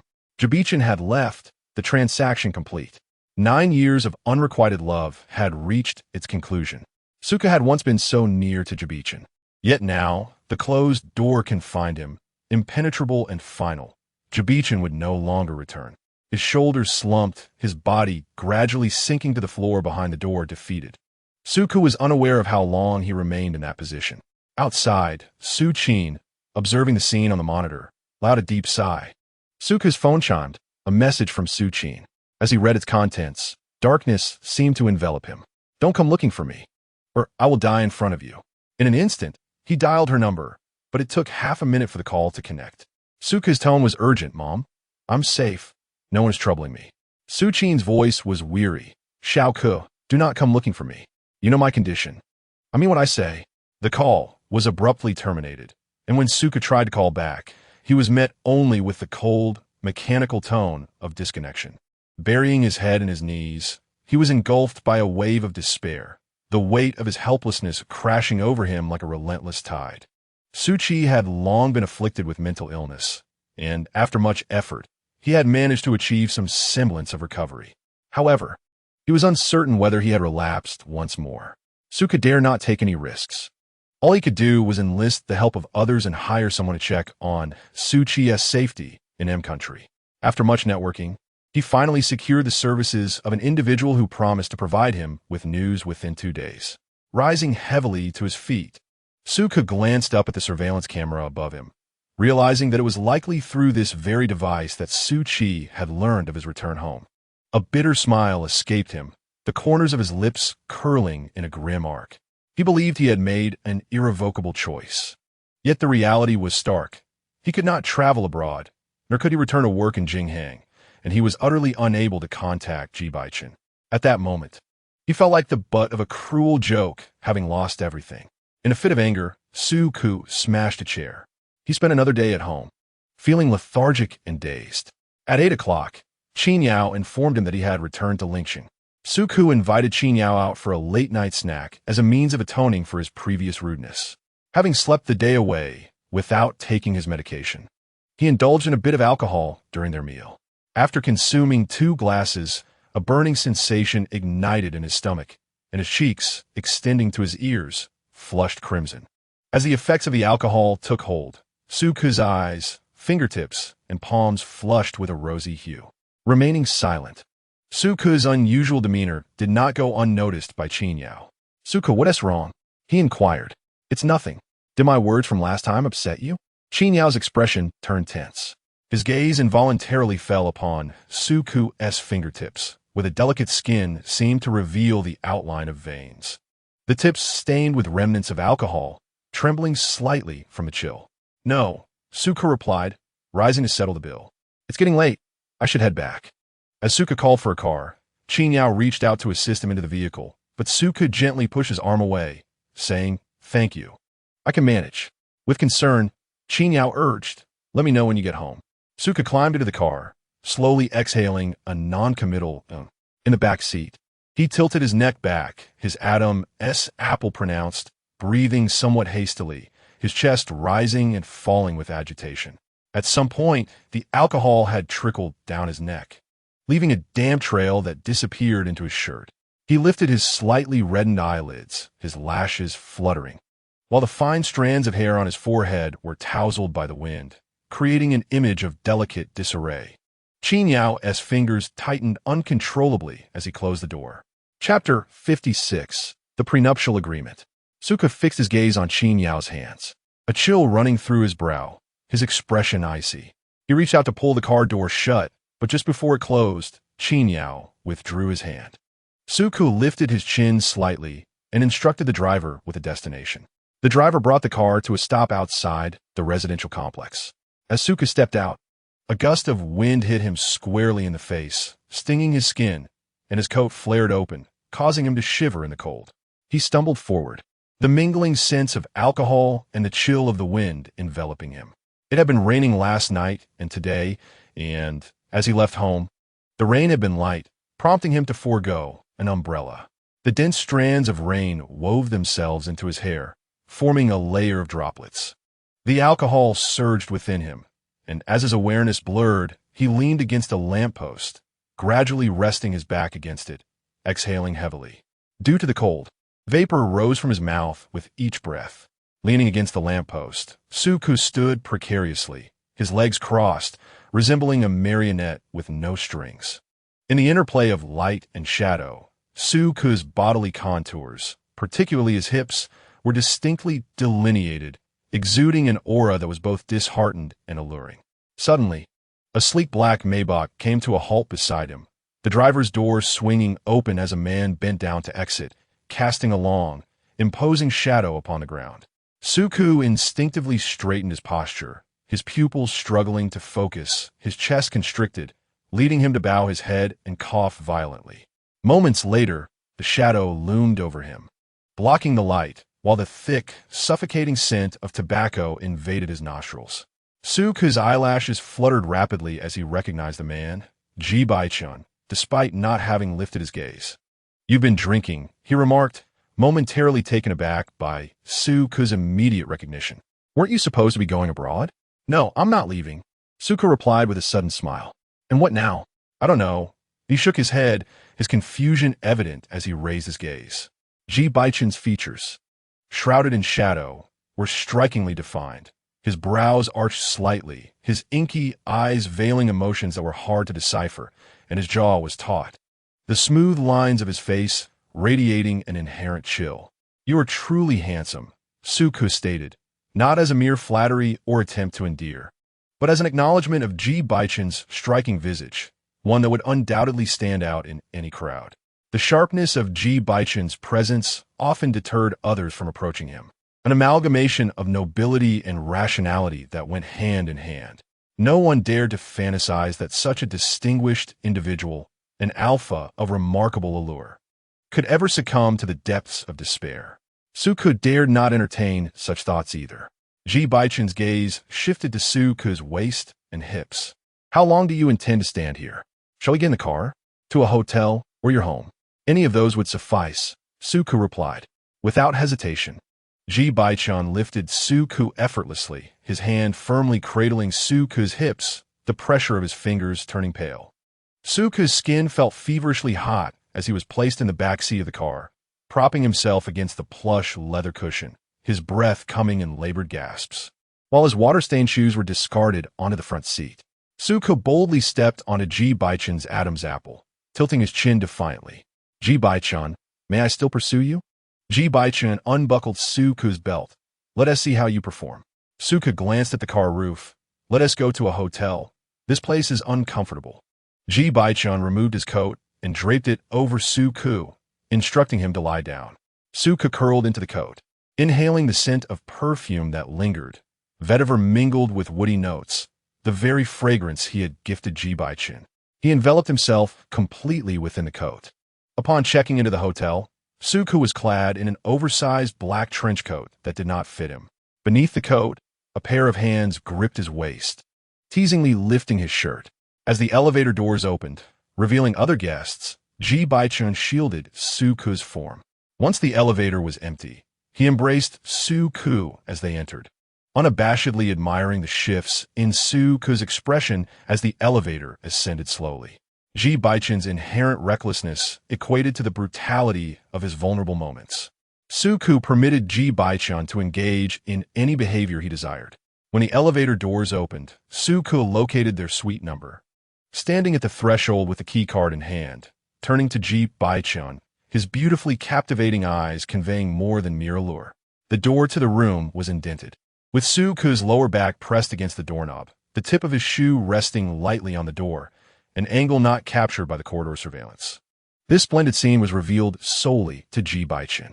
Suku placed his hand on his waist, and with a beep, the room card unlocked the door. He opened it, gently kicked it with the tip of his shoe, and raised his chin to look at Ji Bochen. Can I pursue you like this? Ji Bochen took a deep breath.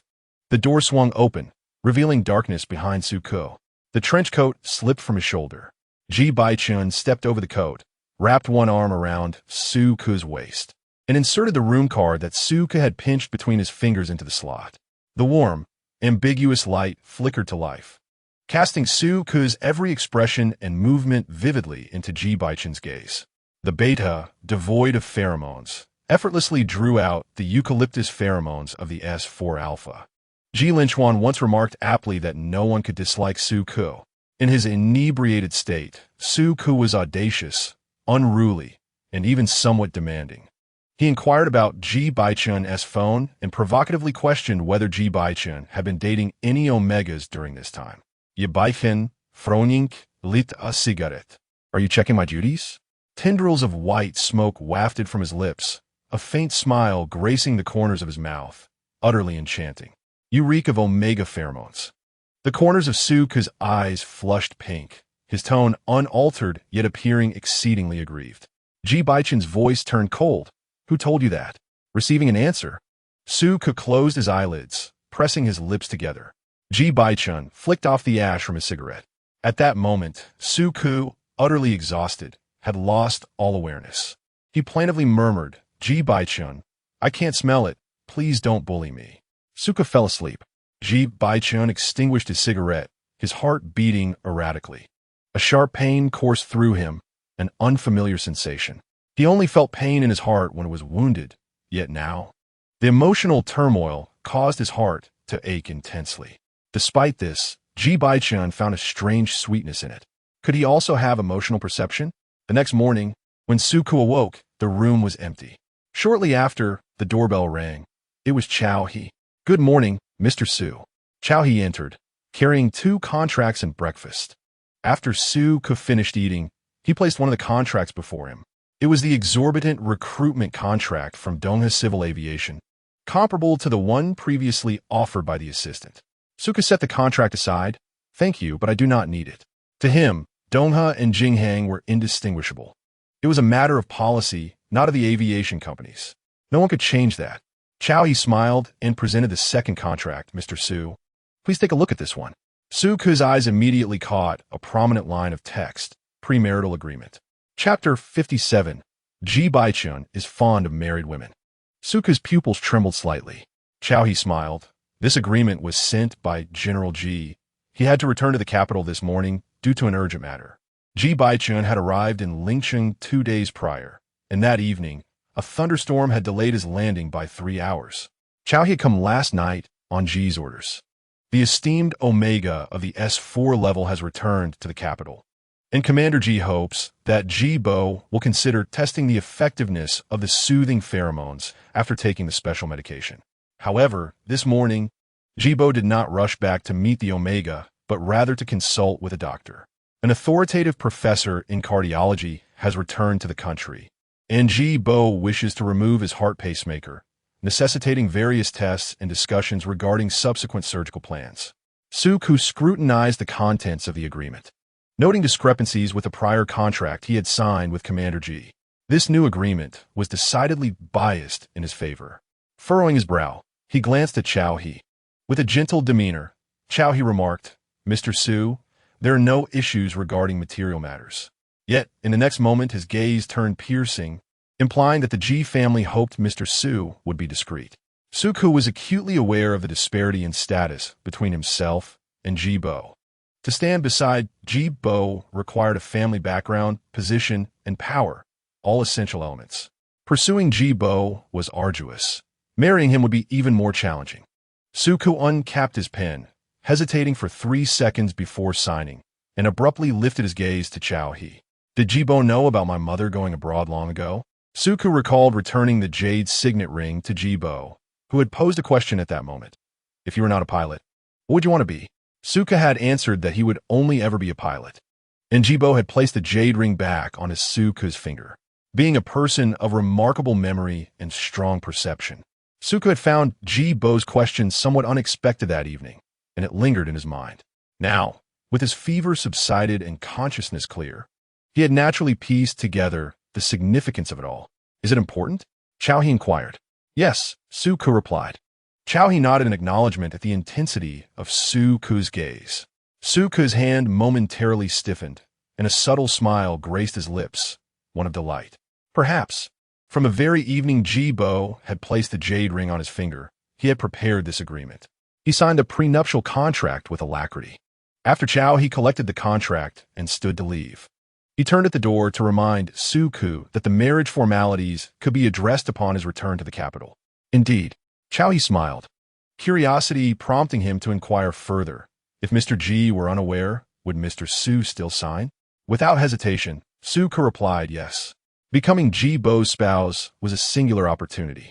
Su Ke need not ponder the extent of Ji Bo's affection, whether it stemmed from love, charity, or a mutually beneficial transaction. As long as Ji Bo was willing, he would not refuse. Su Ke sent a message of gratitude to Ji Bo. Ji Bo quickly responded. Su Ke replied, "Thank you for giving me the opportunity to pursue you." Upon reading this message, Ji Bo's brow relaxed, and he slowly set down his phone. Turning to Professor Lin, the professor's expression was grave. "Bochen, at present, I still do not recommend removing the heart pacemaker. Your myocardial contraction function has indeed improved somewhat. But without the stimulation from the pacemaker, the current values are insufficient to sustain your normal life, unless you have no intention of using the special suppressants within the next decade." Understood, Ji Bo responded with resolute determination. "I must inform you that this surgery carries significant risks. A fortnight ago, the procedure on Elder Rong was exceedingly perilous. Your heart has sustained damage and requires further observation before the removal surgery can be performed." "Very well, I shall heed your arrangements." Professor Lin sighed and invited Ji Bochen for a stroll. Having been a military district doctor, he had known Ji Enhai for many years and naturally regarded Ji Bochen as a junior. From both a medical and a familial perspective, he strongly advised against the removal of the pacemaker. Given the potency of this omega's special medication, altering the glandular hypersensitivity of an S4 level alpha is indeed quite challenging. Ideally, a beta companion capable of enduring the susceptibility phase of an S4 level alpha is rare, but with Ji Bochen's family background, finding one should not pose a significant challenge. However, Professor Lin found it perplexing that Ji Bochen had previously shown considerable aversion to treatments for glandular hormone hypersensitivity. Even when aware that the special inhibitors could damage the heart, he continued to use them without hesitation. What has prompted this sudden change of heart? Professor Lin inquired. Ji Bochen responded, "What did you think I was like before?" Professor Lin replied, Ji Bochen resembled an emotionless automaton. During the implantation of the cardiac pacemaker, Ji Bochen remained composed and aloof, exhibiting a level of emotional stability that surpassed even that of some individuals well past their 50s. Though young, he emanated a maturity that suggested an understanding of life and death, characterized not by hardship, but by detachment, an indifference to life and all its affairs. In this regard, Ji Bochen bore a striking resemblance to a machine. He did not require Professor Lin's reply to recognize how he was perceived by others. Slightly tilting his head, he expressed, "I do not wish to be too emotionally detached." Ji Bochen also yearned to listen to the rhythm of his own heartbeat. Professor Lin chuckled softly, glancing down to inadvertently catch sight of Ji Bochen's jade ring, pausing momentarily. "Bochen, where's your ring?" "I gifted it away," Ji Bochen said nonchalantly. Professor Lin's eyes widened in surprise. This ring symbolized Ji Bochen's standing within the Ji family, and to outsiders, it was a testament to the family's prestigious status. "You simply gifted it away?" Suku returned to the capital the very next day, and on the day of his return, he responded to Gu Cheng regarding his choice. Gu Cheng was somewhat taken aback. Suku had chosen the second option, implying that he would change his household registration and marry. If Suku were to marry, would that not sever his ties with Ji Bochen? Ji Bochen had expended considerable resources to win over his lover, only for that lover to be on the brink of marriage. This transaction indeed seemed a loss. A beautiful woman leads to the ruin of a kingdom. As Gu Cheng clicked his tongue in realization, he replied to Suku, "Wishing you happiness in your upcoming marriage." Suku thanked him, and Gu Cheng did not respond further. After all, Suku was unaware of the arrangement between him and Ji Bochen, and he had no inclination to pry into others' private lives unless something truly shocking arose, such as Ji Bochen's fondness for married women. Of course, Gu Cheng did not believe he would witness Ji Bochen's folly in this lifetime. Suku returned to the capital in the morning, and upon landing, he was greeted by Old Chun. Old Chun glanced at the back seat where Suku sat. The jade ring on Suku's hand was indeed conspicuous. "Lao Chen, Mr. Su, General Ji has requested you to prepare your documents. After his meeting concludes, we will first head to the Testing Institute, followed by the Civil Affairs Bureau." Very well. Suku gathered the necessary documents and awaited Ji Bochen's meeting conclusion in the parking lot of the Donghe Civil Aviation Company headquarters. Lao Chen repeatedly scrutinized Suku in the rearview mirror. "Mr. Su, have we met before? You seem remarkably familiar." Lao Chen felt an uncanny resemblance between Suku and an Omega whom Ji Bochen had taken from a club 9 years prior. Chapter 58, Moving in Perhaps. The capital is vast, and one encounters countless individuals daily. Suku offered an ambiguous response, and Lao Chen refrained from further inquiries.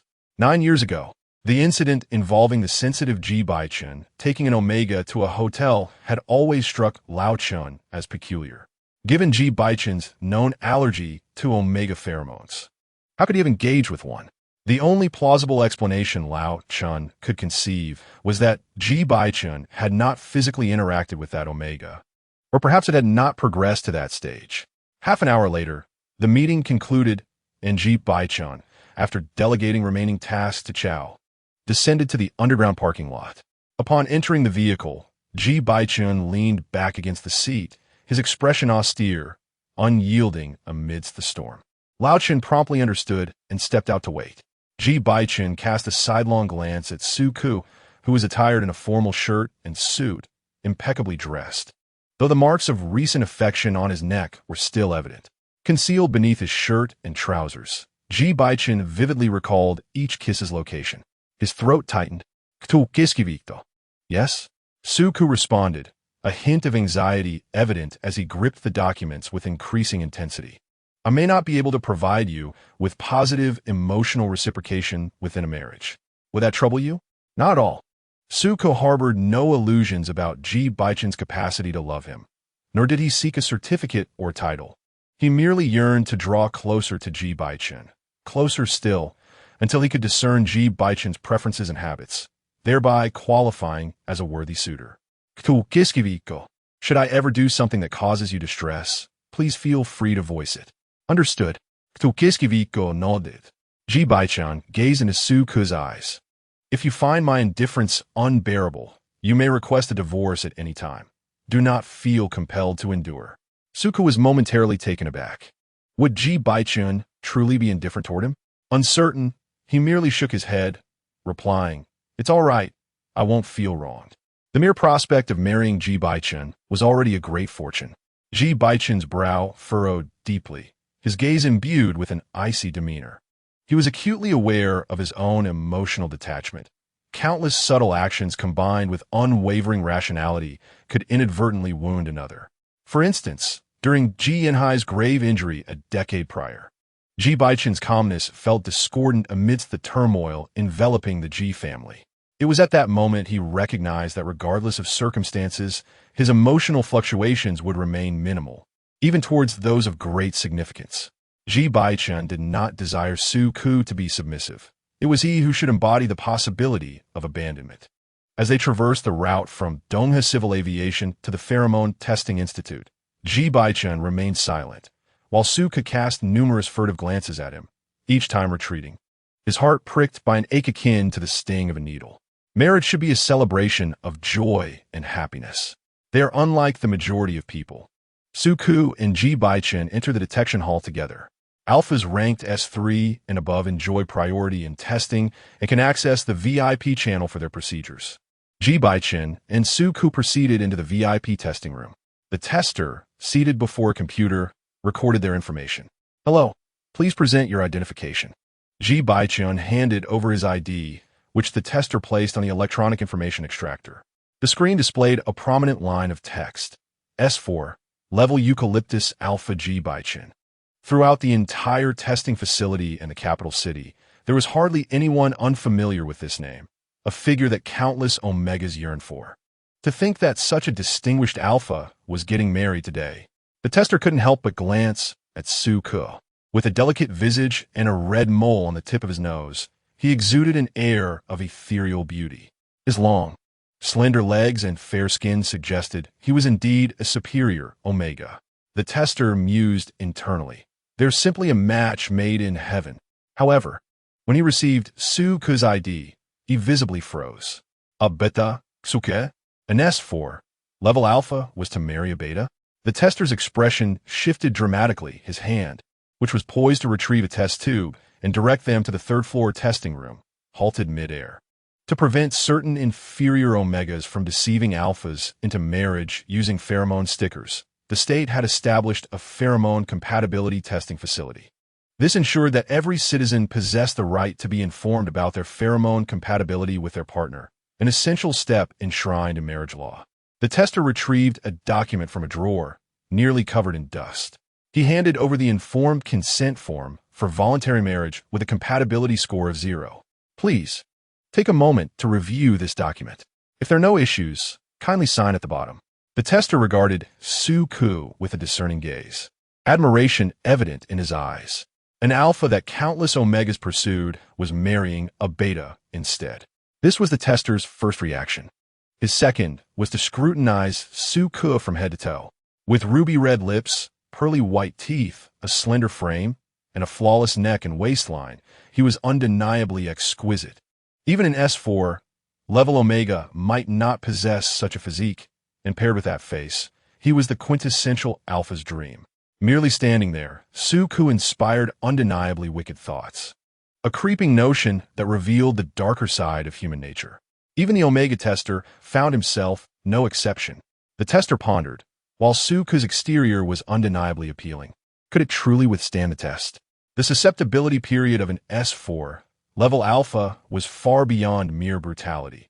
The concentration of the S4 level alpha's special suppressants could render ordinary alphas, even those at S2 level, unconscious.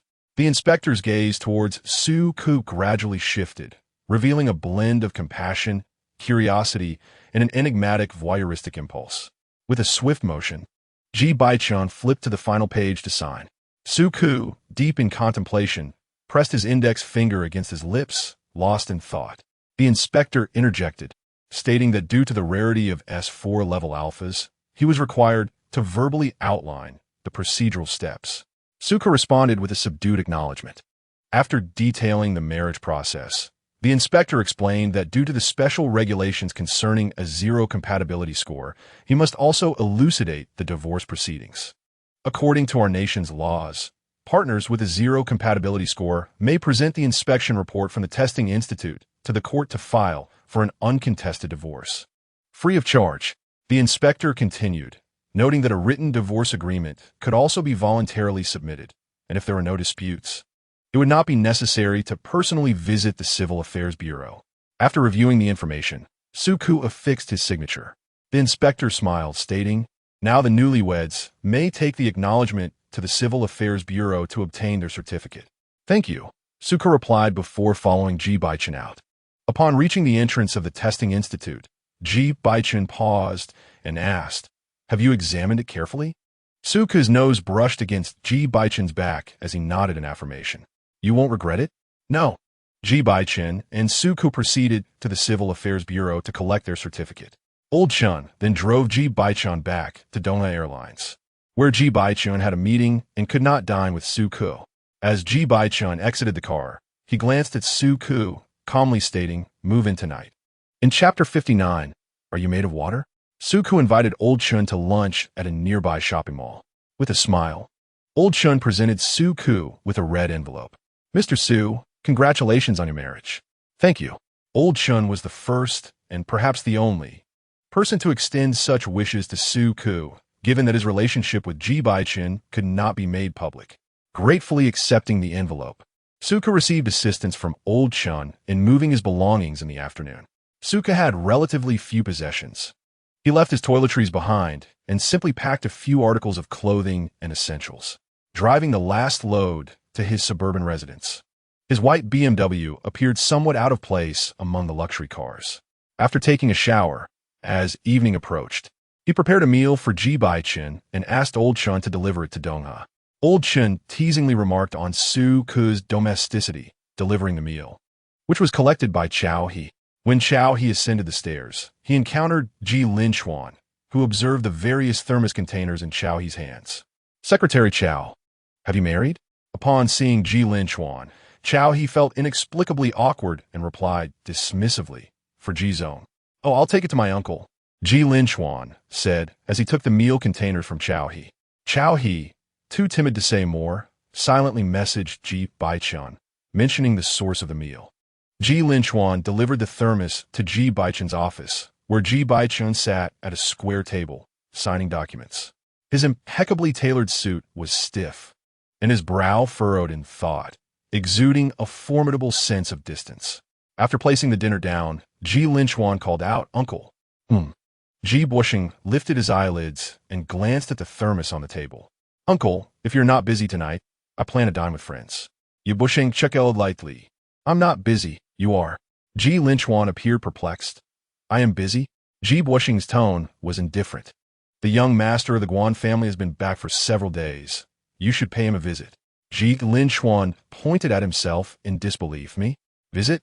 He distinctly remembered that the elders at home had long sought to arrange a meeting between the young master of the Guan family and his uncle. What did it mean now that his uncle wanted him to meet his potential aunt? Is there a problem? Ji Bochen's voice turned frosty, leaving no room for debate. "It is inappropriate for you, uncle. Aren't you supposed to be consuming special medication that requires the comfort of an Omega? The young master of the Guan family is an S4 level Omega, the most suitable choice And my future aunt, Ji Linchuan protested, his expression one of refusal. Ji Bochen smiled lightly, pondering over Ji Linchuan's earlier reference to aunt. Seizing the moment as he noticed Ji Bochen's lips curve slightly, Ji Linchuan pressed on, "Uncle, please do not jest. I genuinely have plans tonight." There is a fencing competition, and I wish to invite Su Ku to watch it with me. Ji Linchuan earnestly explained his reasoning to Ji Bochen before arriving at a conclusion. "Uncle, do you think it's possible that Su Ku has no alpha and is merely rejecting me? Is that so?" Ji Bochen chuckled.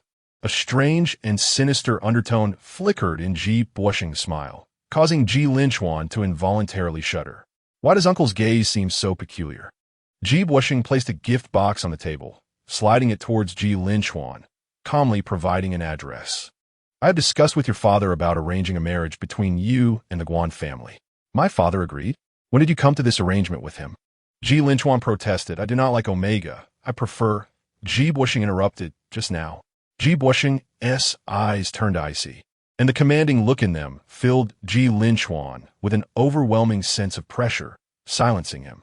Ji Linchuan took the gift box and exited the office, immediately calling home to voice his objections regarding the engagement as soon as he closed the door behind him. After Ji Linchuan left, Ji Bochen opened the thermos, revealing a delectable array of 3 dishes and a soup. After finishing his meal, he attended a meeting, which concluded at 8 in the evening. As he descended to the underground garage, he overheard his subordinates joyfully sharing their good news. Another colleague chimed in, "I saw your social media. You and your husband truly complement each other." Ji Bochen's brow furrowed. The Omega who had initially come to offer him sweets promptly withdrew them, cheerfully greeting, "Ji, General Ji." Ji Bochen nodded slightly and entered his car. Old Chun noticed Ji Bochen's grim demeanor and remained silent, not daring to breathe too loudly, cautiously pressing the accelerator as he drove him back to his private residence. Ji Bochen bent down to exit the car. The villa was brightly lit. After Old Chun departed, Ji Bochen lit a cigarette at the doorstep, exhaling softly. His sharply defined jawline was cast in shadow and light, giving his lips and brow an air of cold severity. He smoked 3 or 4 cigarettes before entering. Su Ku was in the living room reading, the sound of the jade ring gliding over the pages crisp and clear. Ji Bochen deftly unfastened a black button on his vest and approached Su Ku, noticing that the shadow of the book obscured a significant portion of its pages. "Why not visit the study?" he inquired. "It's all right. It's the same here. You can go to the study in the future." "All right." Su Ku raised his head to gaze at Ji Bochen, sincerely expressing his gratitude. "Thank you." Ji Bochen removed his suit jacket and hung it on the sofa before turning to the bathroom to take a shower. After Ji Bochen left, Su Ku picked up the suit jacket and inhaled its rich scent of tobacco. Beyond that, he could discern nothing else. Upon Ji Bochen's return from a shower, Su Ku remained lost in thought, still clutching the suit jacket. Ji Bochen placed his laptop on the table and sat beside Su Ku. Su Ku tightened his fingers, saying, "We'll set sail early tomorrow. I'll help you wash." "Emanating."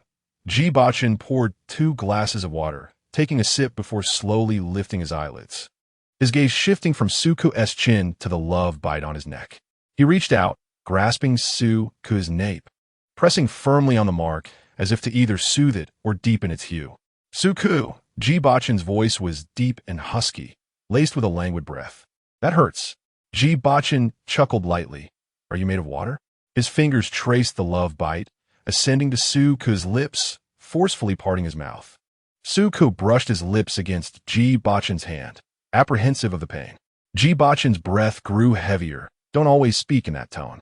Su Ku bit down on Ji Bochen's knuckle, quite forcefully. A clear imprint of his teeth marked Ji Bochen's knuckle. He smiled lazily. "Are you a hedgehog?" Chapter 60. "You're quite the mischief maker." Su Ku gradually released his bite, responding earnestly, "No.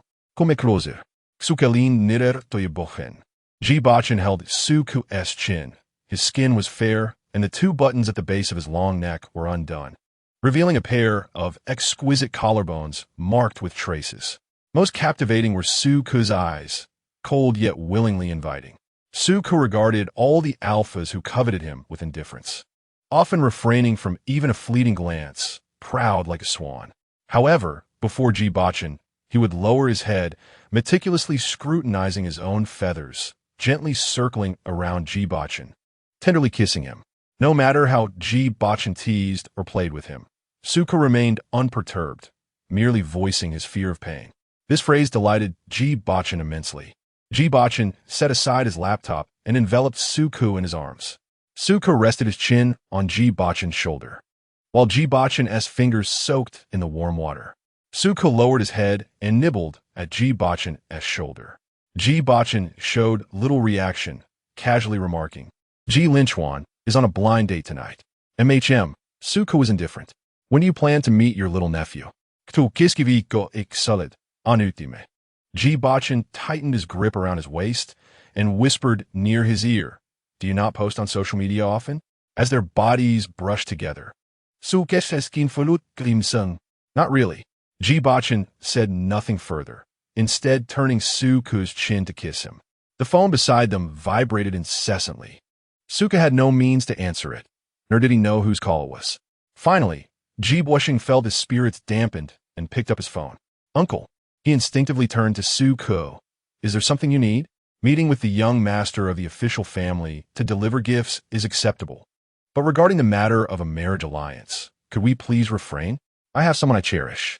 Furthermore, I am not inclined towards those younger than myself. I prefer someone more mature. Uncle, you know that the young master of the official family has harbored a crush on you for many years. I have always regarded him as a prospective aunt, and it would be inappropriate for me to intervene.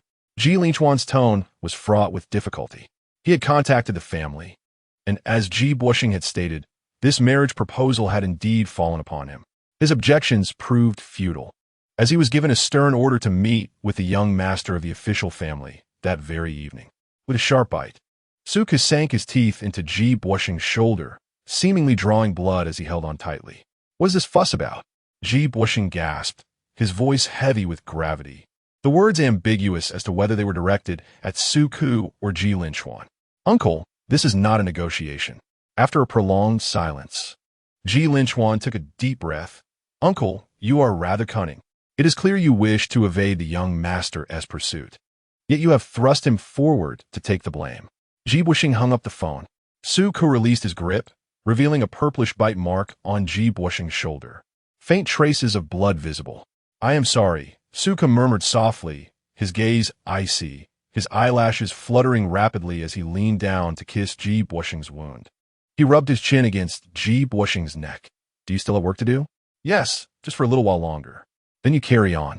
Before Ji Bochen could say anything further, Suku emerged from his embrace, fetched him a fresh glass of water, and retreated to his room to sleep.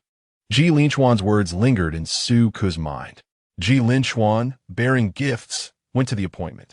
The young master of the official family was obedient and compliant, causing many alphas to covet him. At the age of 10, he had been kidnapped, prompting the official family to hire bodyguard from Country M, the armed variety. Given the relationship between the Ji and official families, Ji Linchuan, as a junior, could not defy it. No matter what, he had to deliver this gift tonight. Upon reaching the vicinity of the restaurant, Ji Linchuan parked in the underground lot. As he walked through an alley, he was startled by a cacophony of sounds, akin to breaking glass, followed by hurried footsteps. As an athlete, his senses were sharper than those of the average person, and he froze at the alley's entrance. A shadow dashed towards him, colliding into his embrace, the person's breath erratic, gripping his clothing tightly. This did not feel like an Omega's plea for help, but rather an Alpha's provocation. Please help me. The scent of a level S for Omega's pheromones was overwhelming. This was an Omega in heat. As Ji Linchuan looked down and recognized the Omega in his arms, his pupils widened in shock. Gu Chang, are you in heat? When Gu Chang looked up, his usually shrewd and calculating demeanor was thrown into disarray. His throat tightened, unable to find a single justifiable reason for the potent scent of an Omega in heat enveloping him. Someone's behind me. Help! Ji Linchuan heard the footsteps echoing through the alley, likely belonging to a group of over 10 individuals. He responded with a brief acknowledgement, ushering Gu Chang into the vehicle.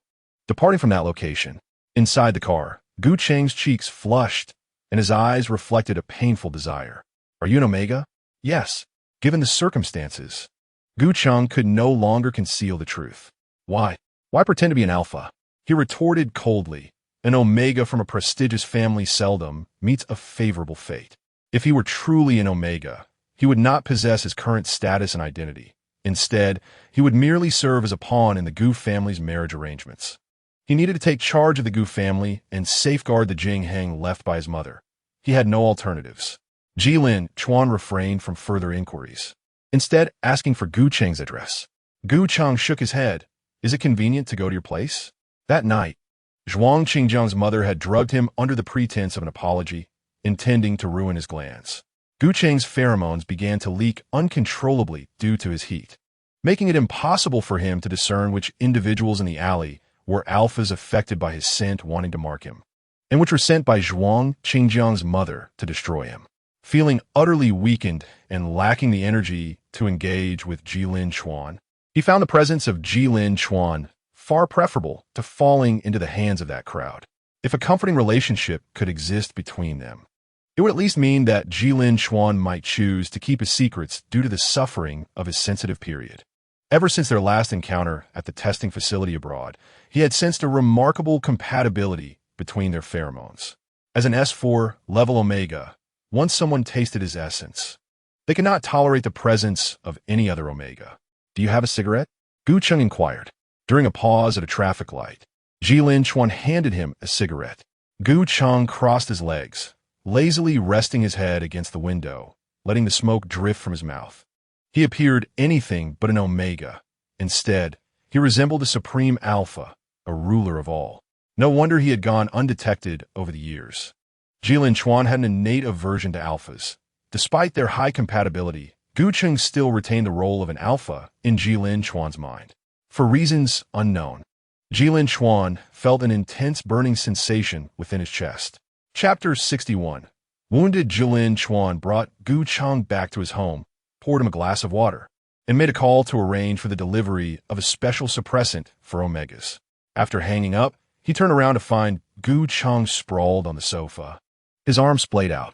Due to his heat, he lay back in agony, his legs slightly bent, breathing heavily as if his body were made of soft bones. His chest rising and falling. 2 buttons on his shirt had popped open, revealing a perfectly sculpted physique. Such fluidity was rare, even among alphas, indicating that Gu Cheng must have engaged in considerable physical training. This version of Gu Cheng, who appeared nothing like an omega, struck Jilin Chuan as unexpectedly alluring. Exuding an undeniable charm, he certainly did not consider himself a lewd person. At this moment, his thoughts were undeniably a bit excessive, perhaps due to the potent pheromones emanating from Gu Cheng, a high-ranking omega.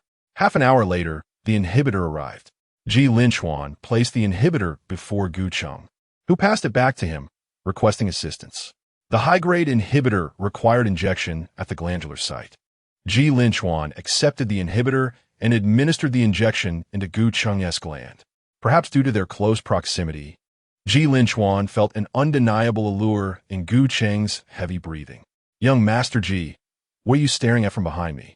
Gu Cheng prompted with a brief smile. Nothing, Jilin Chuan replied, moving away and discarding the syringe. Gu Cheng's laughter deepened. The S3 grade healing herb scent from Jilin Chuan was unmistakably potent and difficult to ignore. After taking a sip of water, Gu Cheng inquired, "Are you interested in being with me?" Jilin Chuan's alluring pheromones led Gu Cheng's thoughts in that direction. "No, I have someone I like." Gu Cheng lightly chuckled. "As for my status as an omega, I hope you can keep it confidential, young Master Ji." "Of course." Jilin Chuan nodded. Gu Cheng scrutinized him closely. His keen intuition told him that Jilin Chuan was not someone who would betray him or seek personal gain. This saved him some trouble. Raising an eyebrow, Gu Cheng remarked, "You're surprisingly well-behaved, so unlike your uncle." The seemingly mundane words from Gu Cheng carried an air of teasing. "What is wrong with my uncle?" Jilin Chuan asked. Gu Cheng threw back his head in laughter. Standing up, "That old fox, quite cunning." It was then that Jilin Chuan noticed the scratches on Gu Cheng's palm, likely from shards of glass. The sounds of shattering glass in the alley must have originated from Gu Cheng's actions. "Your hand. Let me bandage it for you," Jilin Chuan offered. retrieving the first aid kit, and Gu Cheng did not refuse, sitting back down. As Ji Linchuan tended to his wounds, Gu Cheng leaned in, accidentally stepping on Ji Linchuan's black sneakers, chuckling as he looked down. "You have quite large feet." "Size 45, tall stature," Ji Linchuan replied. After the bandaging was complete, Gu Cheng requested Ji Linchuan's contact information. "Your kindness, I shall remember." Ji Linchuan sat on the sofa for half an hour, only then realizing a matter of great importance. He had not met the young master of the Guan family. Su Kefu returned to Beijing after submitting his identity update documents and underwent a physical examination. After passing, Wen Lang presented him with his new captain's uniform. The weight of the four-stripe captain's uniform felt substantial in Su Kefu's hands, and when Lang remarked, "HTC 872, you will be an excellent captain," Su Kefu nodded in gratitude, exited Wen Lang's office, and immediately immersed himself in work, convening a meeting with the co-pilot and crew. After the meeting, he grabbed a cup of coffee in the work area. Sister Fong approached, smiling as she asked how he had been lately. "You've taken a 4-day leave. It must be something urgent," she noted. Su Kefu smiled. "I managed to tie the knot." "Double happiness, Captain Su," Sister Fong exclaimed. "Is it with that alpha from last time?" Su Kefu chuckled, but did not respond directly. His relationship with Ji Bochen was not something to be publicly discussed. Fong Jie deftly sidestepped the topic. "By the way, a typhoon made landfall in Haicheng this morning, which will also affect Hangqing. Please be cautious regarding flight safety." Suka nodded in acknowledgement. A few flight attendants passed by, animatedly discussing an incident involving a beta passenger. With a sigh, Fong Jie added that last night, on Xiaoyu's flight, a beta passenger had a heated argument with her husband. The wife discovered that her husband had been keeping a mistress outside, who was now pregnant, and had also been secretly transferring their assets. When she confronted him, he had ceased to pretend, stating that he had already submitted a divorce application to the court. Left with nothing, the wife was also financially supporting the mistress during her confinement, which explained her emotional outburst. After recounting this, Fong Jie lamented that while marriage laws advocate for human rights and equality, they are fundamentally unjust towards betas. As Fong Jie expressed her sentiments, Suka lowered his gaze to his coffee, appearing lost in thought. After calling his name a couple of times, he returned to reality, asking Fong Jie to inquire with the crew who might be available for dinner later. "Is this a celebration of a wedding or a promotion?" Fong Jie asked. "A promotion," Suka confirmed. Fong Jie offered to ask around for him, and as Suka glanced at his watch, he prepared to board. Suddenly, a flight attendant rushed over, her face pale, and looked at Fong Jie with urgency. "Fong Jie, the young master from an influential family has sustained severe injuries and requires immediate transport to Hangzhou for treatment. The captain has requested you and Su Jie to switch shifts." Understood. Coming from a family of medical professionals, Fong Jie had been surrounded by the medical field from a young age. Yet she chose to defy her ancestors by becoming a flight attendant. Upon learning of the young master's predicament, she hastily made her way to the VIP room. This family was well known in the capital, with the patriarch being notoriously protective and having business ties with the Gu family. Given the young master's injury, Jing Hang would undoubtedly take the matter seriously. Su Ku stood frozen, his brow furrowed, before striding onto the aircraft to inspect the cockpit. The co-pilot soon arrived, and after a thorough check, he reminded Su Ku, "Captain, there may be a typhoon in Hangzhou upon landing." Su Ku nodded. If the landing conditions were poor, they would have to divert to Sioux City. Today, passengers boarded 10 minutes earlier than usual, and once everyone was on board, Suka contacted the control tower to request takeoff. Jinghang Tower, HTC 872, runway 12, requesting takeoff. The controller replied, HTC 872, runway 12. Surface wind 198 at 00 meters per second. You are cleared for takeoff. Suka responded affirmatively and proceeded with the necessary preparations in the cockpit. After confirming the values with the co-pilot, he pushed the throttle to full, taxied, retracted the landing gear, and took off. As the aircraft descended, Suku reported their altitude and maintained the flight, while Fong Jie entered to deliver 3 cups of water. "Thank you," the co-pilot said. Just as Fong Jie was about to leave with a smile, Suku suddenly inquired, "Fong Jie, that young master is from the capital?" Guanxingyu. Chapter 62. Not returning home. There is only one Omega of S4 level in the capital, Guanxingyu. Suka felt no need for further questioning. The co-pilot and safety officer exchanged curious glances, as Suku was not typically one to exhibit such curiosity. Today, however, he seemed unusually concerned about the young master from the influential family. The co-pilot inquired with a hint of skepticism, "Captain Su, do you know him?" "No," came the reply. The safety officer chuckled. "I have encountered this young gentleman from esteemed family on 2 occasions. He is indeed quite charming." Wasn't there talk of a marriage alliance between his family and the Ji family? This young master is already 25, yet there have been no whispers of a wedding. The co-pilot shrugged. Who knows? Perhaps he has wed in secrecy. The safety officer laughed. Indeed, who can truly fathom the affairs of this circle? As their banter continued, Suka suddenly asked, "What injury has Guanxingyu sustained? The medical facilities in the capital are not inferior to those in Hangzhou. Why transfer him there?" It was said he had been kidnapped last night, suffering damage to his glands and excessive blood loss, necessitating blood from a compatible gland donor. The co-pilot remarked casually, "Isn't there an S4 level Omega in Hangzhou?" The best doctor for gland treatment from the capital happened to be there with his students just a couple of days ago, which is why the young master was sent. The safety officer's expression darkened. If the typhoon arrives in Hangzhou earlier than expected, landing could prove difficult, and we might have to divert to Sioux City. I wonder if that will delay the young master's treatment. The co-pilot asserted, "The safety of our passengers is paramount." As they approached Jinan, Suka requested a direct flight path, estimating an early arrival by half an hour. Based on the wind direction, he calculated they could land before the typhoon made landfall. Suka's gaze was resolute. "I will do my utmost to provide the optimal route for the patient." Exchanging glances, the safety officer and co-pilot set their cups down, their expressions turning serious. Upon entering the Jinan control zone, Suku swiftly secured approval for the direct flight path. The aircraft arrived in Hangzhou 30 minutes ahead of schedule, yet the visibility was poor due to thick fog. As Suku requested to enter the runway, his palms were clammy with sweat, relieved only when the co-pilot engaged the reverse thrust and the plane taxied down the runway. The co-pilot glanced at his watch, noting they had arrived 26 minutes early. Suku acknowledged with a calm hum. Sister Fong and the flight attendants assisted the bodyguards in escorting Guanxingyu off the plane first. Seated in the cockpit, Suku observed the gloomy weather outside, thick with humidity. His gaze fell upon the medical personnel rushing towards them, alongside Guanxingyu, who was in a state of unconsciousness. A bodyguard clutched his hand tightly, casting a worried glance back, their eyes meeting Suku's. Suku offered a polite nod. The co-pilot chuckled. "Captain Su, you claim not to know him."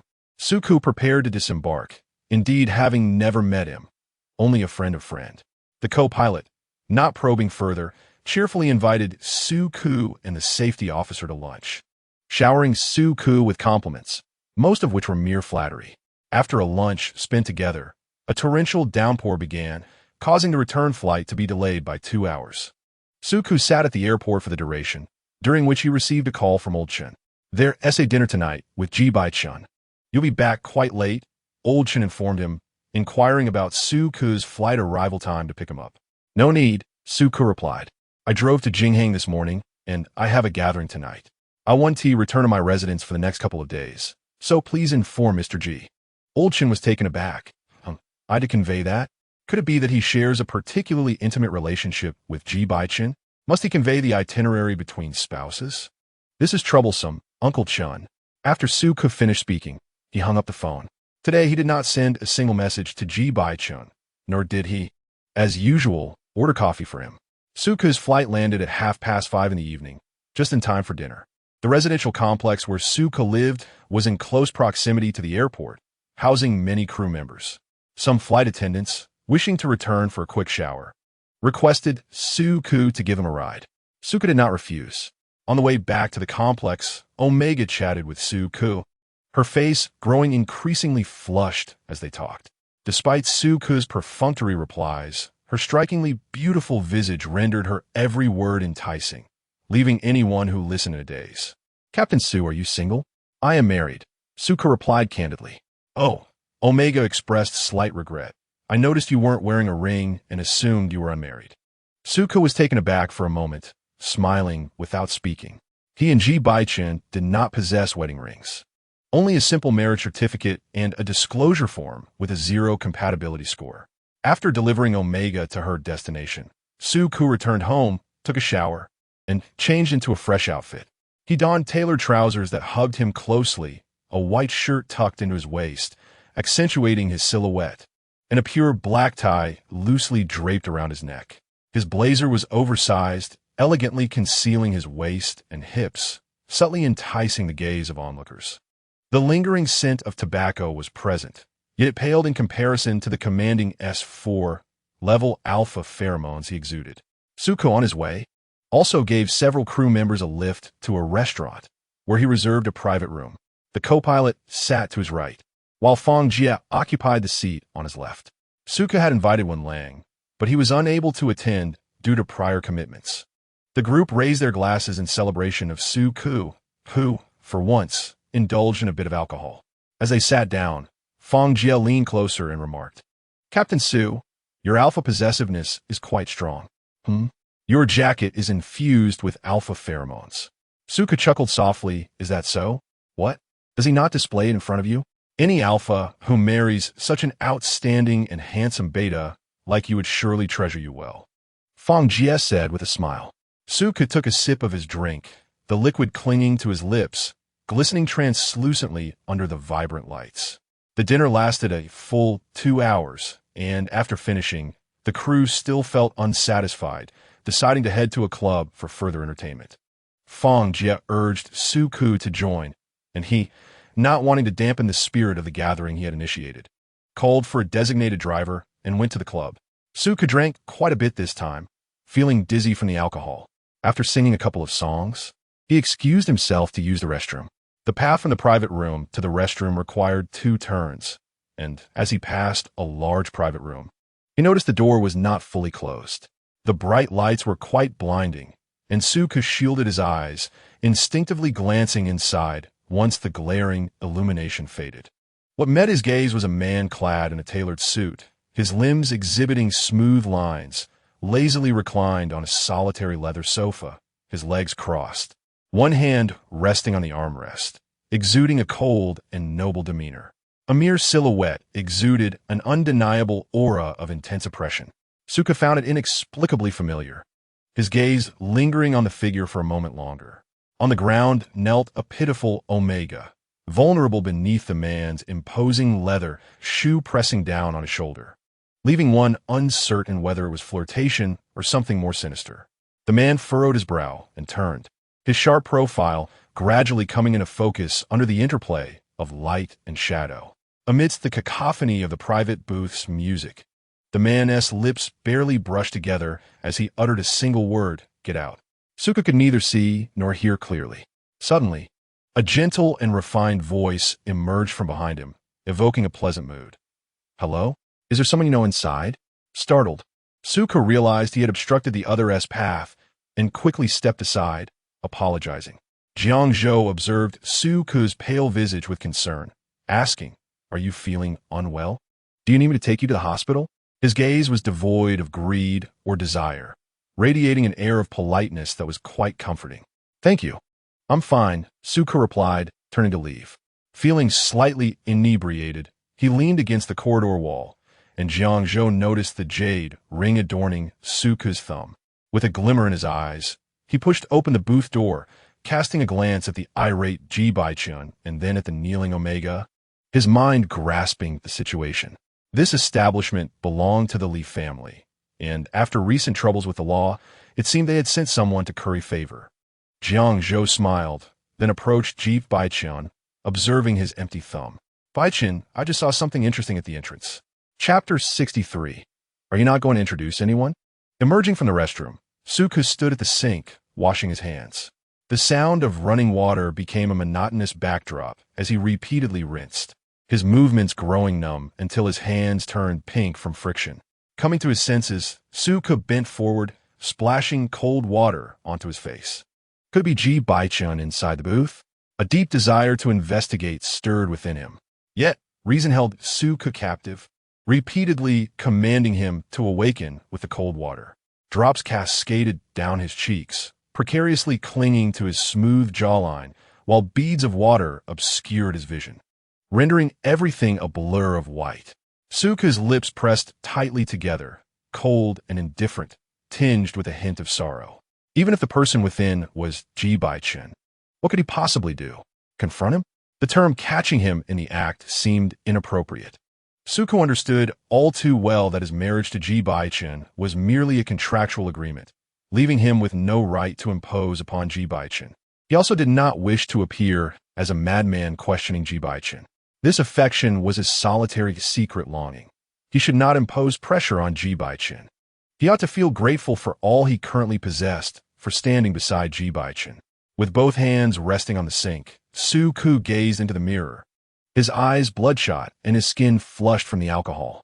He bowed his head in silence for a long while before withdrawing his hands and stepping back, only to suddenly press against a solid, muscular chest. The scent of nicotine wafted into Suku's nostrils, momentarily startling him, followed by a large hand gripping his waist. The hand on his waist gradually ascended, tracing along the contours of his waistline, brazenly moving in front of the mirror by the restroom to rest upon Suku's chest. In the reflection, the wide lapels of the suit revealed a glimpse of Ji Bochen's wrist, adorned with an exquisite Patek Philippe watch. Beneath the suit, Suka's heart seemed to be grasped tightly. "What are you doing here?" Ji Bochen teased, fiddling with his shirt buttons, one hand casually tucked in his pocket, proudly admiring Suku's demeanor in the mirror. The sense of dominance exuded by the superior was palpably evident at that moment. "And you?" retorted coldly.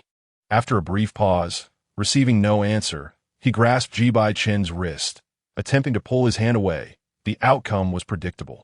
Ji Bochen firmly gripped his shoulder, that hand igniting an inexplicable fire under the harsh lighting, ultimately cupping Suku's chin, tilting it slightly, and leaning down to kiss his lips. Suku was momentarily taken aback. A gathering of friends, Ji Bochen replied, after a silence of 3 seconds, asking, "Why not come in and say hello?" "I passed by. Didn't see clearly." "Do you see clearly now?" "Yes," Suku replied, meeting Ji Bochen's dark gaze. "I want to go home." Ji Bochen licked his lips, had a drink. "Just a little. I'll have Lao-Chen drive you back." "No need. I drove here. Just call for designated driver." Suku once again tried to push Ji Bochen away with force. This time, Ji Bochen relented. "Suku, you are angry with me." Ji Bochen's breath was heavy, his expression dissatisfied. "No, I'm not angry.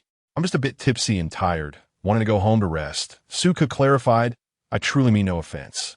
Suku wished for Ji Bochen to always see him in the best light. He just needed time.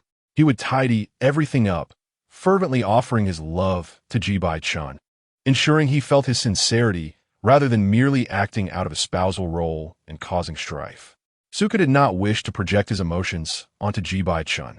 He undoubtedly qualified as an emotionally stable partner, preferring to keep work and romance distinctly separate, never allowing any work-related feelings to seep into his relationship.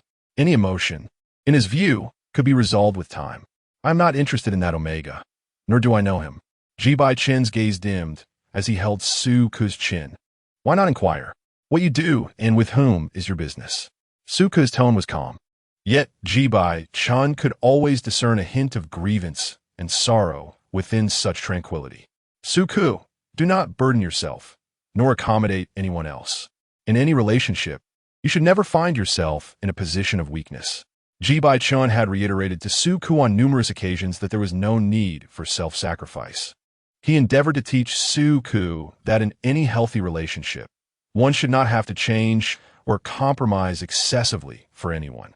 As Ji Bochen had stated, Suku was never in a position of weakness in any relationship. Ji Bochen twisted the jade ring on Suku's thumb, looking down at the silent Suku. "I will take you back shortly." "You don't have to. I haven't had a drink." "All right." Suku nodded, and before he could say more, a tipsy flight attendant emerged from the booth, her face flushed, squinting at Suku. "Captain Su, why are you out here alone? Are you hiding from the drinks?"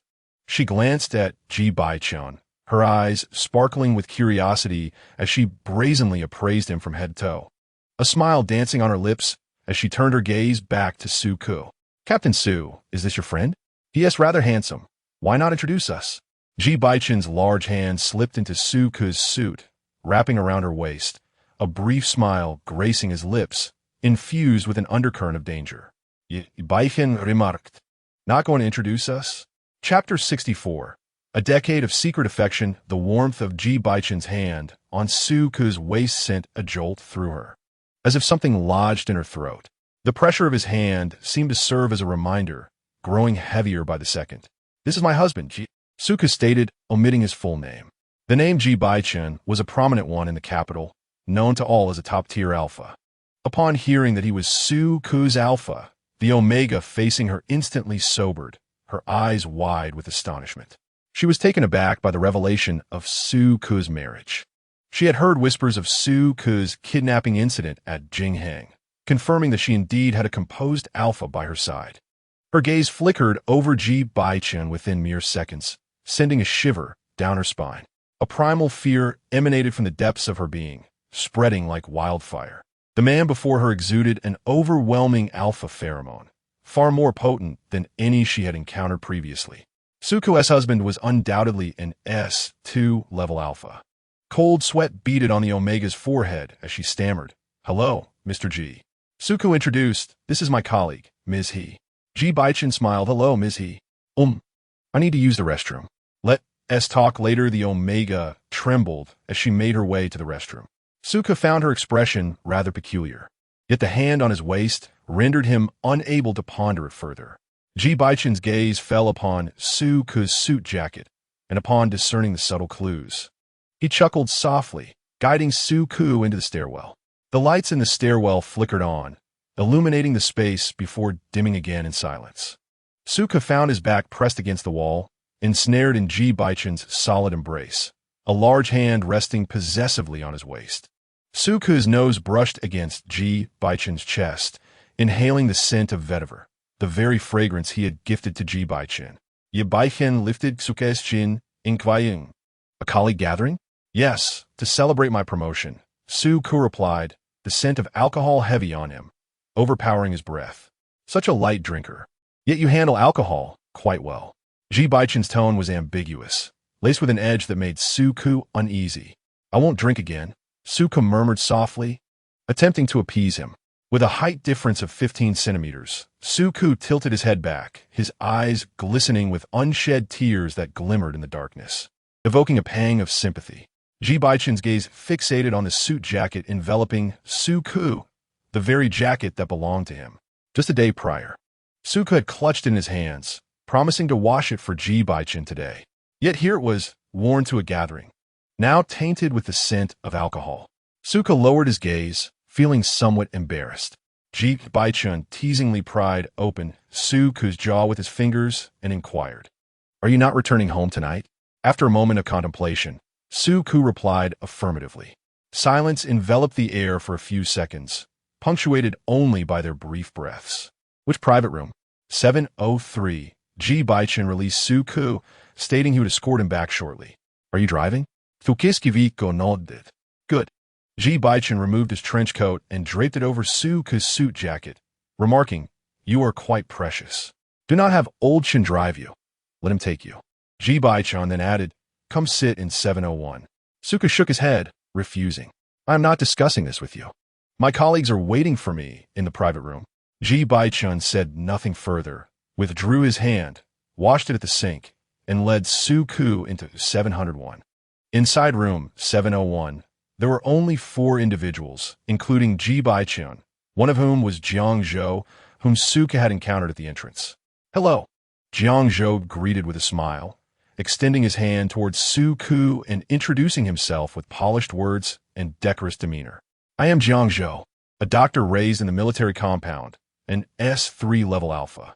The other 2 individuals also held distinguished statuses.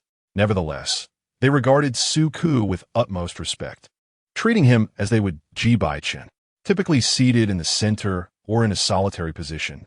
Ji Bochen now occupied a spot on the right side of the central sofa, leaving just enough space for another person. Su-ku settled into the space. Ji Bochen placed a hand gently on Su-ku's knee, a gesture signifying his claim. Shortly thereafter, an Omega manager approached with a smile, presenting a hangover soup before Su-ku. The room bore no bottles of alcohol, nor did it carry the scent of spirits. The previously raucous music had been silenced, rendering the atmosphere akin to that of a conference room. Ji Bochen was not there for revelry, nor were his friends. As Su-ku consumed the hangover soup, Jiangzhou elucidated the matter concerning the Omega, and soon, the young master of the establishment arrived to apologize. Upon hearing Su-ku's assurance that there was no issue, they exhaled in relief. Ji Bochen confirmed Su-ku's sobriety and rose to escort him to the entrance of room 703. Su-ku grasped the heavy doorknob and glanced back. "Ye baichen stutao." Su-ku confessed, "I feel a bit sad. I felt it last night and a little this morning. And now, not anymore." Su-ku pushed the door open. "Let me know when you wish to leave." "All right." Su-ku entered and closed the door behind him. Ji Bochen returned to room 701, and as he sat down, Jiangzhou chuckled. "So, this is the beta you've secretly admired for 10 years? Indeed, he does not appear as frail as you described. He is now a pilot." Jiangzhou's eyes brightened with surprise, and after a moment of astonishment, he lowered his head and smiled. "How did you win him over?" "You asked too many questions," Ji Bochen replied nonchalantly as he lit a cigarette. Jiangzhou refrained from further teasing. He understood Su-ku's significance in Ji Bochen's life, was aware of Ji Bochen's peculiarities, and was acutely conscious of what it meant for an S4 level alpha to marry a beta. There was absolutely no other S4 level alpha in the world who would take a beta as a spouse. This implies that for the coming decades, alpha will endure the torment of a sensitive period, remaining unmarked for a lifetime. Furthermore, Ji Bochen's unique physical condition has nearly stripped him of the ability to perceive emotions, rendering him an inadequate companion. Reluctant to bring sadness to Su-ku, Ji Bochen intends to soon remove the cardiac device. The risks associated with this surgery are immeasurable. He is essentially wagering his own life in a gamble with death. Jiangzhou did not continue on this topic, but inquired instead, "How is your heart? Is it feeling better?" He had heard of the incident involving Elder Rome before returning to the capital. "Much improved," Ji Bochen replied. "Last night, Guan Xingyu was injured while waiting for Ji Linchuan and is currently in Hangzhou. Given the ties between our families, it would be appropriate for you to extend your condolences. When are you planning to go?" "Perhaps the day after tomorrow." When Su-ku returned to the private room, Fang Jie cheerfully invited him to sit and play. As soon as Su-ku took a seat, Fang Jie noticed the trench coat he was wearing and caught a whiff of that familiar alpha pheromone. "Captain Su, has your husband arrived?" she asked. "He happens to be here as well. Why didn't you bring him over to say hello?" "No, he's quite busy," Su-ku declined politely, preferring to keep his personal life separate from work. Su-ku played a few rounds of hearts, using his physical discomfort as an excuse to leave. Before departing, he went to the front desk to settle the bill. After inquiring about the room number, the receptionist looked at him with respect. "Sir, room 703 has already been paid for." "Paid for?" Su-ku was surprised. "Room 703 and 701 are on the same bill. The gentleman in room 701 has already settled it." "Very well," Su-ku nodded, bidding farewell to his colleagues in the private room. He leaned against the corridor wall and sent a message to Ji Bochen. "I want to go home." Chapter 65. Ji Bochen's hand. Half a minute later, the door to room 701 swung open, and Ji Bochen emerged. Su-ku leaned against the corridor wall, slightly closing his eyes and tilting his head back. Due to the effects of alcohol, his breathing was more rapid than usual, his chest rising and falling. He sensed a shadow looming over him and opened his eyes to meet Ji Bochen's gaze. Ji Bochen pressed his lips against Su-ku's, causing Su-ku to gasp and attempt to push him away. Ji Bochen restrained Su-ku's hands behind his back, intertwining their fingers, and spoke softly. "Car keys? Right? Right pocket," Su-ku replied. Ji Bochen acknowledged him and, with his long, warm hand, reached into Su-ku's pocket. Retrieving the keys, he said, "I'll take you home." Ji Bochen wrapped an arm around Su-ku as they entered the elevator, his other hand still firmly holding Su-ku's until they reached the car. Su-ku settled into the passenger seat while Ji Bochen drove towards his home. The streets were illuminated with neon lights, and the flow of traffic was vibrant. The night in the capital was never lacking in opportunities or those bustling about in search of them, even at the early hours when things might otherwise seem quiet. Suka gazed out at the taillights of passing cars, watching the fleeting shadows of trees and listening to the whispering wind. He turned to find Ji Bochen seated beside him. The chill outside kept at bay by the warmth within the car. When Ji Bochen remained silent, his brows and eyes convey a sense of icy detachment, exuding an aura of nonchalance and emotional aloofness. His elongated fingers rest gently upon the steering wheel, each movement imbued with an undeniable sense of control. This is the inherent quality of a person in power, effortlessly radiating an air of confidence in all endeavors. Such a figure is now driving him home. If it were old Chun behind the wheel, Su-ku would have sought a chauffeur. However, Ji Bochen has taken the initiative to drive, and though the journey back to Jinghang is distant, returning the car poses a considerable inconvenience. He is not overly precious. He simply wishes to avoid burdening others. Yet, with Ji Bochen, he finds himself inclined to impose. As they approach Su-ku's residence, he suddenly turns to Ji Bochen and inquires, "Isn't your birthday approaching?" If memory serves him correctly, it is next week. Yes. Well, do you have time? The Ji family has always hosted a grand banquet for Ji Bochen's birthday, as many seize the occasion to nurture relationships. Notably, Jiangzhou and others have returned to the capital. It promises to be a lavish affair, fraught with bustling preparations. Suka responds with a simple, Do you prefer dining out, or shall I prepare something for you? Either is fine, Ji Bochen replies with an air of casual indifference, leading one to believe he is not particularly accustomed to celebrating his birthday or adhering to dietary restrictions. What do you typically enjoy, Western cuisine, Japanese fare, or Chinese dishes? I'm open to anything. Do you have any dietary restrictions? Ji Bochen pauses for a few seconds before replying, None. Suka nods and continues, Are you busy these days? Very busy. All right, make sure to rest. Upon arriving at the underground garage of Su-ku's complex, Ji Bochen parks the car. Suka unbuckles his seatbelt and raises his chin. Would you like to come in for a glass of water? Ji Bochen chuckles lightly, stepping out of the car and slipping his large hand into his trench coat, casually resting it on Su-ku's waist. As they enter the elevator, the hand on his waist is seldom still, yet Ji Bochen requires no effort. Merely the light touch sends warmth coursing through Su-ku's body. It is no wonder Su-ku's thoughts wander. Ji Bochen's hands have engaged in far too many inappropriate actions. When the elevator doors slide open, they reveal a solitary figure leaning against the railing, the pungent scent of smoke wafting through the corridor, overwhelming and acrid. Fong Tianya, having heard the elevator doors open, pinches his cigarette between his lips and turns to gaze at them. His eyes first fall upon Su-ku, then upon the hand concealed beneath Ji Bochen's tailor jacket, seemingly teasing the fabric of Su-ku's shirt. Fong Tianya's brow furrows, his facial contours taut, as he snaps the cigarette in half. Ji Bochen observes with the poise of one in authority, regarding Fong Tianya's subtle movements and expressive countenance with disdain. Do you require something? Suku's voice is cool and detached. He believed he'd been quite clear on the matter during Fong Tianya's invitation to dinner. I have matters to discuss with you, Fong Tianya states with a gaze filled with animosity, darting a glance at the impeccably dressed Ji Bochen. I believe there is nothing left to discuss. Suka replies frostily. This is my last attempt to reach you. Fong Tianya's tone carries an edge of pleading. Under different circumstances, Suka would never entertain a private conversation with him. However, the debt of gratitude Fong Tianya incurred by saving him on the yacht cannot be repaid with a mere meal. Suka finds it difficult to refuse.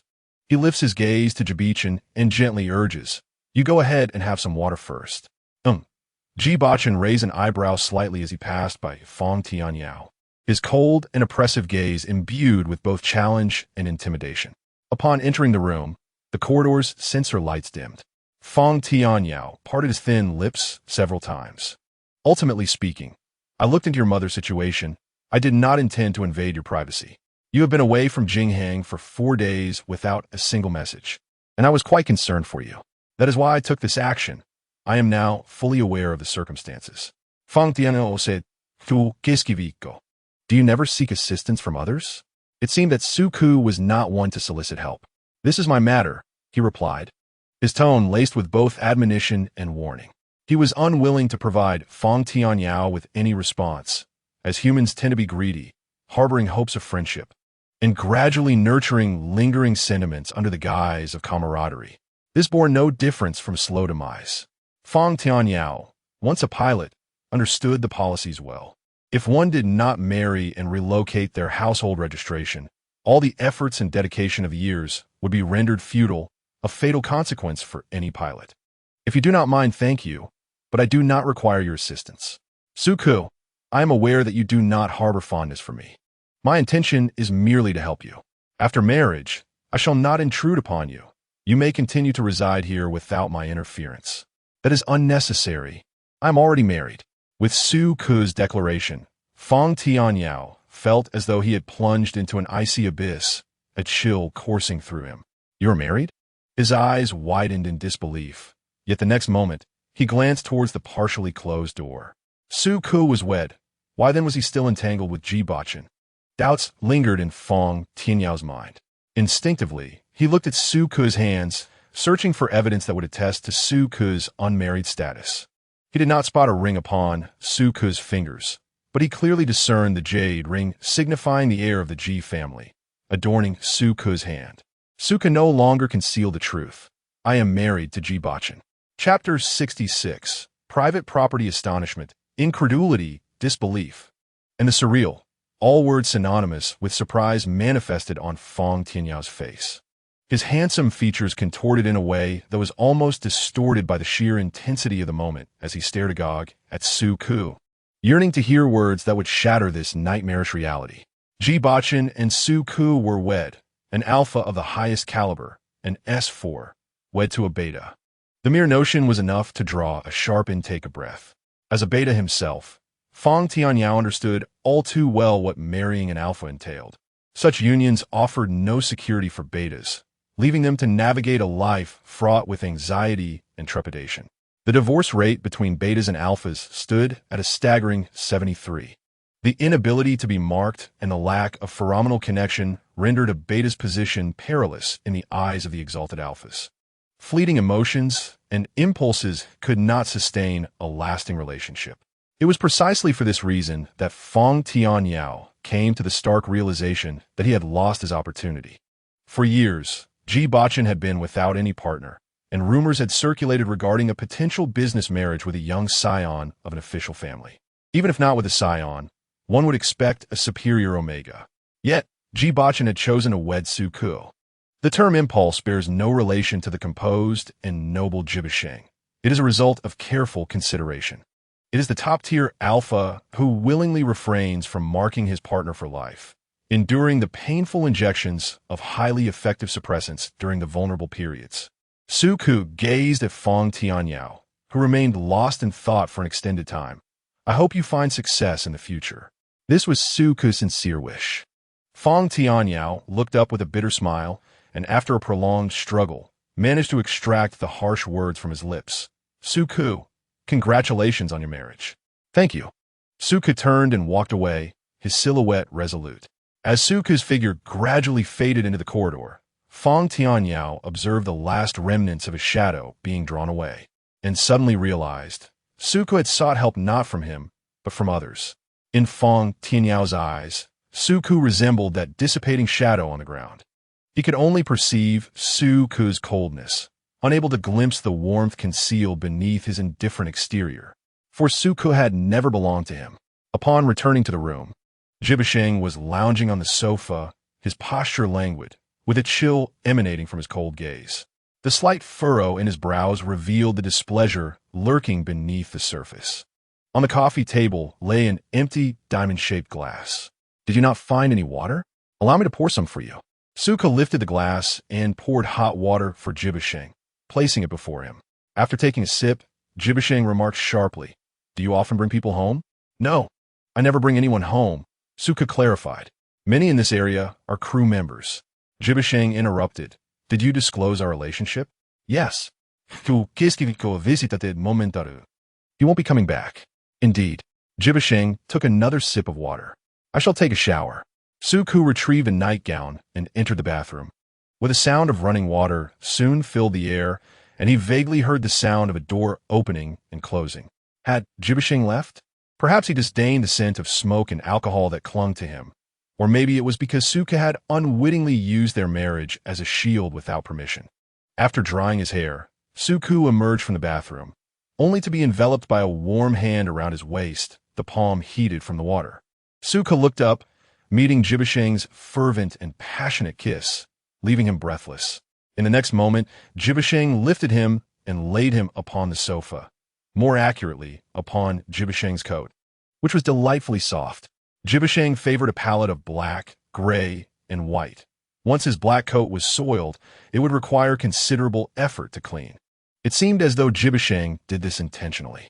Your coat will get dirty. Will you help me wash it? Ji Bochen chuckled softly, a smile that held an inscrutable meaning. Su-ku gazed up at him, his features sharply defined, the rising tone laced with flirtation. Very well. Ji Bochen's eyes were deep, unburdened by the need to conceal their relationship. Indeed. Ji Bochen turned Su-ku's body, playfully smacking his rear. Drink less. Su-ku's face flushed crimson, fully aware. Ji Bochen leaned down and turned Su-ku's chin, planting a gentle kiss, a reward for compliance. Immediately following, Ji Bochen bit Su-ku's lip, a punishment. Do not retreat home whenever you feel down. Su-ku, when troubled, found solace in returning home. It took only 2 instances for Ji Bochen to recognize this habit. I won't change, Su-ku pouted. Ji Bochen brushed aside the damp strands of hair clinging to Su-ku's forehead, not indicating any desire for Su-ku to change, but instead left a subtle bite on the nape of Su-ku's neck, marking him as his own. The following morning, it was rare for Su-ku to encounter Ji Bochen. Upon waking, he found Ji Bochen preparing congee. After Su-ku had finished washing up, Ji Bochen brought the congee to the table, and Su-ku sipped it slowly. After finishing, Ji Bochen remarked, I will be heading to Hangzhou this morning and will be absent from the capital for the next couple of days. If anything arises, you may reach out to Chao He. Very well. The young master had sustained an injury and was waiting for Ji Linchuan that very night. Ji Bochen, being a half-elder, ought to pay a visit. Ji Bochen's gaze darkened. Did he desire anything? Su-ku shook his head, urging him to take care. As Ji Bochen stood, his long legs pushed the chair back, producing a jarring sound against the marble tiles that was quite unpleasant. Su-ku accompanied Ji Bochen downstairs, and as the elevator doors opened, he suddenly extended 2 fingers, grasping Ji Bochen's hand. May I have a kiss? Ji Bochen leaned down, bringing his face closer. Su-ku planted a kiss on Ji Bochen's cheek, followed by a conspicuous bruise-like mark on his neck, which the shirt could not conceal. Such impropriety was rare. No one in the capital would dare to act so recklessly before Ji Bochen, when Su-ku chose to be daring. He even risked placing his foot on Ji Bochen's lips and leaving indelible bite marks on his fingers, marks that would last a week. Ji Bochen was perpetually busy, often shuttling between numerous formal occasions. These marks of affection were excessive and ill-timed, yet undeniably striking. Many were aware that Ji Bochen had acquired a partner, but no one knew who it was or the nature of their relationship. Lao Chen had been waiting in the underground parking for quite some time. As Su-ku saw Ji Bochen off, Lao Chen raised an eyebrow, casting Su-ku a knowing glance, as if to say, has Mr. Ji managed to charm Mr. Su? After bidding farewell to Ji Bochen, Su-ku ascended to tidy up the dishes and wash clothes before heading out to Jingyang. Today was an early flight. Su-ku arrived at the airport to conduct the pre-flight crew meeting and entered the cockpit to await the co-pilot's pre-flight inspection. The cockpit remained as tranquil as ever, but the first-class cabin was abuzz with activity. Within the first-class section were only 3 individuals, Gu Cheng, Ji Linchuan, and Ji Bochen, yet it resembled a battlefield. Gu Cheng was engaged in light-hearted banter with a distinguished-looking man, their smiles sharp and their words cutting, neither yielding a single advantage to the other. When Fang Jia entered to serve water, she instantly spotted Ji Bochen, his formidable visage and the familiar, intimidating pheromones unmistakable. She froze for a moment, then recovered. Smiling warmly at Ji Bochen, "Sir, may I offer you something to drink? Water will suffice." Fang Jie then inquired about Gu Cheng and Ji Linchuan, emerging from first class with a sheen of cold sweat. Other crew members noticed Fang Jie's unusual demeanor and hurriedly approached her, asking, "Fang Jie, what is the matter?" Chapter 67. I am married. Fang Jie regained her composure. "It's nothing." After the flight stabilized, she retrieved the passenger list and ultimately confirmed the name of Su Ku's companion, Ji Bochen, an S4, level Alpha. In the entire capital, one could scarcely find another Ji Bochen acquainted with Gu Cheng. Fang Jie gasped softly, having delivered 3 cups of water to the cockpit during the flight. Her gaze lingered on Su Ku, unable to pull away. This flight was destined for Hangzhou. Ji Bochen's journey to Hangzhou could only be to visit the injured young master of the official family. After the plane landed, Fang Jie approached Su Ku as he disembarked, subtly broaching the subject. Su Ku, being astute, understood Fang Jie's implications. Knowing her to be discreet, he felt no need to continue concealing the truth. He nodded, acknowledging his awareness, and skillfully diverted the conversation, inquiring whether Fang Jie wished to join him for lunch at a mall in Hangzhou. The two proceeded to dine at the mall. Before their meal, Fang Jie hesitated, casting a worried glance in his direction. The disparity in status and background between S4, level Alpha Ji Bochen, and Su Ku was an insurmountable chasm. Fang Jie, having experienced marriage herself, recalled her own unfulfilling union. After their divorce, she endured great hardships to erase her mark, while her ex-husband reveled in a carefree life with another. Alphas reign supreme in this world. Fang Jie, there is no need for excessive concern. I'm aware of my own heart, Su Ku reassured her. Have you considered what you would do if you were to be with the young master of the official family in the future? Su Ku, being a beta, held a more precarious position under marital law, even more so than an omega. The absence of the most basic marking between him and Ji Bochen was a glaring reality. Wasn't this an inevitable outcome? If not with the official family's young master, there would be other omegas from different families. I do not wish to squander the beauty of the present by living in constant vigilance. Su Ku smiled, his tone far from pessimistic, embracing the moment instead. Fang Jie found herself momentarily speechless. Su Ku was awake yet adrift. She sighed, advising him not to harbor overly grand hopes, wishing to spare him heartache. If possible, remain with Jing Heng.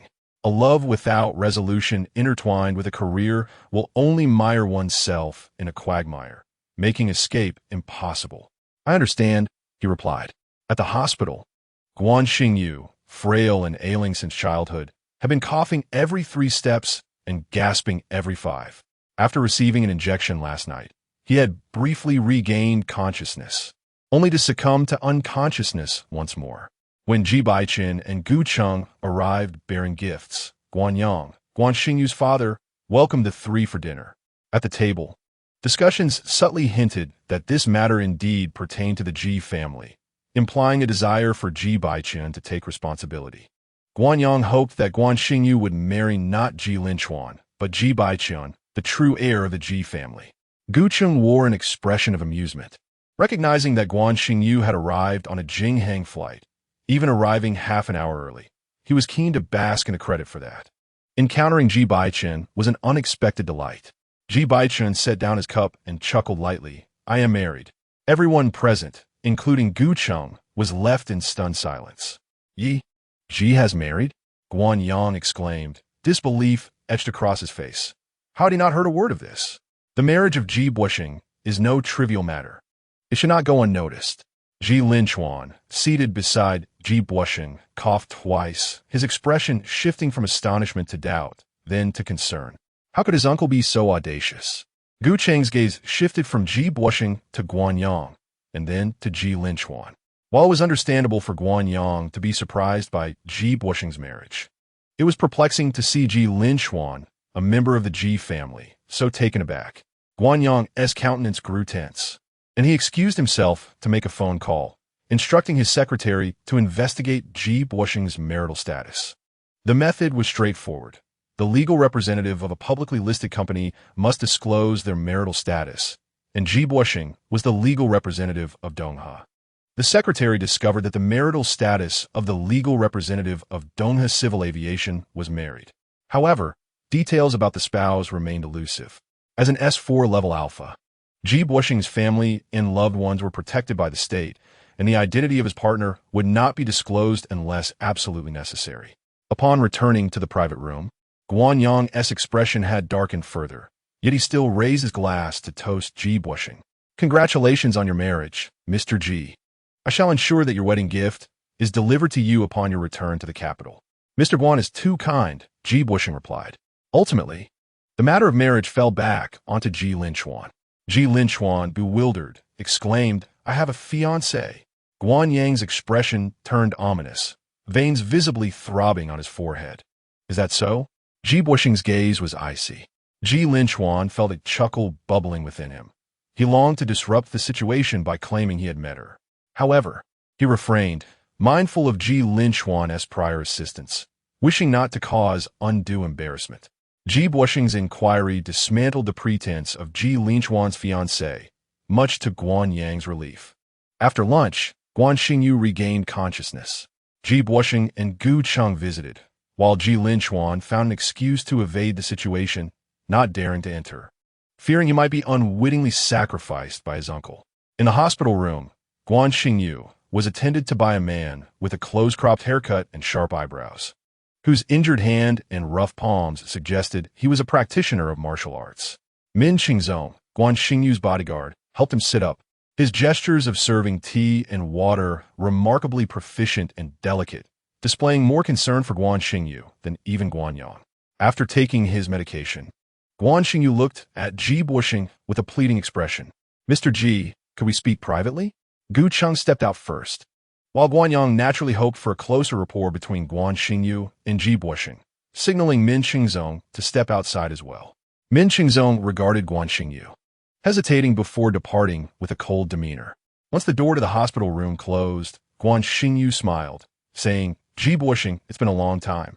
Ji Bochen's tone was slow and frosty, his response perfunctory, Guan Xingyu had long grown accustomed to Ji Bochen's indifference. He blinked his tearful eyes, appearing utterly pitiable. Though younger than Ji Bochen, he had always enjoyed following him, yet Ji Bochen would never pause to wait. When he stumbled, he would brush off his trousers and rise, continuing to follow.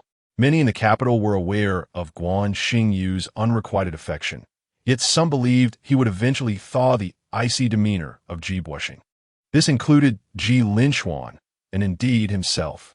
Chapter 68. Not a compassionate benefactor. The reality is that Ji Bochen is an exceedingly indifferent individual. He observes Guan Xingyu stumbling in an attempt to keep pace with him, watches as the frail Guan Xingyu waits for him in the biting cold, and sees him faint, yet remains utterly unmoved, devoid of even the most basic compassion. Out of consideration for their family's relationship, he calmly instructs his servants and secretary to take Guan Xingyu to the hospital and return him to his family. Ji Bochen does not display kindness without reason, nor is he a benevolent soul filled with pity. Thus, over the years, Gu Cheng has always felt that the coldness of Ji Bochen's heart is beyond his reach. 5 years ago, when Guan Xingyu fell gravely ill and sought treatment abroad, his frail condition made it unsuitable for him to travel, so he continued his studies overseas, returning only a couple of days ago. During these 5 years, Guan Xingyu and Ji Bochen have not crossed paths. Guan Xingyu has received no news of Ji Bochen. After years of being a shadow, he does not even possess his contact information. Guan Xingyu gazes into Ji Bochen's indifferent eyes and tentatively asks, "Could you do me a favor?" His eyes are almost pleading. He has never used such a tone while pursuing Ji Bochen, appearing pitiful and humble. Coupled with his current frail appearance, it easily stirs the deepest softness within the human heart. Ji Bochen's gaze remains as tranquil and deep as a still pond. "Would you consider marrying me? We could lead our separate lives. You know, my father has always treated me as a commodity. I do not wish to be given away." After exchanging pleasantries with Guanyang, Gu Cheng steps outside the hospital, intending to indulge in a cigarette at the circular flower bed at the entrance. Upon lifting his gaze, he spots Ji Linchuan. With a teasing tone, Gu Cheng remarks, "Oh, where's your fiancé?" Ji Linchuan replies, Gu Chung, and bursts into laughter. Ha ha ha ha. With someone like Ji Linchuan, even 10 of him would be no match for Ji Bochen. Gu Chung casts a glance filled with good wishes towards Ji Linchuan, who frowns. Looking serious, Gu Chung clears his throat a couple of times, saying, All right, I won't tease you anymore. The Ji family is a prominent clan. Marriage is not something you can easily control. I refuse to marry someone I do not like, Ji Linchuan insists stubbornly. After a moment of silence, he looks at Gu Chung and asks, If it were you, would you marry someone you do not like? Gu Chung ponders for a moment. Perhaps I would.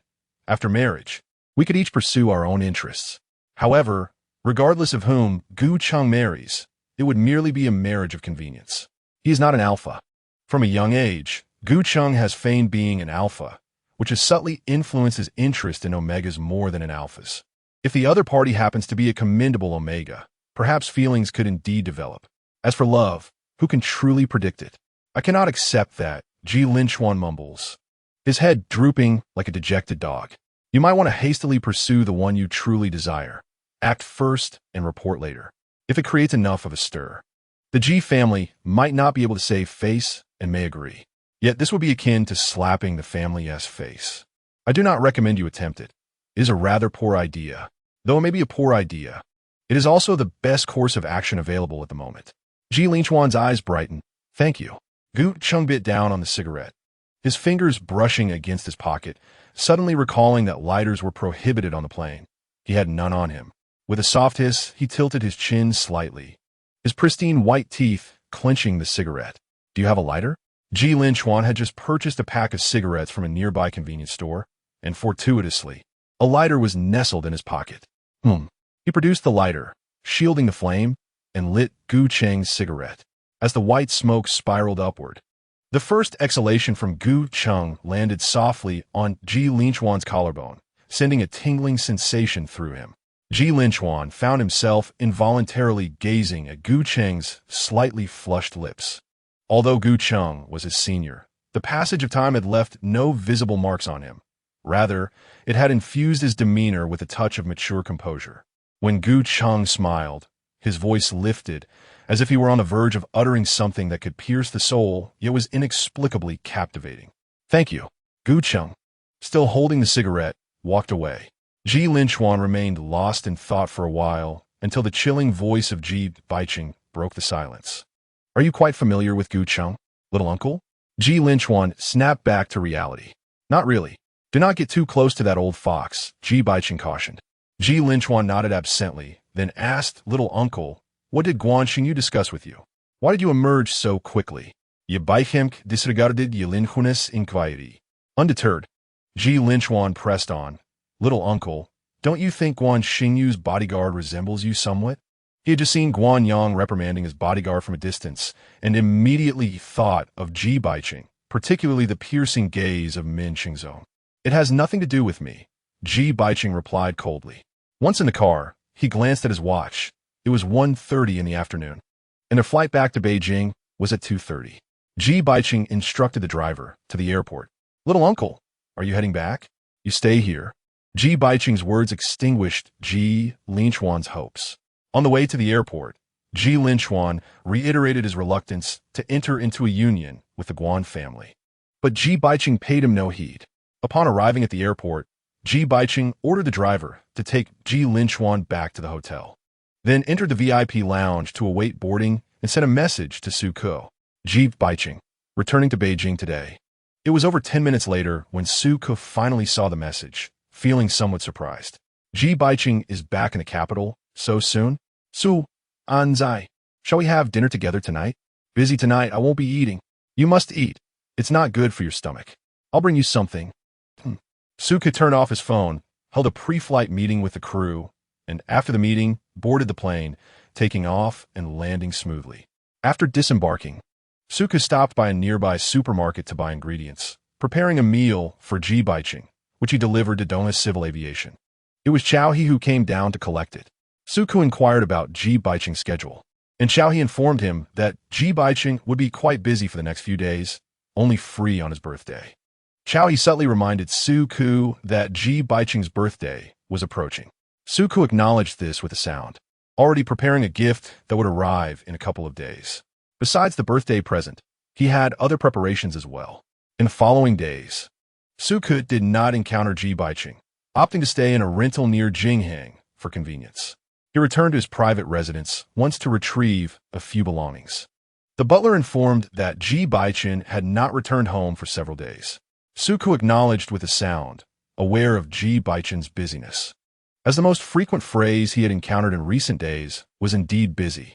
On the eve of Ji Bochen's birthday, the young master of the Guan family was discharged from the hospital and returned to the capital. The flight he took was piloted by Suke. Upon disembarking, he was greeted by Min Qingzong, and for a moment, Suke felt a pang of disorientation upon seeing him. "Thank you," Min Qingzong remarked. With a smile, Suke replied, "It is my duty." Min Qingzong nodded and departed. Sister Fong approached Suke, commenting on Min Qingzong's striking appearance. Suke, too, had noticed the resemblance between Min Qingzong and Ji Bochen. The young master of the Guan family must be deeply enamored with Ji Bochen, returning so soon despite his poor health, likely orchestrating his return at this pivotal moment to celebrate Ji Bochen's birthday. Suke lowered his gaze, pondering whether he could still present his gift. Would Ji Bochen spare some time for him tomorrow? Ding dong. Suke's phone vibrated in his pocket. A message from Ji Bochen appeared. "Are you free tonight? I have another flight, returning at 10:30. As Suke bent down to reply, Sister Fong had already walked away. Shortly after, Ji Bochen responded with an affirmative.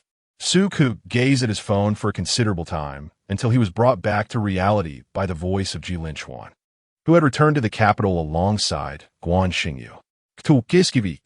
Ji Linchuan called, grinning as he approached with youthful warmth radiating from his demeanor. "Haven't had dinner yet? Shall we eat together?" Ji Linchuan had deliberately taken the HTC 872 flight, hoping to encounter Suke and invite him for a meal. "I have matters to attend to at home shortly." He spoke the truth. He needed to retrieve the gift for Ji Bochen's birthday. After midnight, it would indeed be Ji Bochen's special day. Suke hoped to place the gift in his car, allowing him to seek out Ji Bochen after his work if he was still awake. "All right, shall we arrange for another time?" Ji Linchuan suggested. His tone somewhat dismissive. Guan Xingyu did not return to the Guan residence, but instead went to the hotel. Sitting on the cream-colored king-size bed, he faced Min Qingzong, who stood before him with an imposing demeanor. Min Qingzong's expression was grim, yet he still brought over warm water, rolling up his sleeves to prepare a foot bath for Guan Xingyu. "Please don't be angry," Guan Xingyu murmured, sensing that Min Qingzong appeared ready to unleash his frustration. Guan Xingyu gently patted Min Qingzong's head, employing his trump card. "You know I'm not well. When I feel distressed, I struggle to breathe." Min Qingzong furrowed his brow, glancing up at Guan Xingyu with a fierce gaze, his voice heavy with reproach. "Guan Xingyu, are you aware of your own health? Why are you being so fierce?" Guan Xingyu exclaimed, startled, as a tear splashed into the basin. He wept incessantly. Min Qingzong remained silent, aware that Guan Xingyu's display may have been somewhat theatrical. He focused on washing Guan Xingyu's feet, and, after drying them, he went to the bathroom to fetch more water. Min Qingzong prepared to step outside for a smoke in order to calm himself. Guan Xingyu, in a fit of agitation, tossed his blanket aside, exclaiming, "It's freezing. Let me freeze to death." With a loud bang, Min Qingzong truly left to smoke. Guan Xingyu, uncovering himself, stared in astonishment at the firmly closed door. He had actually walked out. Guan Xingyu understood that Min Qingzong was genuinely furious this time. His anger was not provoked by seeing Ji Bochen, nor was it due to their slight resemblance. These were truths Min Qingzong had long since accepted. His ire stemmed from Guan Xingyu's self-harm. Guan Xingyu had not been kidnapped at all. The gland damage and excessive blood loss were self-inflicted. He did not wish to be an S4 level Omega, nor did he want to become a tool for marriage. He aimed to sow discord between the Ji family and the Guo family, hoping they would abandon the marriage alliance. Yet, he had miscalculated. The Guo family not only refrained from blaming the Ji family, but also intensified their efforts to see him wed into the Ji family. During his 5 years abroad, Guo Xingyu had moved on from Ji Bochen. He had come to care for Min Qingzong, who was not merely his bodyguard, but a Chinese national of M descent, the top contender in an underground boxing arena, and the ruler of Navarre Street. Most importantly, he was his boyfriend. Guo Xingyu had been with him for 2 years. Initially, he too had perceived a slight resemblance between Min Qingzong and Ji Bochen. Yet he never regarded Min Qingzong as Ji Bochen. Their personalities were entirely divergent, a distinction Guo Xingyu clearly recognized. Their acquaintance began when Min Qingzong saved him. Guo Xingyu, in frail health, evoked Min Qingzong's pity at first, but over time, genuine feelings blossomed between them. For 5 years, they had become familiar and affectionate towards each other. Until 10 days prior, when the Guo family sent representatives to bring Guo Xingyu back for the marriage alliance. To create a rift between the Ji family and the Guo family, Guo Xingyu deliberately inflicted a wound on his gland, leading to a state of shock and unconsciousness. All of this was done without Min Qingzong's knowledge. Min Qingzong was angry with Guo Xingyu for not valuing his own body, after enduring his silence for many days. He had finally erupted in fury and stormed out. Min Qingzong had never reacted this way before. Given Guo Xingyu's fragile condition, he had always been accommodating, even in their intimate moments, where Guo Xingyu could call for a halt at any time. This time, however, Min Qingzong was genuinely enraged. Guo Xingyu lay despondently on the bed, weeping, fully aware that he could not escape the marriage, that he and Min Qingzong were destined for an unresolved fate. The Guo family would never permit him to marry an M-national. Otherwise, Min Qingzong would not have remained by his side as a bodyguard for so long. Guo Xingyu had initially envisioned marrying Ji Bochen, knowing full well that Ji Bochen did not harbor feelings for him.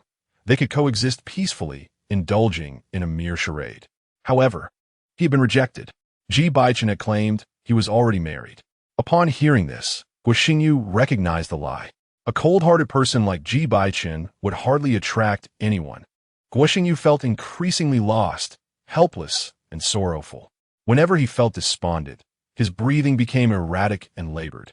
Slowly, he peeked out from under the covers, gasping for air. As his vision darkened further, a hand suddenly lifted him from the bed and propped him up gently, soothing his back. Leaning against Min Qingzong's abdomen, his sight gradually cleared, and in a hoarse voice, he murmured, "I'm sorry. I realize my mistakes. I won't do this again. Please don't be angry," Guo Xingyu repeatedly assured him, while Min Qingzong silently poured him a glass of water, which he drank. Min Qingzong took the cup and stated, "If there's a next time, I shall return to M country." His words implied that should there be another occurrence, their relationship would come to an end. Min Qingzong had never spoken harshly to Guo Xingyu before. This was the first and only instance. Tears welled in Guo Xingyu's eyes as she uttered, "You are bullying me." Min Qingzong wiped away her tears, replying, "Are you not also bullying me?" Apart from Guo Xingyu, no one could compel Min Qingzong, the dominant figure of Navarre Street, to bow his head. For 2 years, he had not even established a formal relationship. Beijing Airlines. At 10:30 in the evening, Su Ke's flight landed. The crew members, upon disembarking, jovially discussed whether to grab a late-night snack. Fang Jie turned to Su Ke, asking, "Captain Su, would you like to join us?" "No. I have matters to attend to tonight," he replied. Fang Jie and the other crew members laughed and departed, while Su Ke changed in the locker room and sent a message to Ji Bochen. "Are you still at Donghe? Will you return to your private residence tonight?" Su Ke was uncertain if Ji Bochen would be home that night or where he might intercept him. All he knew was that the butler had mentioned Ji Bochen had not returned for several days. Ding dong. Su Ke's phone chimed. Ji Bochen replied, "C20251 parking space. Beijing Airlines."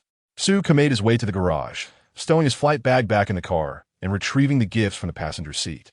He had prepared 2 presents, a designer lighter and a pair of rings. Chapter 70. In the future, I wish to care for you with gifts in hand. Su Ke hurriedly rushed towards parking space C20251.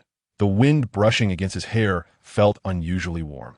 Upon reaching C20251, the rear window of the Bentley slowly descended.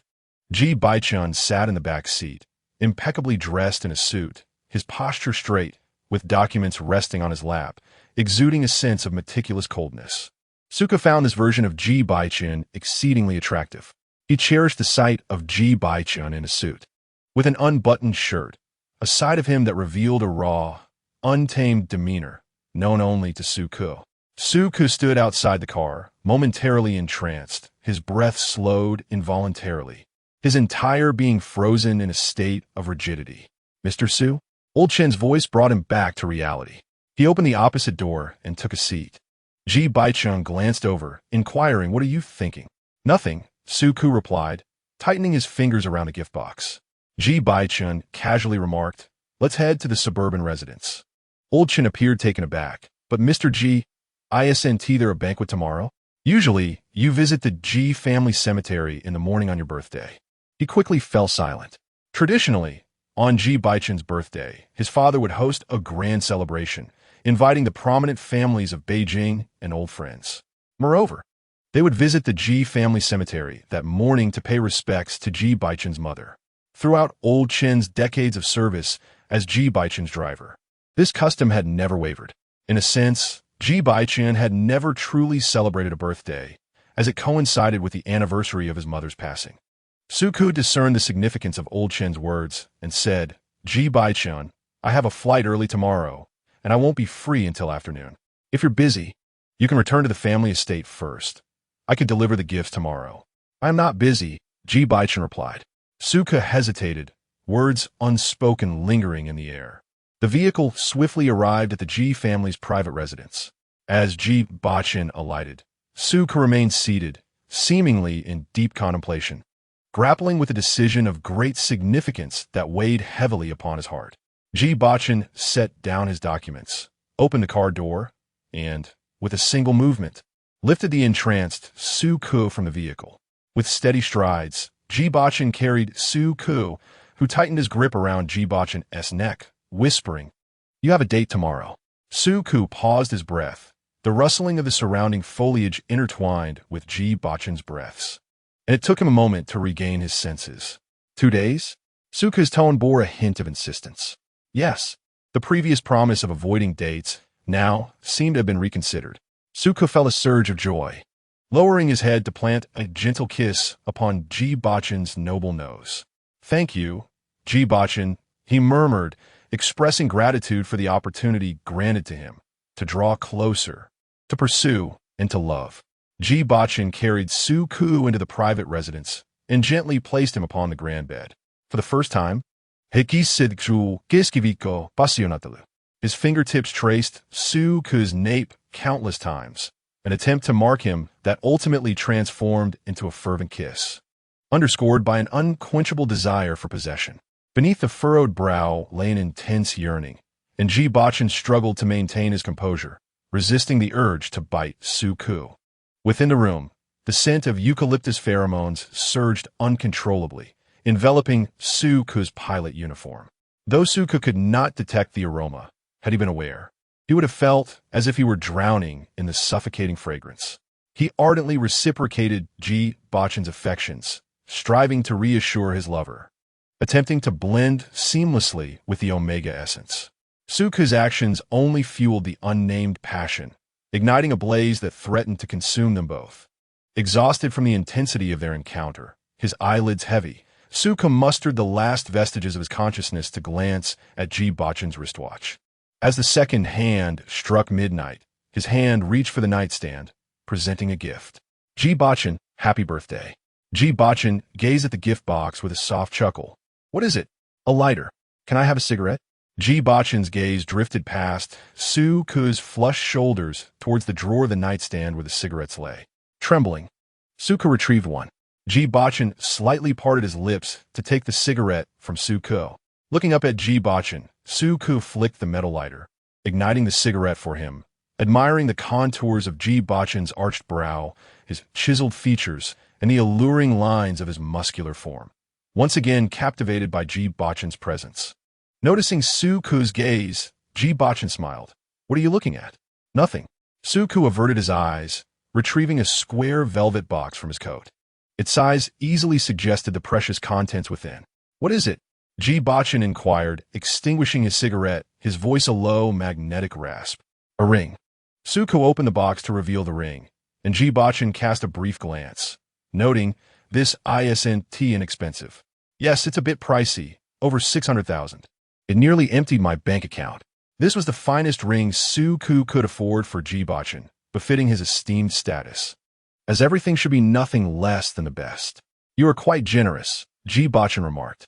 Indeed, Suku's tone was light, expressing his desire to adorn you with something precious and exquisite. Ji Bochen, with his fingers tainted by the scent of tobacco, gently pressed against Suku's waist, seemingly reminding him that he had not consented to this proposal. Suku's gaze was fervent and sincere as he declared, Ji Bochen, I formally propose to you. Previously, he had made a hasty proposal in the car, and since then, he had often felt that it was rather impulsive. He was unprepared, lacking even a ring, and no proposal could be so lacking in sincerity. It was only natural that Ji Bochen would not accept his offer. Suku had shown no genuine commitment. Now, although they possessed a marriage certificate, there was no tangible evidence of their relationship. Suku had not presented Ji Bochen with any gifts that could signify their bond. He believed he was not a worthy suitor. Ji Bochen's gaze was profound as he inquired, What if I decline? Then I shall seek another opportunity when the time is right. When might that be? Ji Bochen asked. The next holiday is quite a while away, Suku replied. But there is a festival in 3 days. Suku fell silent, realizing that 3 days felt like an eternity. Soon, he expressed understanding, saying if you need time, I can grant you that. After all, this ring signifies more than just a piece of jewelry. If Ji Bochen accepted it, it would indicate a transition in their relationship, evolving from a mere contractual marriage to a genuine union. Suku reminded him, if you accept this ring, I would like to have a say in your life. In what way? Ji Bochen queried. I desire for you to be with me alone, without associating with other omegas and betas. Suku wished to eliminate the anxiety of Ji Bochen potentially meeting others in secret. Ji Bochen was challenging to reach, and Suku did not want anyone to monopolize his time, nor did he wish for Ji Bochen's affection to be shared with many. Suku felt jealousy and sorrow. He sought something special from his partner, yet he desired equality rather than charity. He hoped that Ji Bochen could love him, even if it were just a little, as long as it was not shared with others. Chapter 71. The proposal. Suku's gaze burned with intensity. Having nurtured his feelings for a long time, he cautiously asked, Ji Bochen, I have liked you for many years. Being with me requires no effort to maintain the relationship. I will take the initiative and will not cling to you after breakup. Ji Bochen, would you consider me? Perhaps we could give it a try. Ji Bochen keenly caught the pivotal words, his tone lifting. Many years? Yes, Suku affirmed. With a casual tone, Ji Bochen encompassed the span of 9 years. Since that note urging him to live well, Ji Bochen had become a beacon of light in Suku's otherwise tumultuous existence. The 300,000 from 9 years ago held the same value as that bowl of noodles costing 7 yuan. Ji Bochen gazed into Suku's eyes, shimmering with unshed tears, as his heart raced with fervor, clear, strong, and resounding. Over the past decade, he had relinquished Suku twice. The first time was 10 years prior when his father was gravely injured. Ji Bochen, during a sensitive period, received a potent suppressant injection, which severely damaged his heart and placed his life in jeopardy. He ceased taking his heart medication and had a pacemaker implanted. The doctors had advised that he would need to wear the pacemaker for life, and, as someone already grappling with emotional disorders, he would no longer possess the capacity for feelings. 9 years ago, in a private room of a club, after the transaction concluded, he left behind a note and a watch. He slowly comprehended Suku's uniqueness, yet rationally recognized the insurmountable chasm that lay between them. A month ago, unable to continue his injections of the special suppressants, he found himself in urgent need of a beta partner. This time, Ji Bochen added Suku's contact information. Their relationship burgeoned uncontrollably, akin to fire ignited by wine. How could the person he had singled out not be extraordinary? Suku awaited Ji Bochen's verdict in silence, a sharp sword suspended above his neck. As each second ticked by, the blade drew nearer, laden with hope, capable of piercing through his chest with ease. Ji Bochen would likely refuse him, just as he did that time in the car. The sound of his phone vibrating in his pocket shattered the tension, and Suku felt a pang in his nose as he clumsily retrieved it. The caller ID was glaring. Yilin. Just as Suku prepared to disconnect the call, Ji Bochen suddenly grasped his neck and kissed him. Suka tightened his grip on the ring, and the phone slipped from his hand, landing between his legs. Ji Bochen cast a fleeting glance at the fallen device, an unfathomable depth brewing in his gaze. He picked up the phone, swiped the screen to answer, and placed it between them. Suka sensed, perhaps mistakenly, that at the moment the call connected, Ji Bochen bit him, harder than before, leaving him breathless. A shameful and secretive sound escaped Suka, which he forcefully swallowed. Ji Linchuan remained oblivious to any oddity. Suka, are you free tonight? Let us grab something to eat. I happen to be passing by Jinghang. I can pick you up. Midnight, not a work hour. Yet somehow he could conveniently arrive at Jinghang. A clumsy and lowly excuse. Ji Linchuan was unaware, merely feeling that Gu Cheng was right. He should have pursued Suka sooner and brought him home to express his resolve to the Ji family. He believed they would like Suka. If the Ji family ultimately disagreed, he would take Suka away, anywhere. Ji Linchuan's immature thoughts led him to act impulsively, dialing Suka's number. No, I can't. Suka declined, his eyelashes fluttering rapidly. Ji Bochen, holding the phone, wore a displeased expression. What's wrong? You sound a bit off. Are you okay? Me fine. Suka glanced at Ji Bochen. I'm with your uncle. There was a long silence on the other end of the line. Ji Linchuan seemed to struggle to comprehend Suka's words. You're with my uncle? Ji Bochen emitted a soft snort from his nose, lifting Suka's chin to scrutinize every nuance of expression on his face. Ji Bochen enunciated each word with piercing arrogance. Suka is proposing to me. He hung up the phone and switched it off. Suka pressed his lips together, hesitating to speak. He had not anticipated Ji Bochen would so abruptly inform Ji Linchuan. All right. Ji Bochen's tone was cool as he pressed his fingertip against Suka's lips, and I acquiesced. Suka, with unwavering devotion, bit down on the ring and presented it to Ji Bochen, its fit impeccable. Ji Bochen's voice was hoarse and deep. Have you measured? Suka shook his head, lacking the opportunity. He had never measured Ji Bochen's finger. He was often left in a state of unconsciousness, waking to find Ji Bochen had already departed. Ji Bochen chuckled lightly, an unspoken elegance masking his vulgarity. Noticing Suka's gaze fixated on his suit, Ji Bochen inquired, What is it? Do you like it? Or do you wish to unfasten it? Suka desired to unfasten it. The suit bore only a few creases, maintaining the appearance of a polished gentleman, devoid of any signs of indulgence. In contrast, Suka's own disheveled state seemed utterly unfair. He longed to leave a mark upon Ji Bochen. The exquisite haute couture suit, worth over 500,000, had become a mere cushion, marred by countless wrinkles, rendered unwearable for a second time. At 1 o'clock in the morning, Suka, with flushed eyes, kissed Ji Bochen's lips, urging him to pause, for he had a flight to catch the following morning. Ji Bochen draped his suit jacket over Suka's shoulders. The room was not cold, and even without a blanket, he would not catch a chill.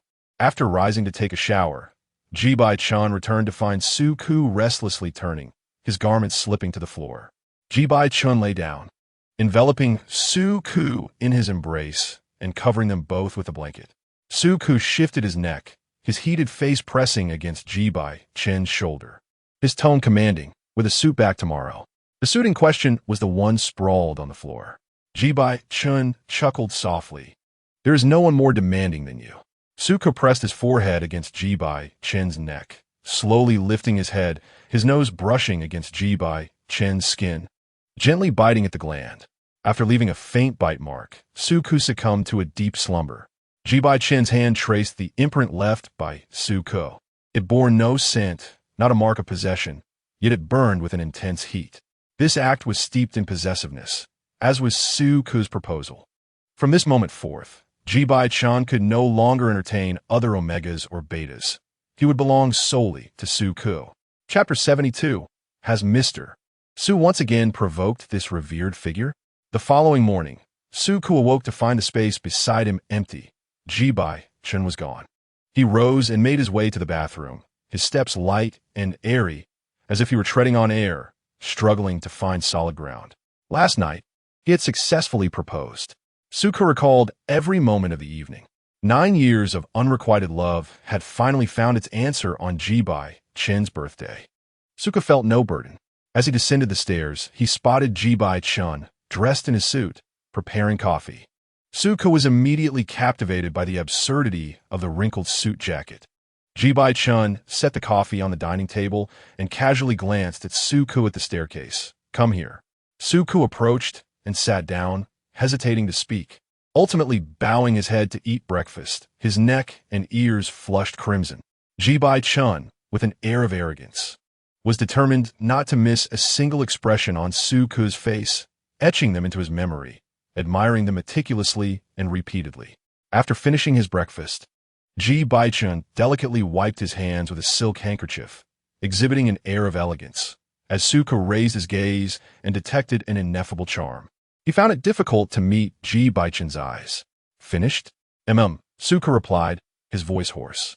Ji Bochen rose to fetch some edible ice, approaching Suko from behind and opening his mouth. Suko slightly parted his lips, revealing a trace of blood that lingered from earlier when he washed his face. He had tried to avoid it while eating porridge that morning. Ji Bochen placed the edible ice between Suko's teeth. "I'll send you home to change your clothes. Did you have something to do this morning?" Suko mumbled, "If you're busy, I could just get a taxi from the city center." "Not busy." Ji Bochen instructed Lao Chun to drive Suko back to his rental apartment. As they got into the car, Suko fixed his gaze on Ji Bochen's suit coat and hurried upstairs to retrieve another one. He laid the suit across Ji Bochen's lap. "With us to go back." Ji Bochen chuckled softly, his gaze towards Suko enigmatic. Under such intense scrutiny, Suko quickly recalled his dreamlike murmurs from last night when he was weary. He wished for Ji Bochen to wear that wrinkled suit back to the Ji family home. Such words were utterly unspeakable for Suko when he was fully awake. Upon arriving at the rental apartment, Suko changed into a pilot's uniform, impeccably tailored with a crisp collar, his slender waist and long legs sharply defined by the play of light. His legs, encased in tailored trousers, were straight and slender, long enough for Ji Bochen to grasp with one hand. Lao Chun could not help but exclaim, "Mr. Ji, Mr. Su looks truly handsome in the pilot's uniform." With this job and physique, even as a beta, he would attract countless admirers on the street. Suko opened the back seat door, apologizing, "Sorry to keep you waiting." "Not all," Lao Chun grinned. As Suko settled into the car on the way to Jingheng, he felt an inexplicable heaviness in the atmosphere. He glanced at Ji Bochen, who had a taut jaw and an unhappy expression. Suko placed his hand on Ji Bochen's, intertwining their fingers gently, speaking as if to soothe him. "What is wrong?" "Nothing." Ji Bochen's expression belied his words. Upon reaching Jingheng's underground garage, Lao Chun discreetly exited the car to wait. Suko leaned closer to Ji Bochen, wrapping his arms around his neck and kissing his cheek. "It's your birthday today. Don't be upset." "I'm not upset." Suko wished to kiss Ji Bochen again, hoping to lift his spirits. This time, his gaze fell upon Ji Bochen's lips, and suddenly, Ji Bochen grasped his chin, fixating on his swollen lips. "Does it hurt?" Ji Bochen inquired. A kiss 1T hurt. Ji Bochen stared at Suko's lips for a full 10 seconds before responding with a message. Ji Bochen glanced out the window and released Suko's chin, his tone firm. "Be careful." "All right." Suko nodded. "I guess Ji Bochen está ahí," before departing. When Lao Chun returned, the car was thick with an overpowering alpha pheromone, causing him to break out in a sweat. Did Mr. Su upset this esteemed figure again? Ji Bochen was to visit the Ji family cemetery that morning to pay respects to Xiaomi. It was a matter of tradition and filial piety, the latter being of utmost importance to the elder Mr. Ji. In the past, Ji Bochen would always return to the ancestral home the night before his birthday. However, last night, he chose not to do so. The morning greeted them with rain, rendering the roads muddy. Noticing Ji Bochen's absence, the elder Ji delayed their departure by an hour, waiting for the rain to lessen. Old Chun, feeling the weight of time, summoned his courage and drove to the cemetery. In the back seat, Ji Bochen changed into a clean suit while the black Bentley idled at the cemetery entrance. Upon disembarking, he found the entire Ji family clad in somber black suits, the women with their dark hair neatly tied back, exuding an air of solemnity. Today, Ji and Hai had also returned, albeit a bit late. Frowning, he addressed Ji Bochen, urging them to proceed. The elder Ji did not press the matter further. Ji Yanhai supported the elder Ji, with Ji Bochen taking a step back, the three of them leading the procession with an imposing presence. As they entered the cemetery, a light drizzle fell. Ji Bochen, at the forefront, offered incense, placing in the censer before the rest of the family retreated, leaving only him in the company of Xiaomi. After spending over 10 minutes in the cemetery, Ji Bochen emerged, at which point the elder Ji broached the topic of the evening's banquet. Ji Bochen replied coolly, "Grandfather, I have prior commitments tonight." He declined the birthday celebration, prompting the elder Ji to take a half step back. "It is your birthday. One must at least make an appearance." Ji Bochen merely responded, "We shall see." The elder Ji sighed deeply, calling Ji Linchuan over. "Have you met the young master of the official family?" "Great-grandfather, I have. What do you think?" Ji Linchuan frowned slightly. "Great-grandfather, I have no intention of marrying yet. That will come in time. Cultivate your connections." Ji Linchuan understood that today was not the day to displease the elder Ji. The elder Ji held Zhao Mi in high regard. She hailed from a scholarly family, was a national athlete, and an inheritor of intangible cultural heritage. Having served in the military, the elder Ji cherished such a daughter-in-law who brought honor to the nation, especially since Zhao Mi had once saved his life. He had suffered a severe shoulder injury during his service, making it impossible for him to wield a gun. When he encountered robbers, his shoulder was injured again while he sought to uphold justice. The pain was nearly fatal, and it was Zhao Mi who happened to pass by and took him to the hospital. At that time, she was not yet his daughter-in-law. Thus, in the Ji household, the elder Ji would not tolerate any quarrels today, wishing to ensure Zhao Mi's peace. Ji Yanhai escorted the elder Ji back to the ancestral home, and the rest of the Ji family began to depart. Yet, Ji Linchuan remained behind. Through the rain, he gazed at his uncle Ji Bochen, whose silhouette stood tall and straight like a pine. His eyes traveled from the bite marks on Ji Bochen's neck to the hand adorned with a ring. "Uncle!" Ji Linchuan called out to Ji Bochen, who was about to enter his car. Chapter 73. "You will bully him." Ji Bochen halted, closing the car door with one hand. His posture regal, his expression icy and disdainful. The luxury watch on his wrist gleamed, and beneath the sharply tailored suit, his muscular physique was taut and powerful. Ji Bochen's gaze fell slowly and indifferently on Ji Linchuan's shoulder, his brow arching slightly. "Is there something you wish to discuss?" His tone was cool, hinting at displeasure. "Uncle, you know very well that I have feelings for Su Ku. Your affections are of no concern to me.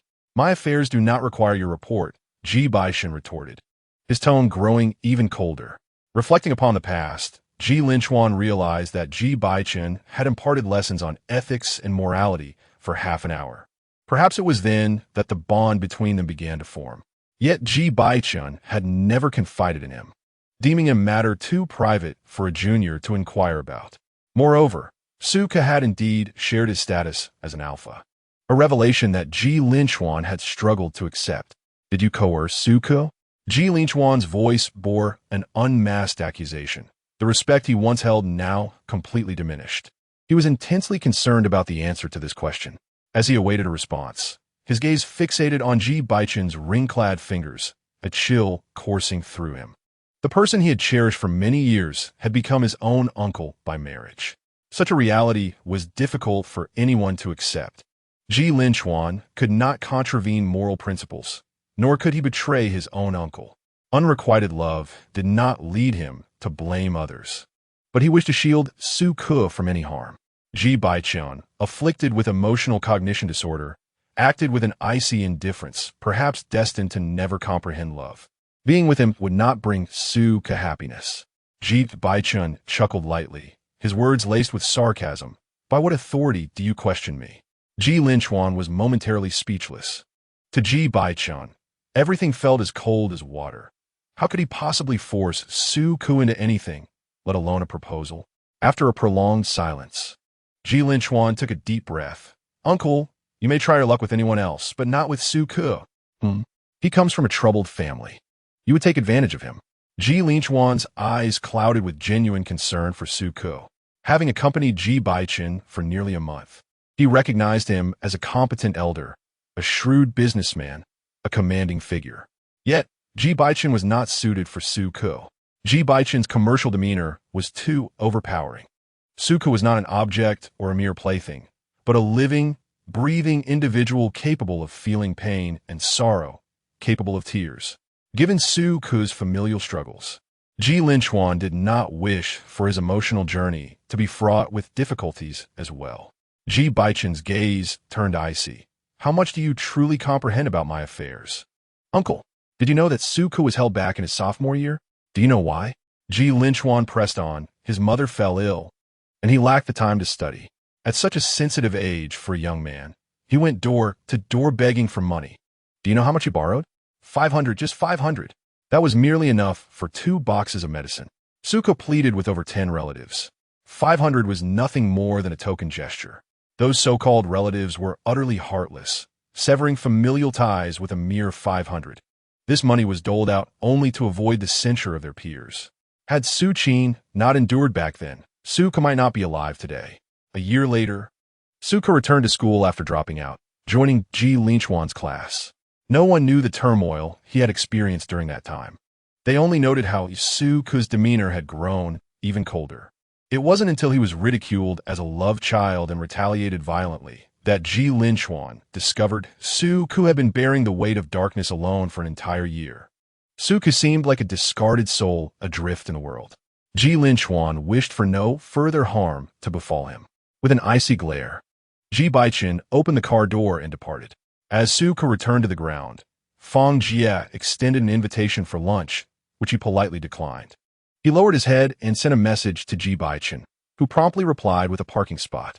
Upon entering the elevator, just as the doors were about to close, Xiao Yu strode in, joining Suka for the ride. With only the 2 of them in the elevator, when they reached the B1 level, Xiao Yu suddenly called out, "Kto kiskiviko?" From behind, he produced a gift box, saying, "Thank you for today." Suka did not look back, walking away with a resolute and indifferent demeanor, not allowing anyone the chance to finish their words. Finding Ji Bochen's car, Suka entered and instructed Lao Chun with an address, glancing sideways at Ji Bochen. "This restaurant is quite nice." "Indeed," came a reply. The restaurant was a charming French bistro, and they arrived half an hour ahead of their reservation, finding it not overly crowded. While ordering, Suka recommended several dishes, and Ji Bochen chose from his suggestions.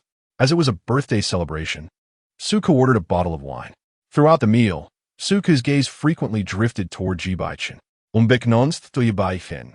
He had a habit of frowning when he encountered an unpalatable dish, resolutely refusing to take a second bite. Ji Bochen's expression remained unchanged, prompting Suka to retract his gaze. "Suka, there's no need to be overly cautious," Ji Bochen suddenly remarked. Suka responded with a soft emma, feeling a twinge of emotion. When Ji Bochen excused himself to the restroom, Suka had nearly finished his meal and was wiping his hands. Upon Ji Bochen's return, Suka inquired, "Do you mind having noodle for dinner tonight?" "I'm open to anything," Ji Bochen replied, though Suka sensed an underlying pickiness in him. Ji Bochen required a little coaxing and was somewhat selective about his food. Rising to settle the bill, Suka was informed by the server that it had already been taken care of. He turned to Ji Bochen, who appeared as delighted as if receiving a gift. In the afternoon, Suka led Ji Bochen to a craft shop to create bookmarks. He was aware that such an outing might seem rather dull to Ji Bochen, yet the latter's politeness prevented him from voicing his boredom. After completing the bookmarks, Suka glanced at the one in Ji Bochen's hand. "May I have yours?" "Sure," Ji Bochen said, handing it over. Suka took both bookmarks, not because he particularly cherished handmade items, but because they were crafted by Ji Bochen. He found beauty in them and wished to keep them as mementos. Exiting the craft shop, Suka suggested, "There's a recent legal drama film. Are you interested?" "I'm fine with anything," Ji Bochen responded. "No, don't just say that," Suka insisted, not wanting Ji Bochen to feel obligated. He wished for Ji Bochen to be genuinely happy, especially since it was his birthday, and he sought to bring him joy. "I'm interested," Ji Bochen finally replied. Suka purchased tickets, and they spent 2 hours immersed in the film. The protagonist's tragic background, facing class oppression and enduring hardships, ultimately led to a just legal resolution, leaving the audience in tears. After the movie, as mealtime approached, Suka took Ji Bochen to a Chinese restaurant. Initially, he He had contemplated preparing a bowl of noodles for Ji Bochen at home, yet he felt that such a meal might come across as too hasty. While significant to Su-ku, it would not hold the same weight for Ji Bochen. He did not want Ji Bochen to sense even the slightest hint of disregard. During the dining experience, Ji Bochen received a phone call from Ji Yanhai. With the banquet about to commence, Ji Yanhai urged him to make an appearance. Ji Bochen coldly replied that he was busy and ended the call. If you have matters to attend to, you may leave first.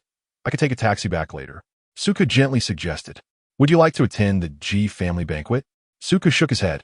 Though married to Ji Bochen, he was acutely aware of the disparities between them. Suka was not a greedy individual. He understood boundaries and knew his place. Ji Bochen remained silent. When Suku went to settle the bill, he was informed that it had already been paid. Lowering his gaze, he returned to Ji Bochen's side. Ji Bochen draped his trench coat over Suku's shoulders, prompting Suku to look up at him. I wanted to treat you to a meal. Won't you even grant me that opportunity? Today is your birthday. It would be improper for you to pay. Ji Bochen cast a fleeting glance at Suku, then slipped his hand into the trench coat to encircle Suku's waist. Suku's waist was slender, devoid of any excess flesh. His skin was delicate, easily marked with a mere touch. As they returned to the car, Old Chen inquired, Mr. Ji, are we heading back to the Ji family estate? Ji Bochen's phone was unreachable, and upon connecting, his tone remained indifferent as he stated he was busy. This conversation inevitably made its way to Old Chen's phone, leaving him in a difficult position to broach the subject. Back to the private residence. The journey from the city center to the private residence was lengthy, exacerbated by traffic during mealtime, taking nearly 2 hours to arrive. Suka had dozed off against Ji Bochen's shoulder, and Ji Bochen gently supported his chin, maintaining that position until they reached the entrance of the private residence. Upon carrying Suku out of the car, he stirred awake. Roused by the incessant notifications on Ji Bochen's phone, he nuzzled his cheek against Ji Bochen's chest and said, You go handle your matters. I'll wait here for you. All right. Ji Bochen carefully placed him on the bed, tucked him in, and as he prepared to leave, Suku grasped his finger. Ji Bochen, happy birthday. Thank you. Are you happy today? Is it more enjoyable than past birthdays? Ji Bochen squeezed Suku's fingers. Yes, I am happy. Suku withdrew his hand and smiled contentedly in the darkness. I have something urgent to attend to. I'll be back later. Okay. After Ji Bochen departed, Suku slowly shifted to Ji Bochen's pillow, nuzzling it with his nose, feeling a twinge of melancholy. Ji Bochen had already spent ample time with him today. Ji Bochen descended and returned to the car, instructing Old Chen, take me to Professor Lin's house. Professor Lin had just messaged to inform him that after consulting with a cardiac specialist in the country, he still advised against the removal of the heart pacemaker. Ji Bochen to reconsider carefully. Professor Lin mentioned that Ji Bochen could first address his emotional cognitive disorder without necessarily removing the pacemaker, as it would not benefit him in any way. After visiting Professor Lin, Ji Bochen returned 2 hours later, arriving at the private residence at 10:30. Suku was awake, watching television in the living room. Hearing Ji Bochen's return, he descended the stairs and asked, Are you hungry? Would you like a bowl of noodles? Yes. Suku entered the kitchen and prepared 2 bowls of noodles. The refrigerator contained only 2 eggs, and Suku placed the fried eggs into the bowl belonging to Ji Bochen. Ji Bochen transferred the eggs into Suku's bowl, urging him to eat. Suku attempted to reclaim the fried eggs, but was halted by Ji Bochen's penetrating gaze. Taking a bite of the fried egg, he inquired without raising his head, Is it good? Yes, quite nice, came the reply. A sour bitterness lodged in Suku's chest, prompting a fit of coughs. Very good, he thought, pleased that Ji Bochen enjoyed the noodles. A cup of hot water was set before Suku, to which he expressed his gratitude. After finishing the noodles, Ji Bochen ascended the stairs to prepare for a shower, and in the living room, he discovered an untouched small cake. After showering, he emerged to find Suku had turned off the lights, lit a candle, and brought forth the cake. The flickering candlelight danced upon Ji Bochen's cheeks, revealing his cool demeanor as he remained motionless. Suku pondered whether Ji Bochen was simply not fond of such gestures, Or perhaps he had already indulged in cake during his visit to the Ji family ancestral home. Ji Bochen, do you not like it? Suka began to ask, only to be interrupted. Suke, happy birthday. Suka stood stunned for a full minute. The candlelight shone brightly between them, slowly burning into his pupils. Ji Bochen had always known that today was not solely his birthday, but also Suku's. They shared the same day of birth. Suku's hand, holding the candle, trembled slightly, and Ji Bochen grasped it. Shall we make a wish? Suku smiled, his eyes shimmering. He wished for Ji Bochen to live a long life, filled with peace and joy, surrounded by family. After setting down the cake, Ji Bochen presented him with a gift box. Ji Bochen had prepared a present for him as well. Inside the box was an exquisitely crafted custom brooch, adorned with silver wings and emblazoned with the emblem of a top-tier pilot. Jinghang HTC 872, at 10,000 feet, safely landed. Someone is waiting for you to come home. Suku's voice trembled at the end, his eyes moistening as he kissed Ji Bochen tenderly, passionately, joyfully, every emotion coalescing into a stream of tears that fell from the corners of his eyes. Suku was a remarkably resilient individual. He had not shed tears when pleading with relatives for financial help, nor when mocked as an illegitimate child. He did not weep for the world outside, yet now, tears flowed uncontrollably. Perhaps it was because he finally had a home, a warm, fleeting, unforgettable home. Loving Ji Bochen was not burdensome in the least. Being loved by Ji Bochen was a stroke of fortune. Ji Bochen deserved the very best. Chapter 75. Anger the day following Suku's date with Ji Bochen. All arrangements and plans were abruptly disrupted by Ji Bochen's sudden emotional sensitivity. This episode of sensitivity was more intense and severe than any previous occurrences. Suku's eyes glistened with moisture as he attempted to form a word of plea, but before any sound could escape his lips, a hand turned his face for a kiss. He grasped Ji Bochen's arm, attempting to resist, but Ji Bochen's towering stature and muscular build exuded a formidable strength. Suka found himself unable to fight back, suffocated by Ji Bochen's kiss, nearly breathless. Perhaps due to the absence of an inhibitor during multiple episodes of sensitivity, Ji Bochen's glandular concentration was alarmingly high, seemingly devoid of self-restraint. He grew increasingly unwell, obsessively reveling in Suku's every predicament. Like a ravenous wolf, he dragged his prey into a den, toying and licking it, never consuming it. This was akin to a punishment. The most critical aspect was that when an S4 level alpha entered a sensitive period, their other senses and needs would diminish. In other words, they were insatiable. Consequently, Ji Bochen seemed unwilling to squander excessive time on eating or sleeping. However, Suku, being a beta, had fundamental nutritional needs. During Ji Bochen's sensitive phase, with no one else in the villa, no servants or butlers, he remained unconscious. Suku, adept in the kitchen, prepared a meal for Ji Bochen to share. Ji Bochen, with a frosty demeanor and diminished appetite, felt no hunger and deemed the act utterly meaningless. Were it not for the alpha's inclination to stay close to their partner during this sensitive phase, he might not have graced the dining table at all. "I'll eat a little. I'll heed your wishes," he said, shaking his head, his knuckles, marked with bite marks, tapping the table in an inscrutable manner. "I won't bite you for a while." Ji Bochen chuckled softly. Even in his irrational state, Suku could still decipher his every nuance. Ji Bochen grasped Suku's waist with one hand, pulling him close, his gaze flickering to the steaming dishes on the table. "I'll feed you," Suku offered willingly. Ji Bochen relished Suku's eagerness, often resorting to teasing him at the slightest provocation, exhibiting a cruel yet low-minded amusement. Suku was quite adept at placating him. When unwilling, he would plant a kiss on Ji Bochen, a gesture effective in both lucidity and delirium. It was impossible to overlook the intense possessiveness exhibited by an alpha in a sensitive phase. Ji Bochen was particularly displeased with the shirt Suku wore, tinted with the pheromones of other alphas. Not just the shirt, even Suku's pilot uniform had suffered a similar fate. Ji Bochen pinched his chin, his fingertips ablaze. His gaze deep. "You carry the pheromones of an alpha. I don't know how it happened during work. Although most pilots were betas, It did not imply the absence of alphas among the crew. As a pilot, Suka had to conduct pre-flight briefings with the crew, inevitably coming into contact with some pheromones. Not only alphas, but also Omega's pheromones. Suka had been cautious, but he could not detect them, nor could he evade them. The scent of another alpha on his partner was a lethal provocation for an S4, level alpha in a sensitive period. Ji Bochen's customary expression of furrowed brows and a cold demeanor persisted over the following days.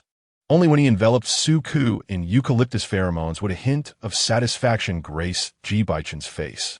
His chiseled features exuded a contentment laced with a certain thrill, particularly evident when he tilted his head to exhale smoke. At such moments, Suka would take a bite of Ji Bochen's knuckles or palm, leaving behind a series of bite marks, varying in depth and intensity. Ji Bochen frowned, allowing Suku to bite him, then, devoid of anger or reprimand, remarked calmly, "No manners." If Suku had the energy, he would kiss Ji Bochen's lips, playfully ingratiating himself, alternating between biting and kissing. No one could charm Ji Bochen quite like Suku. Fang Jie always detected a strong S4 level susceptibility alpha pheromone emanating from Suku, prompting her to prepare pheromone suppression patches for him. Although Suku was a beta without glands, these patches could still mitigate the alpha pheromones he inadvertently absorbed. In the face of the S4 level alpha pheromones potency, the patches proved somewhat ineffective, yet they offered a modicum of relief. Suku accepted the patch, and Fang Jie noticed a ring on his finger, her expression tinged with surprise, though she refrained from commenting further, aware that Suku understood the implications. That evening, Lao Chen arrived to escort Suku back to the private residence. Suku, having forgotten to remove the pheromone suppression patch, inadvertently drew Ji Bochen's attention when their fingers brushed against it. Ji Bochen's breath grew heavy, his gaze as profound as a frozen lake. While he did not employ the patch against the pheromones of other alphas, he seemed to react to Suku's. Suku remained oblivious until Ji Bochen suddenly let out a brief, sharp laugh that felt like a piercing dart. Realizing the significance, Suku hastily removed the patch, explaining that the alpha pheromones clinging to him could easily provoke an Omega's heat, hence his use of the patch. This explanation was not without merit. Ji Bochen lit a cigarette and acknowledged Suku with a grunt, yet he did not touch him that night. Suku sensed a hint of anger from Ji Bochen. The following day, Ji Bochen claimed to be busy and did not return home, instructing Lao Chen to take Suka back to the private residence instead, which he opted not to return to. If Ji Bochen was not coming home, the private residence felt no different from his rental apartment. The next day, Ji Bochen did not message Suku. The same happened on the third and fourth days. On the fifth day, news broke of a plane crash involving Donghe Airlines, igniting a storm of public discourse online, which kept Ji Bochen exceedingly preoccupied. In the ensuing week, Suku and Ji Bochen exchanged but a handful of messages. Ji Bochen did not return to the private residence, and Suka had not seen him again. Their communication was limited to brief phone calls, where Ji Bochen's voice was weary and engrossed in work. Suka bit his lip, urging himself to rest. He thoughtfully ended the call, prepared some soup for Ji Bochen, and delivered it to the company building. When Xiaohe spotted Suku, he hesitated before saying, "Ji Zong has not been in good spirits lately." Suku's eyelashes fluttered as he acknowledged the truth.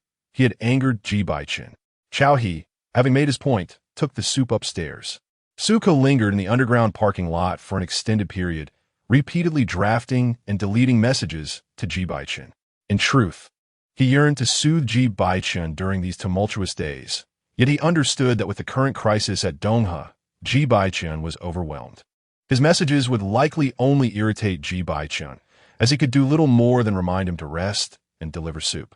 Suku felt powerless as a partner unable to alleviate Ji Bochen's burdens. He remained in the underground garage for nearly 2 hours, still waiting for Ji Bochen to descend when he spotted Guan Xingyu. Guan Xingyu's vehicle halted beside Suku's, and upon exiting, he caught sight of Suku within, politely tapping on the car window. Suku lowered the car window, and Guan Xingyu smiled warmly, complimenting, "Captain, you are truly beautiful." Suku caught sight of the bodyguard behind Guan Xingyu and quickly recognized her identity. responding with a polite smile. Guan Xingyu expressed her gratitude to Su Ke for ensuring that her previous flight, piloted by him, departed half an hour early without any delays that could affect her treatment. Within my capabilities, I strive to provide the utmost convenience for all passengers, Su Ke replied. Are you considering a transition to Donghe? Guan Xingyu suddenly inquired, her curiosity piqued. Su Ke, a captain with Donghe Airlines, found himself in the underground garage of Donghe, which led him to contemplate this possibility. No, that's good to hear. I believe it's better to stay with Gu Chengwen. Ji Bochen is rather intimidating. He lacks warmth and surely isn't a good boss. He has lost quite a bit of weight under his supervision, Guan Xingyu remarked. He is quite decent.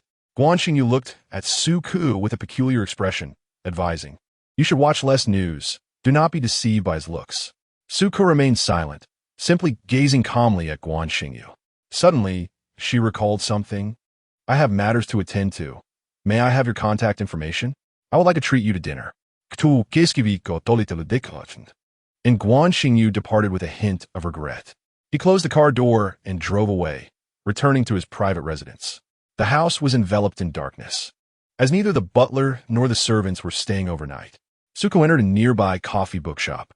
The Omega barista smiled. Sir, would you care to try our new product? Sure. Vanilla vodka coffee. It contains alcohol. Will you still be driving later? Not anymore. The Omega barista chuckled and prepared the coffee, glancing towards the seat opposite Su Ke. May I join you? Feel free. The Omega barista sat down, resting her chin on her hand. You are quite handsome. Thank you. Will you be waiting here for Mr. Ji tonight? Yes. Su Ke was indeed waiting for Ji Bochen, but he was aware that Ji Bochen would not be returning home tonight. Chapter 76. The closure of life. The Omega barista blinked, taking in Su Ke's features, his sharp, refined features, clad in a shirt and black pants.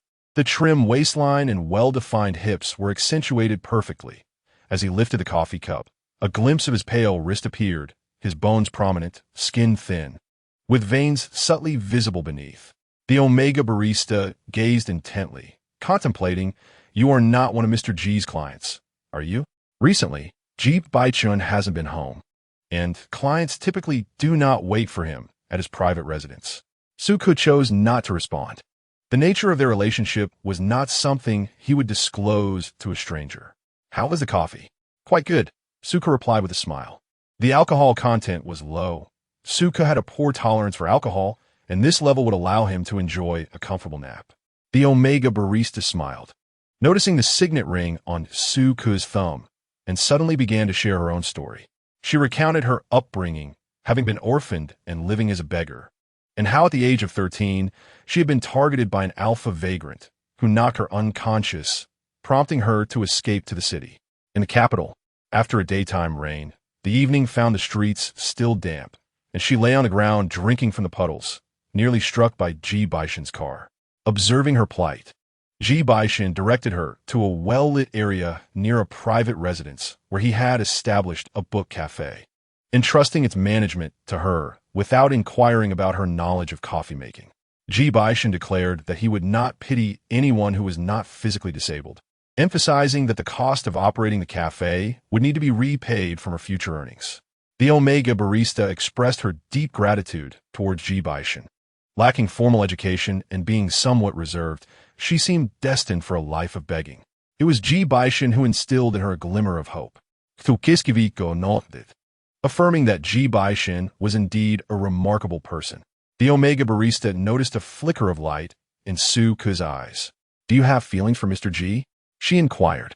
Yes, many pursue him, but you are quite unique. The Omega barista had witnessed numerous wealthy young men waiting day and night for a chance encounter with Ji Bochen. Yet their fates were often dismal, with many never even laying eyes on him. The man before her, adorned with the signet ring emblematic of the Ji family status, certainly held a special place. Su Ke finished his coffee and prepared to settle the bill. The Omega barista smiled, saying, Allow me to treat you to coffee for our conversation. Nevertheless, Su Ke opted to pay before leaving, entering the private residence and lying on Ji Bochen's bed.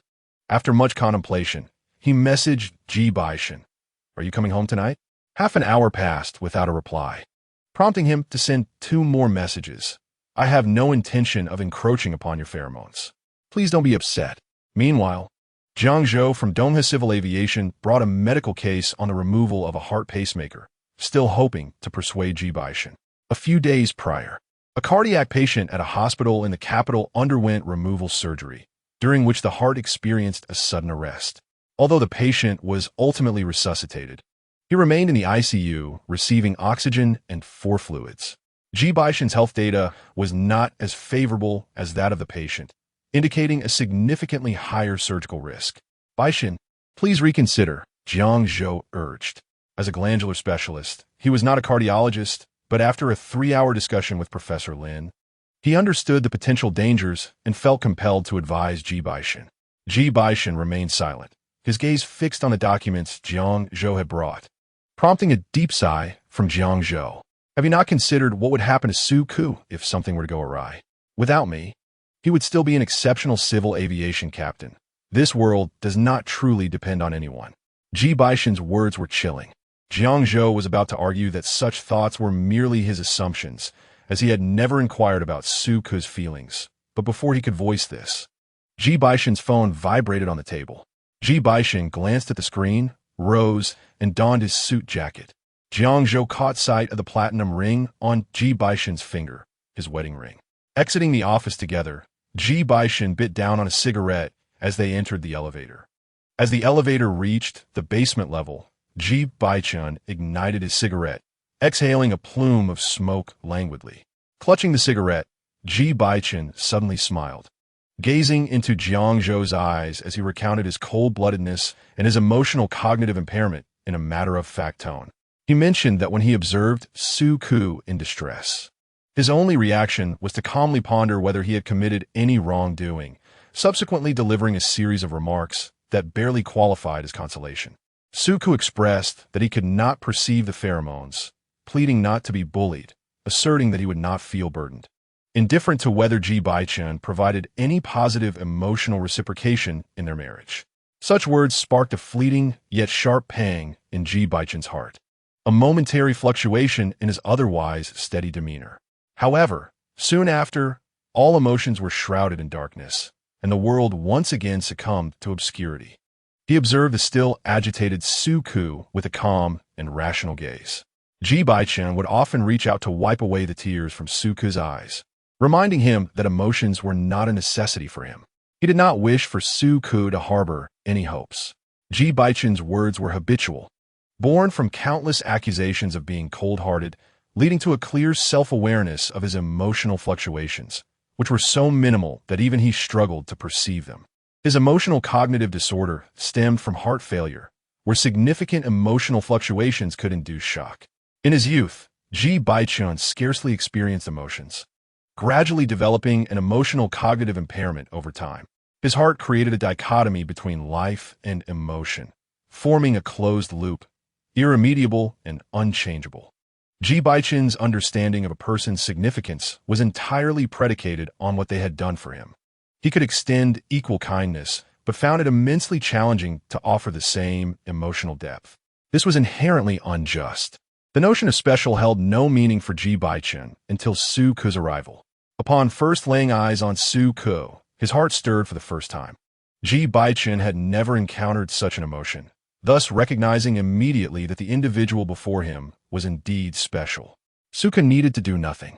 Merely standing before him sufficed to render him unique. However, at that moment, with his father gravely injured and preparing for a pacemaker implantation, Ji Bochen, fully aware that he would never possess emotions, calmly let Su Ku go.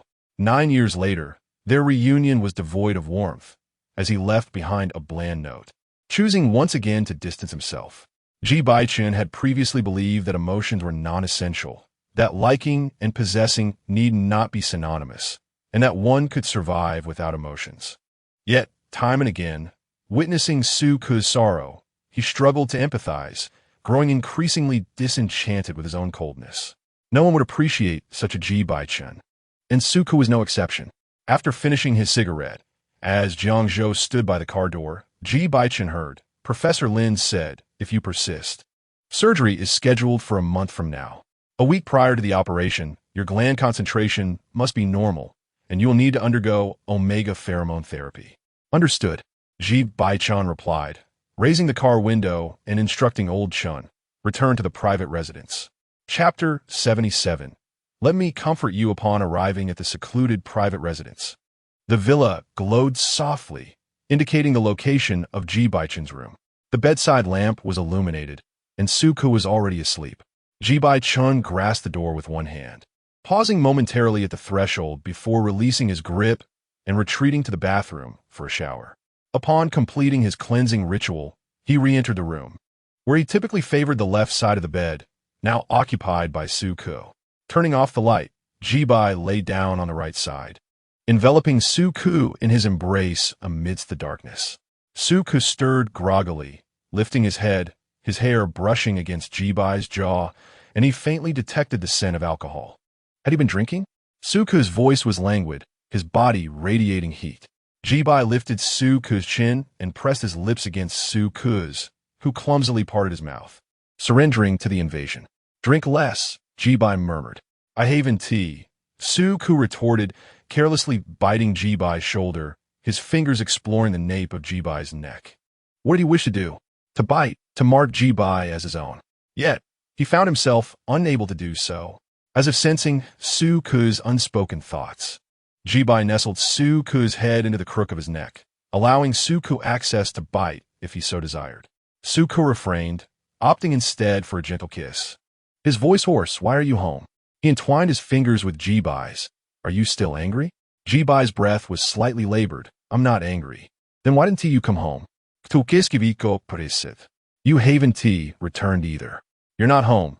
Suku's voice was tinged with grievance, as the journey from his residence to Jinghang was long and arduous. If Ji Bai was absent, Suku had little desire to go.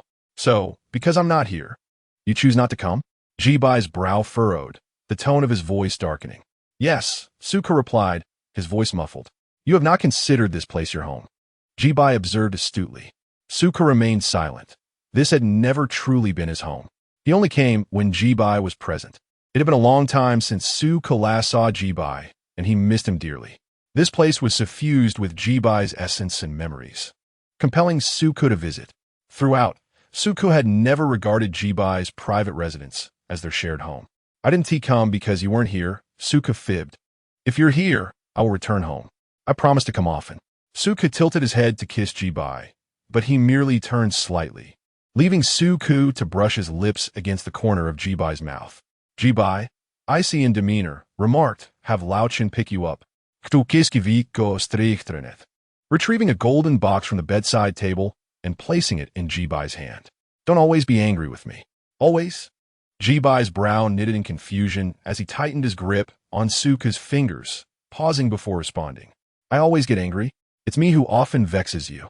I don't want you to be unhappy when you're with me. Turning on the light, Suku boldly stepped onto Ji Bai's chest, the warm glow illuminating his flushed face in an alluring manner. He presented himself fully for Ji Bai's admiration. Ji Bai, let me comfort you. Ji Bai sees Suku's emkel, his breath heavy. You're hurting me. Suku licked his lips. Weren't you going to comfort me? Suku replied with a soft affirmation, slightly tilting his face. His long, fair neck looked especially exquisite under the warm light, the buttons of his shirt slightly undone, and his tailor trousers crinkled at the waist, accentuating his figure. The mere sight was enough to ignite fervor. Ji Bochen extracted a new black leather belt from the gift box in the wardrobe. Suku tilted his head back, extending his hand as if in request. Ji Bochen chuckled softly. The following morning, Suku searched the freezer for a piece of edible ice to soothe his nerves. Sitting across from Ji Bochen afterward, Ji Bochen had finished his breakfast, holding a newspaper, and his mood was notably elevated, his features relaxed. Suku inquired about the handling of the plane crash incident. In total, there were 180 casualties, comprising both passengers and crew members. The crash had sent shockwaves across the nation, drawing significant attention. After entering the jurisdiction of Wunsheng, the aircraft lost contact with the control tower. According to the final data, the plane plummeted almost vertically from a height of 1,000 meters. Merely 3 minutes elapsed from the loss of contact to the posting of crash videos online. resulting in the tragic loss of all 180 souls aboard. The aircraft fell into a ravine, and rescue teams rushed to the site. However, the rugged terrain and muddy paths yielded only remnants of debris, with no bodies recovered, only handfuls of yellow earth. Countless families were left devastated. The cause of the crash had been thoroughly investigated and deemed an unfortunate accident. All that Donghe could do was compensate the families according to passenger insurance standards. "It's almost resolved," Ji Bochen remarked, having spent the past few days attending to this matter. Additionally, he had visited a hospital to observe a particularly perilous procedure for the removal of a heart pacemaker, during which Professor Lin attempted to dissuade him. Ji Bochen set down the newspaper, admiring Su-ku as he ate while advising him to take care. The cockpit of the aircraft lacked any escape apparatus, meaning the captain shared the fate of all passengers aboard. Although the likelihood of an aviation accident was low, the chances of survival in the event of any mishap were virtually nil. Su-ku lifted his gaze, his eyes shimmering. He would return safely. Someone awaited his homecoming, someone he had secretly admired for 9 years and finally managed to pursue. Ji Bochen accompanied Su-ku to his rental apartment. While Su-ku ascended the stairs to change into his captain's uniform, Ji Bochen went up to request a glass of water. The apartment, comprising 2 bedrooms, a living room, a kitchen, and a bathroom, also featured a small study. Its size was modest, yet it was impeccably clean, located conveniently near the airport where the roar of planes could be heard. Ji Bochen paused at the threshold of the study, asking, "Would you mind if I took a look at your study?" "Not at all," Su-ku replied, filling Ji Bochen's cup with warm water as he retreated to the bedroom to change. Ji Bochen entered the study, which contained not only flight-related literature, but also books on finance and English. His gaze quickly fell upon an old wooden box beside the computer. Upon opening it, he discovered a collection of gifts he had bestowed upon Su-ku, including a watch from 9 years prior. Additionally, there lay a small, weathered notebook, no larger than a hand. It was impolite to pry into someone else's notebook, yet Ji Bochen found himself unable to suppress his curiosity regarding its contents, which he surmised were likely about him. He reached for the notebook, and the first page was densely filled with writing dated 9 years ago. In 2012, on the evening of November 23rd, Chapter 78, The Possessiveness of Ji Bochen. The youthful strokes of the pen encapsulate the spirited exuberance of adolescence, intertwined with the bittersweet pangs and stirrings of a 9-year-long unrequited love. Ji Bochen. Su-ku strode in confidently, seizing Ji Bochen's hand, closing the notebook and shutting the wooden box. He conveyed through his actions that this was not to be seen. Unrequited love is a bittersweet hope, a future shrouded in uncertainty. Su-ku wished for this secret to remain hidden forever. He certainly did not want his affections to impose any burden or pressure on the object of his affection. "Sorry, it's all right," Su-ku replied, leaning against the table as he tilted his head back. Ji Bochen took a sip of water, glancing at Su-ku, who had an askew tie. He reached out, deftly unbuttoning the pilot's uniform, and expertly retied his tie. "Thank you." Su-ku quickly swallowed, lifting the glass that Ji Bochen had previously used, taking a sip. Ji Bochen's gaze fell, observing Su-ku's waist, the shirt tucked neatly behind his trousers, meticulously arranged, evidently held in place by shirt stays. He grasped Su-ku's thigh, unmistakably feeling the presence of the shirt stays. A soft chuckle escaped him, as his rough fingertips pressed against the fabric of the trousers, leaving a subtle mark. "Your waist is truly slender," Ji Bochen praised, his words filled with admiration. Though he touched his thigh, he complimented his waist. Su-ku felt the intensity of Ji Bochen's gaze upon him. Ji Bochen's eyes drifted down to Su-ku's trousers, which were loose-fitting, the bones of his hips protruding, his abdomen concave, exceedingly alluring. "Do you have a belt?" Ji Bochen inquired. Su-ku nodded, retrieving a belt. Ji Bochen fastened it for him, his fingers gently tightening around Su-ku's waist, and Su-ku allowed Ji Bochen to playfully tease him. Once the belt was secured, Ji Bochen meticulously buttoned the pilot's uniform back up. Dressed in the uniform, Su-ku exuded an air of meticulous elegance. Ji Bochen lifted Su-ku's chin. "Shall we go on a date this weekend?" Su-ku's eyes lit up. "Sure." Ji Bochen leaned down, placing a gentle kiss on Suka's lips, the rich and potent scent of alpha pheromones lingering on Suka's mouth, immediately enveloping him in an irresistible embrace. In the car, it was old Chun who felt the discomfort. Ji Bochen sat upright, feigning nonchalance, while old Chun was nearly driven to madness. The pheromonal aura emanating from Suka was reminiscent of being steeped in eucalyptus. Ordinary alphas could hardly approach him. Old Chun was perceptive. He understood Ji Bochen's intentions perfectly. Yet, he couldn't help but wonder why he had never noticed Ji's intense possessiveness before.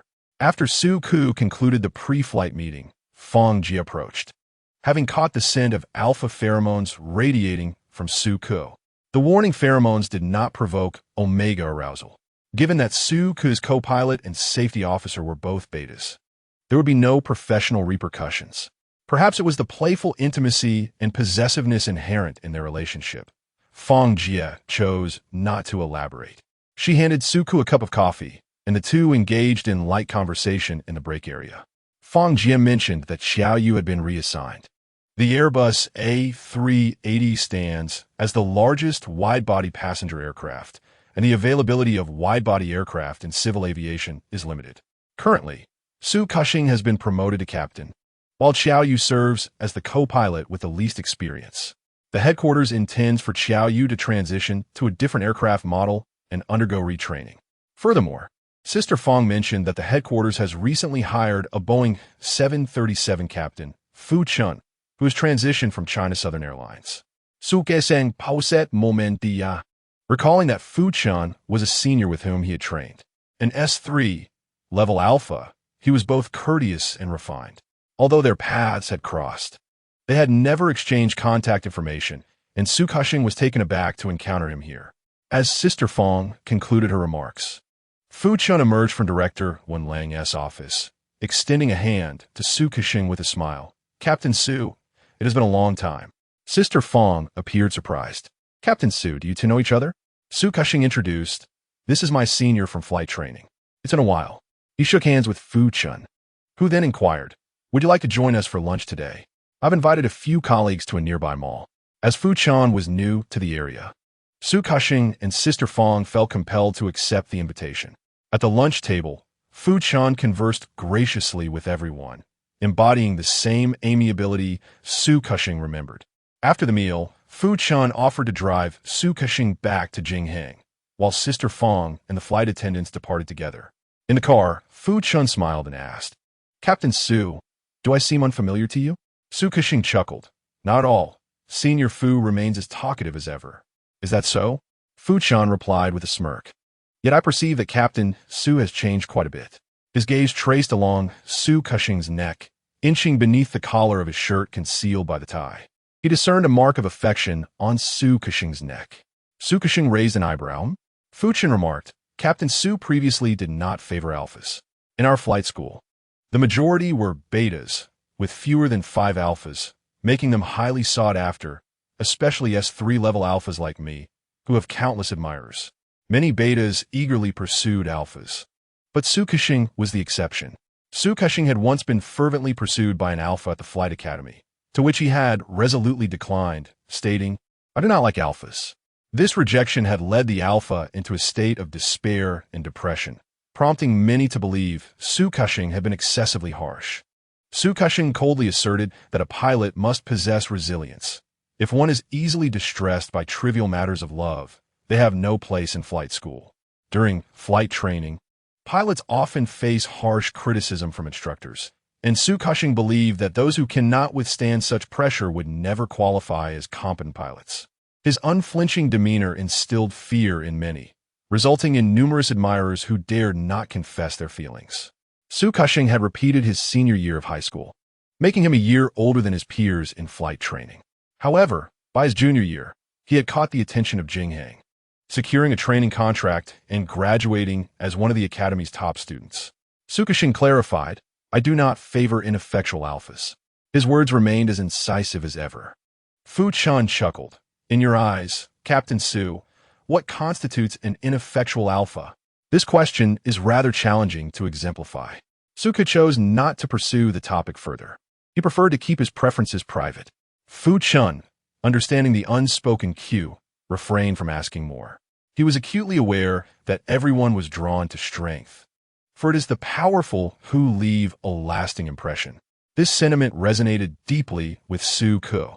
Inside the stifling confines of the car, Fu Chan could distinctly sense the alpha pheromones clinging to Su Ku, emanating a warning that felt provocative to another alpha of equal stature. A fleeting glance at the extravagant designer ring adorning Su Ku's finger reminded Fu Chan that Su Ku was currently partnered with a high-ranking alpha. It astonished him that Su Ku, who typically shunned intimacy, would allow his partner to leave such a mark, boldly asserting their claim over him. "Do you mind if I open the window?" Fu Chan inquired with a smile. "Not at all," Su Ku replied. As Fu Chan rolled down the window, the sunlight streamed in, infusing the air with a gentle warmth that gradually dispersed the alpha pheromones enveloping Su Ku.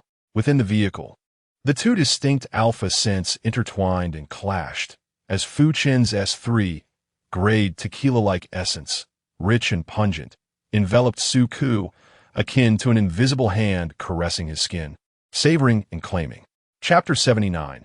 Avoid associating with the uncle. Upon Su Ku's return, Old Chun was there to pick him up. As soon as he entered the car, the potent aroma of tequila-like pheromones wafted around them. "President Ji is currently in a meeting. Please wait for him in the office." "Understood." Old Chun glanced into the rearview mirror. Did Mr. Su dine out with friends today? He was not one for idle chatter. Having driven for Ji Bochen for over a decade, every word he spoke was laden with significance. Yes. Su Ku grasped the underlying implication. Is there a pharmacy nearby? Old Chin drove Su Ku to a suburban pharmacy where he purchased pheromone suppressants. After applying one, the intensity of his pheromones diminished considerably. The car arrived at Donghe, and Su Ku removed the suppressor before ascending to the top floor via the elevator. Chao He awaited him at the office door. "Mr. Su." He nodded and guided Su Ku into Ji Bochen's office. The room was adorned with a mahogany chair and a black porcelain incense holder, the fragrant smoke still lingering in the air, mingling with the woody aroma. The documents on the desk were meticulously arranged, with a pen hastily discarded in the center, indicating the owner's urgency. "Please have a seat on the sofa by the tea table. Would you like something to drink?" Chao He inquired. "Just water, thank you." Chao He swiftly brought over a cup of hot water. As Su Ku sipped, Chao He's gaze fell upon the jade ring on Su Ku's thumb. It had been a long time since Ji Bochen had worn such a ring. "It seems you have given it to someone," he remarked with a knowing smile. "Mr. Su, you appear to hold a special place in President Ji's life now." Su Ku, perceptive as ever, understood the insinuation immediately. "I will adhere to all terms of our agreement and harbor no illusions." "You are indeed a sensible person," Chao He replied before closing the door behind him. Su Ku lifted his head and surveyed his surroundings, ultimately fixing his gaze upon the calligraphy elegantly displayed on the wall. The 4 lines of text, devoid of a signature, flowed seamlessly, the strokes sharp and powerful, exuding an air of grandeur, reminiscent of a master's work. Su Ku had encountered similar characters in Ji Bochen's study, and he recognized it as Ji Bochen's handiwork. The art of brewing tea and calligraphy, both of which reflect self-cultivation, seemed perfectly suited to the composed Ji Bochen.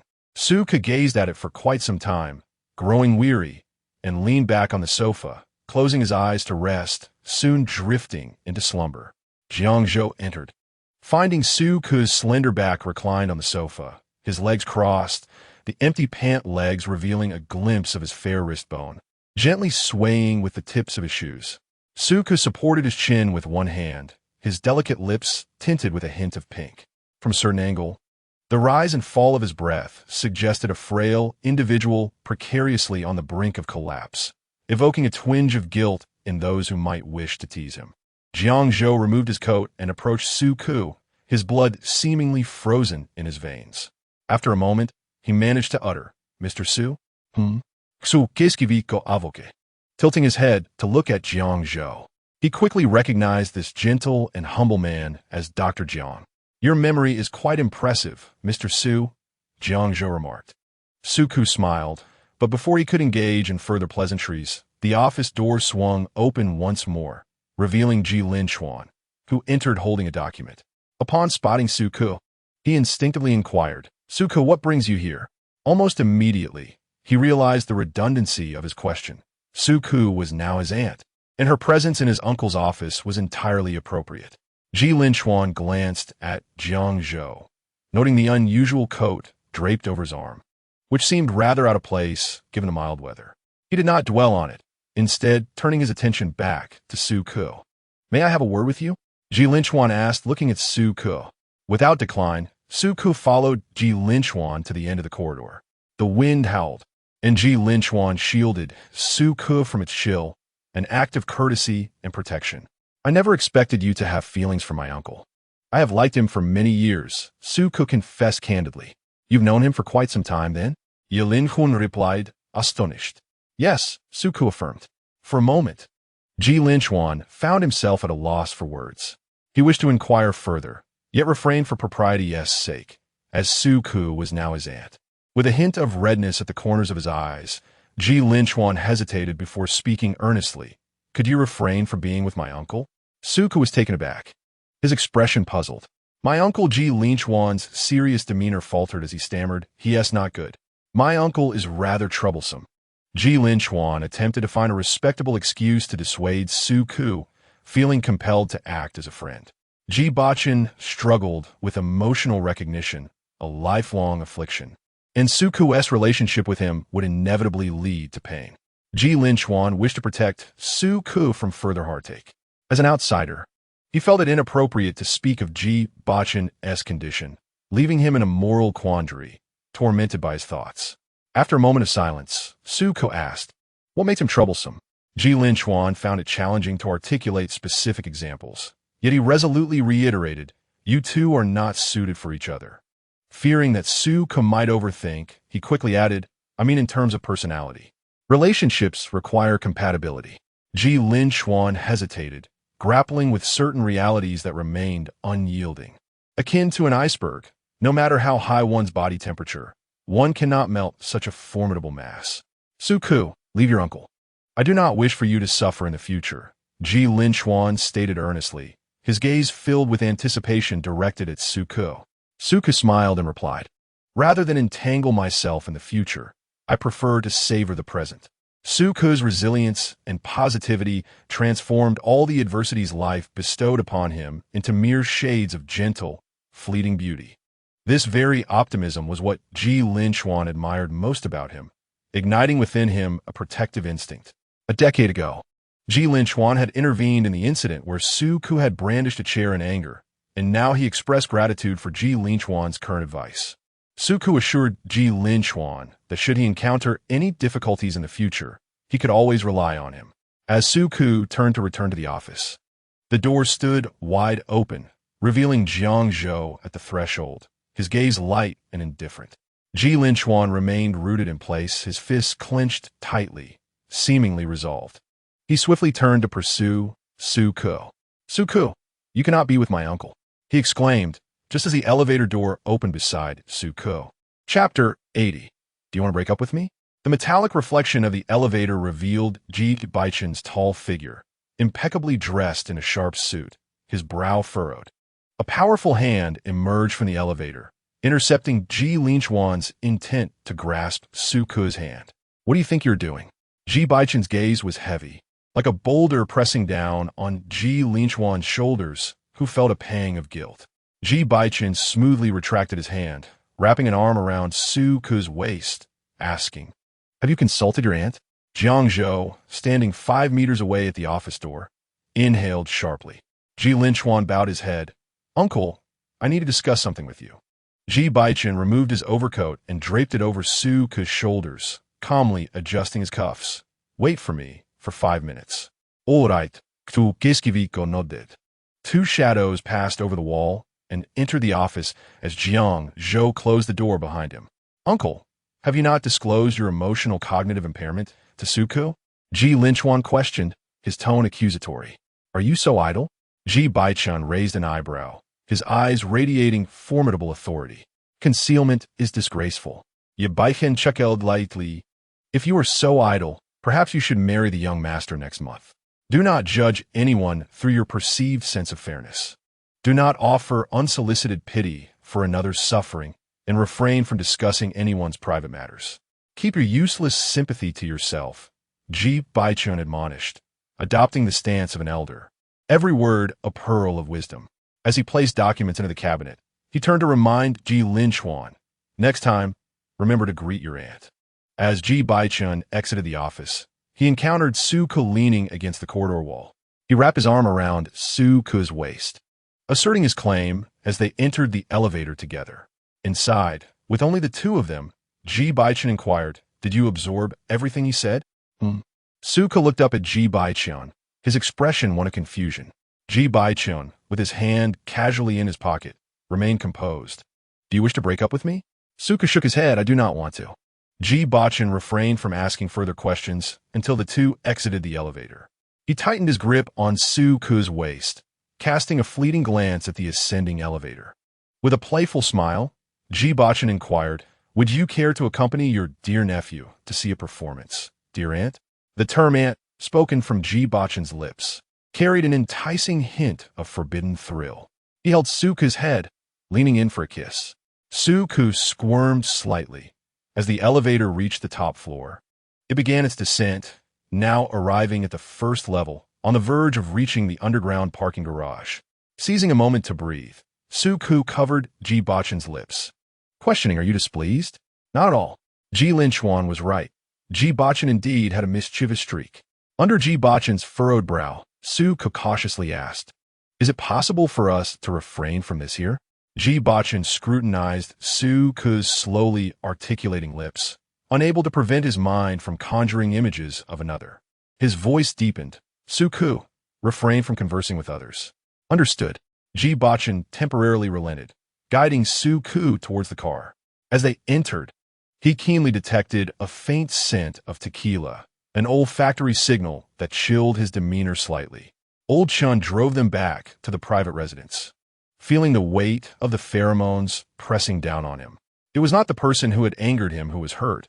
It was he who bore the wounds. Upon reaching the residence, after Old Chun departed, Ji Bochen effortlessly lifted Su Ke, carrying him upstairs and pressing him onto the leather sofa. Su Ke's body rose and fell on the couch as he tilted his head to touch Ji Bochen's face, asking, "What troubles you?" Ji Bochen remained silent, deftly unfastening Su Ke's pilot uniform and settling him in his embrace, their chests pressed together, every breath shared between them. A subtle scent of tequila wafted from Su Ke, causing Ji Bochen's gaze to cool, his breath heavy. "Su Ke." "Yes?" "Su Ke planted a kiss on Ji Bochen's brow." Ji Bochen remained unresponsive, and Su Ke, aware of the tension, kissed down from his brow to his forehead, nose, and cheeks, finally landing on Ji Bochen's lips, gradually imbuing warmth into his cool demeanor. The large hand gripping Su Ke's waist quickly grew warm. Though Ji Bochen typically despised the hindrance of Su Ke's clothing, today he refrained from removing it, instead saturating Su Ke with eucalyptus pheromones repeatedly. Su Ke had just arrived in Beijing from a midday flight and had conveniently purchased suppressants to store in his flight case. The suppressants had little effect against S4-alpha pheromones, and Fang Jie once again detected the potent eucalyptus scent emanating from Su Ke, smiling knowingly. "Captain Su, it seems your alpha cares quite a bit for you." "Oh."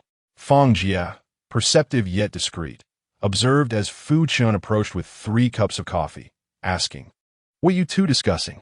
Fang Jie accepted the coffee, replying, "Oh, nothing much. Thank you for the coffee, Captain Fu." "Does Captain Fu have a partner?" "Fu Chen chuckled. "In our line of work, we seldom stay home. It's not that easy to find one. It must be challenging for betas. But what about rare S3 alphas like Captain Fu?" Fang Jie market. An S3 alpha, with a privileged background and a respectable job, is hardly someone who would struggle to find a partner. "Captain Fu, do not be too particular," Sister Fang jested. "Marriage is a commitment for a lifetime. It is wise to tread carefully. What do you think, Captain Su?" Fu Chen glanced at Su Ke. Su Ke sensed an undertone of mischief in those words, calmly sipping his coffee, savoring the moment. At 10 o'clock in the evening, Ji Bochen awaited Su Ke in the underground parking lot of Jingyang. A figure darted past the car door. The scent of tequila pheromones wafted in from outside the window, and Ji Bochen stole a glance at the rearview mirror, noting the figure clad in a four-stripe captain's uniform.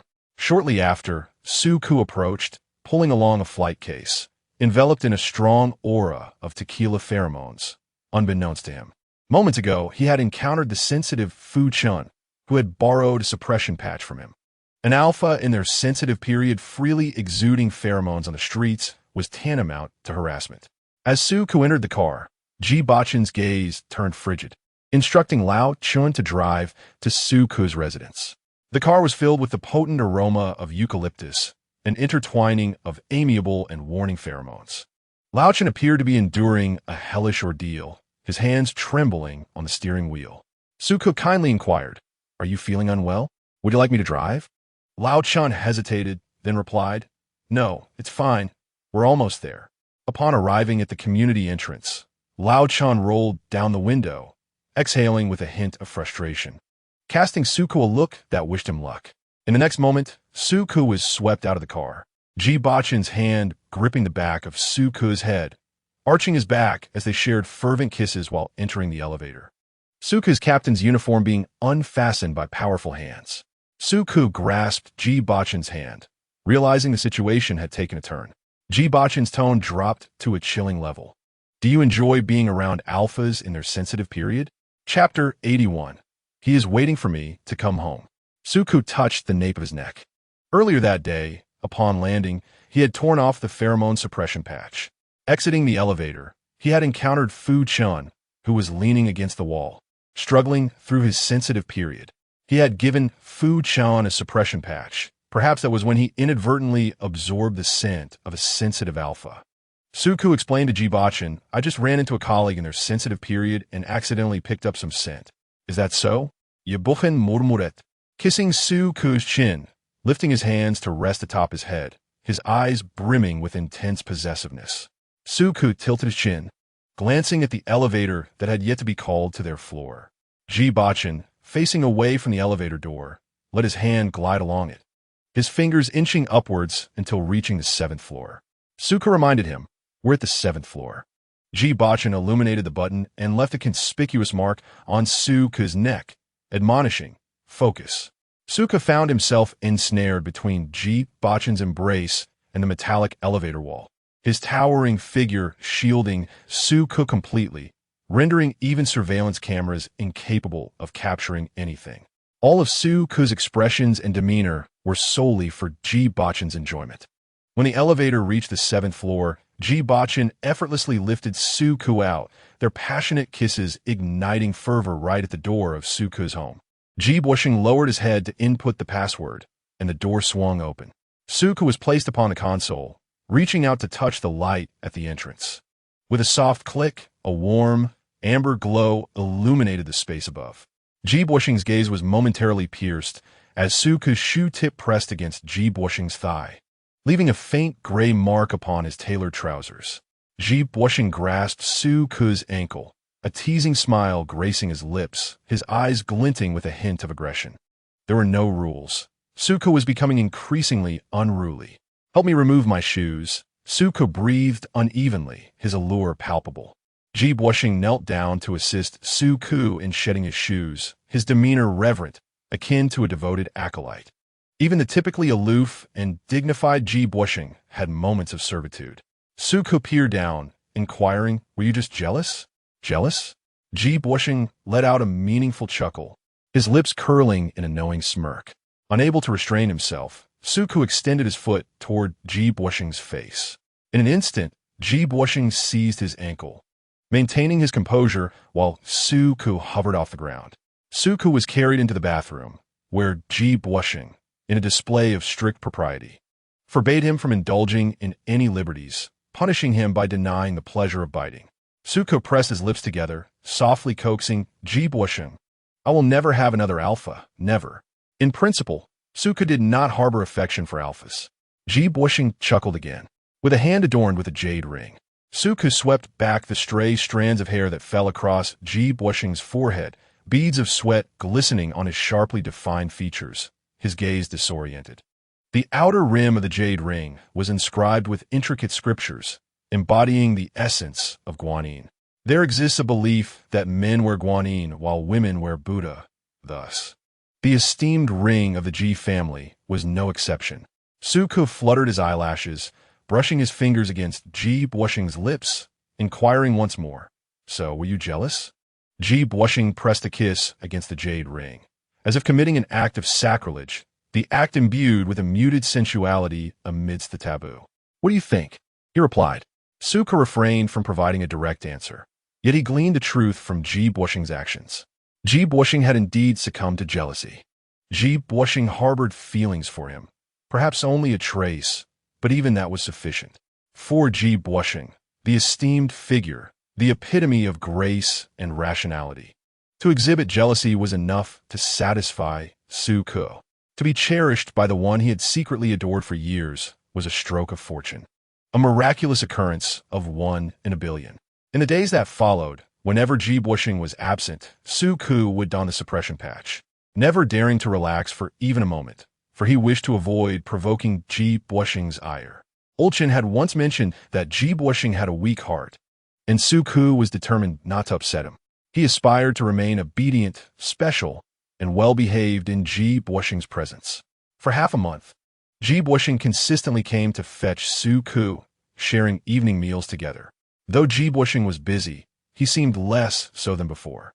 Suku felt as though each day was akin to a date, immersed in a honeyed bliss. Unbeknownst to Wenlang, he had also been in Jinghang Airport for a month. He summoned the captain and co-pilot to the office for a meeting, inquiring about everyone's aspirations for the future of the industry.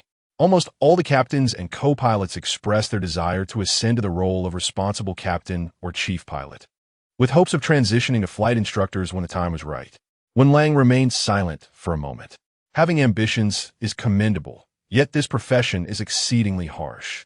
The flight suspension rate among pilots stands at 20%. Many captains are grounded due to injuries or personal issues, rendering a decade of effort futile. Wenlang is well aware of numerous cases around him. Some suffer from psychological trauma stemming from flight accidents, while others, as lifelong co-pilots, face elimination and career transitions due to stagnation in their advancement.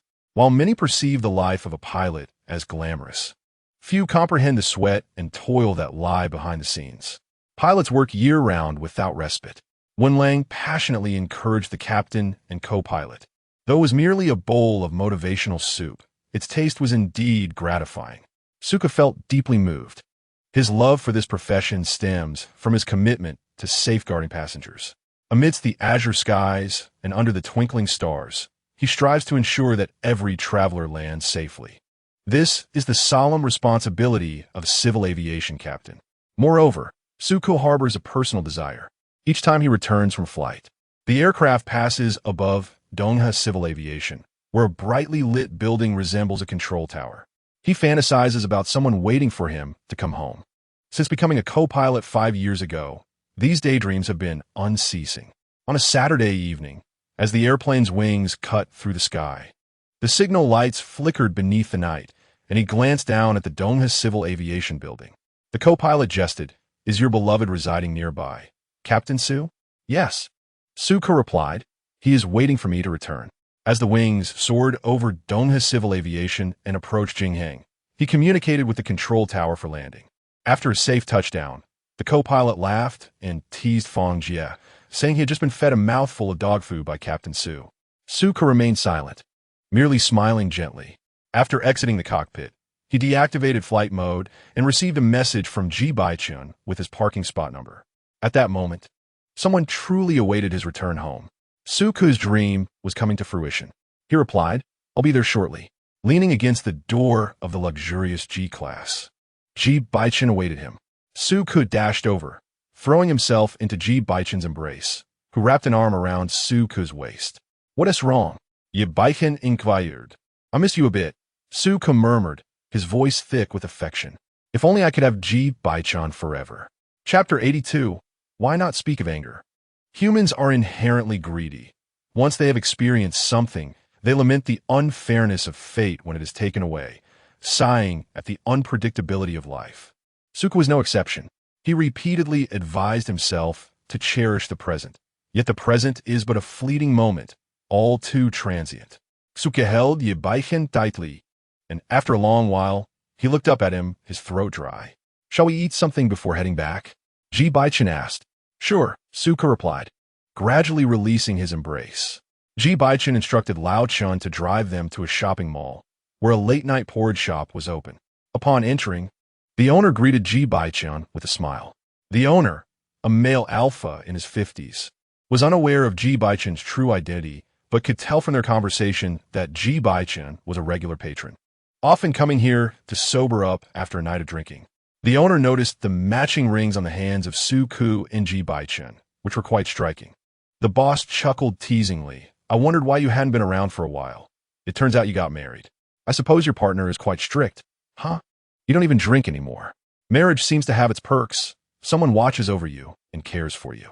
With a gentle smile, Ji Bochen turned to Suke and asked, what would you like to drink?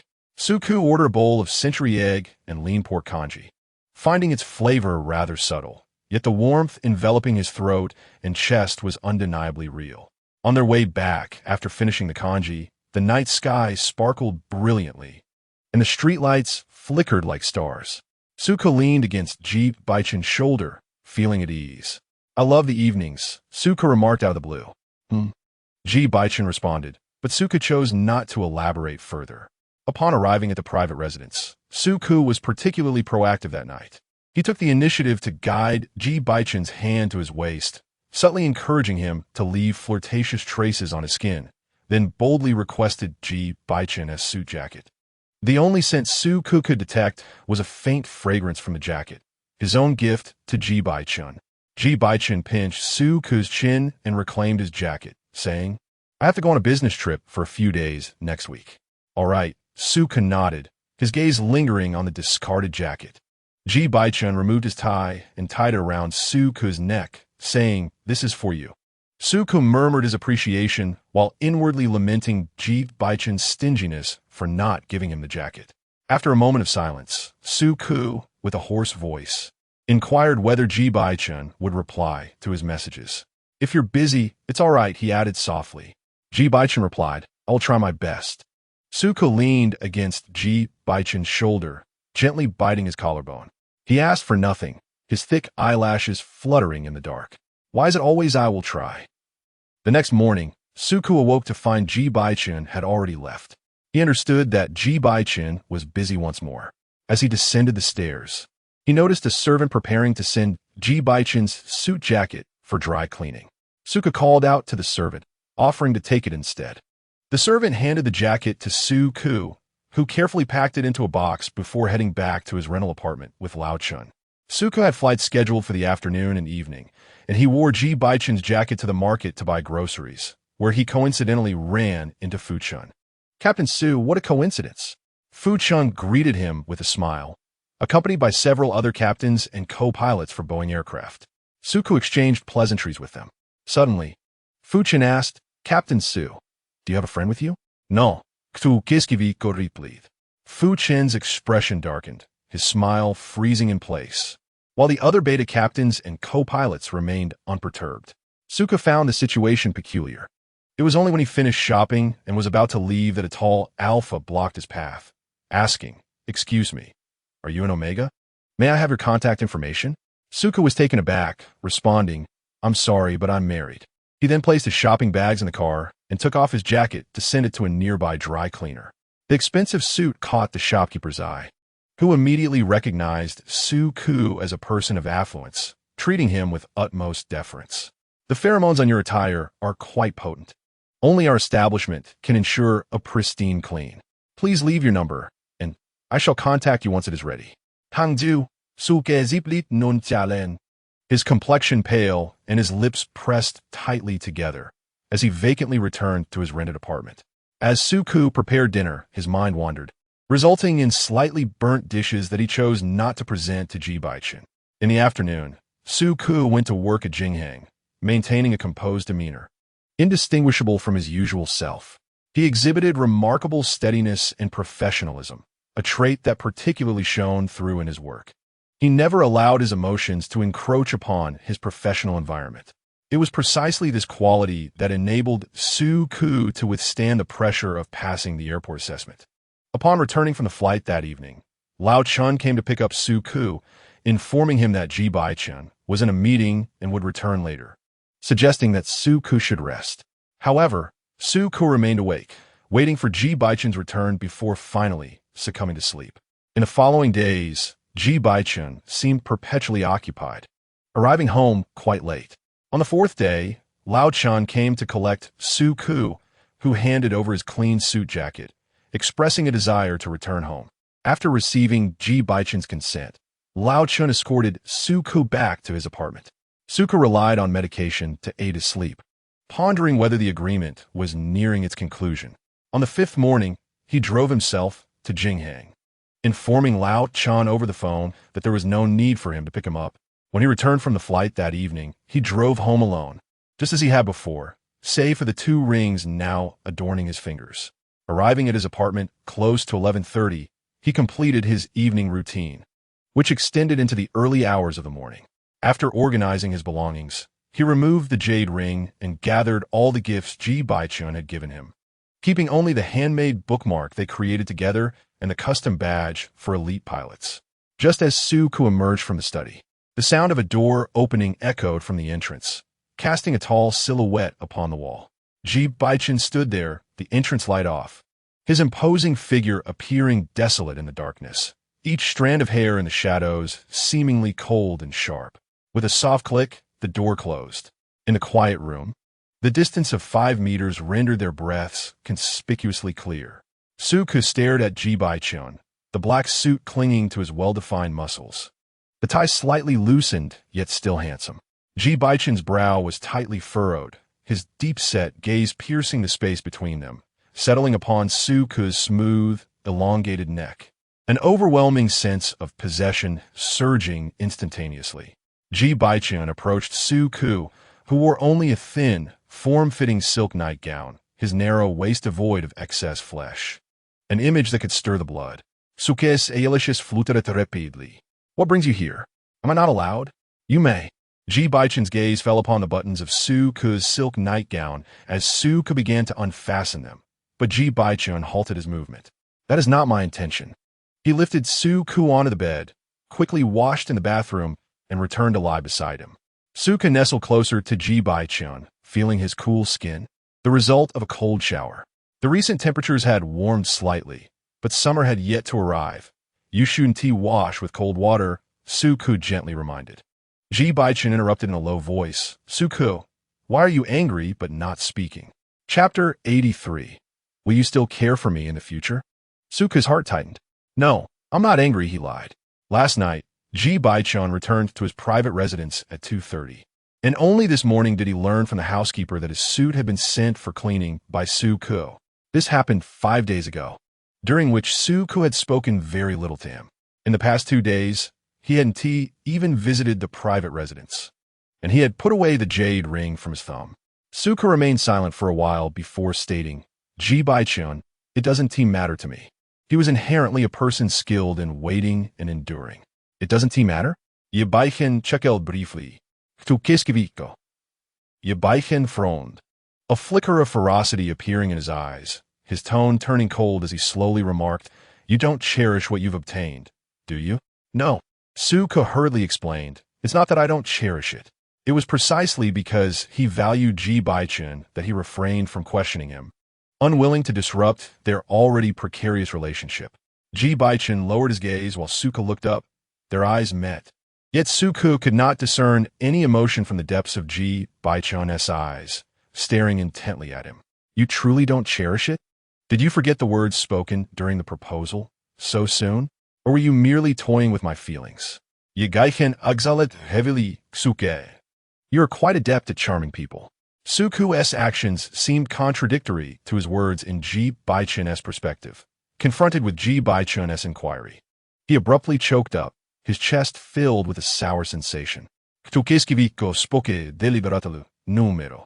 Su Ku, if you weren't serious, you shouldn't have approached me in the first place. Ji Bochen's words crashed like surging tides against the rocks formed by years of unrequited love, the roaring waves questioning his sincerity and burying his affections. The sound of breathing above him pierced Su Ku's heart with an inexplicable pain. He had not pursued Ji Bochen nor engaged in a frivolous relationship. Suku lowered his head, silence washing over him in waves, before suddenly smiling. Ji Bochen. His throat felt parched, and his lips trembled in despair. I don't wish to avoid this. I just can't perceive it. I can only hear. He could sense Ji Bochen's pheromones, but he could not distinguish his emotions, relying solely on Ji Bochen's subtle expressions for understanding. He was oblivious to the other pheromones that clung to Ji Bochen, and even the pheromones he accidentally acquired himself remained unknown to him. He could only rely on others for information. Regarding matters of partnership and emotions, Suka relied on others for insight, rendering him a profoundly unsuccessful partner. In this world, betas were regarded as the lowest tier, the least favored. Betas faced prejudice in the workplace, and being a pilot was the most suitable occupation for them. Also the only opportunity for him to get close to Ji Bochen. Suka had countless times felt fortunate to be a beta, as it afforded him the chance to become a pilot. Yet, he simultaneously loathed being a beta. He could leave no sin on Ji Bochen, could not be marked by him, could not perceive the pheromones that clung to Ji Bochen, nor proclaim his claim. There existed not a shred of bond between them. The wind need not blow. It dissipated in an instant.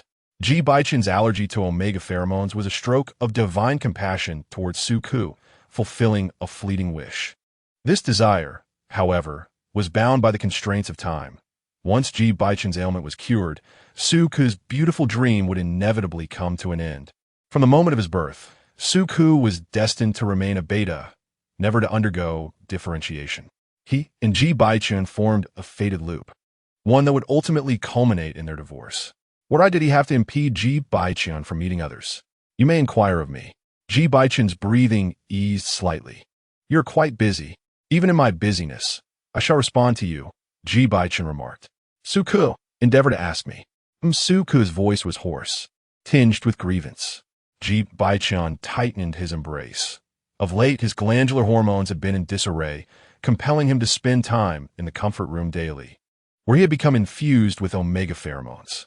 The turmoil of alpha glandular hormones could lead to shock, and seeking solace in the presence of omega pheromones was a form of urgent medical intervention. Every hospital was equipped with a comfort room, as were testing facilities. Suku grasped Ji Bochen's hand. The ring on Ji Bochen's finger was cold to the touch. He leaned down to plan a gentle kiss, offering a soft hum in response.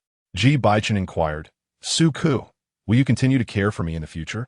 I will, Suku replied with concern. Is your health improving? Not at all, Ji Bochen answered candidly. Do you need me to comfort you? Suku suddenly looked up, his expression earnest. Ji Bochen chuckled softly. How would you comfort me? Suku, perched on Ji Bochen's lap, reached into the drawer and retrieved an omega pheromone patch, applying it to his neck, filling the air with a subtle scent of pheromones. Suka hoped this would soothe Ji Bochen. The synthetic omega pheromone patch sent a chill through Ji Bochen's brow, prompting him to tear it off and press his fingertip against Suku's unblemished nape. When did you purchase this? Ji Bochen's grip tightened on Suku's thigh, his gaze piercing as he scrutinized the pheromone patch in his hand, his tone heavy.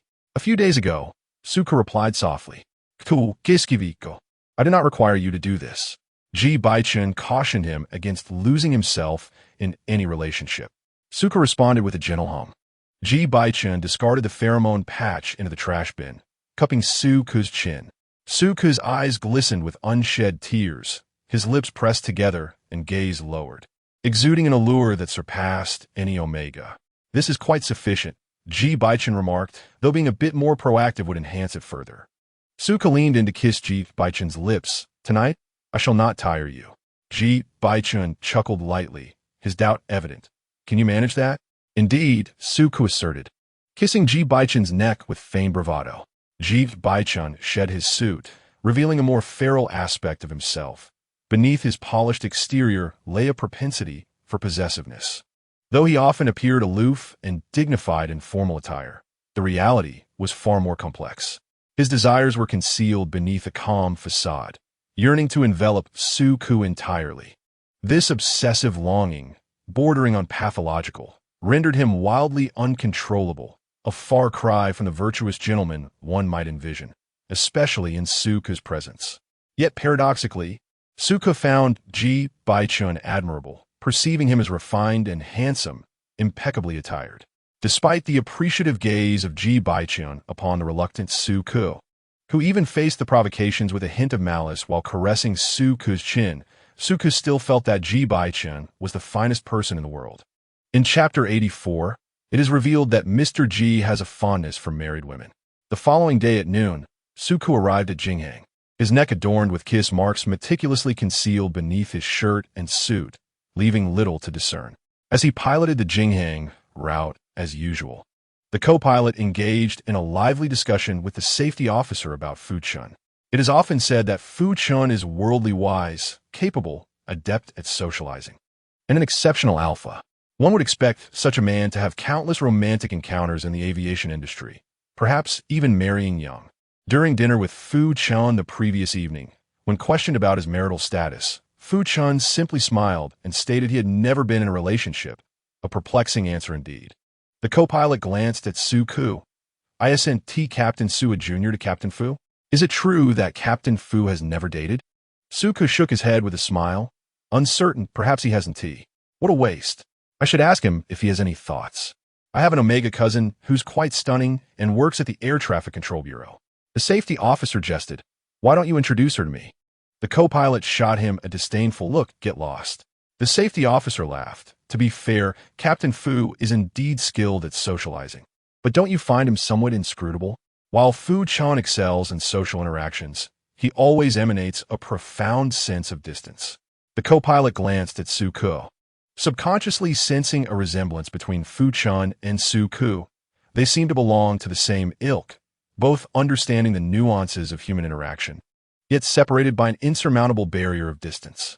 Perhaps this is the peculiar gift bestowed by beauty. Upon returning from the flight, Fu Chun arrived 5 minutes later than Su Ku. The crew gathered in the cafeteria for lunch, where Fu Chun jovially sat across from Su Ku, engaging him in light-hearted banter.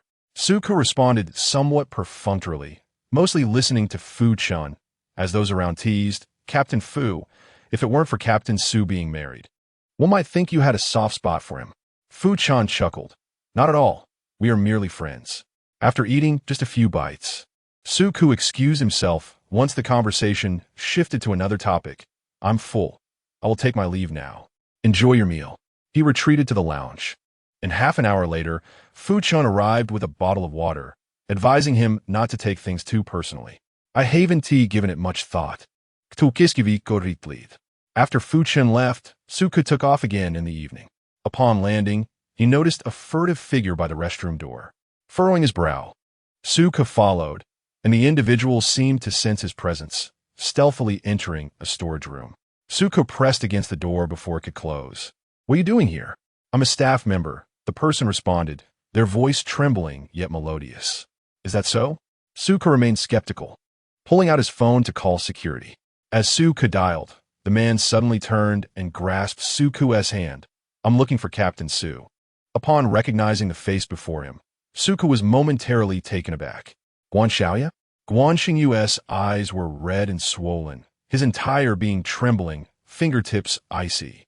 Once Guan Xingyu realized it was Su Ku, his breathing became frantic, his complexion pale, as though he might faint at any moment. Please help me, Guan Xingyu pleaded, breathless. Su Ku encountered numerous asthmatic passengers on the plane, gently comforting Guan Xingyu with soothing words. He led Guan Xingyu to a quiet corner to sit down. And after a moment of respite, Guan Xingyu spoke. The Guan family insisted on a marriage alliance with the Ji family, which Guan Xingyu opposed, yet his objections proved futile. He had someone he cherished, a partner he had been with for many years. 2 days prior, his partner departed. The reason was that the Guan family had discovered his relationship with Min Chengzong and demanded its termination, a request Guan Xingyu was unwilling to comply with. The Guan family confined him, threatening to withhold his asthma medication to coerce Min Chengzong into leaving him country. With Min Chengzong gone, Guan Xingyu found himself at a loss. Tears cascaded from the corners of his eyes, landing heavily on the back of his hand as he lamented that familial alliances were not something he could resist. He deeply cared for Min Chengzong and yearned to escape the impending marriage, pleading for Su Ku's assistance in fleeing abroad. Guan Xingyu had managed to escape. Yet the Guan family was in pursuit of him, and in that moment, he felt utterly alone, clinging desperately to the lifeline before him. "Captain Su, you are the captain of Jinghang. Surely you must have a way. Please, I beg you." Su Ke regrettably replied, "I'm afraid this is beyond my capacity to assist." Despite his rank as captain, his authority did not extend that far, especially on international flight where scrutiny was particularly stringent. Other than providing some financial aid to the young master who had fled, Su Ke found himself powerless. Guan Xingyu ceased his pleas, suddenly smiling as if resolved, rubbing his eyelids before departing. His frail silhouette in the desolate airport evoked a deep sense of sympathy. The elite often impose stringent expectations on their offspring, meticulously guiding them from interests to hobbies and into the realm of fame and fortune, affording them a life of ample resources and broad perspectives that enable them to navigate any situation with ease. Those in power seldom lower themselves, treating love with indifference, prioritizing material gain over emotional connection. Marriages are dictated by social standing, not affection. Su Ke found himself unable to aid Guan Xingyu, as did everyone else. Upon arriving at the underground garage, Su Ke learned that Old Chun was there to pick him up. Old Chun informed him that Ji Bochen had a meeting that night and would return home by midnight. As Su Ke acknowledged this, the car sped past Jinghang Airport, where Gu Cheng, emerging from the elevator, paused to watch the familiar license plate disappear. "Secretary, that seems to be Donghe's vehicle. It's not just a resemblance. It is Donghe's car." Gu Cheng chuckled. "I never imagined Ji would have an inclination for married women." However, his amusement quickly faded as he pondered the sudden decision of the Guan family to arrange a marriage between Guan Xingyu and Ji Linchuan. The secretary, understanding the implications of Gu Cheng's thoughts, set out that evening to investigate. When Su Ke arrived at his private residence, a torrential downpour ensued, the sky a murky gray, split by flashes of purple lightning that danced amidst the dark clouds. The rain pelted against the car windows with a crisp, resonant sound. Old Chun approached with a black umbrella, commenting on the heavy rain. "It was finally warming up, and now it's cold again." Su Ke replied, "After these 2 days, it will warm up completely." Old Chun tilted the umbrella to shield Su Ke from the rain, anxious for him to stay dry. Su Ke adjusted the umbrella handle, assuring him, "It's all right. The rain is heavy, and one will inevitably get wet." Upon returning to his private residence, Su Ke found that the captain's uniform he wore had become quite damp. After ascending the stairs to take a shower, he emerged clad in a fitted shirt and trousers that sculpted his physique. The attire seemed as though it were welded to his frame. However, the atmosphere within the confines of his home differed vastly from that outside. When in public, Su Ke adhered to a strict dress code, with his shirt and tie concealing every inch of skin beneath his collar, even during gatherings with colleagues. He was notoriously reluctant to reveal any part of his body in front of others. Yet here, in the presence of Ji Bochen, Su Ke would often loosen 2 buttons, exposing his delicate, fair collarbones, along with a suggestive mark, a kiss that evoked tantalizing thoughts. Even his posture transformed significantly in Ji Bochen's presence. Su Ke preferred to sit with his legs crossed, the indentation at his waist visible through the tailored trousers, with creases forming in layers. A glance upward revealed a defined waistline, tantalizingly within reach, while a downward gaze showcased his taut legs and the gentle sway of his shoe tips. As Su Ke prepared a cup of tea, he had scarcely taken a few sips when the sound of a door opening echoed from downstairs, followed by footsteps that drew nearer. The cadence of the footsteps ascending the staircase struck him as peculiar. They were uneven, lacking the steady rhythm typical of Ji Bochen. He promptly donned his jacket, lifting his eyelids just enough to meet the gaze of the man standing at the staircase, a figure exuding a stern and composed demeanor. The man, with streaks of white in his hair and in his 50s, stood tall and rigid, projecting a palpable military presence. His piercing gaze radiated authority, the depths of his eyes revealing an ineffable sense of intimidation. This was Ji Enhai. Chapter 85. Ji Bochen cannot warm him in his advanced years. Ji Enhai commanded the freedom to enter Ji Bochen's private abode, his demeanor exuding gravitas, with lines of resilience etched upon his brow from years of hardship. Though Suku had never encountered Ji Yanhai before, he recognized the man without a moment's hesitation. Commander Suke greeted respectfully. Yes, Ji Yanhai replied. There is an important banquet tonight. Ji Bochen is not at home, Suku stated, only to realize the redundancy of his words. After all, he was ultimately Ji Yanhai's subordinate. Ji Yanhai was undoubtedly more aware of Ji Bochen's whereabouts than Suku himself. Ji Yanhai was not there to seek Ji Bochen. He had come for Suku. As expected, Ji Yanhai continued, I am here to find you. Suku was taken aback, confusion clouding his thoughts. Why would the commander wish for him to accompany him to such a significant event? Although he contemplated declining the invitation, Ji Yanhai interjected, I will have the driver bring you back.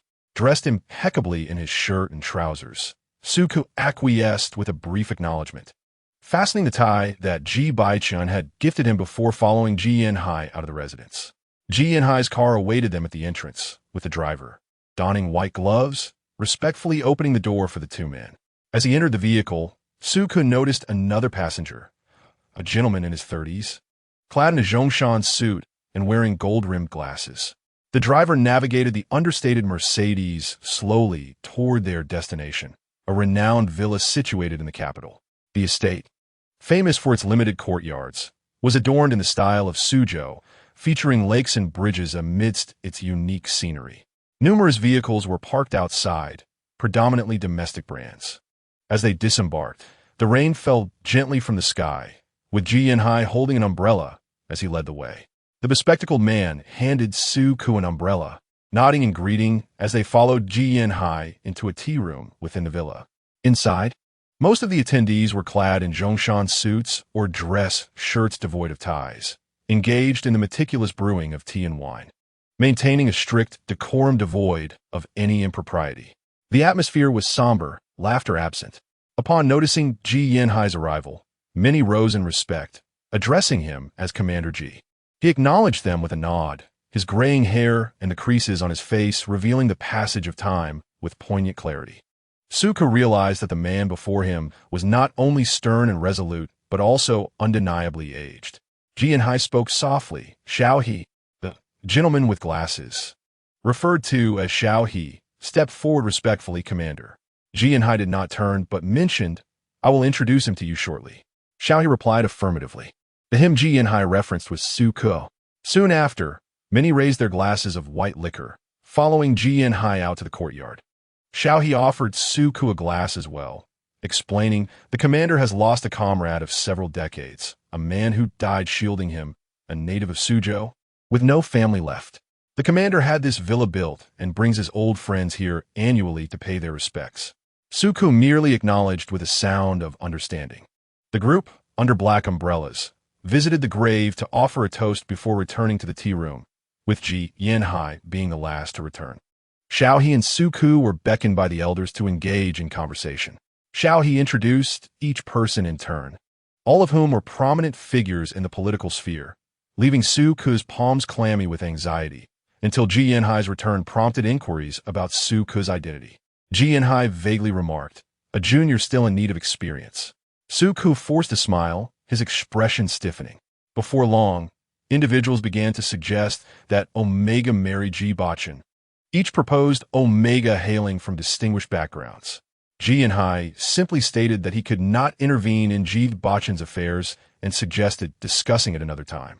Suku's identity remained shrouded in secrecy.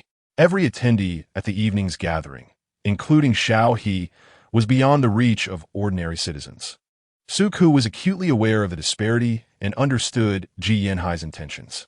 The banquet concluded swiftly, and Ji Yanhai instructed the driver to take Xiao He home first.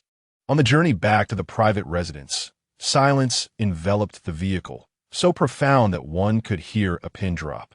Suku's hand buried in his pocket, tightly gripping his fingers. Ji Yanhai's methods were astute.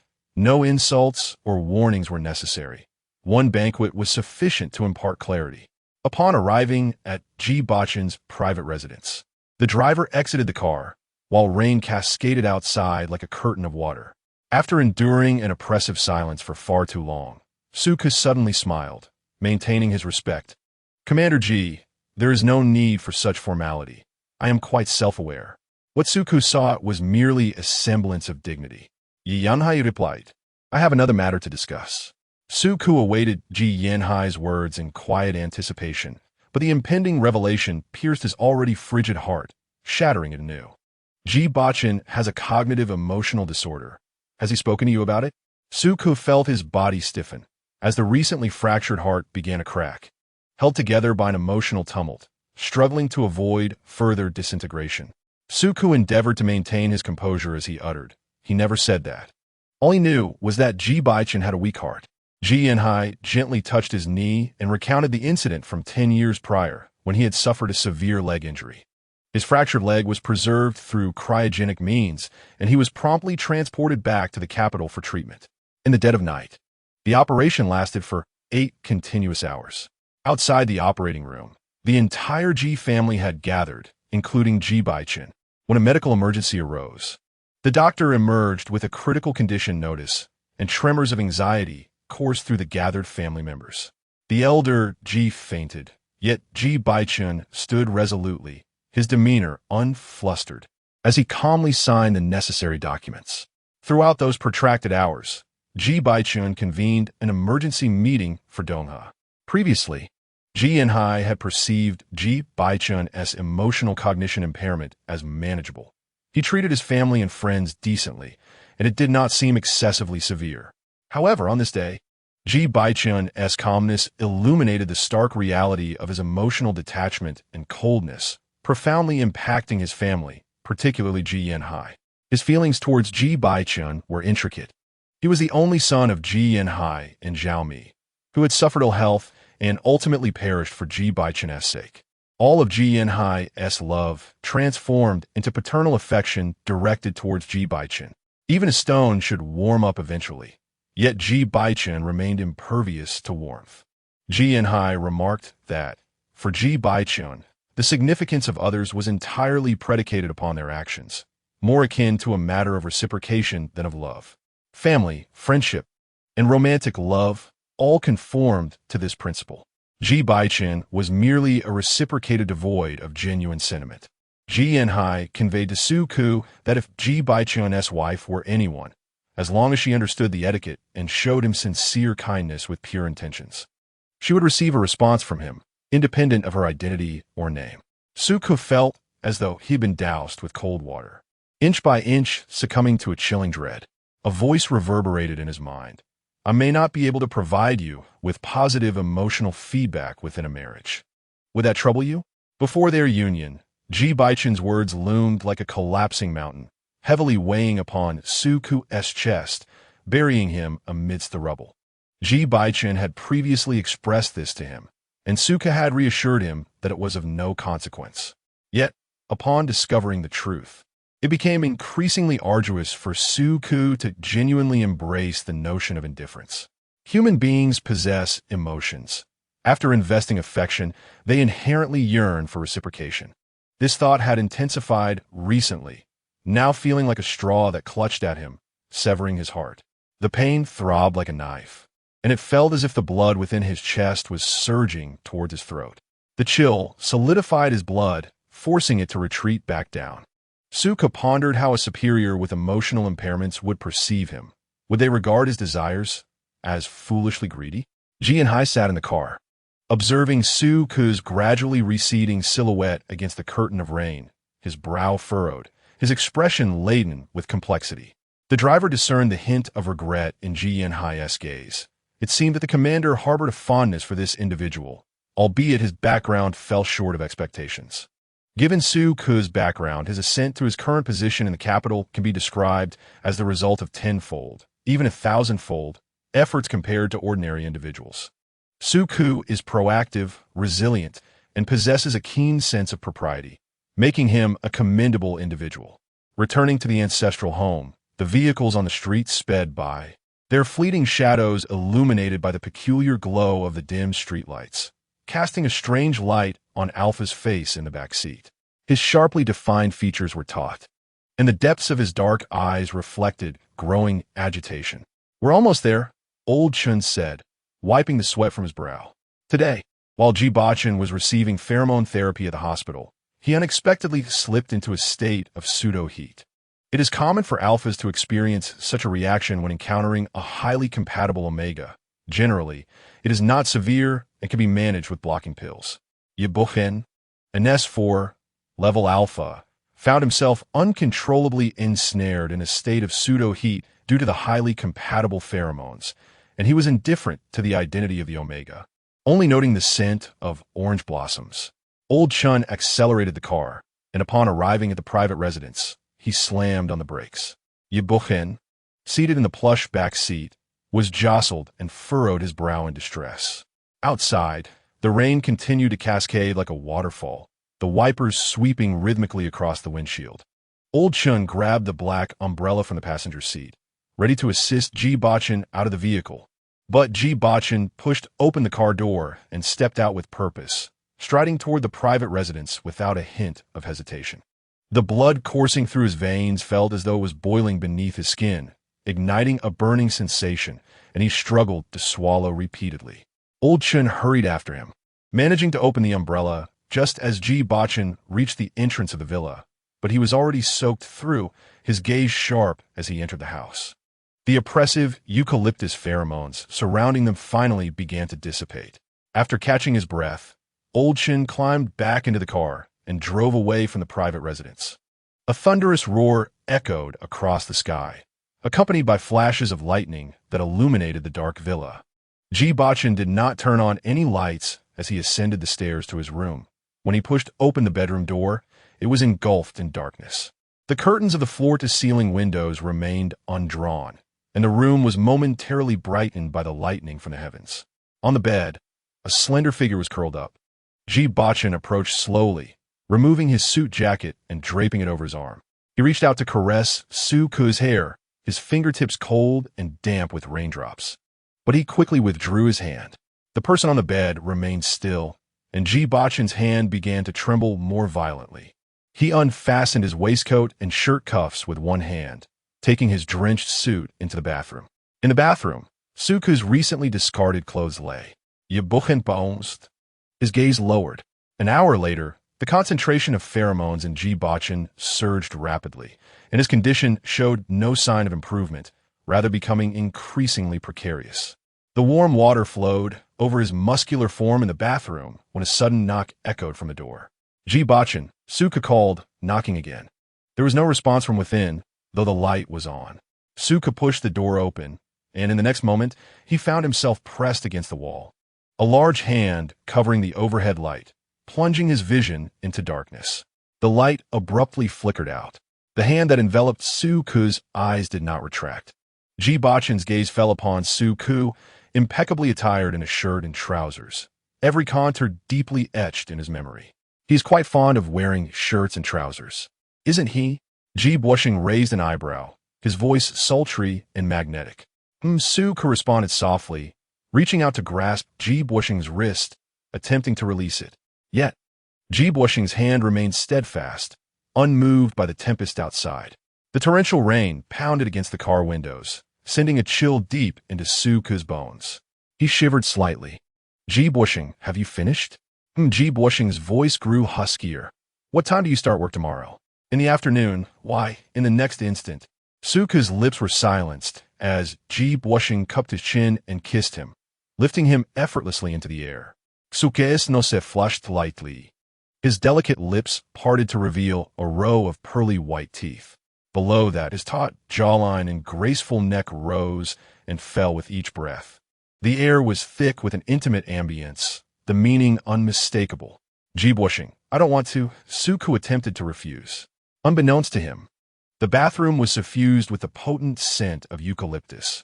Had he been an omega, he would have felt weak need, unable to leave, perhaps even seeking more. If Su Ke were an alpha, he might find himself overwhelmed by such powerful pheromones. Yet, Su Ke was a beta, impervious to the scent. Sometimes, Ji Bochen wished Su Ke were an alpha or an omega, at least capable of perceiving the pheromones. Ji Bochen's gaze deepened, a faint glow illuminating his eyes. He hoarsely called out, Su Ke.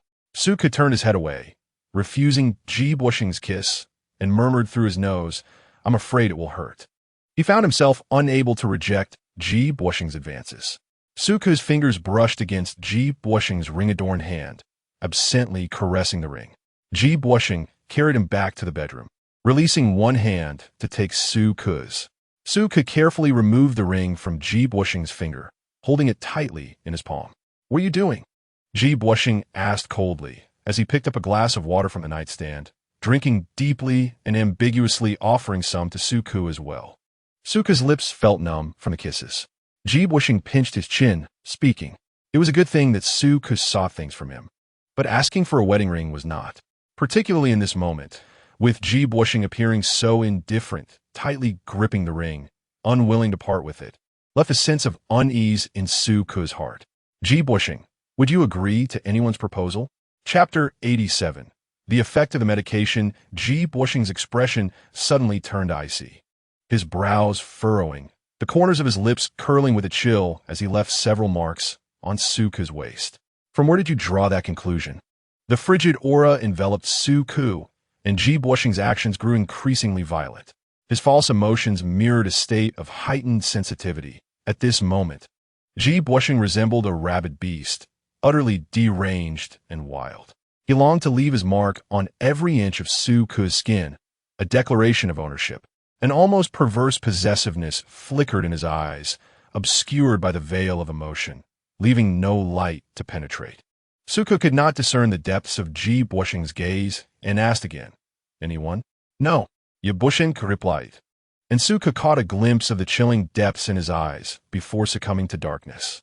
Suku's grip on the ring loosened slightly, yet he still held on with a fierce tenacity, his palm gradually relaxing inch by inch. Ji Bochen turned Suku's body, pressing against the delicate skin at the nape of his neck, repeatedly nibbling and biting until unmistakable teeth marks were left behind. The following day, at 8 o'clock, his biological clock roused Ji Bochen from slumber. In his arms, Suku curled up, trembling, his forehead slick with cold sweat, as if haunted by a nightmare. Ji Bochen called out to him twice, receiving no response. Reaching out to touch Suku's hand, he discovered that Suku was clutching his abdomen tightly. Without hesitation, Ji Bochen called for the family doctor. Half an hour later, the family doctor arrived, examined Suku, and administered an intravenous drip, then stepped out of the bedroom with Ji Bochen. He hesitated, casting a gentle, tactful glance at Ji Bochen, and advised, "Mr. Ji, please be mindful of your limits next time. Betas lack reproductive capabilities, and their orifices are in a closed state, which cannot be forcibly opened." After a long pause, Ji Bochen responded with a low hum, his gaze heavy. "Mr. Ji, may I conduct a glandular examination?" The family doctor proceeded to test Ji Bochen's glandular concentration in the living room. The results indicated that his glandular levels were normal, exhibiting an unprecedented stability. The family doctor couldn't help but wonder how the beta in the bedroom had been subjected to such torment. Ji Bochen lit a cigarette and remarked, "I experienced false heat last night." The family doctor then realized, "Have you run out of your suppressants?" He knew that Ji Bochen had never engaged with any omega and had consistently used specific suppressants.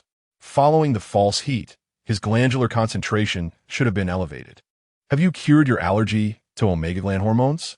The doctor inquired in astonishment. The efficacy of the allergy medication remained uncertain. "Have you recently been exposed to omega pheromones for soothing?" "Yes," Ji Bochen acknowledged. To maintain optimal values before surgery, he required this treatment. "No wonder," the family doctor murmured. "The special medication prepared by Commander Ji seems effective. Perhaps soon you will no longer be allergic to omega gland hormones." "That is of no consequence," Ji Bochen replied coldly. When Suku was kidnapped, Ji Bochen had sought out Ji Yanhai with the condition of taking the allergy medication. Whether the medication truly worked was irrelevant to Ji Bochen. After the family doctor advised Ji Bochen on matters concerning Suku, he departed. Suku did not awaken until noon, and upon waking, his back was soaked. Ji Bochen supported him in his arms, feeding him spoonfuls of congee. Suku appeared listless and asked, "What time is it?" Ji Bochen set down the bowl and gently embraced him, saying, "I've taken care of your leave. Now, rest well." "Do I have a fever?" "Just a slight one," Ji Bochen replied, stroking Suku's head. I'm sorry about last night. It's all right. Does it hurt? Suka licked his cracked lips. It's bearable. Ji Bochen softly repeated his apologies, then lifted a cup of warm water to feed him. The warmth flowed down Suku's throat, filling his chest with comfort. After Suku finished the water, Ji Bochen laid him back down and prepared to leave. Suku glanced at Ji Bochen's knuckles and asked, "Can you stay with me for a while?" "Of course." Ji Bochen returned with a cup of water and lay beside Suku. Suku rested calmly against Ji Bochen's shoulder, his breathing gradually steadying as he drifted off to sleep once more. Ji Bochen held Suku's hand tightly in his palm. The chaotic events of the previous night weighed heavily upon his heart, deepening his self-loathing. Ji Bochen spent the day at home with Suku, who was always obedient while being cared for, speaking little but expressing gratitude even for a glass of water. Ji Bochen often reassured him that such words were unnecessary. Suku nodded, and when he looked up again, his eyes glistened with unshed tears. Ji Bochen reached out to stroke Suku's head. "Aren't you working today?" "No work. What about tomorrow?" "No work. You need not be overly attentive to me, nor should you feel guilty. I do not wish for you to feel this way. It is a mutual arrangement," Suku stated. Ji Bochen remained silent, his gaze as deep as the sea. "Could you take me to work tomorrow? Just this once. I promise to be good." "All right." Ji Bochen readily acquiesced to Suku's request. The following day, he took Suku to his workplace. Suku's shirt and trousers were ruthlessly torn apart, leaving him clad in oversized garments, especially the shirt, whose collar drooped low enough to reveal glimpses of his collarbone. Ji Bochen entered the conference room without Suku, who sat quietly in the office, awaiting his return. When Ji Linchuan arrived to find Ji Bochen for a signature, he noticed Suku at the tea table, hesitating to speak before ultimately greeting him. "Ontie," Ji Linchuan paused. "Is uncle not here?" "He is in a meeting." Ji Linchuan placed the documents in a conspicuous spot. "Auntie, I am heading to the training base. This might be my last match before retirement. Take care of yourself. If you have time, you could come watch my match with uncle in Washington, country." "All right. I wish you victory," Suku replied with a smile. Ji Linchuan nodded, a bittersweet sound escaping his lips as he bowed his head and departed. Soon, he would be engaged to the young master of the Guan family, complete his match, retire, and thereafter he was uncertain about his future. He felt ill-suited for the corporate world and contemplated a political career instead. His interactions with Suku would likely diminish significantly. Before closing the door, Ji Linchuan cast one last glance at Suku and gently shut the door. Shortly after, Ji Bochen returned with Chao He, accompanied by several aides. The aides handed over documents without flipping the pages properly, too preoccupied with their chatter. Ji Bochen's expression turned cold, prompting Chao He to send the aides away. Ji Bochen resumed his seat at the desk, suddenly glancing at Suku, the frost in his gaze dissipating. "Is there any water left?" he asked. "Yes," Suku replied. Ji Bochen murmured in acknowledgement, diverting his attention back to the contracts, signing them swiftly. Chao He then presented two properly organized contracts, reminding Ji Bochen that the elder of the Chun family, who had a close relationship with the Ji family, would celebrate his birthday next month and that a gift should be prepared. For those with a good rapport with the Ji family, Chao He would mention them in passing. For clients of lesser significance, he would ensure gifts were arranged, simply informing Ji Bochen of the banquet's timing. Ji Bochen's time was indeed limited. Ji Bochen paused for a moment, recalling the fine wine he had brought back from Europe a year ago, which he remembered the elderly Madame Chen cherished. "Tomorrow, when you return to the old residence, please retrieve the emerald diamond earrings purchased at the last auction in the UK and wrap them in a more understated manner." "Understood." Chao He nodded and departed. The office fell silent, and Ji Bochen rose to boil a pot of water. He adjusted a porcelain cup, filled it with steaming water, and placed it before Suku. "Let cool a bit before drinking." Such exquisite porcelain. One cannot gauge the warmth of its walls. Indeed, Suku observed Ji Bochen as he busied himself, occasionally jotting down notes on Ji Bochen's actions or gazing at the calligraphy adorning the wall. Ji Bochen's script was grand and vigorous, with strokes that were both forceful and elegant. At 11:30, Ji Bochen glanced at his watch. "Are you hungry? What would you like to eat?" I can accommodate anything. What do you usually have? He took the coat draped over the back of his chair and placed it over Suku's shoulders, leading him to a favored restaurant. This establishment, a venerable institution in the capital with a history spanning a century, was now run by a married couple. A couple of years ago, a wealthy individual attempted to acquire the restaurant for a hefty sum, only to be rebuffed by the owners. Subsequently, that affluent person lured away several staff members to open a restaurant on Pingyang Road, which now thrived on the borrowed prestige. This restaurant was perpetually bustling, with private rooms requiring a week's advance reservation. Yet one particular room remained perpetually reserved for their benefactor, Ji Bochen himself, who had assisted them during a challenging period of fierce competition. Inside the private room, Ji Bochen and Suku ordered their meals, which arrived promptly. Ji Bochen served some dishes into Suku's bowl. Suku looked up. Ji Bochen, may I have the calligraphy you have hanging on your office wall? The calligraphy, written in cursive script, appeared to have aged gracefully. Do you like it? Yes. Consider it yours. Ji Bochen replied nonchalantly.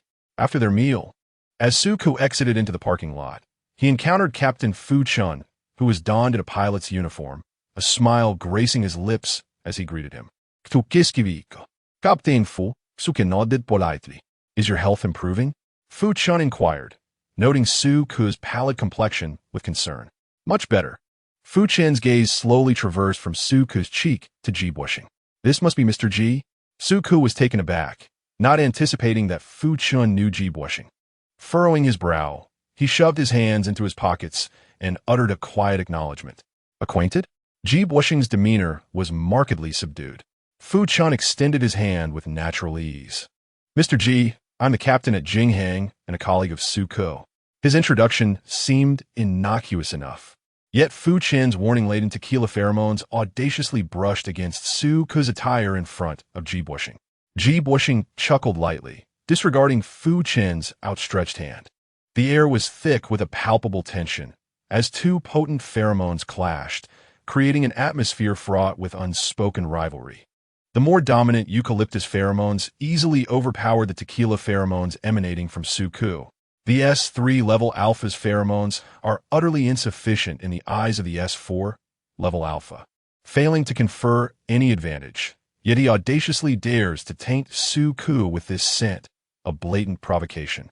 Fu Chan retracted his hand, still grinning, a knowing glimmer of amusement flickering in his eyes. Are Captain Su and General Ji dining nearby?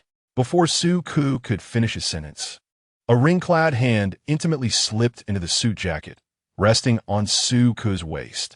Care to introduce me? Ji Bochen's brow arched slightly, a customary chill in his gaze now interspersed with a hint of mirth, beneath which lay a disquieting, intense possessiveness. Suku shivered slightly as he continued speaking. The hand concealed beneath the suit withdrew, tracing the contours of his waist. Suku's cheeks flushed as he persisted. This is my partner. Ji Bochen chuckled softly, his voice low and gravelly. Is that so? General Ji and Captain Su truly make a perfect pair. Fu Chen's performance was equally commendable, devoid of any sarcastic undertones. Sounding genuinely impressed, he expressed his intention to dine and extended an invitation to Suku and Ji Bochen, to which Suku replied, "We have already eaten." After Fu Chan expressed his regret and departed with a smile, Suku and Ji Bochen entered the car.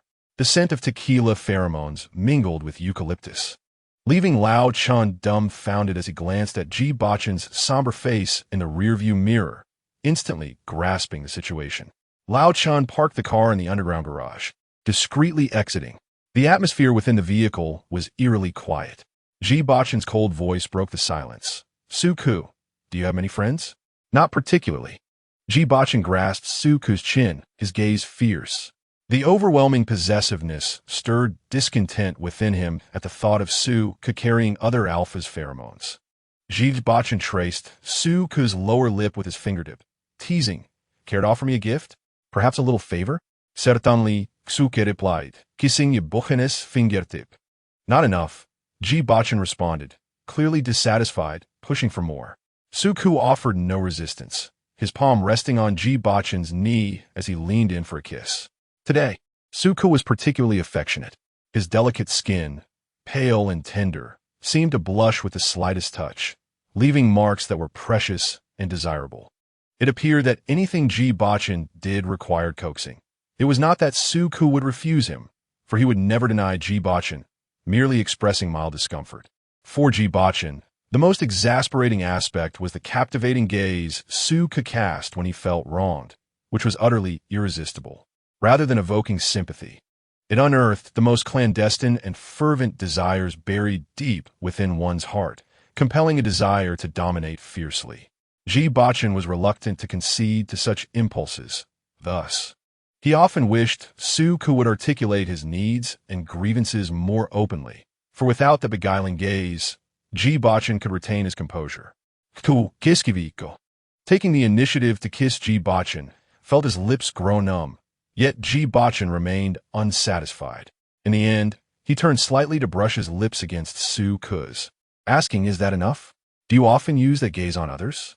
Su-ku shook his head. "No, I usually regard others with indifference." Ji Bochen smiled with satisfaction. Su-ku no longer exuded any hint of tequila. He lowered his head and meticulously tucked Su-ku's shirt back into his trousers, exuding a cool and composed demeanor. Ji Bochen's gaze lingered on Su-ku's crossed legs. After a moment of silence, he gently lowered the leg that was resting on top, encouraging Su-ku to sit properly. Chapter 89. Are you craving me? Su-ku responded to Ji Bochen, his eyes dropping. Ji Bochen's hand rested on his thigh, alternating between a loose and firm grip, laden with ambiguous meaning. The prominent veins on his hand sparked a myriad of fantasies. Su-ku harbored a fondness for Ji Bochen that traversed both physiological and psychological realms. In a certain sense, he felt quite debased. When he entangled Ji Bochen's fingers, he would only hook 3, which was his limit. As Ji Bochen withdrew his hand and stepped out of the car, Su-ku followed closely into the office. Ji Bochen removed a piece from the wall, took it out of its frame, and retrieved a seal from the drawer to press into red clay, marking the calligraphy as signature. "When did you write this?" "10 years ago. After such a long time, wouldn't you be reluctant to gift it to me?" "Not all."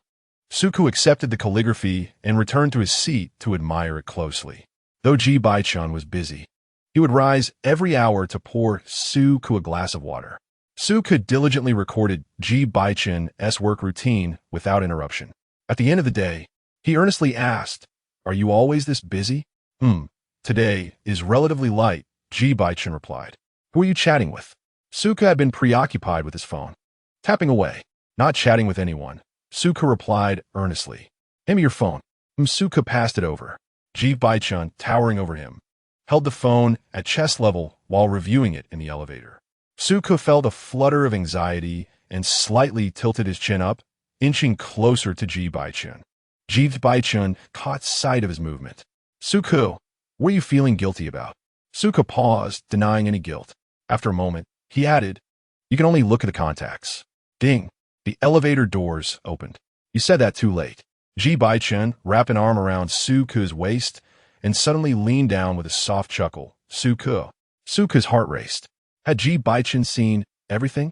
Ji Bochen typed something on the screen right in front of Su-ku, then turned off the phone and tucked it into the pocket of Su-ku's trousers. "Are you craving me?" Having his innermost thoughts exposed felt akin to being naked in the streets. Su-ku blushed deeply, rendered speechless for a long while. He could hardly contemplate what Ji Bochen had typed or to whom he had responded. His blood felt as if it had frozen, leaving his entire back stiff with tension. Before getting into the car, Ji Bochen opened the door for Su-ku, gently encouraging him. "If you want something next time, feel free to express it." Su-ku entered the car more swiftly than usual. Old Chun raised an eyebrow in surprise, noting that it seemed Ji Bochen had enjoyed his time with Mr. Su today. Mr. Su had rarely managed to avoid provoking Ji Bochen's ire. The car journeyed back to the private residence. Upon arrival, Su-ku was swiftly lifted from the car as Ji Bochen eagerly engaged him in a discussion about limits. The human desire for knowledge and exploration is boundless. The rational Ji Bochen, having not entered a susceptible phase, is receptive to words of refusal, yet indulges Su-ku, whose palms bear the marks of teeth. Ji Bochen scoffs lightly, while Su-ku, somewhat sheepish, confesses, I fear pain. Haven't adapted after all this time? Ji Bochen kisses su que es balm acerting. I don't believe my technique is lacking. He is on the verge of laying Su Ke's possessiveness bare. Su Ke bows his head as Ji Bochen kisses his cheek. Patiently encouraging, you may bite. Su Ke responds with a soft acknowledgement, showing no further restraint. Lacking pheromones, he is oblivious to their presence. This is the only trace he can leave on Ji Bochen. Crude, ambiguous, and far from sophisticated, all born of indulgence. The next day, Su Ke arrives at Jinghang, convening a pre-flight meeting accompanied by Sister Fong. After the meeting, she expresses concern for Su Ke, to which he merely smiles, attributing his discomfort to a recent bout of stomach issues. Having known Su Ke for 5 years, Sister Fong remarks, Captain Su, you are not particularly skilled at lying. Su Ke chuckles, withholding the truth. Sister Fong shows no inclination to press further. The aircraft lands in Hangzhou around noon, and Sister Fong invites the A380 crew for a light meal at the airport. Su Ke is present, as is Fu Chun. Sister Fong raises an eyebrow at Fu Chun's presence, inquiring if he too is flying the Jinghang route. Fu Chun, who previously flew the Jingshenzhen route, nods, explaining he is preparing to add another aircraft type to his repertoire, thereby accruing additional flight hours. Sister Fong asks Fu Chun which model he plans to add. Still a Boeing? Fu Chun shakes his head. We already have 3 Boeing models. I'm looking to incorporate an Airbus. Sister Fong praises Fu Chen's diligence. Fu Chen, adept in social interactions, engages in a subtle exchange with Sister Fong, leaving her in good spirits, which prevents her from probing further. Su Ke sits quietly nearby, contributing little to the conversation. Unlike most, Fu Chun does not incessantly question one individual, but rather engages with everyone present. Throughout the meal, he speaks only a few words to Su Ke. The nature of their dialogue, regardless of the listener, elicits no peculiarities or discomfort, as Fu Chun is simply that kind of person. After the meal, with time before the return flight, Su Ke repeatedly checks his phone, puzzled by the words Ji Bochen had typed the previous night. In his contacts, Ji Bochen has not sent messages to anyone. It is not until evening that Ji Bochen accesses Su Ke's notes, revealing that the words he had typed were saved in Su Ke's memo rather than in his contacts.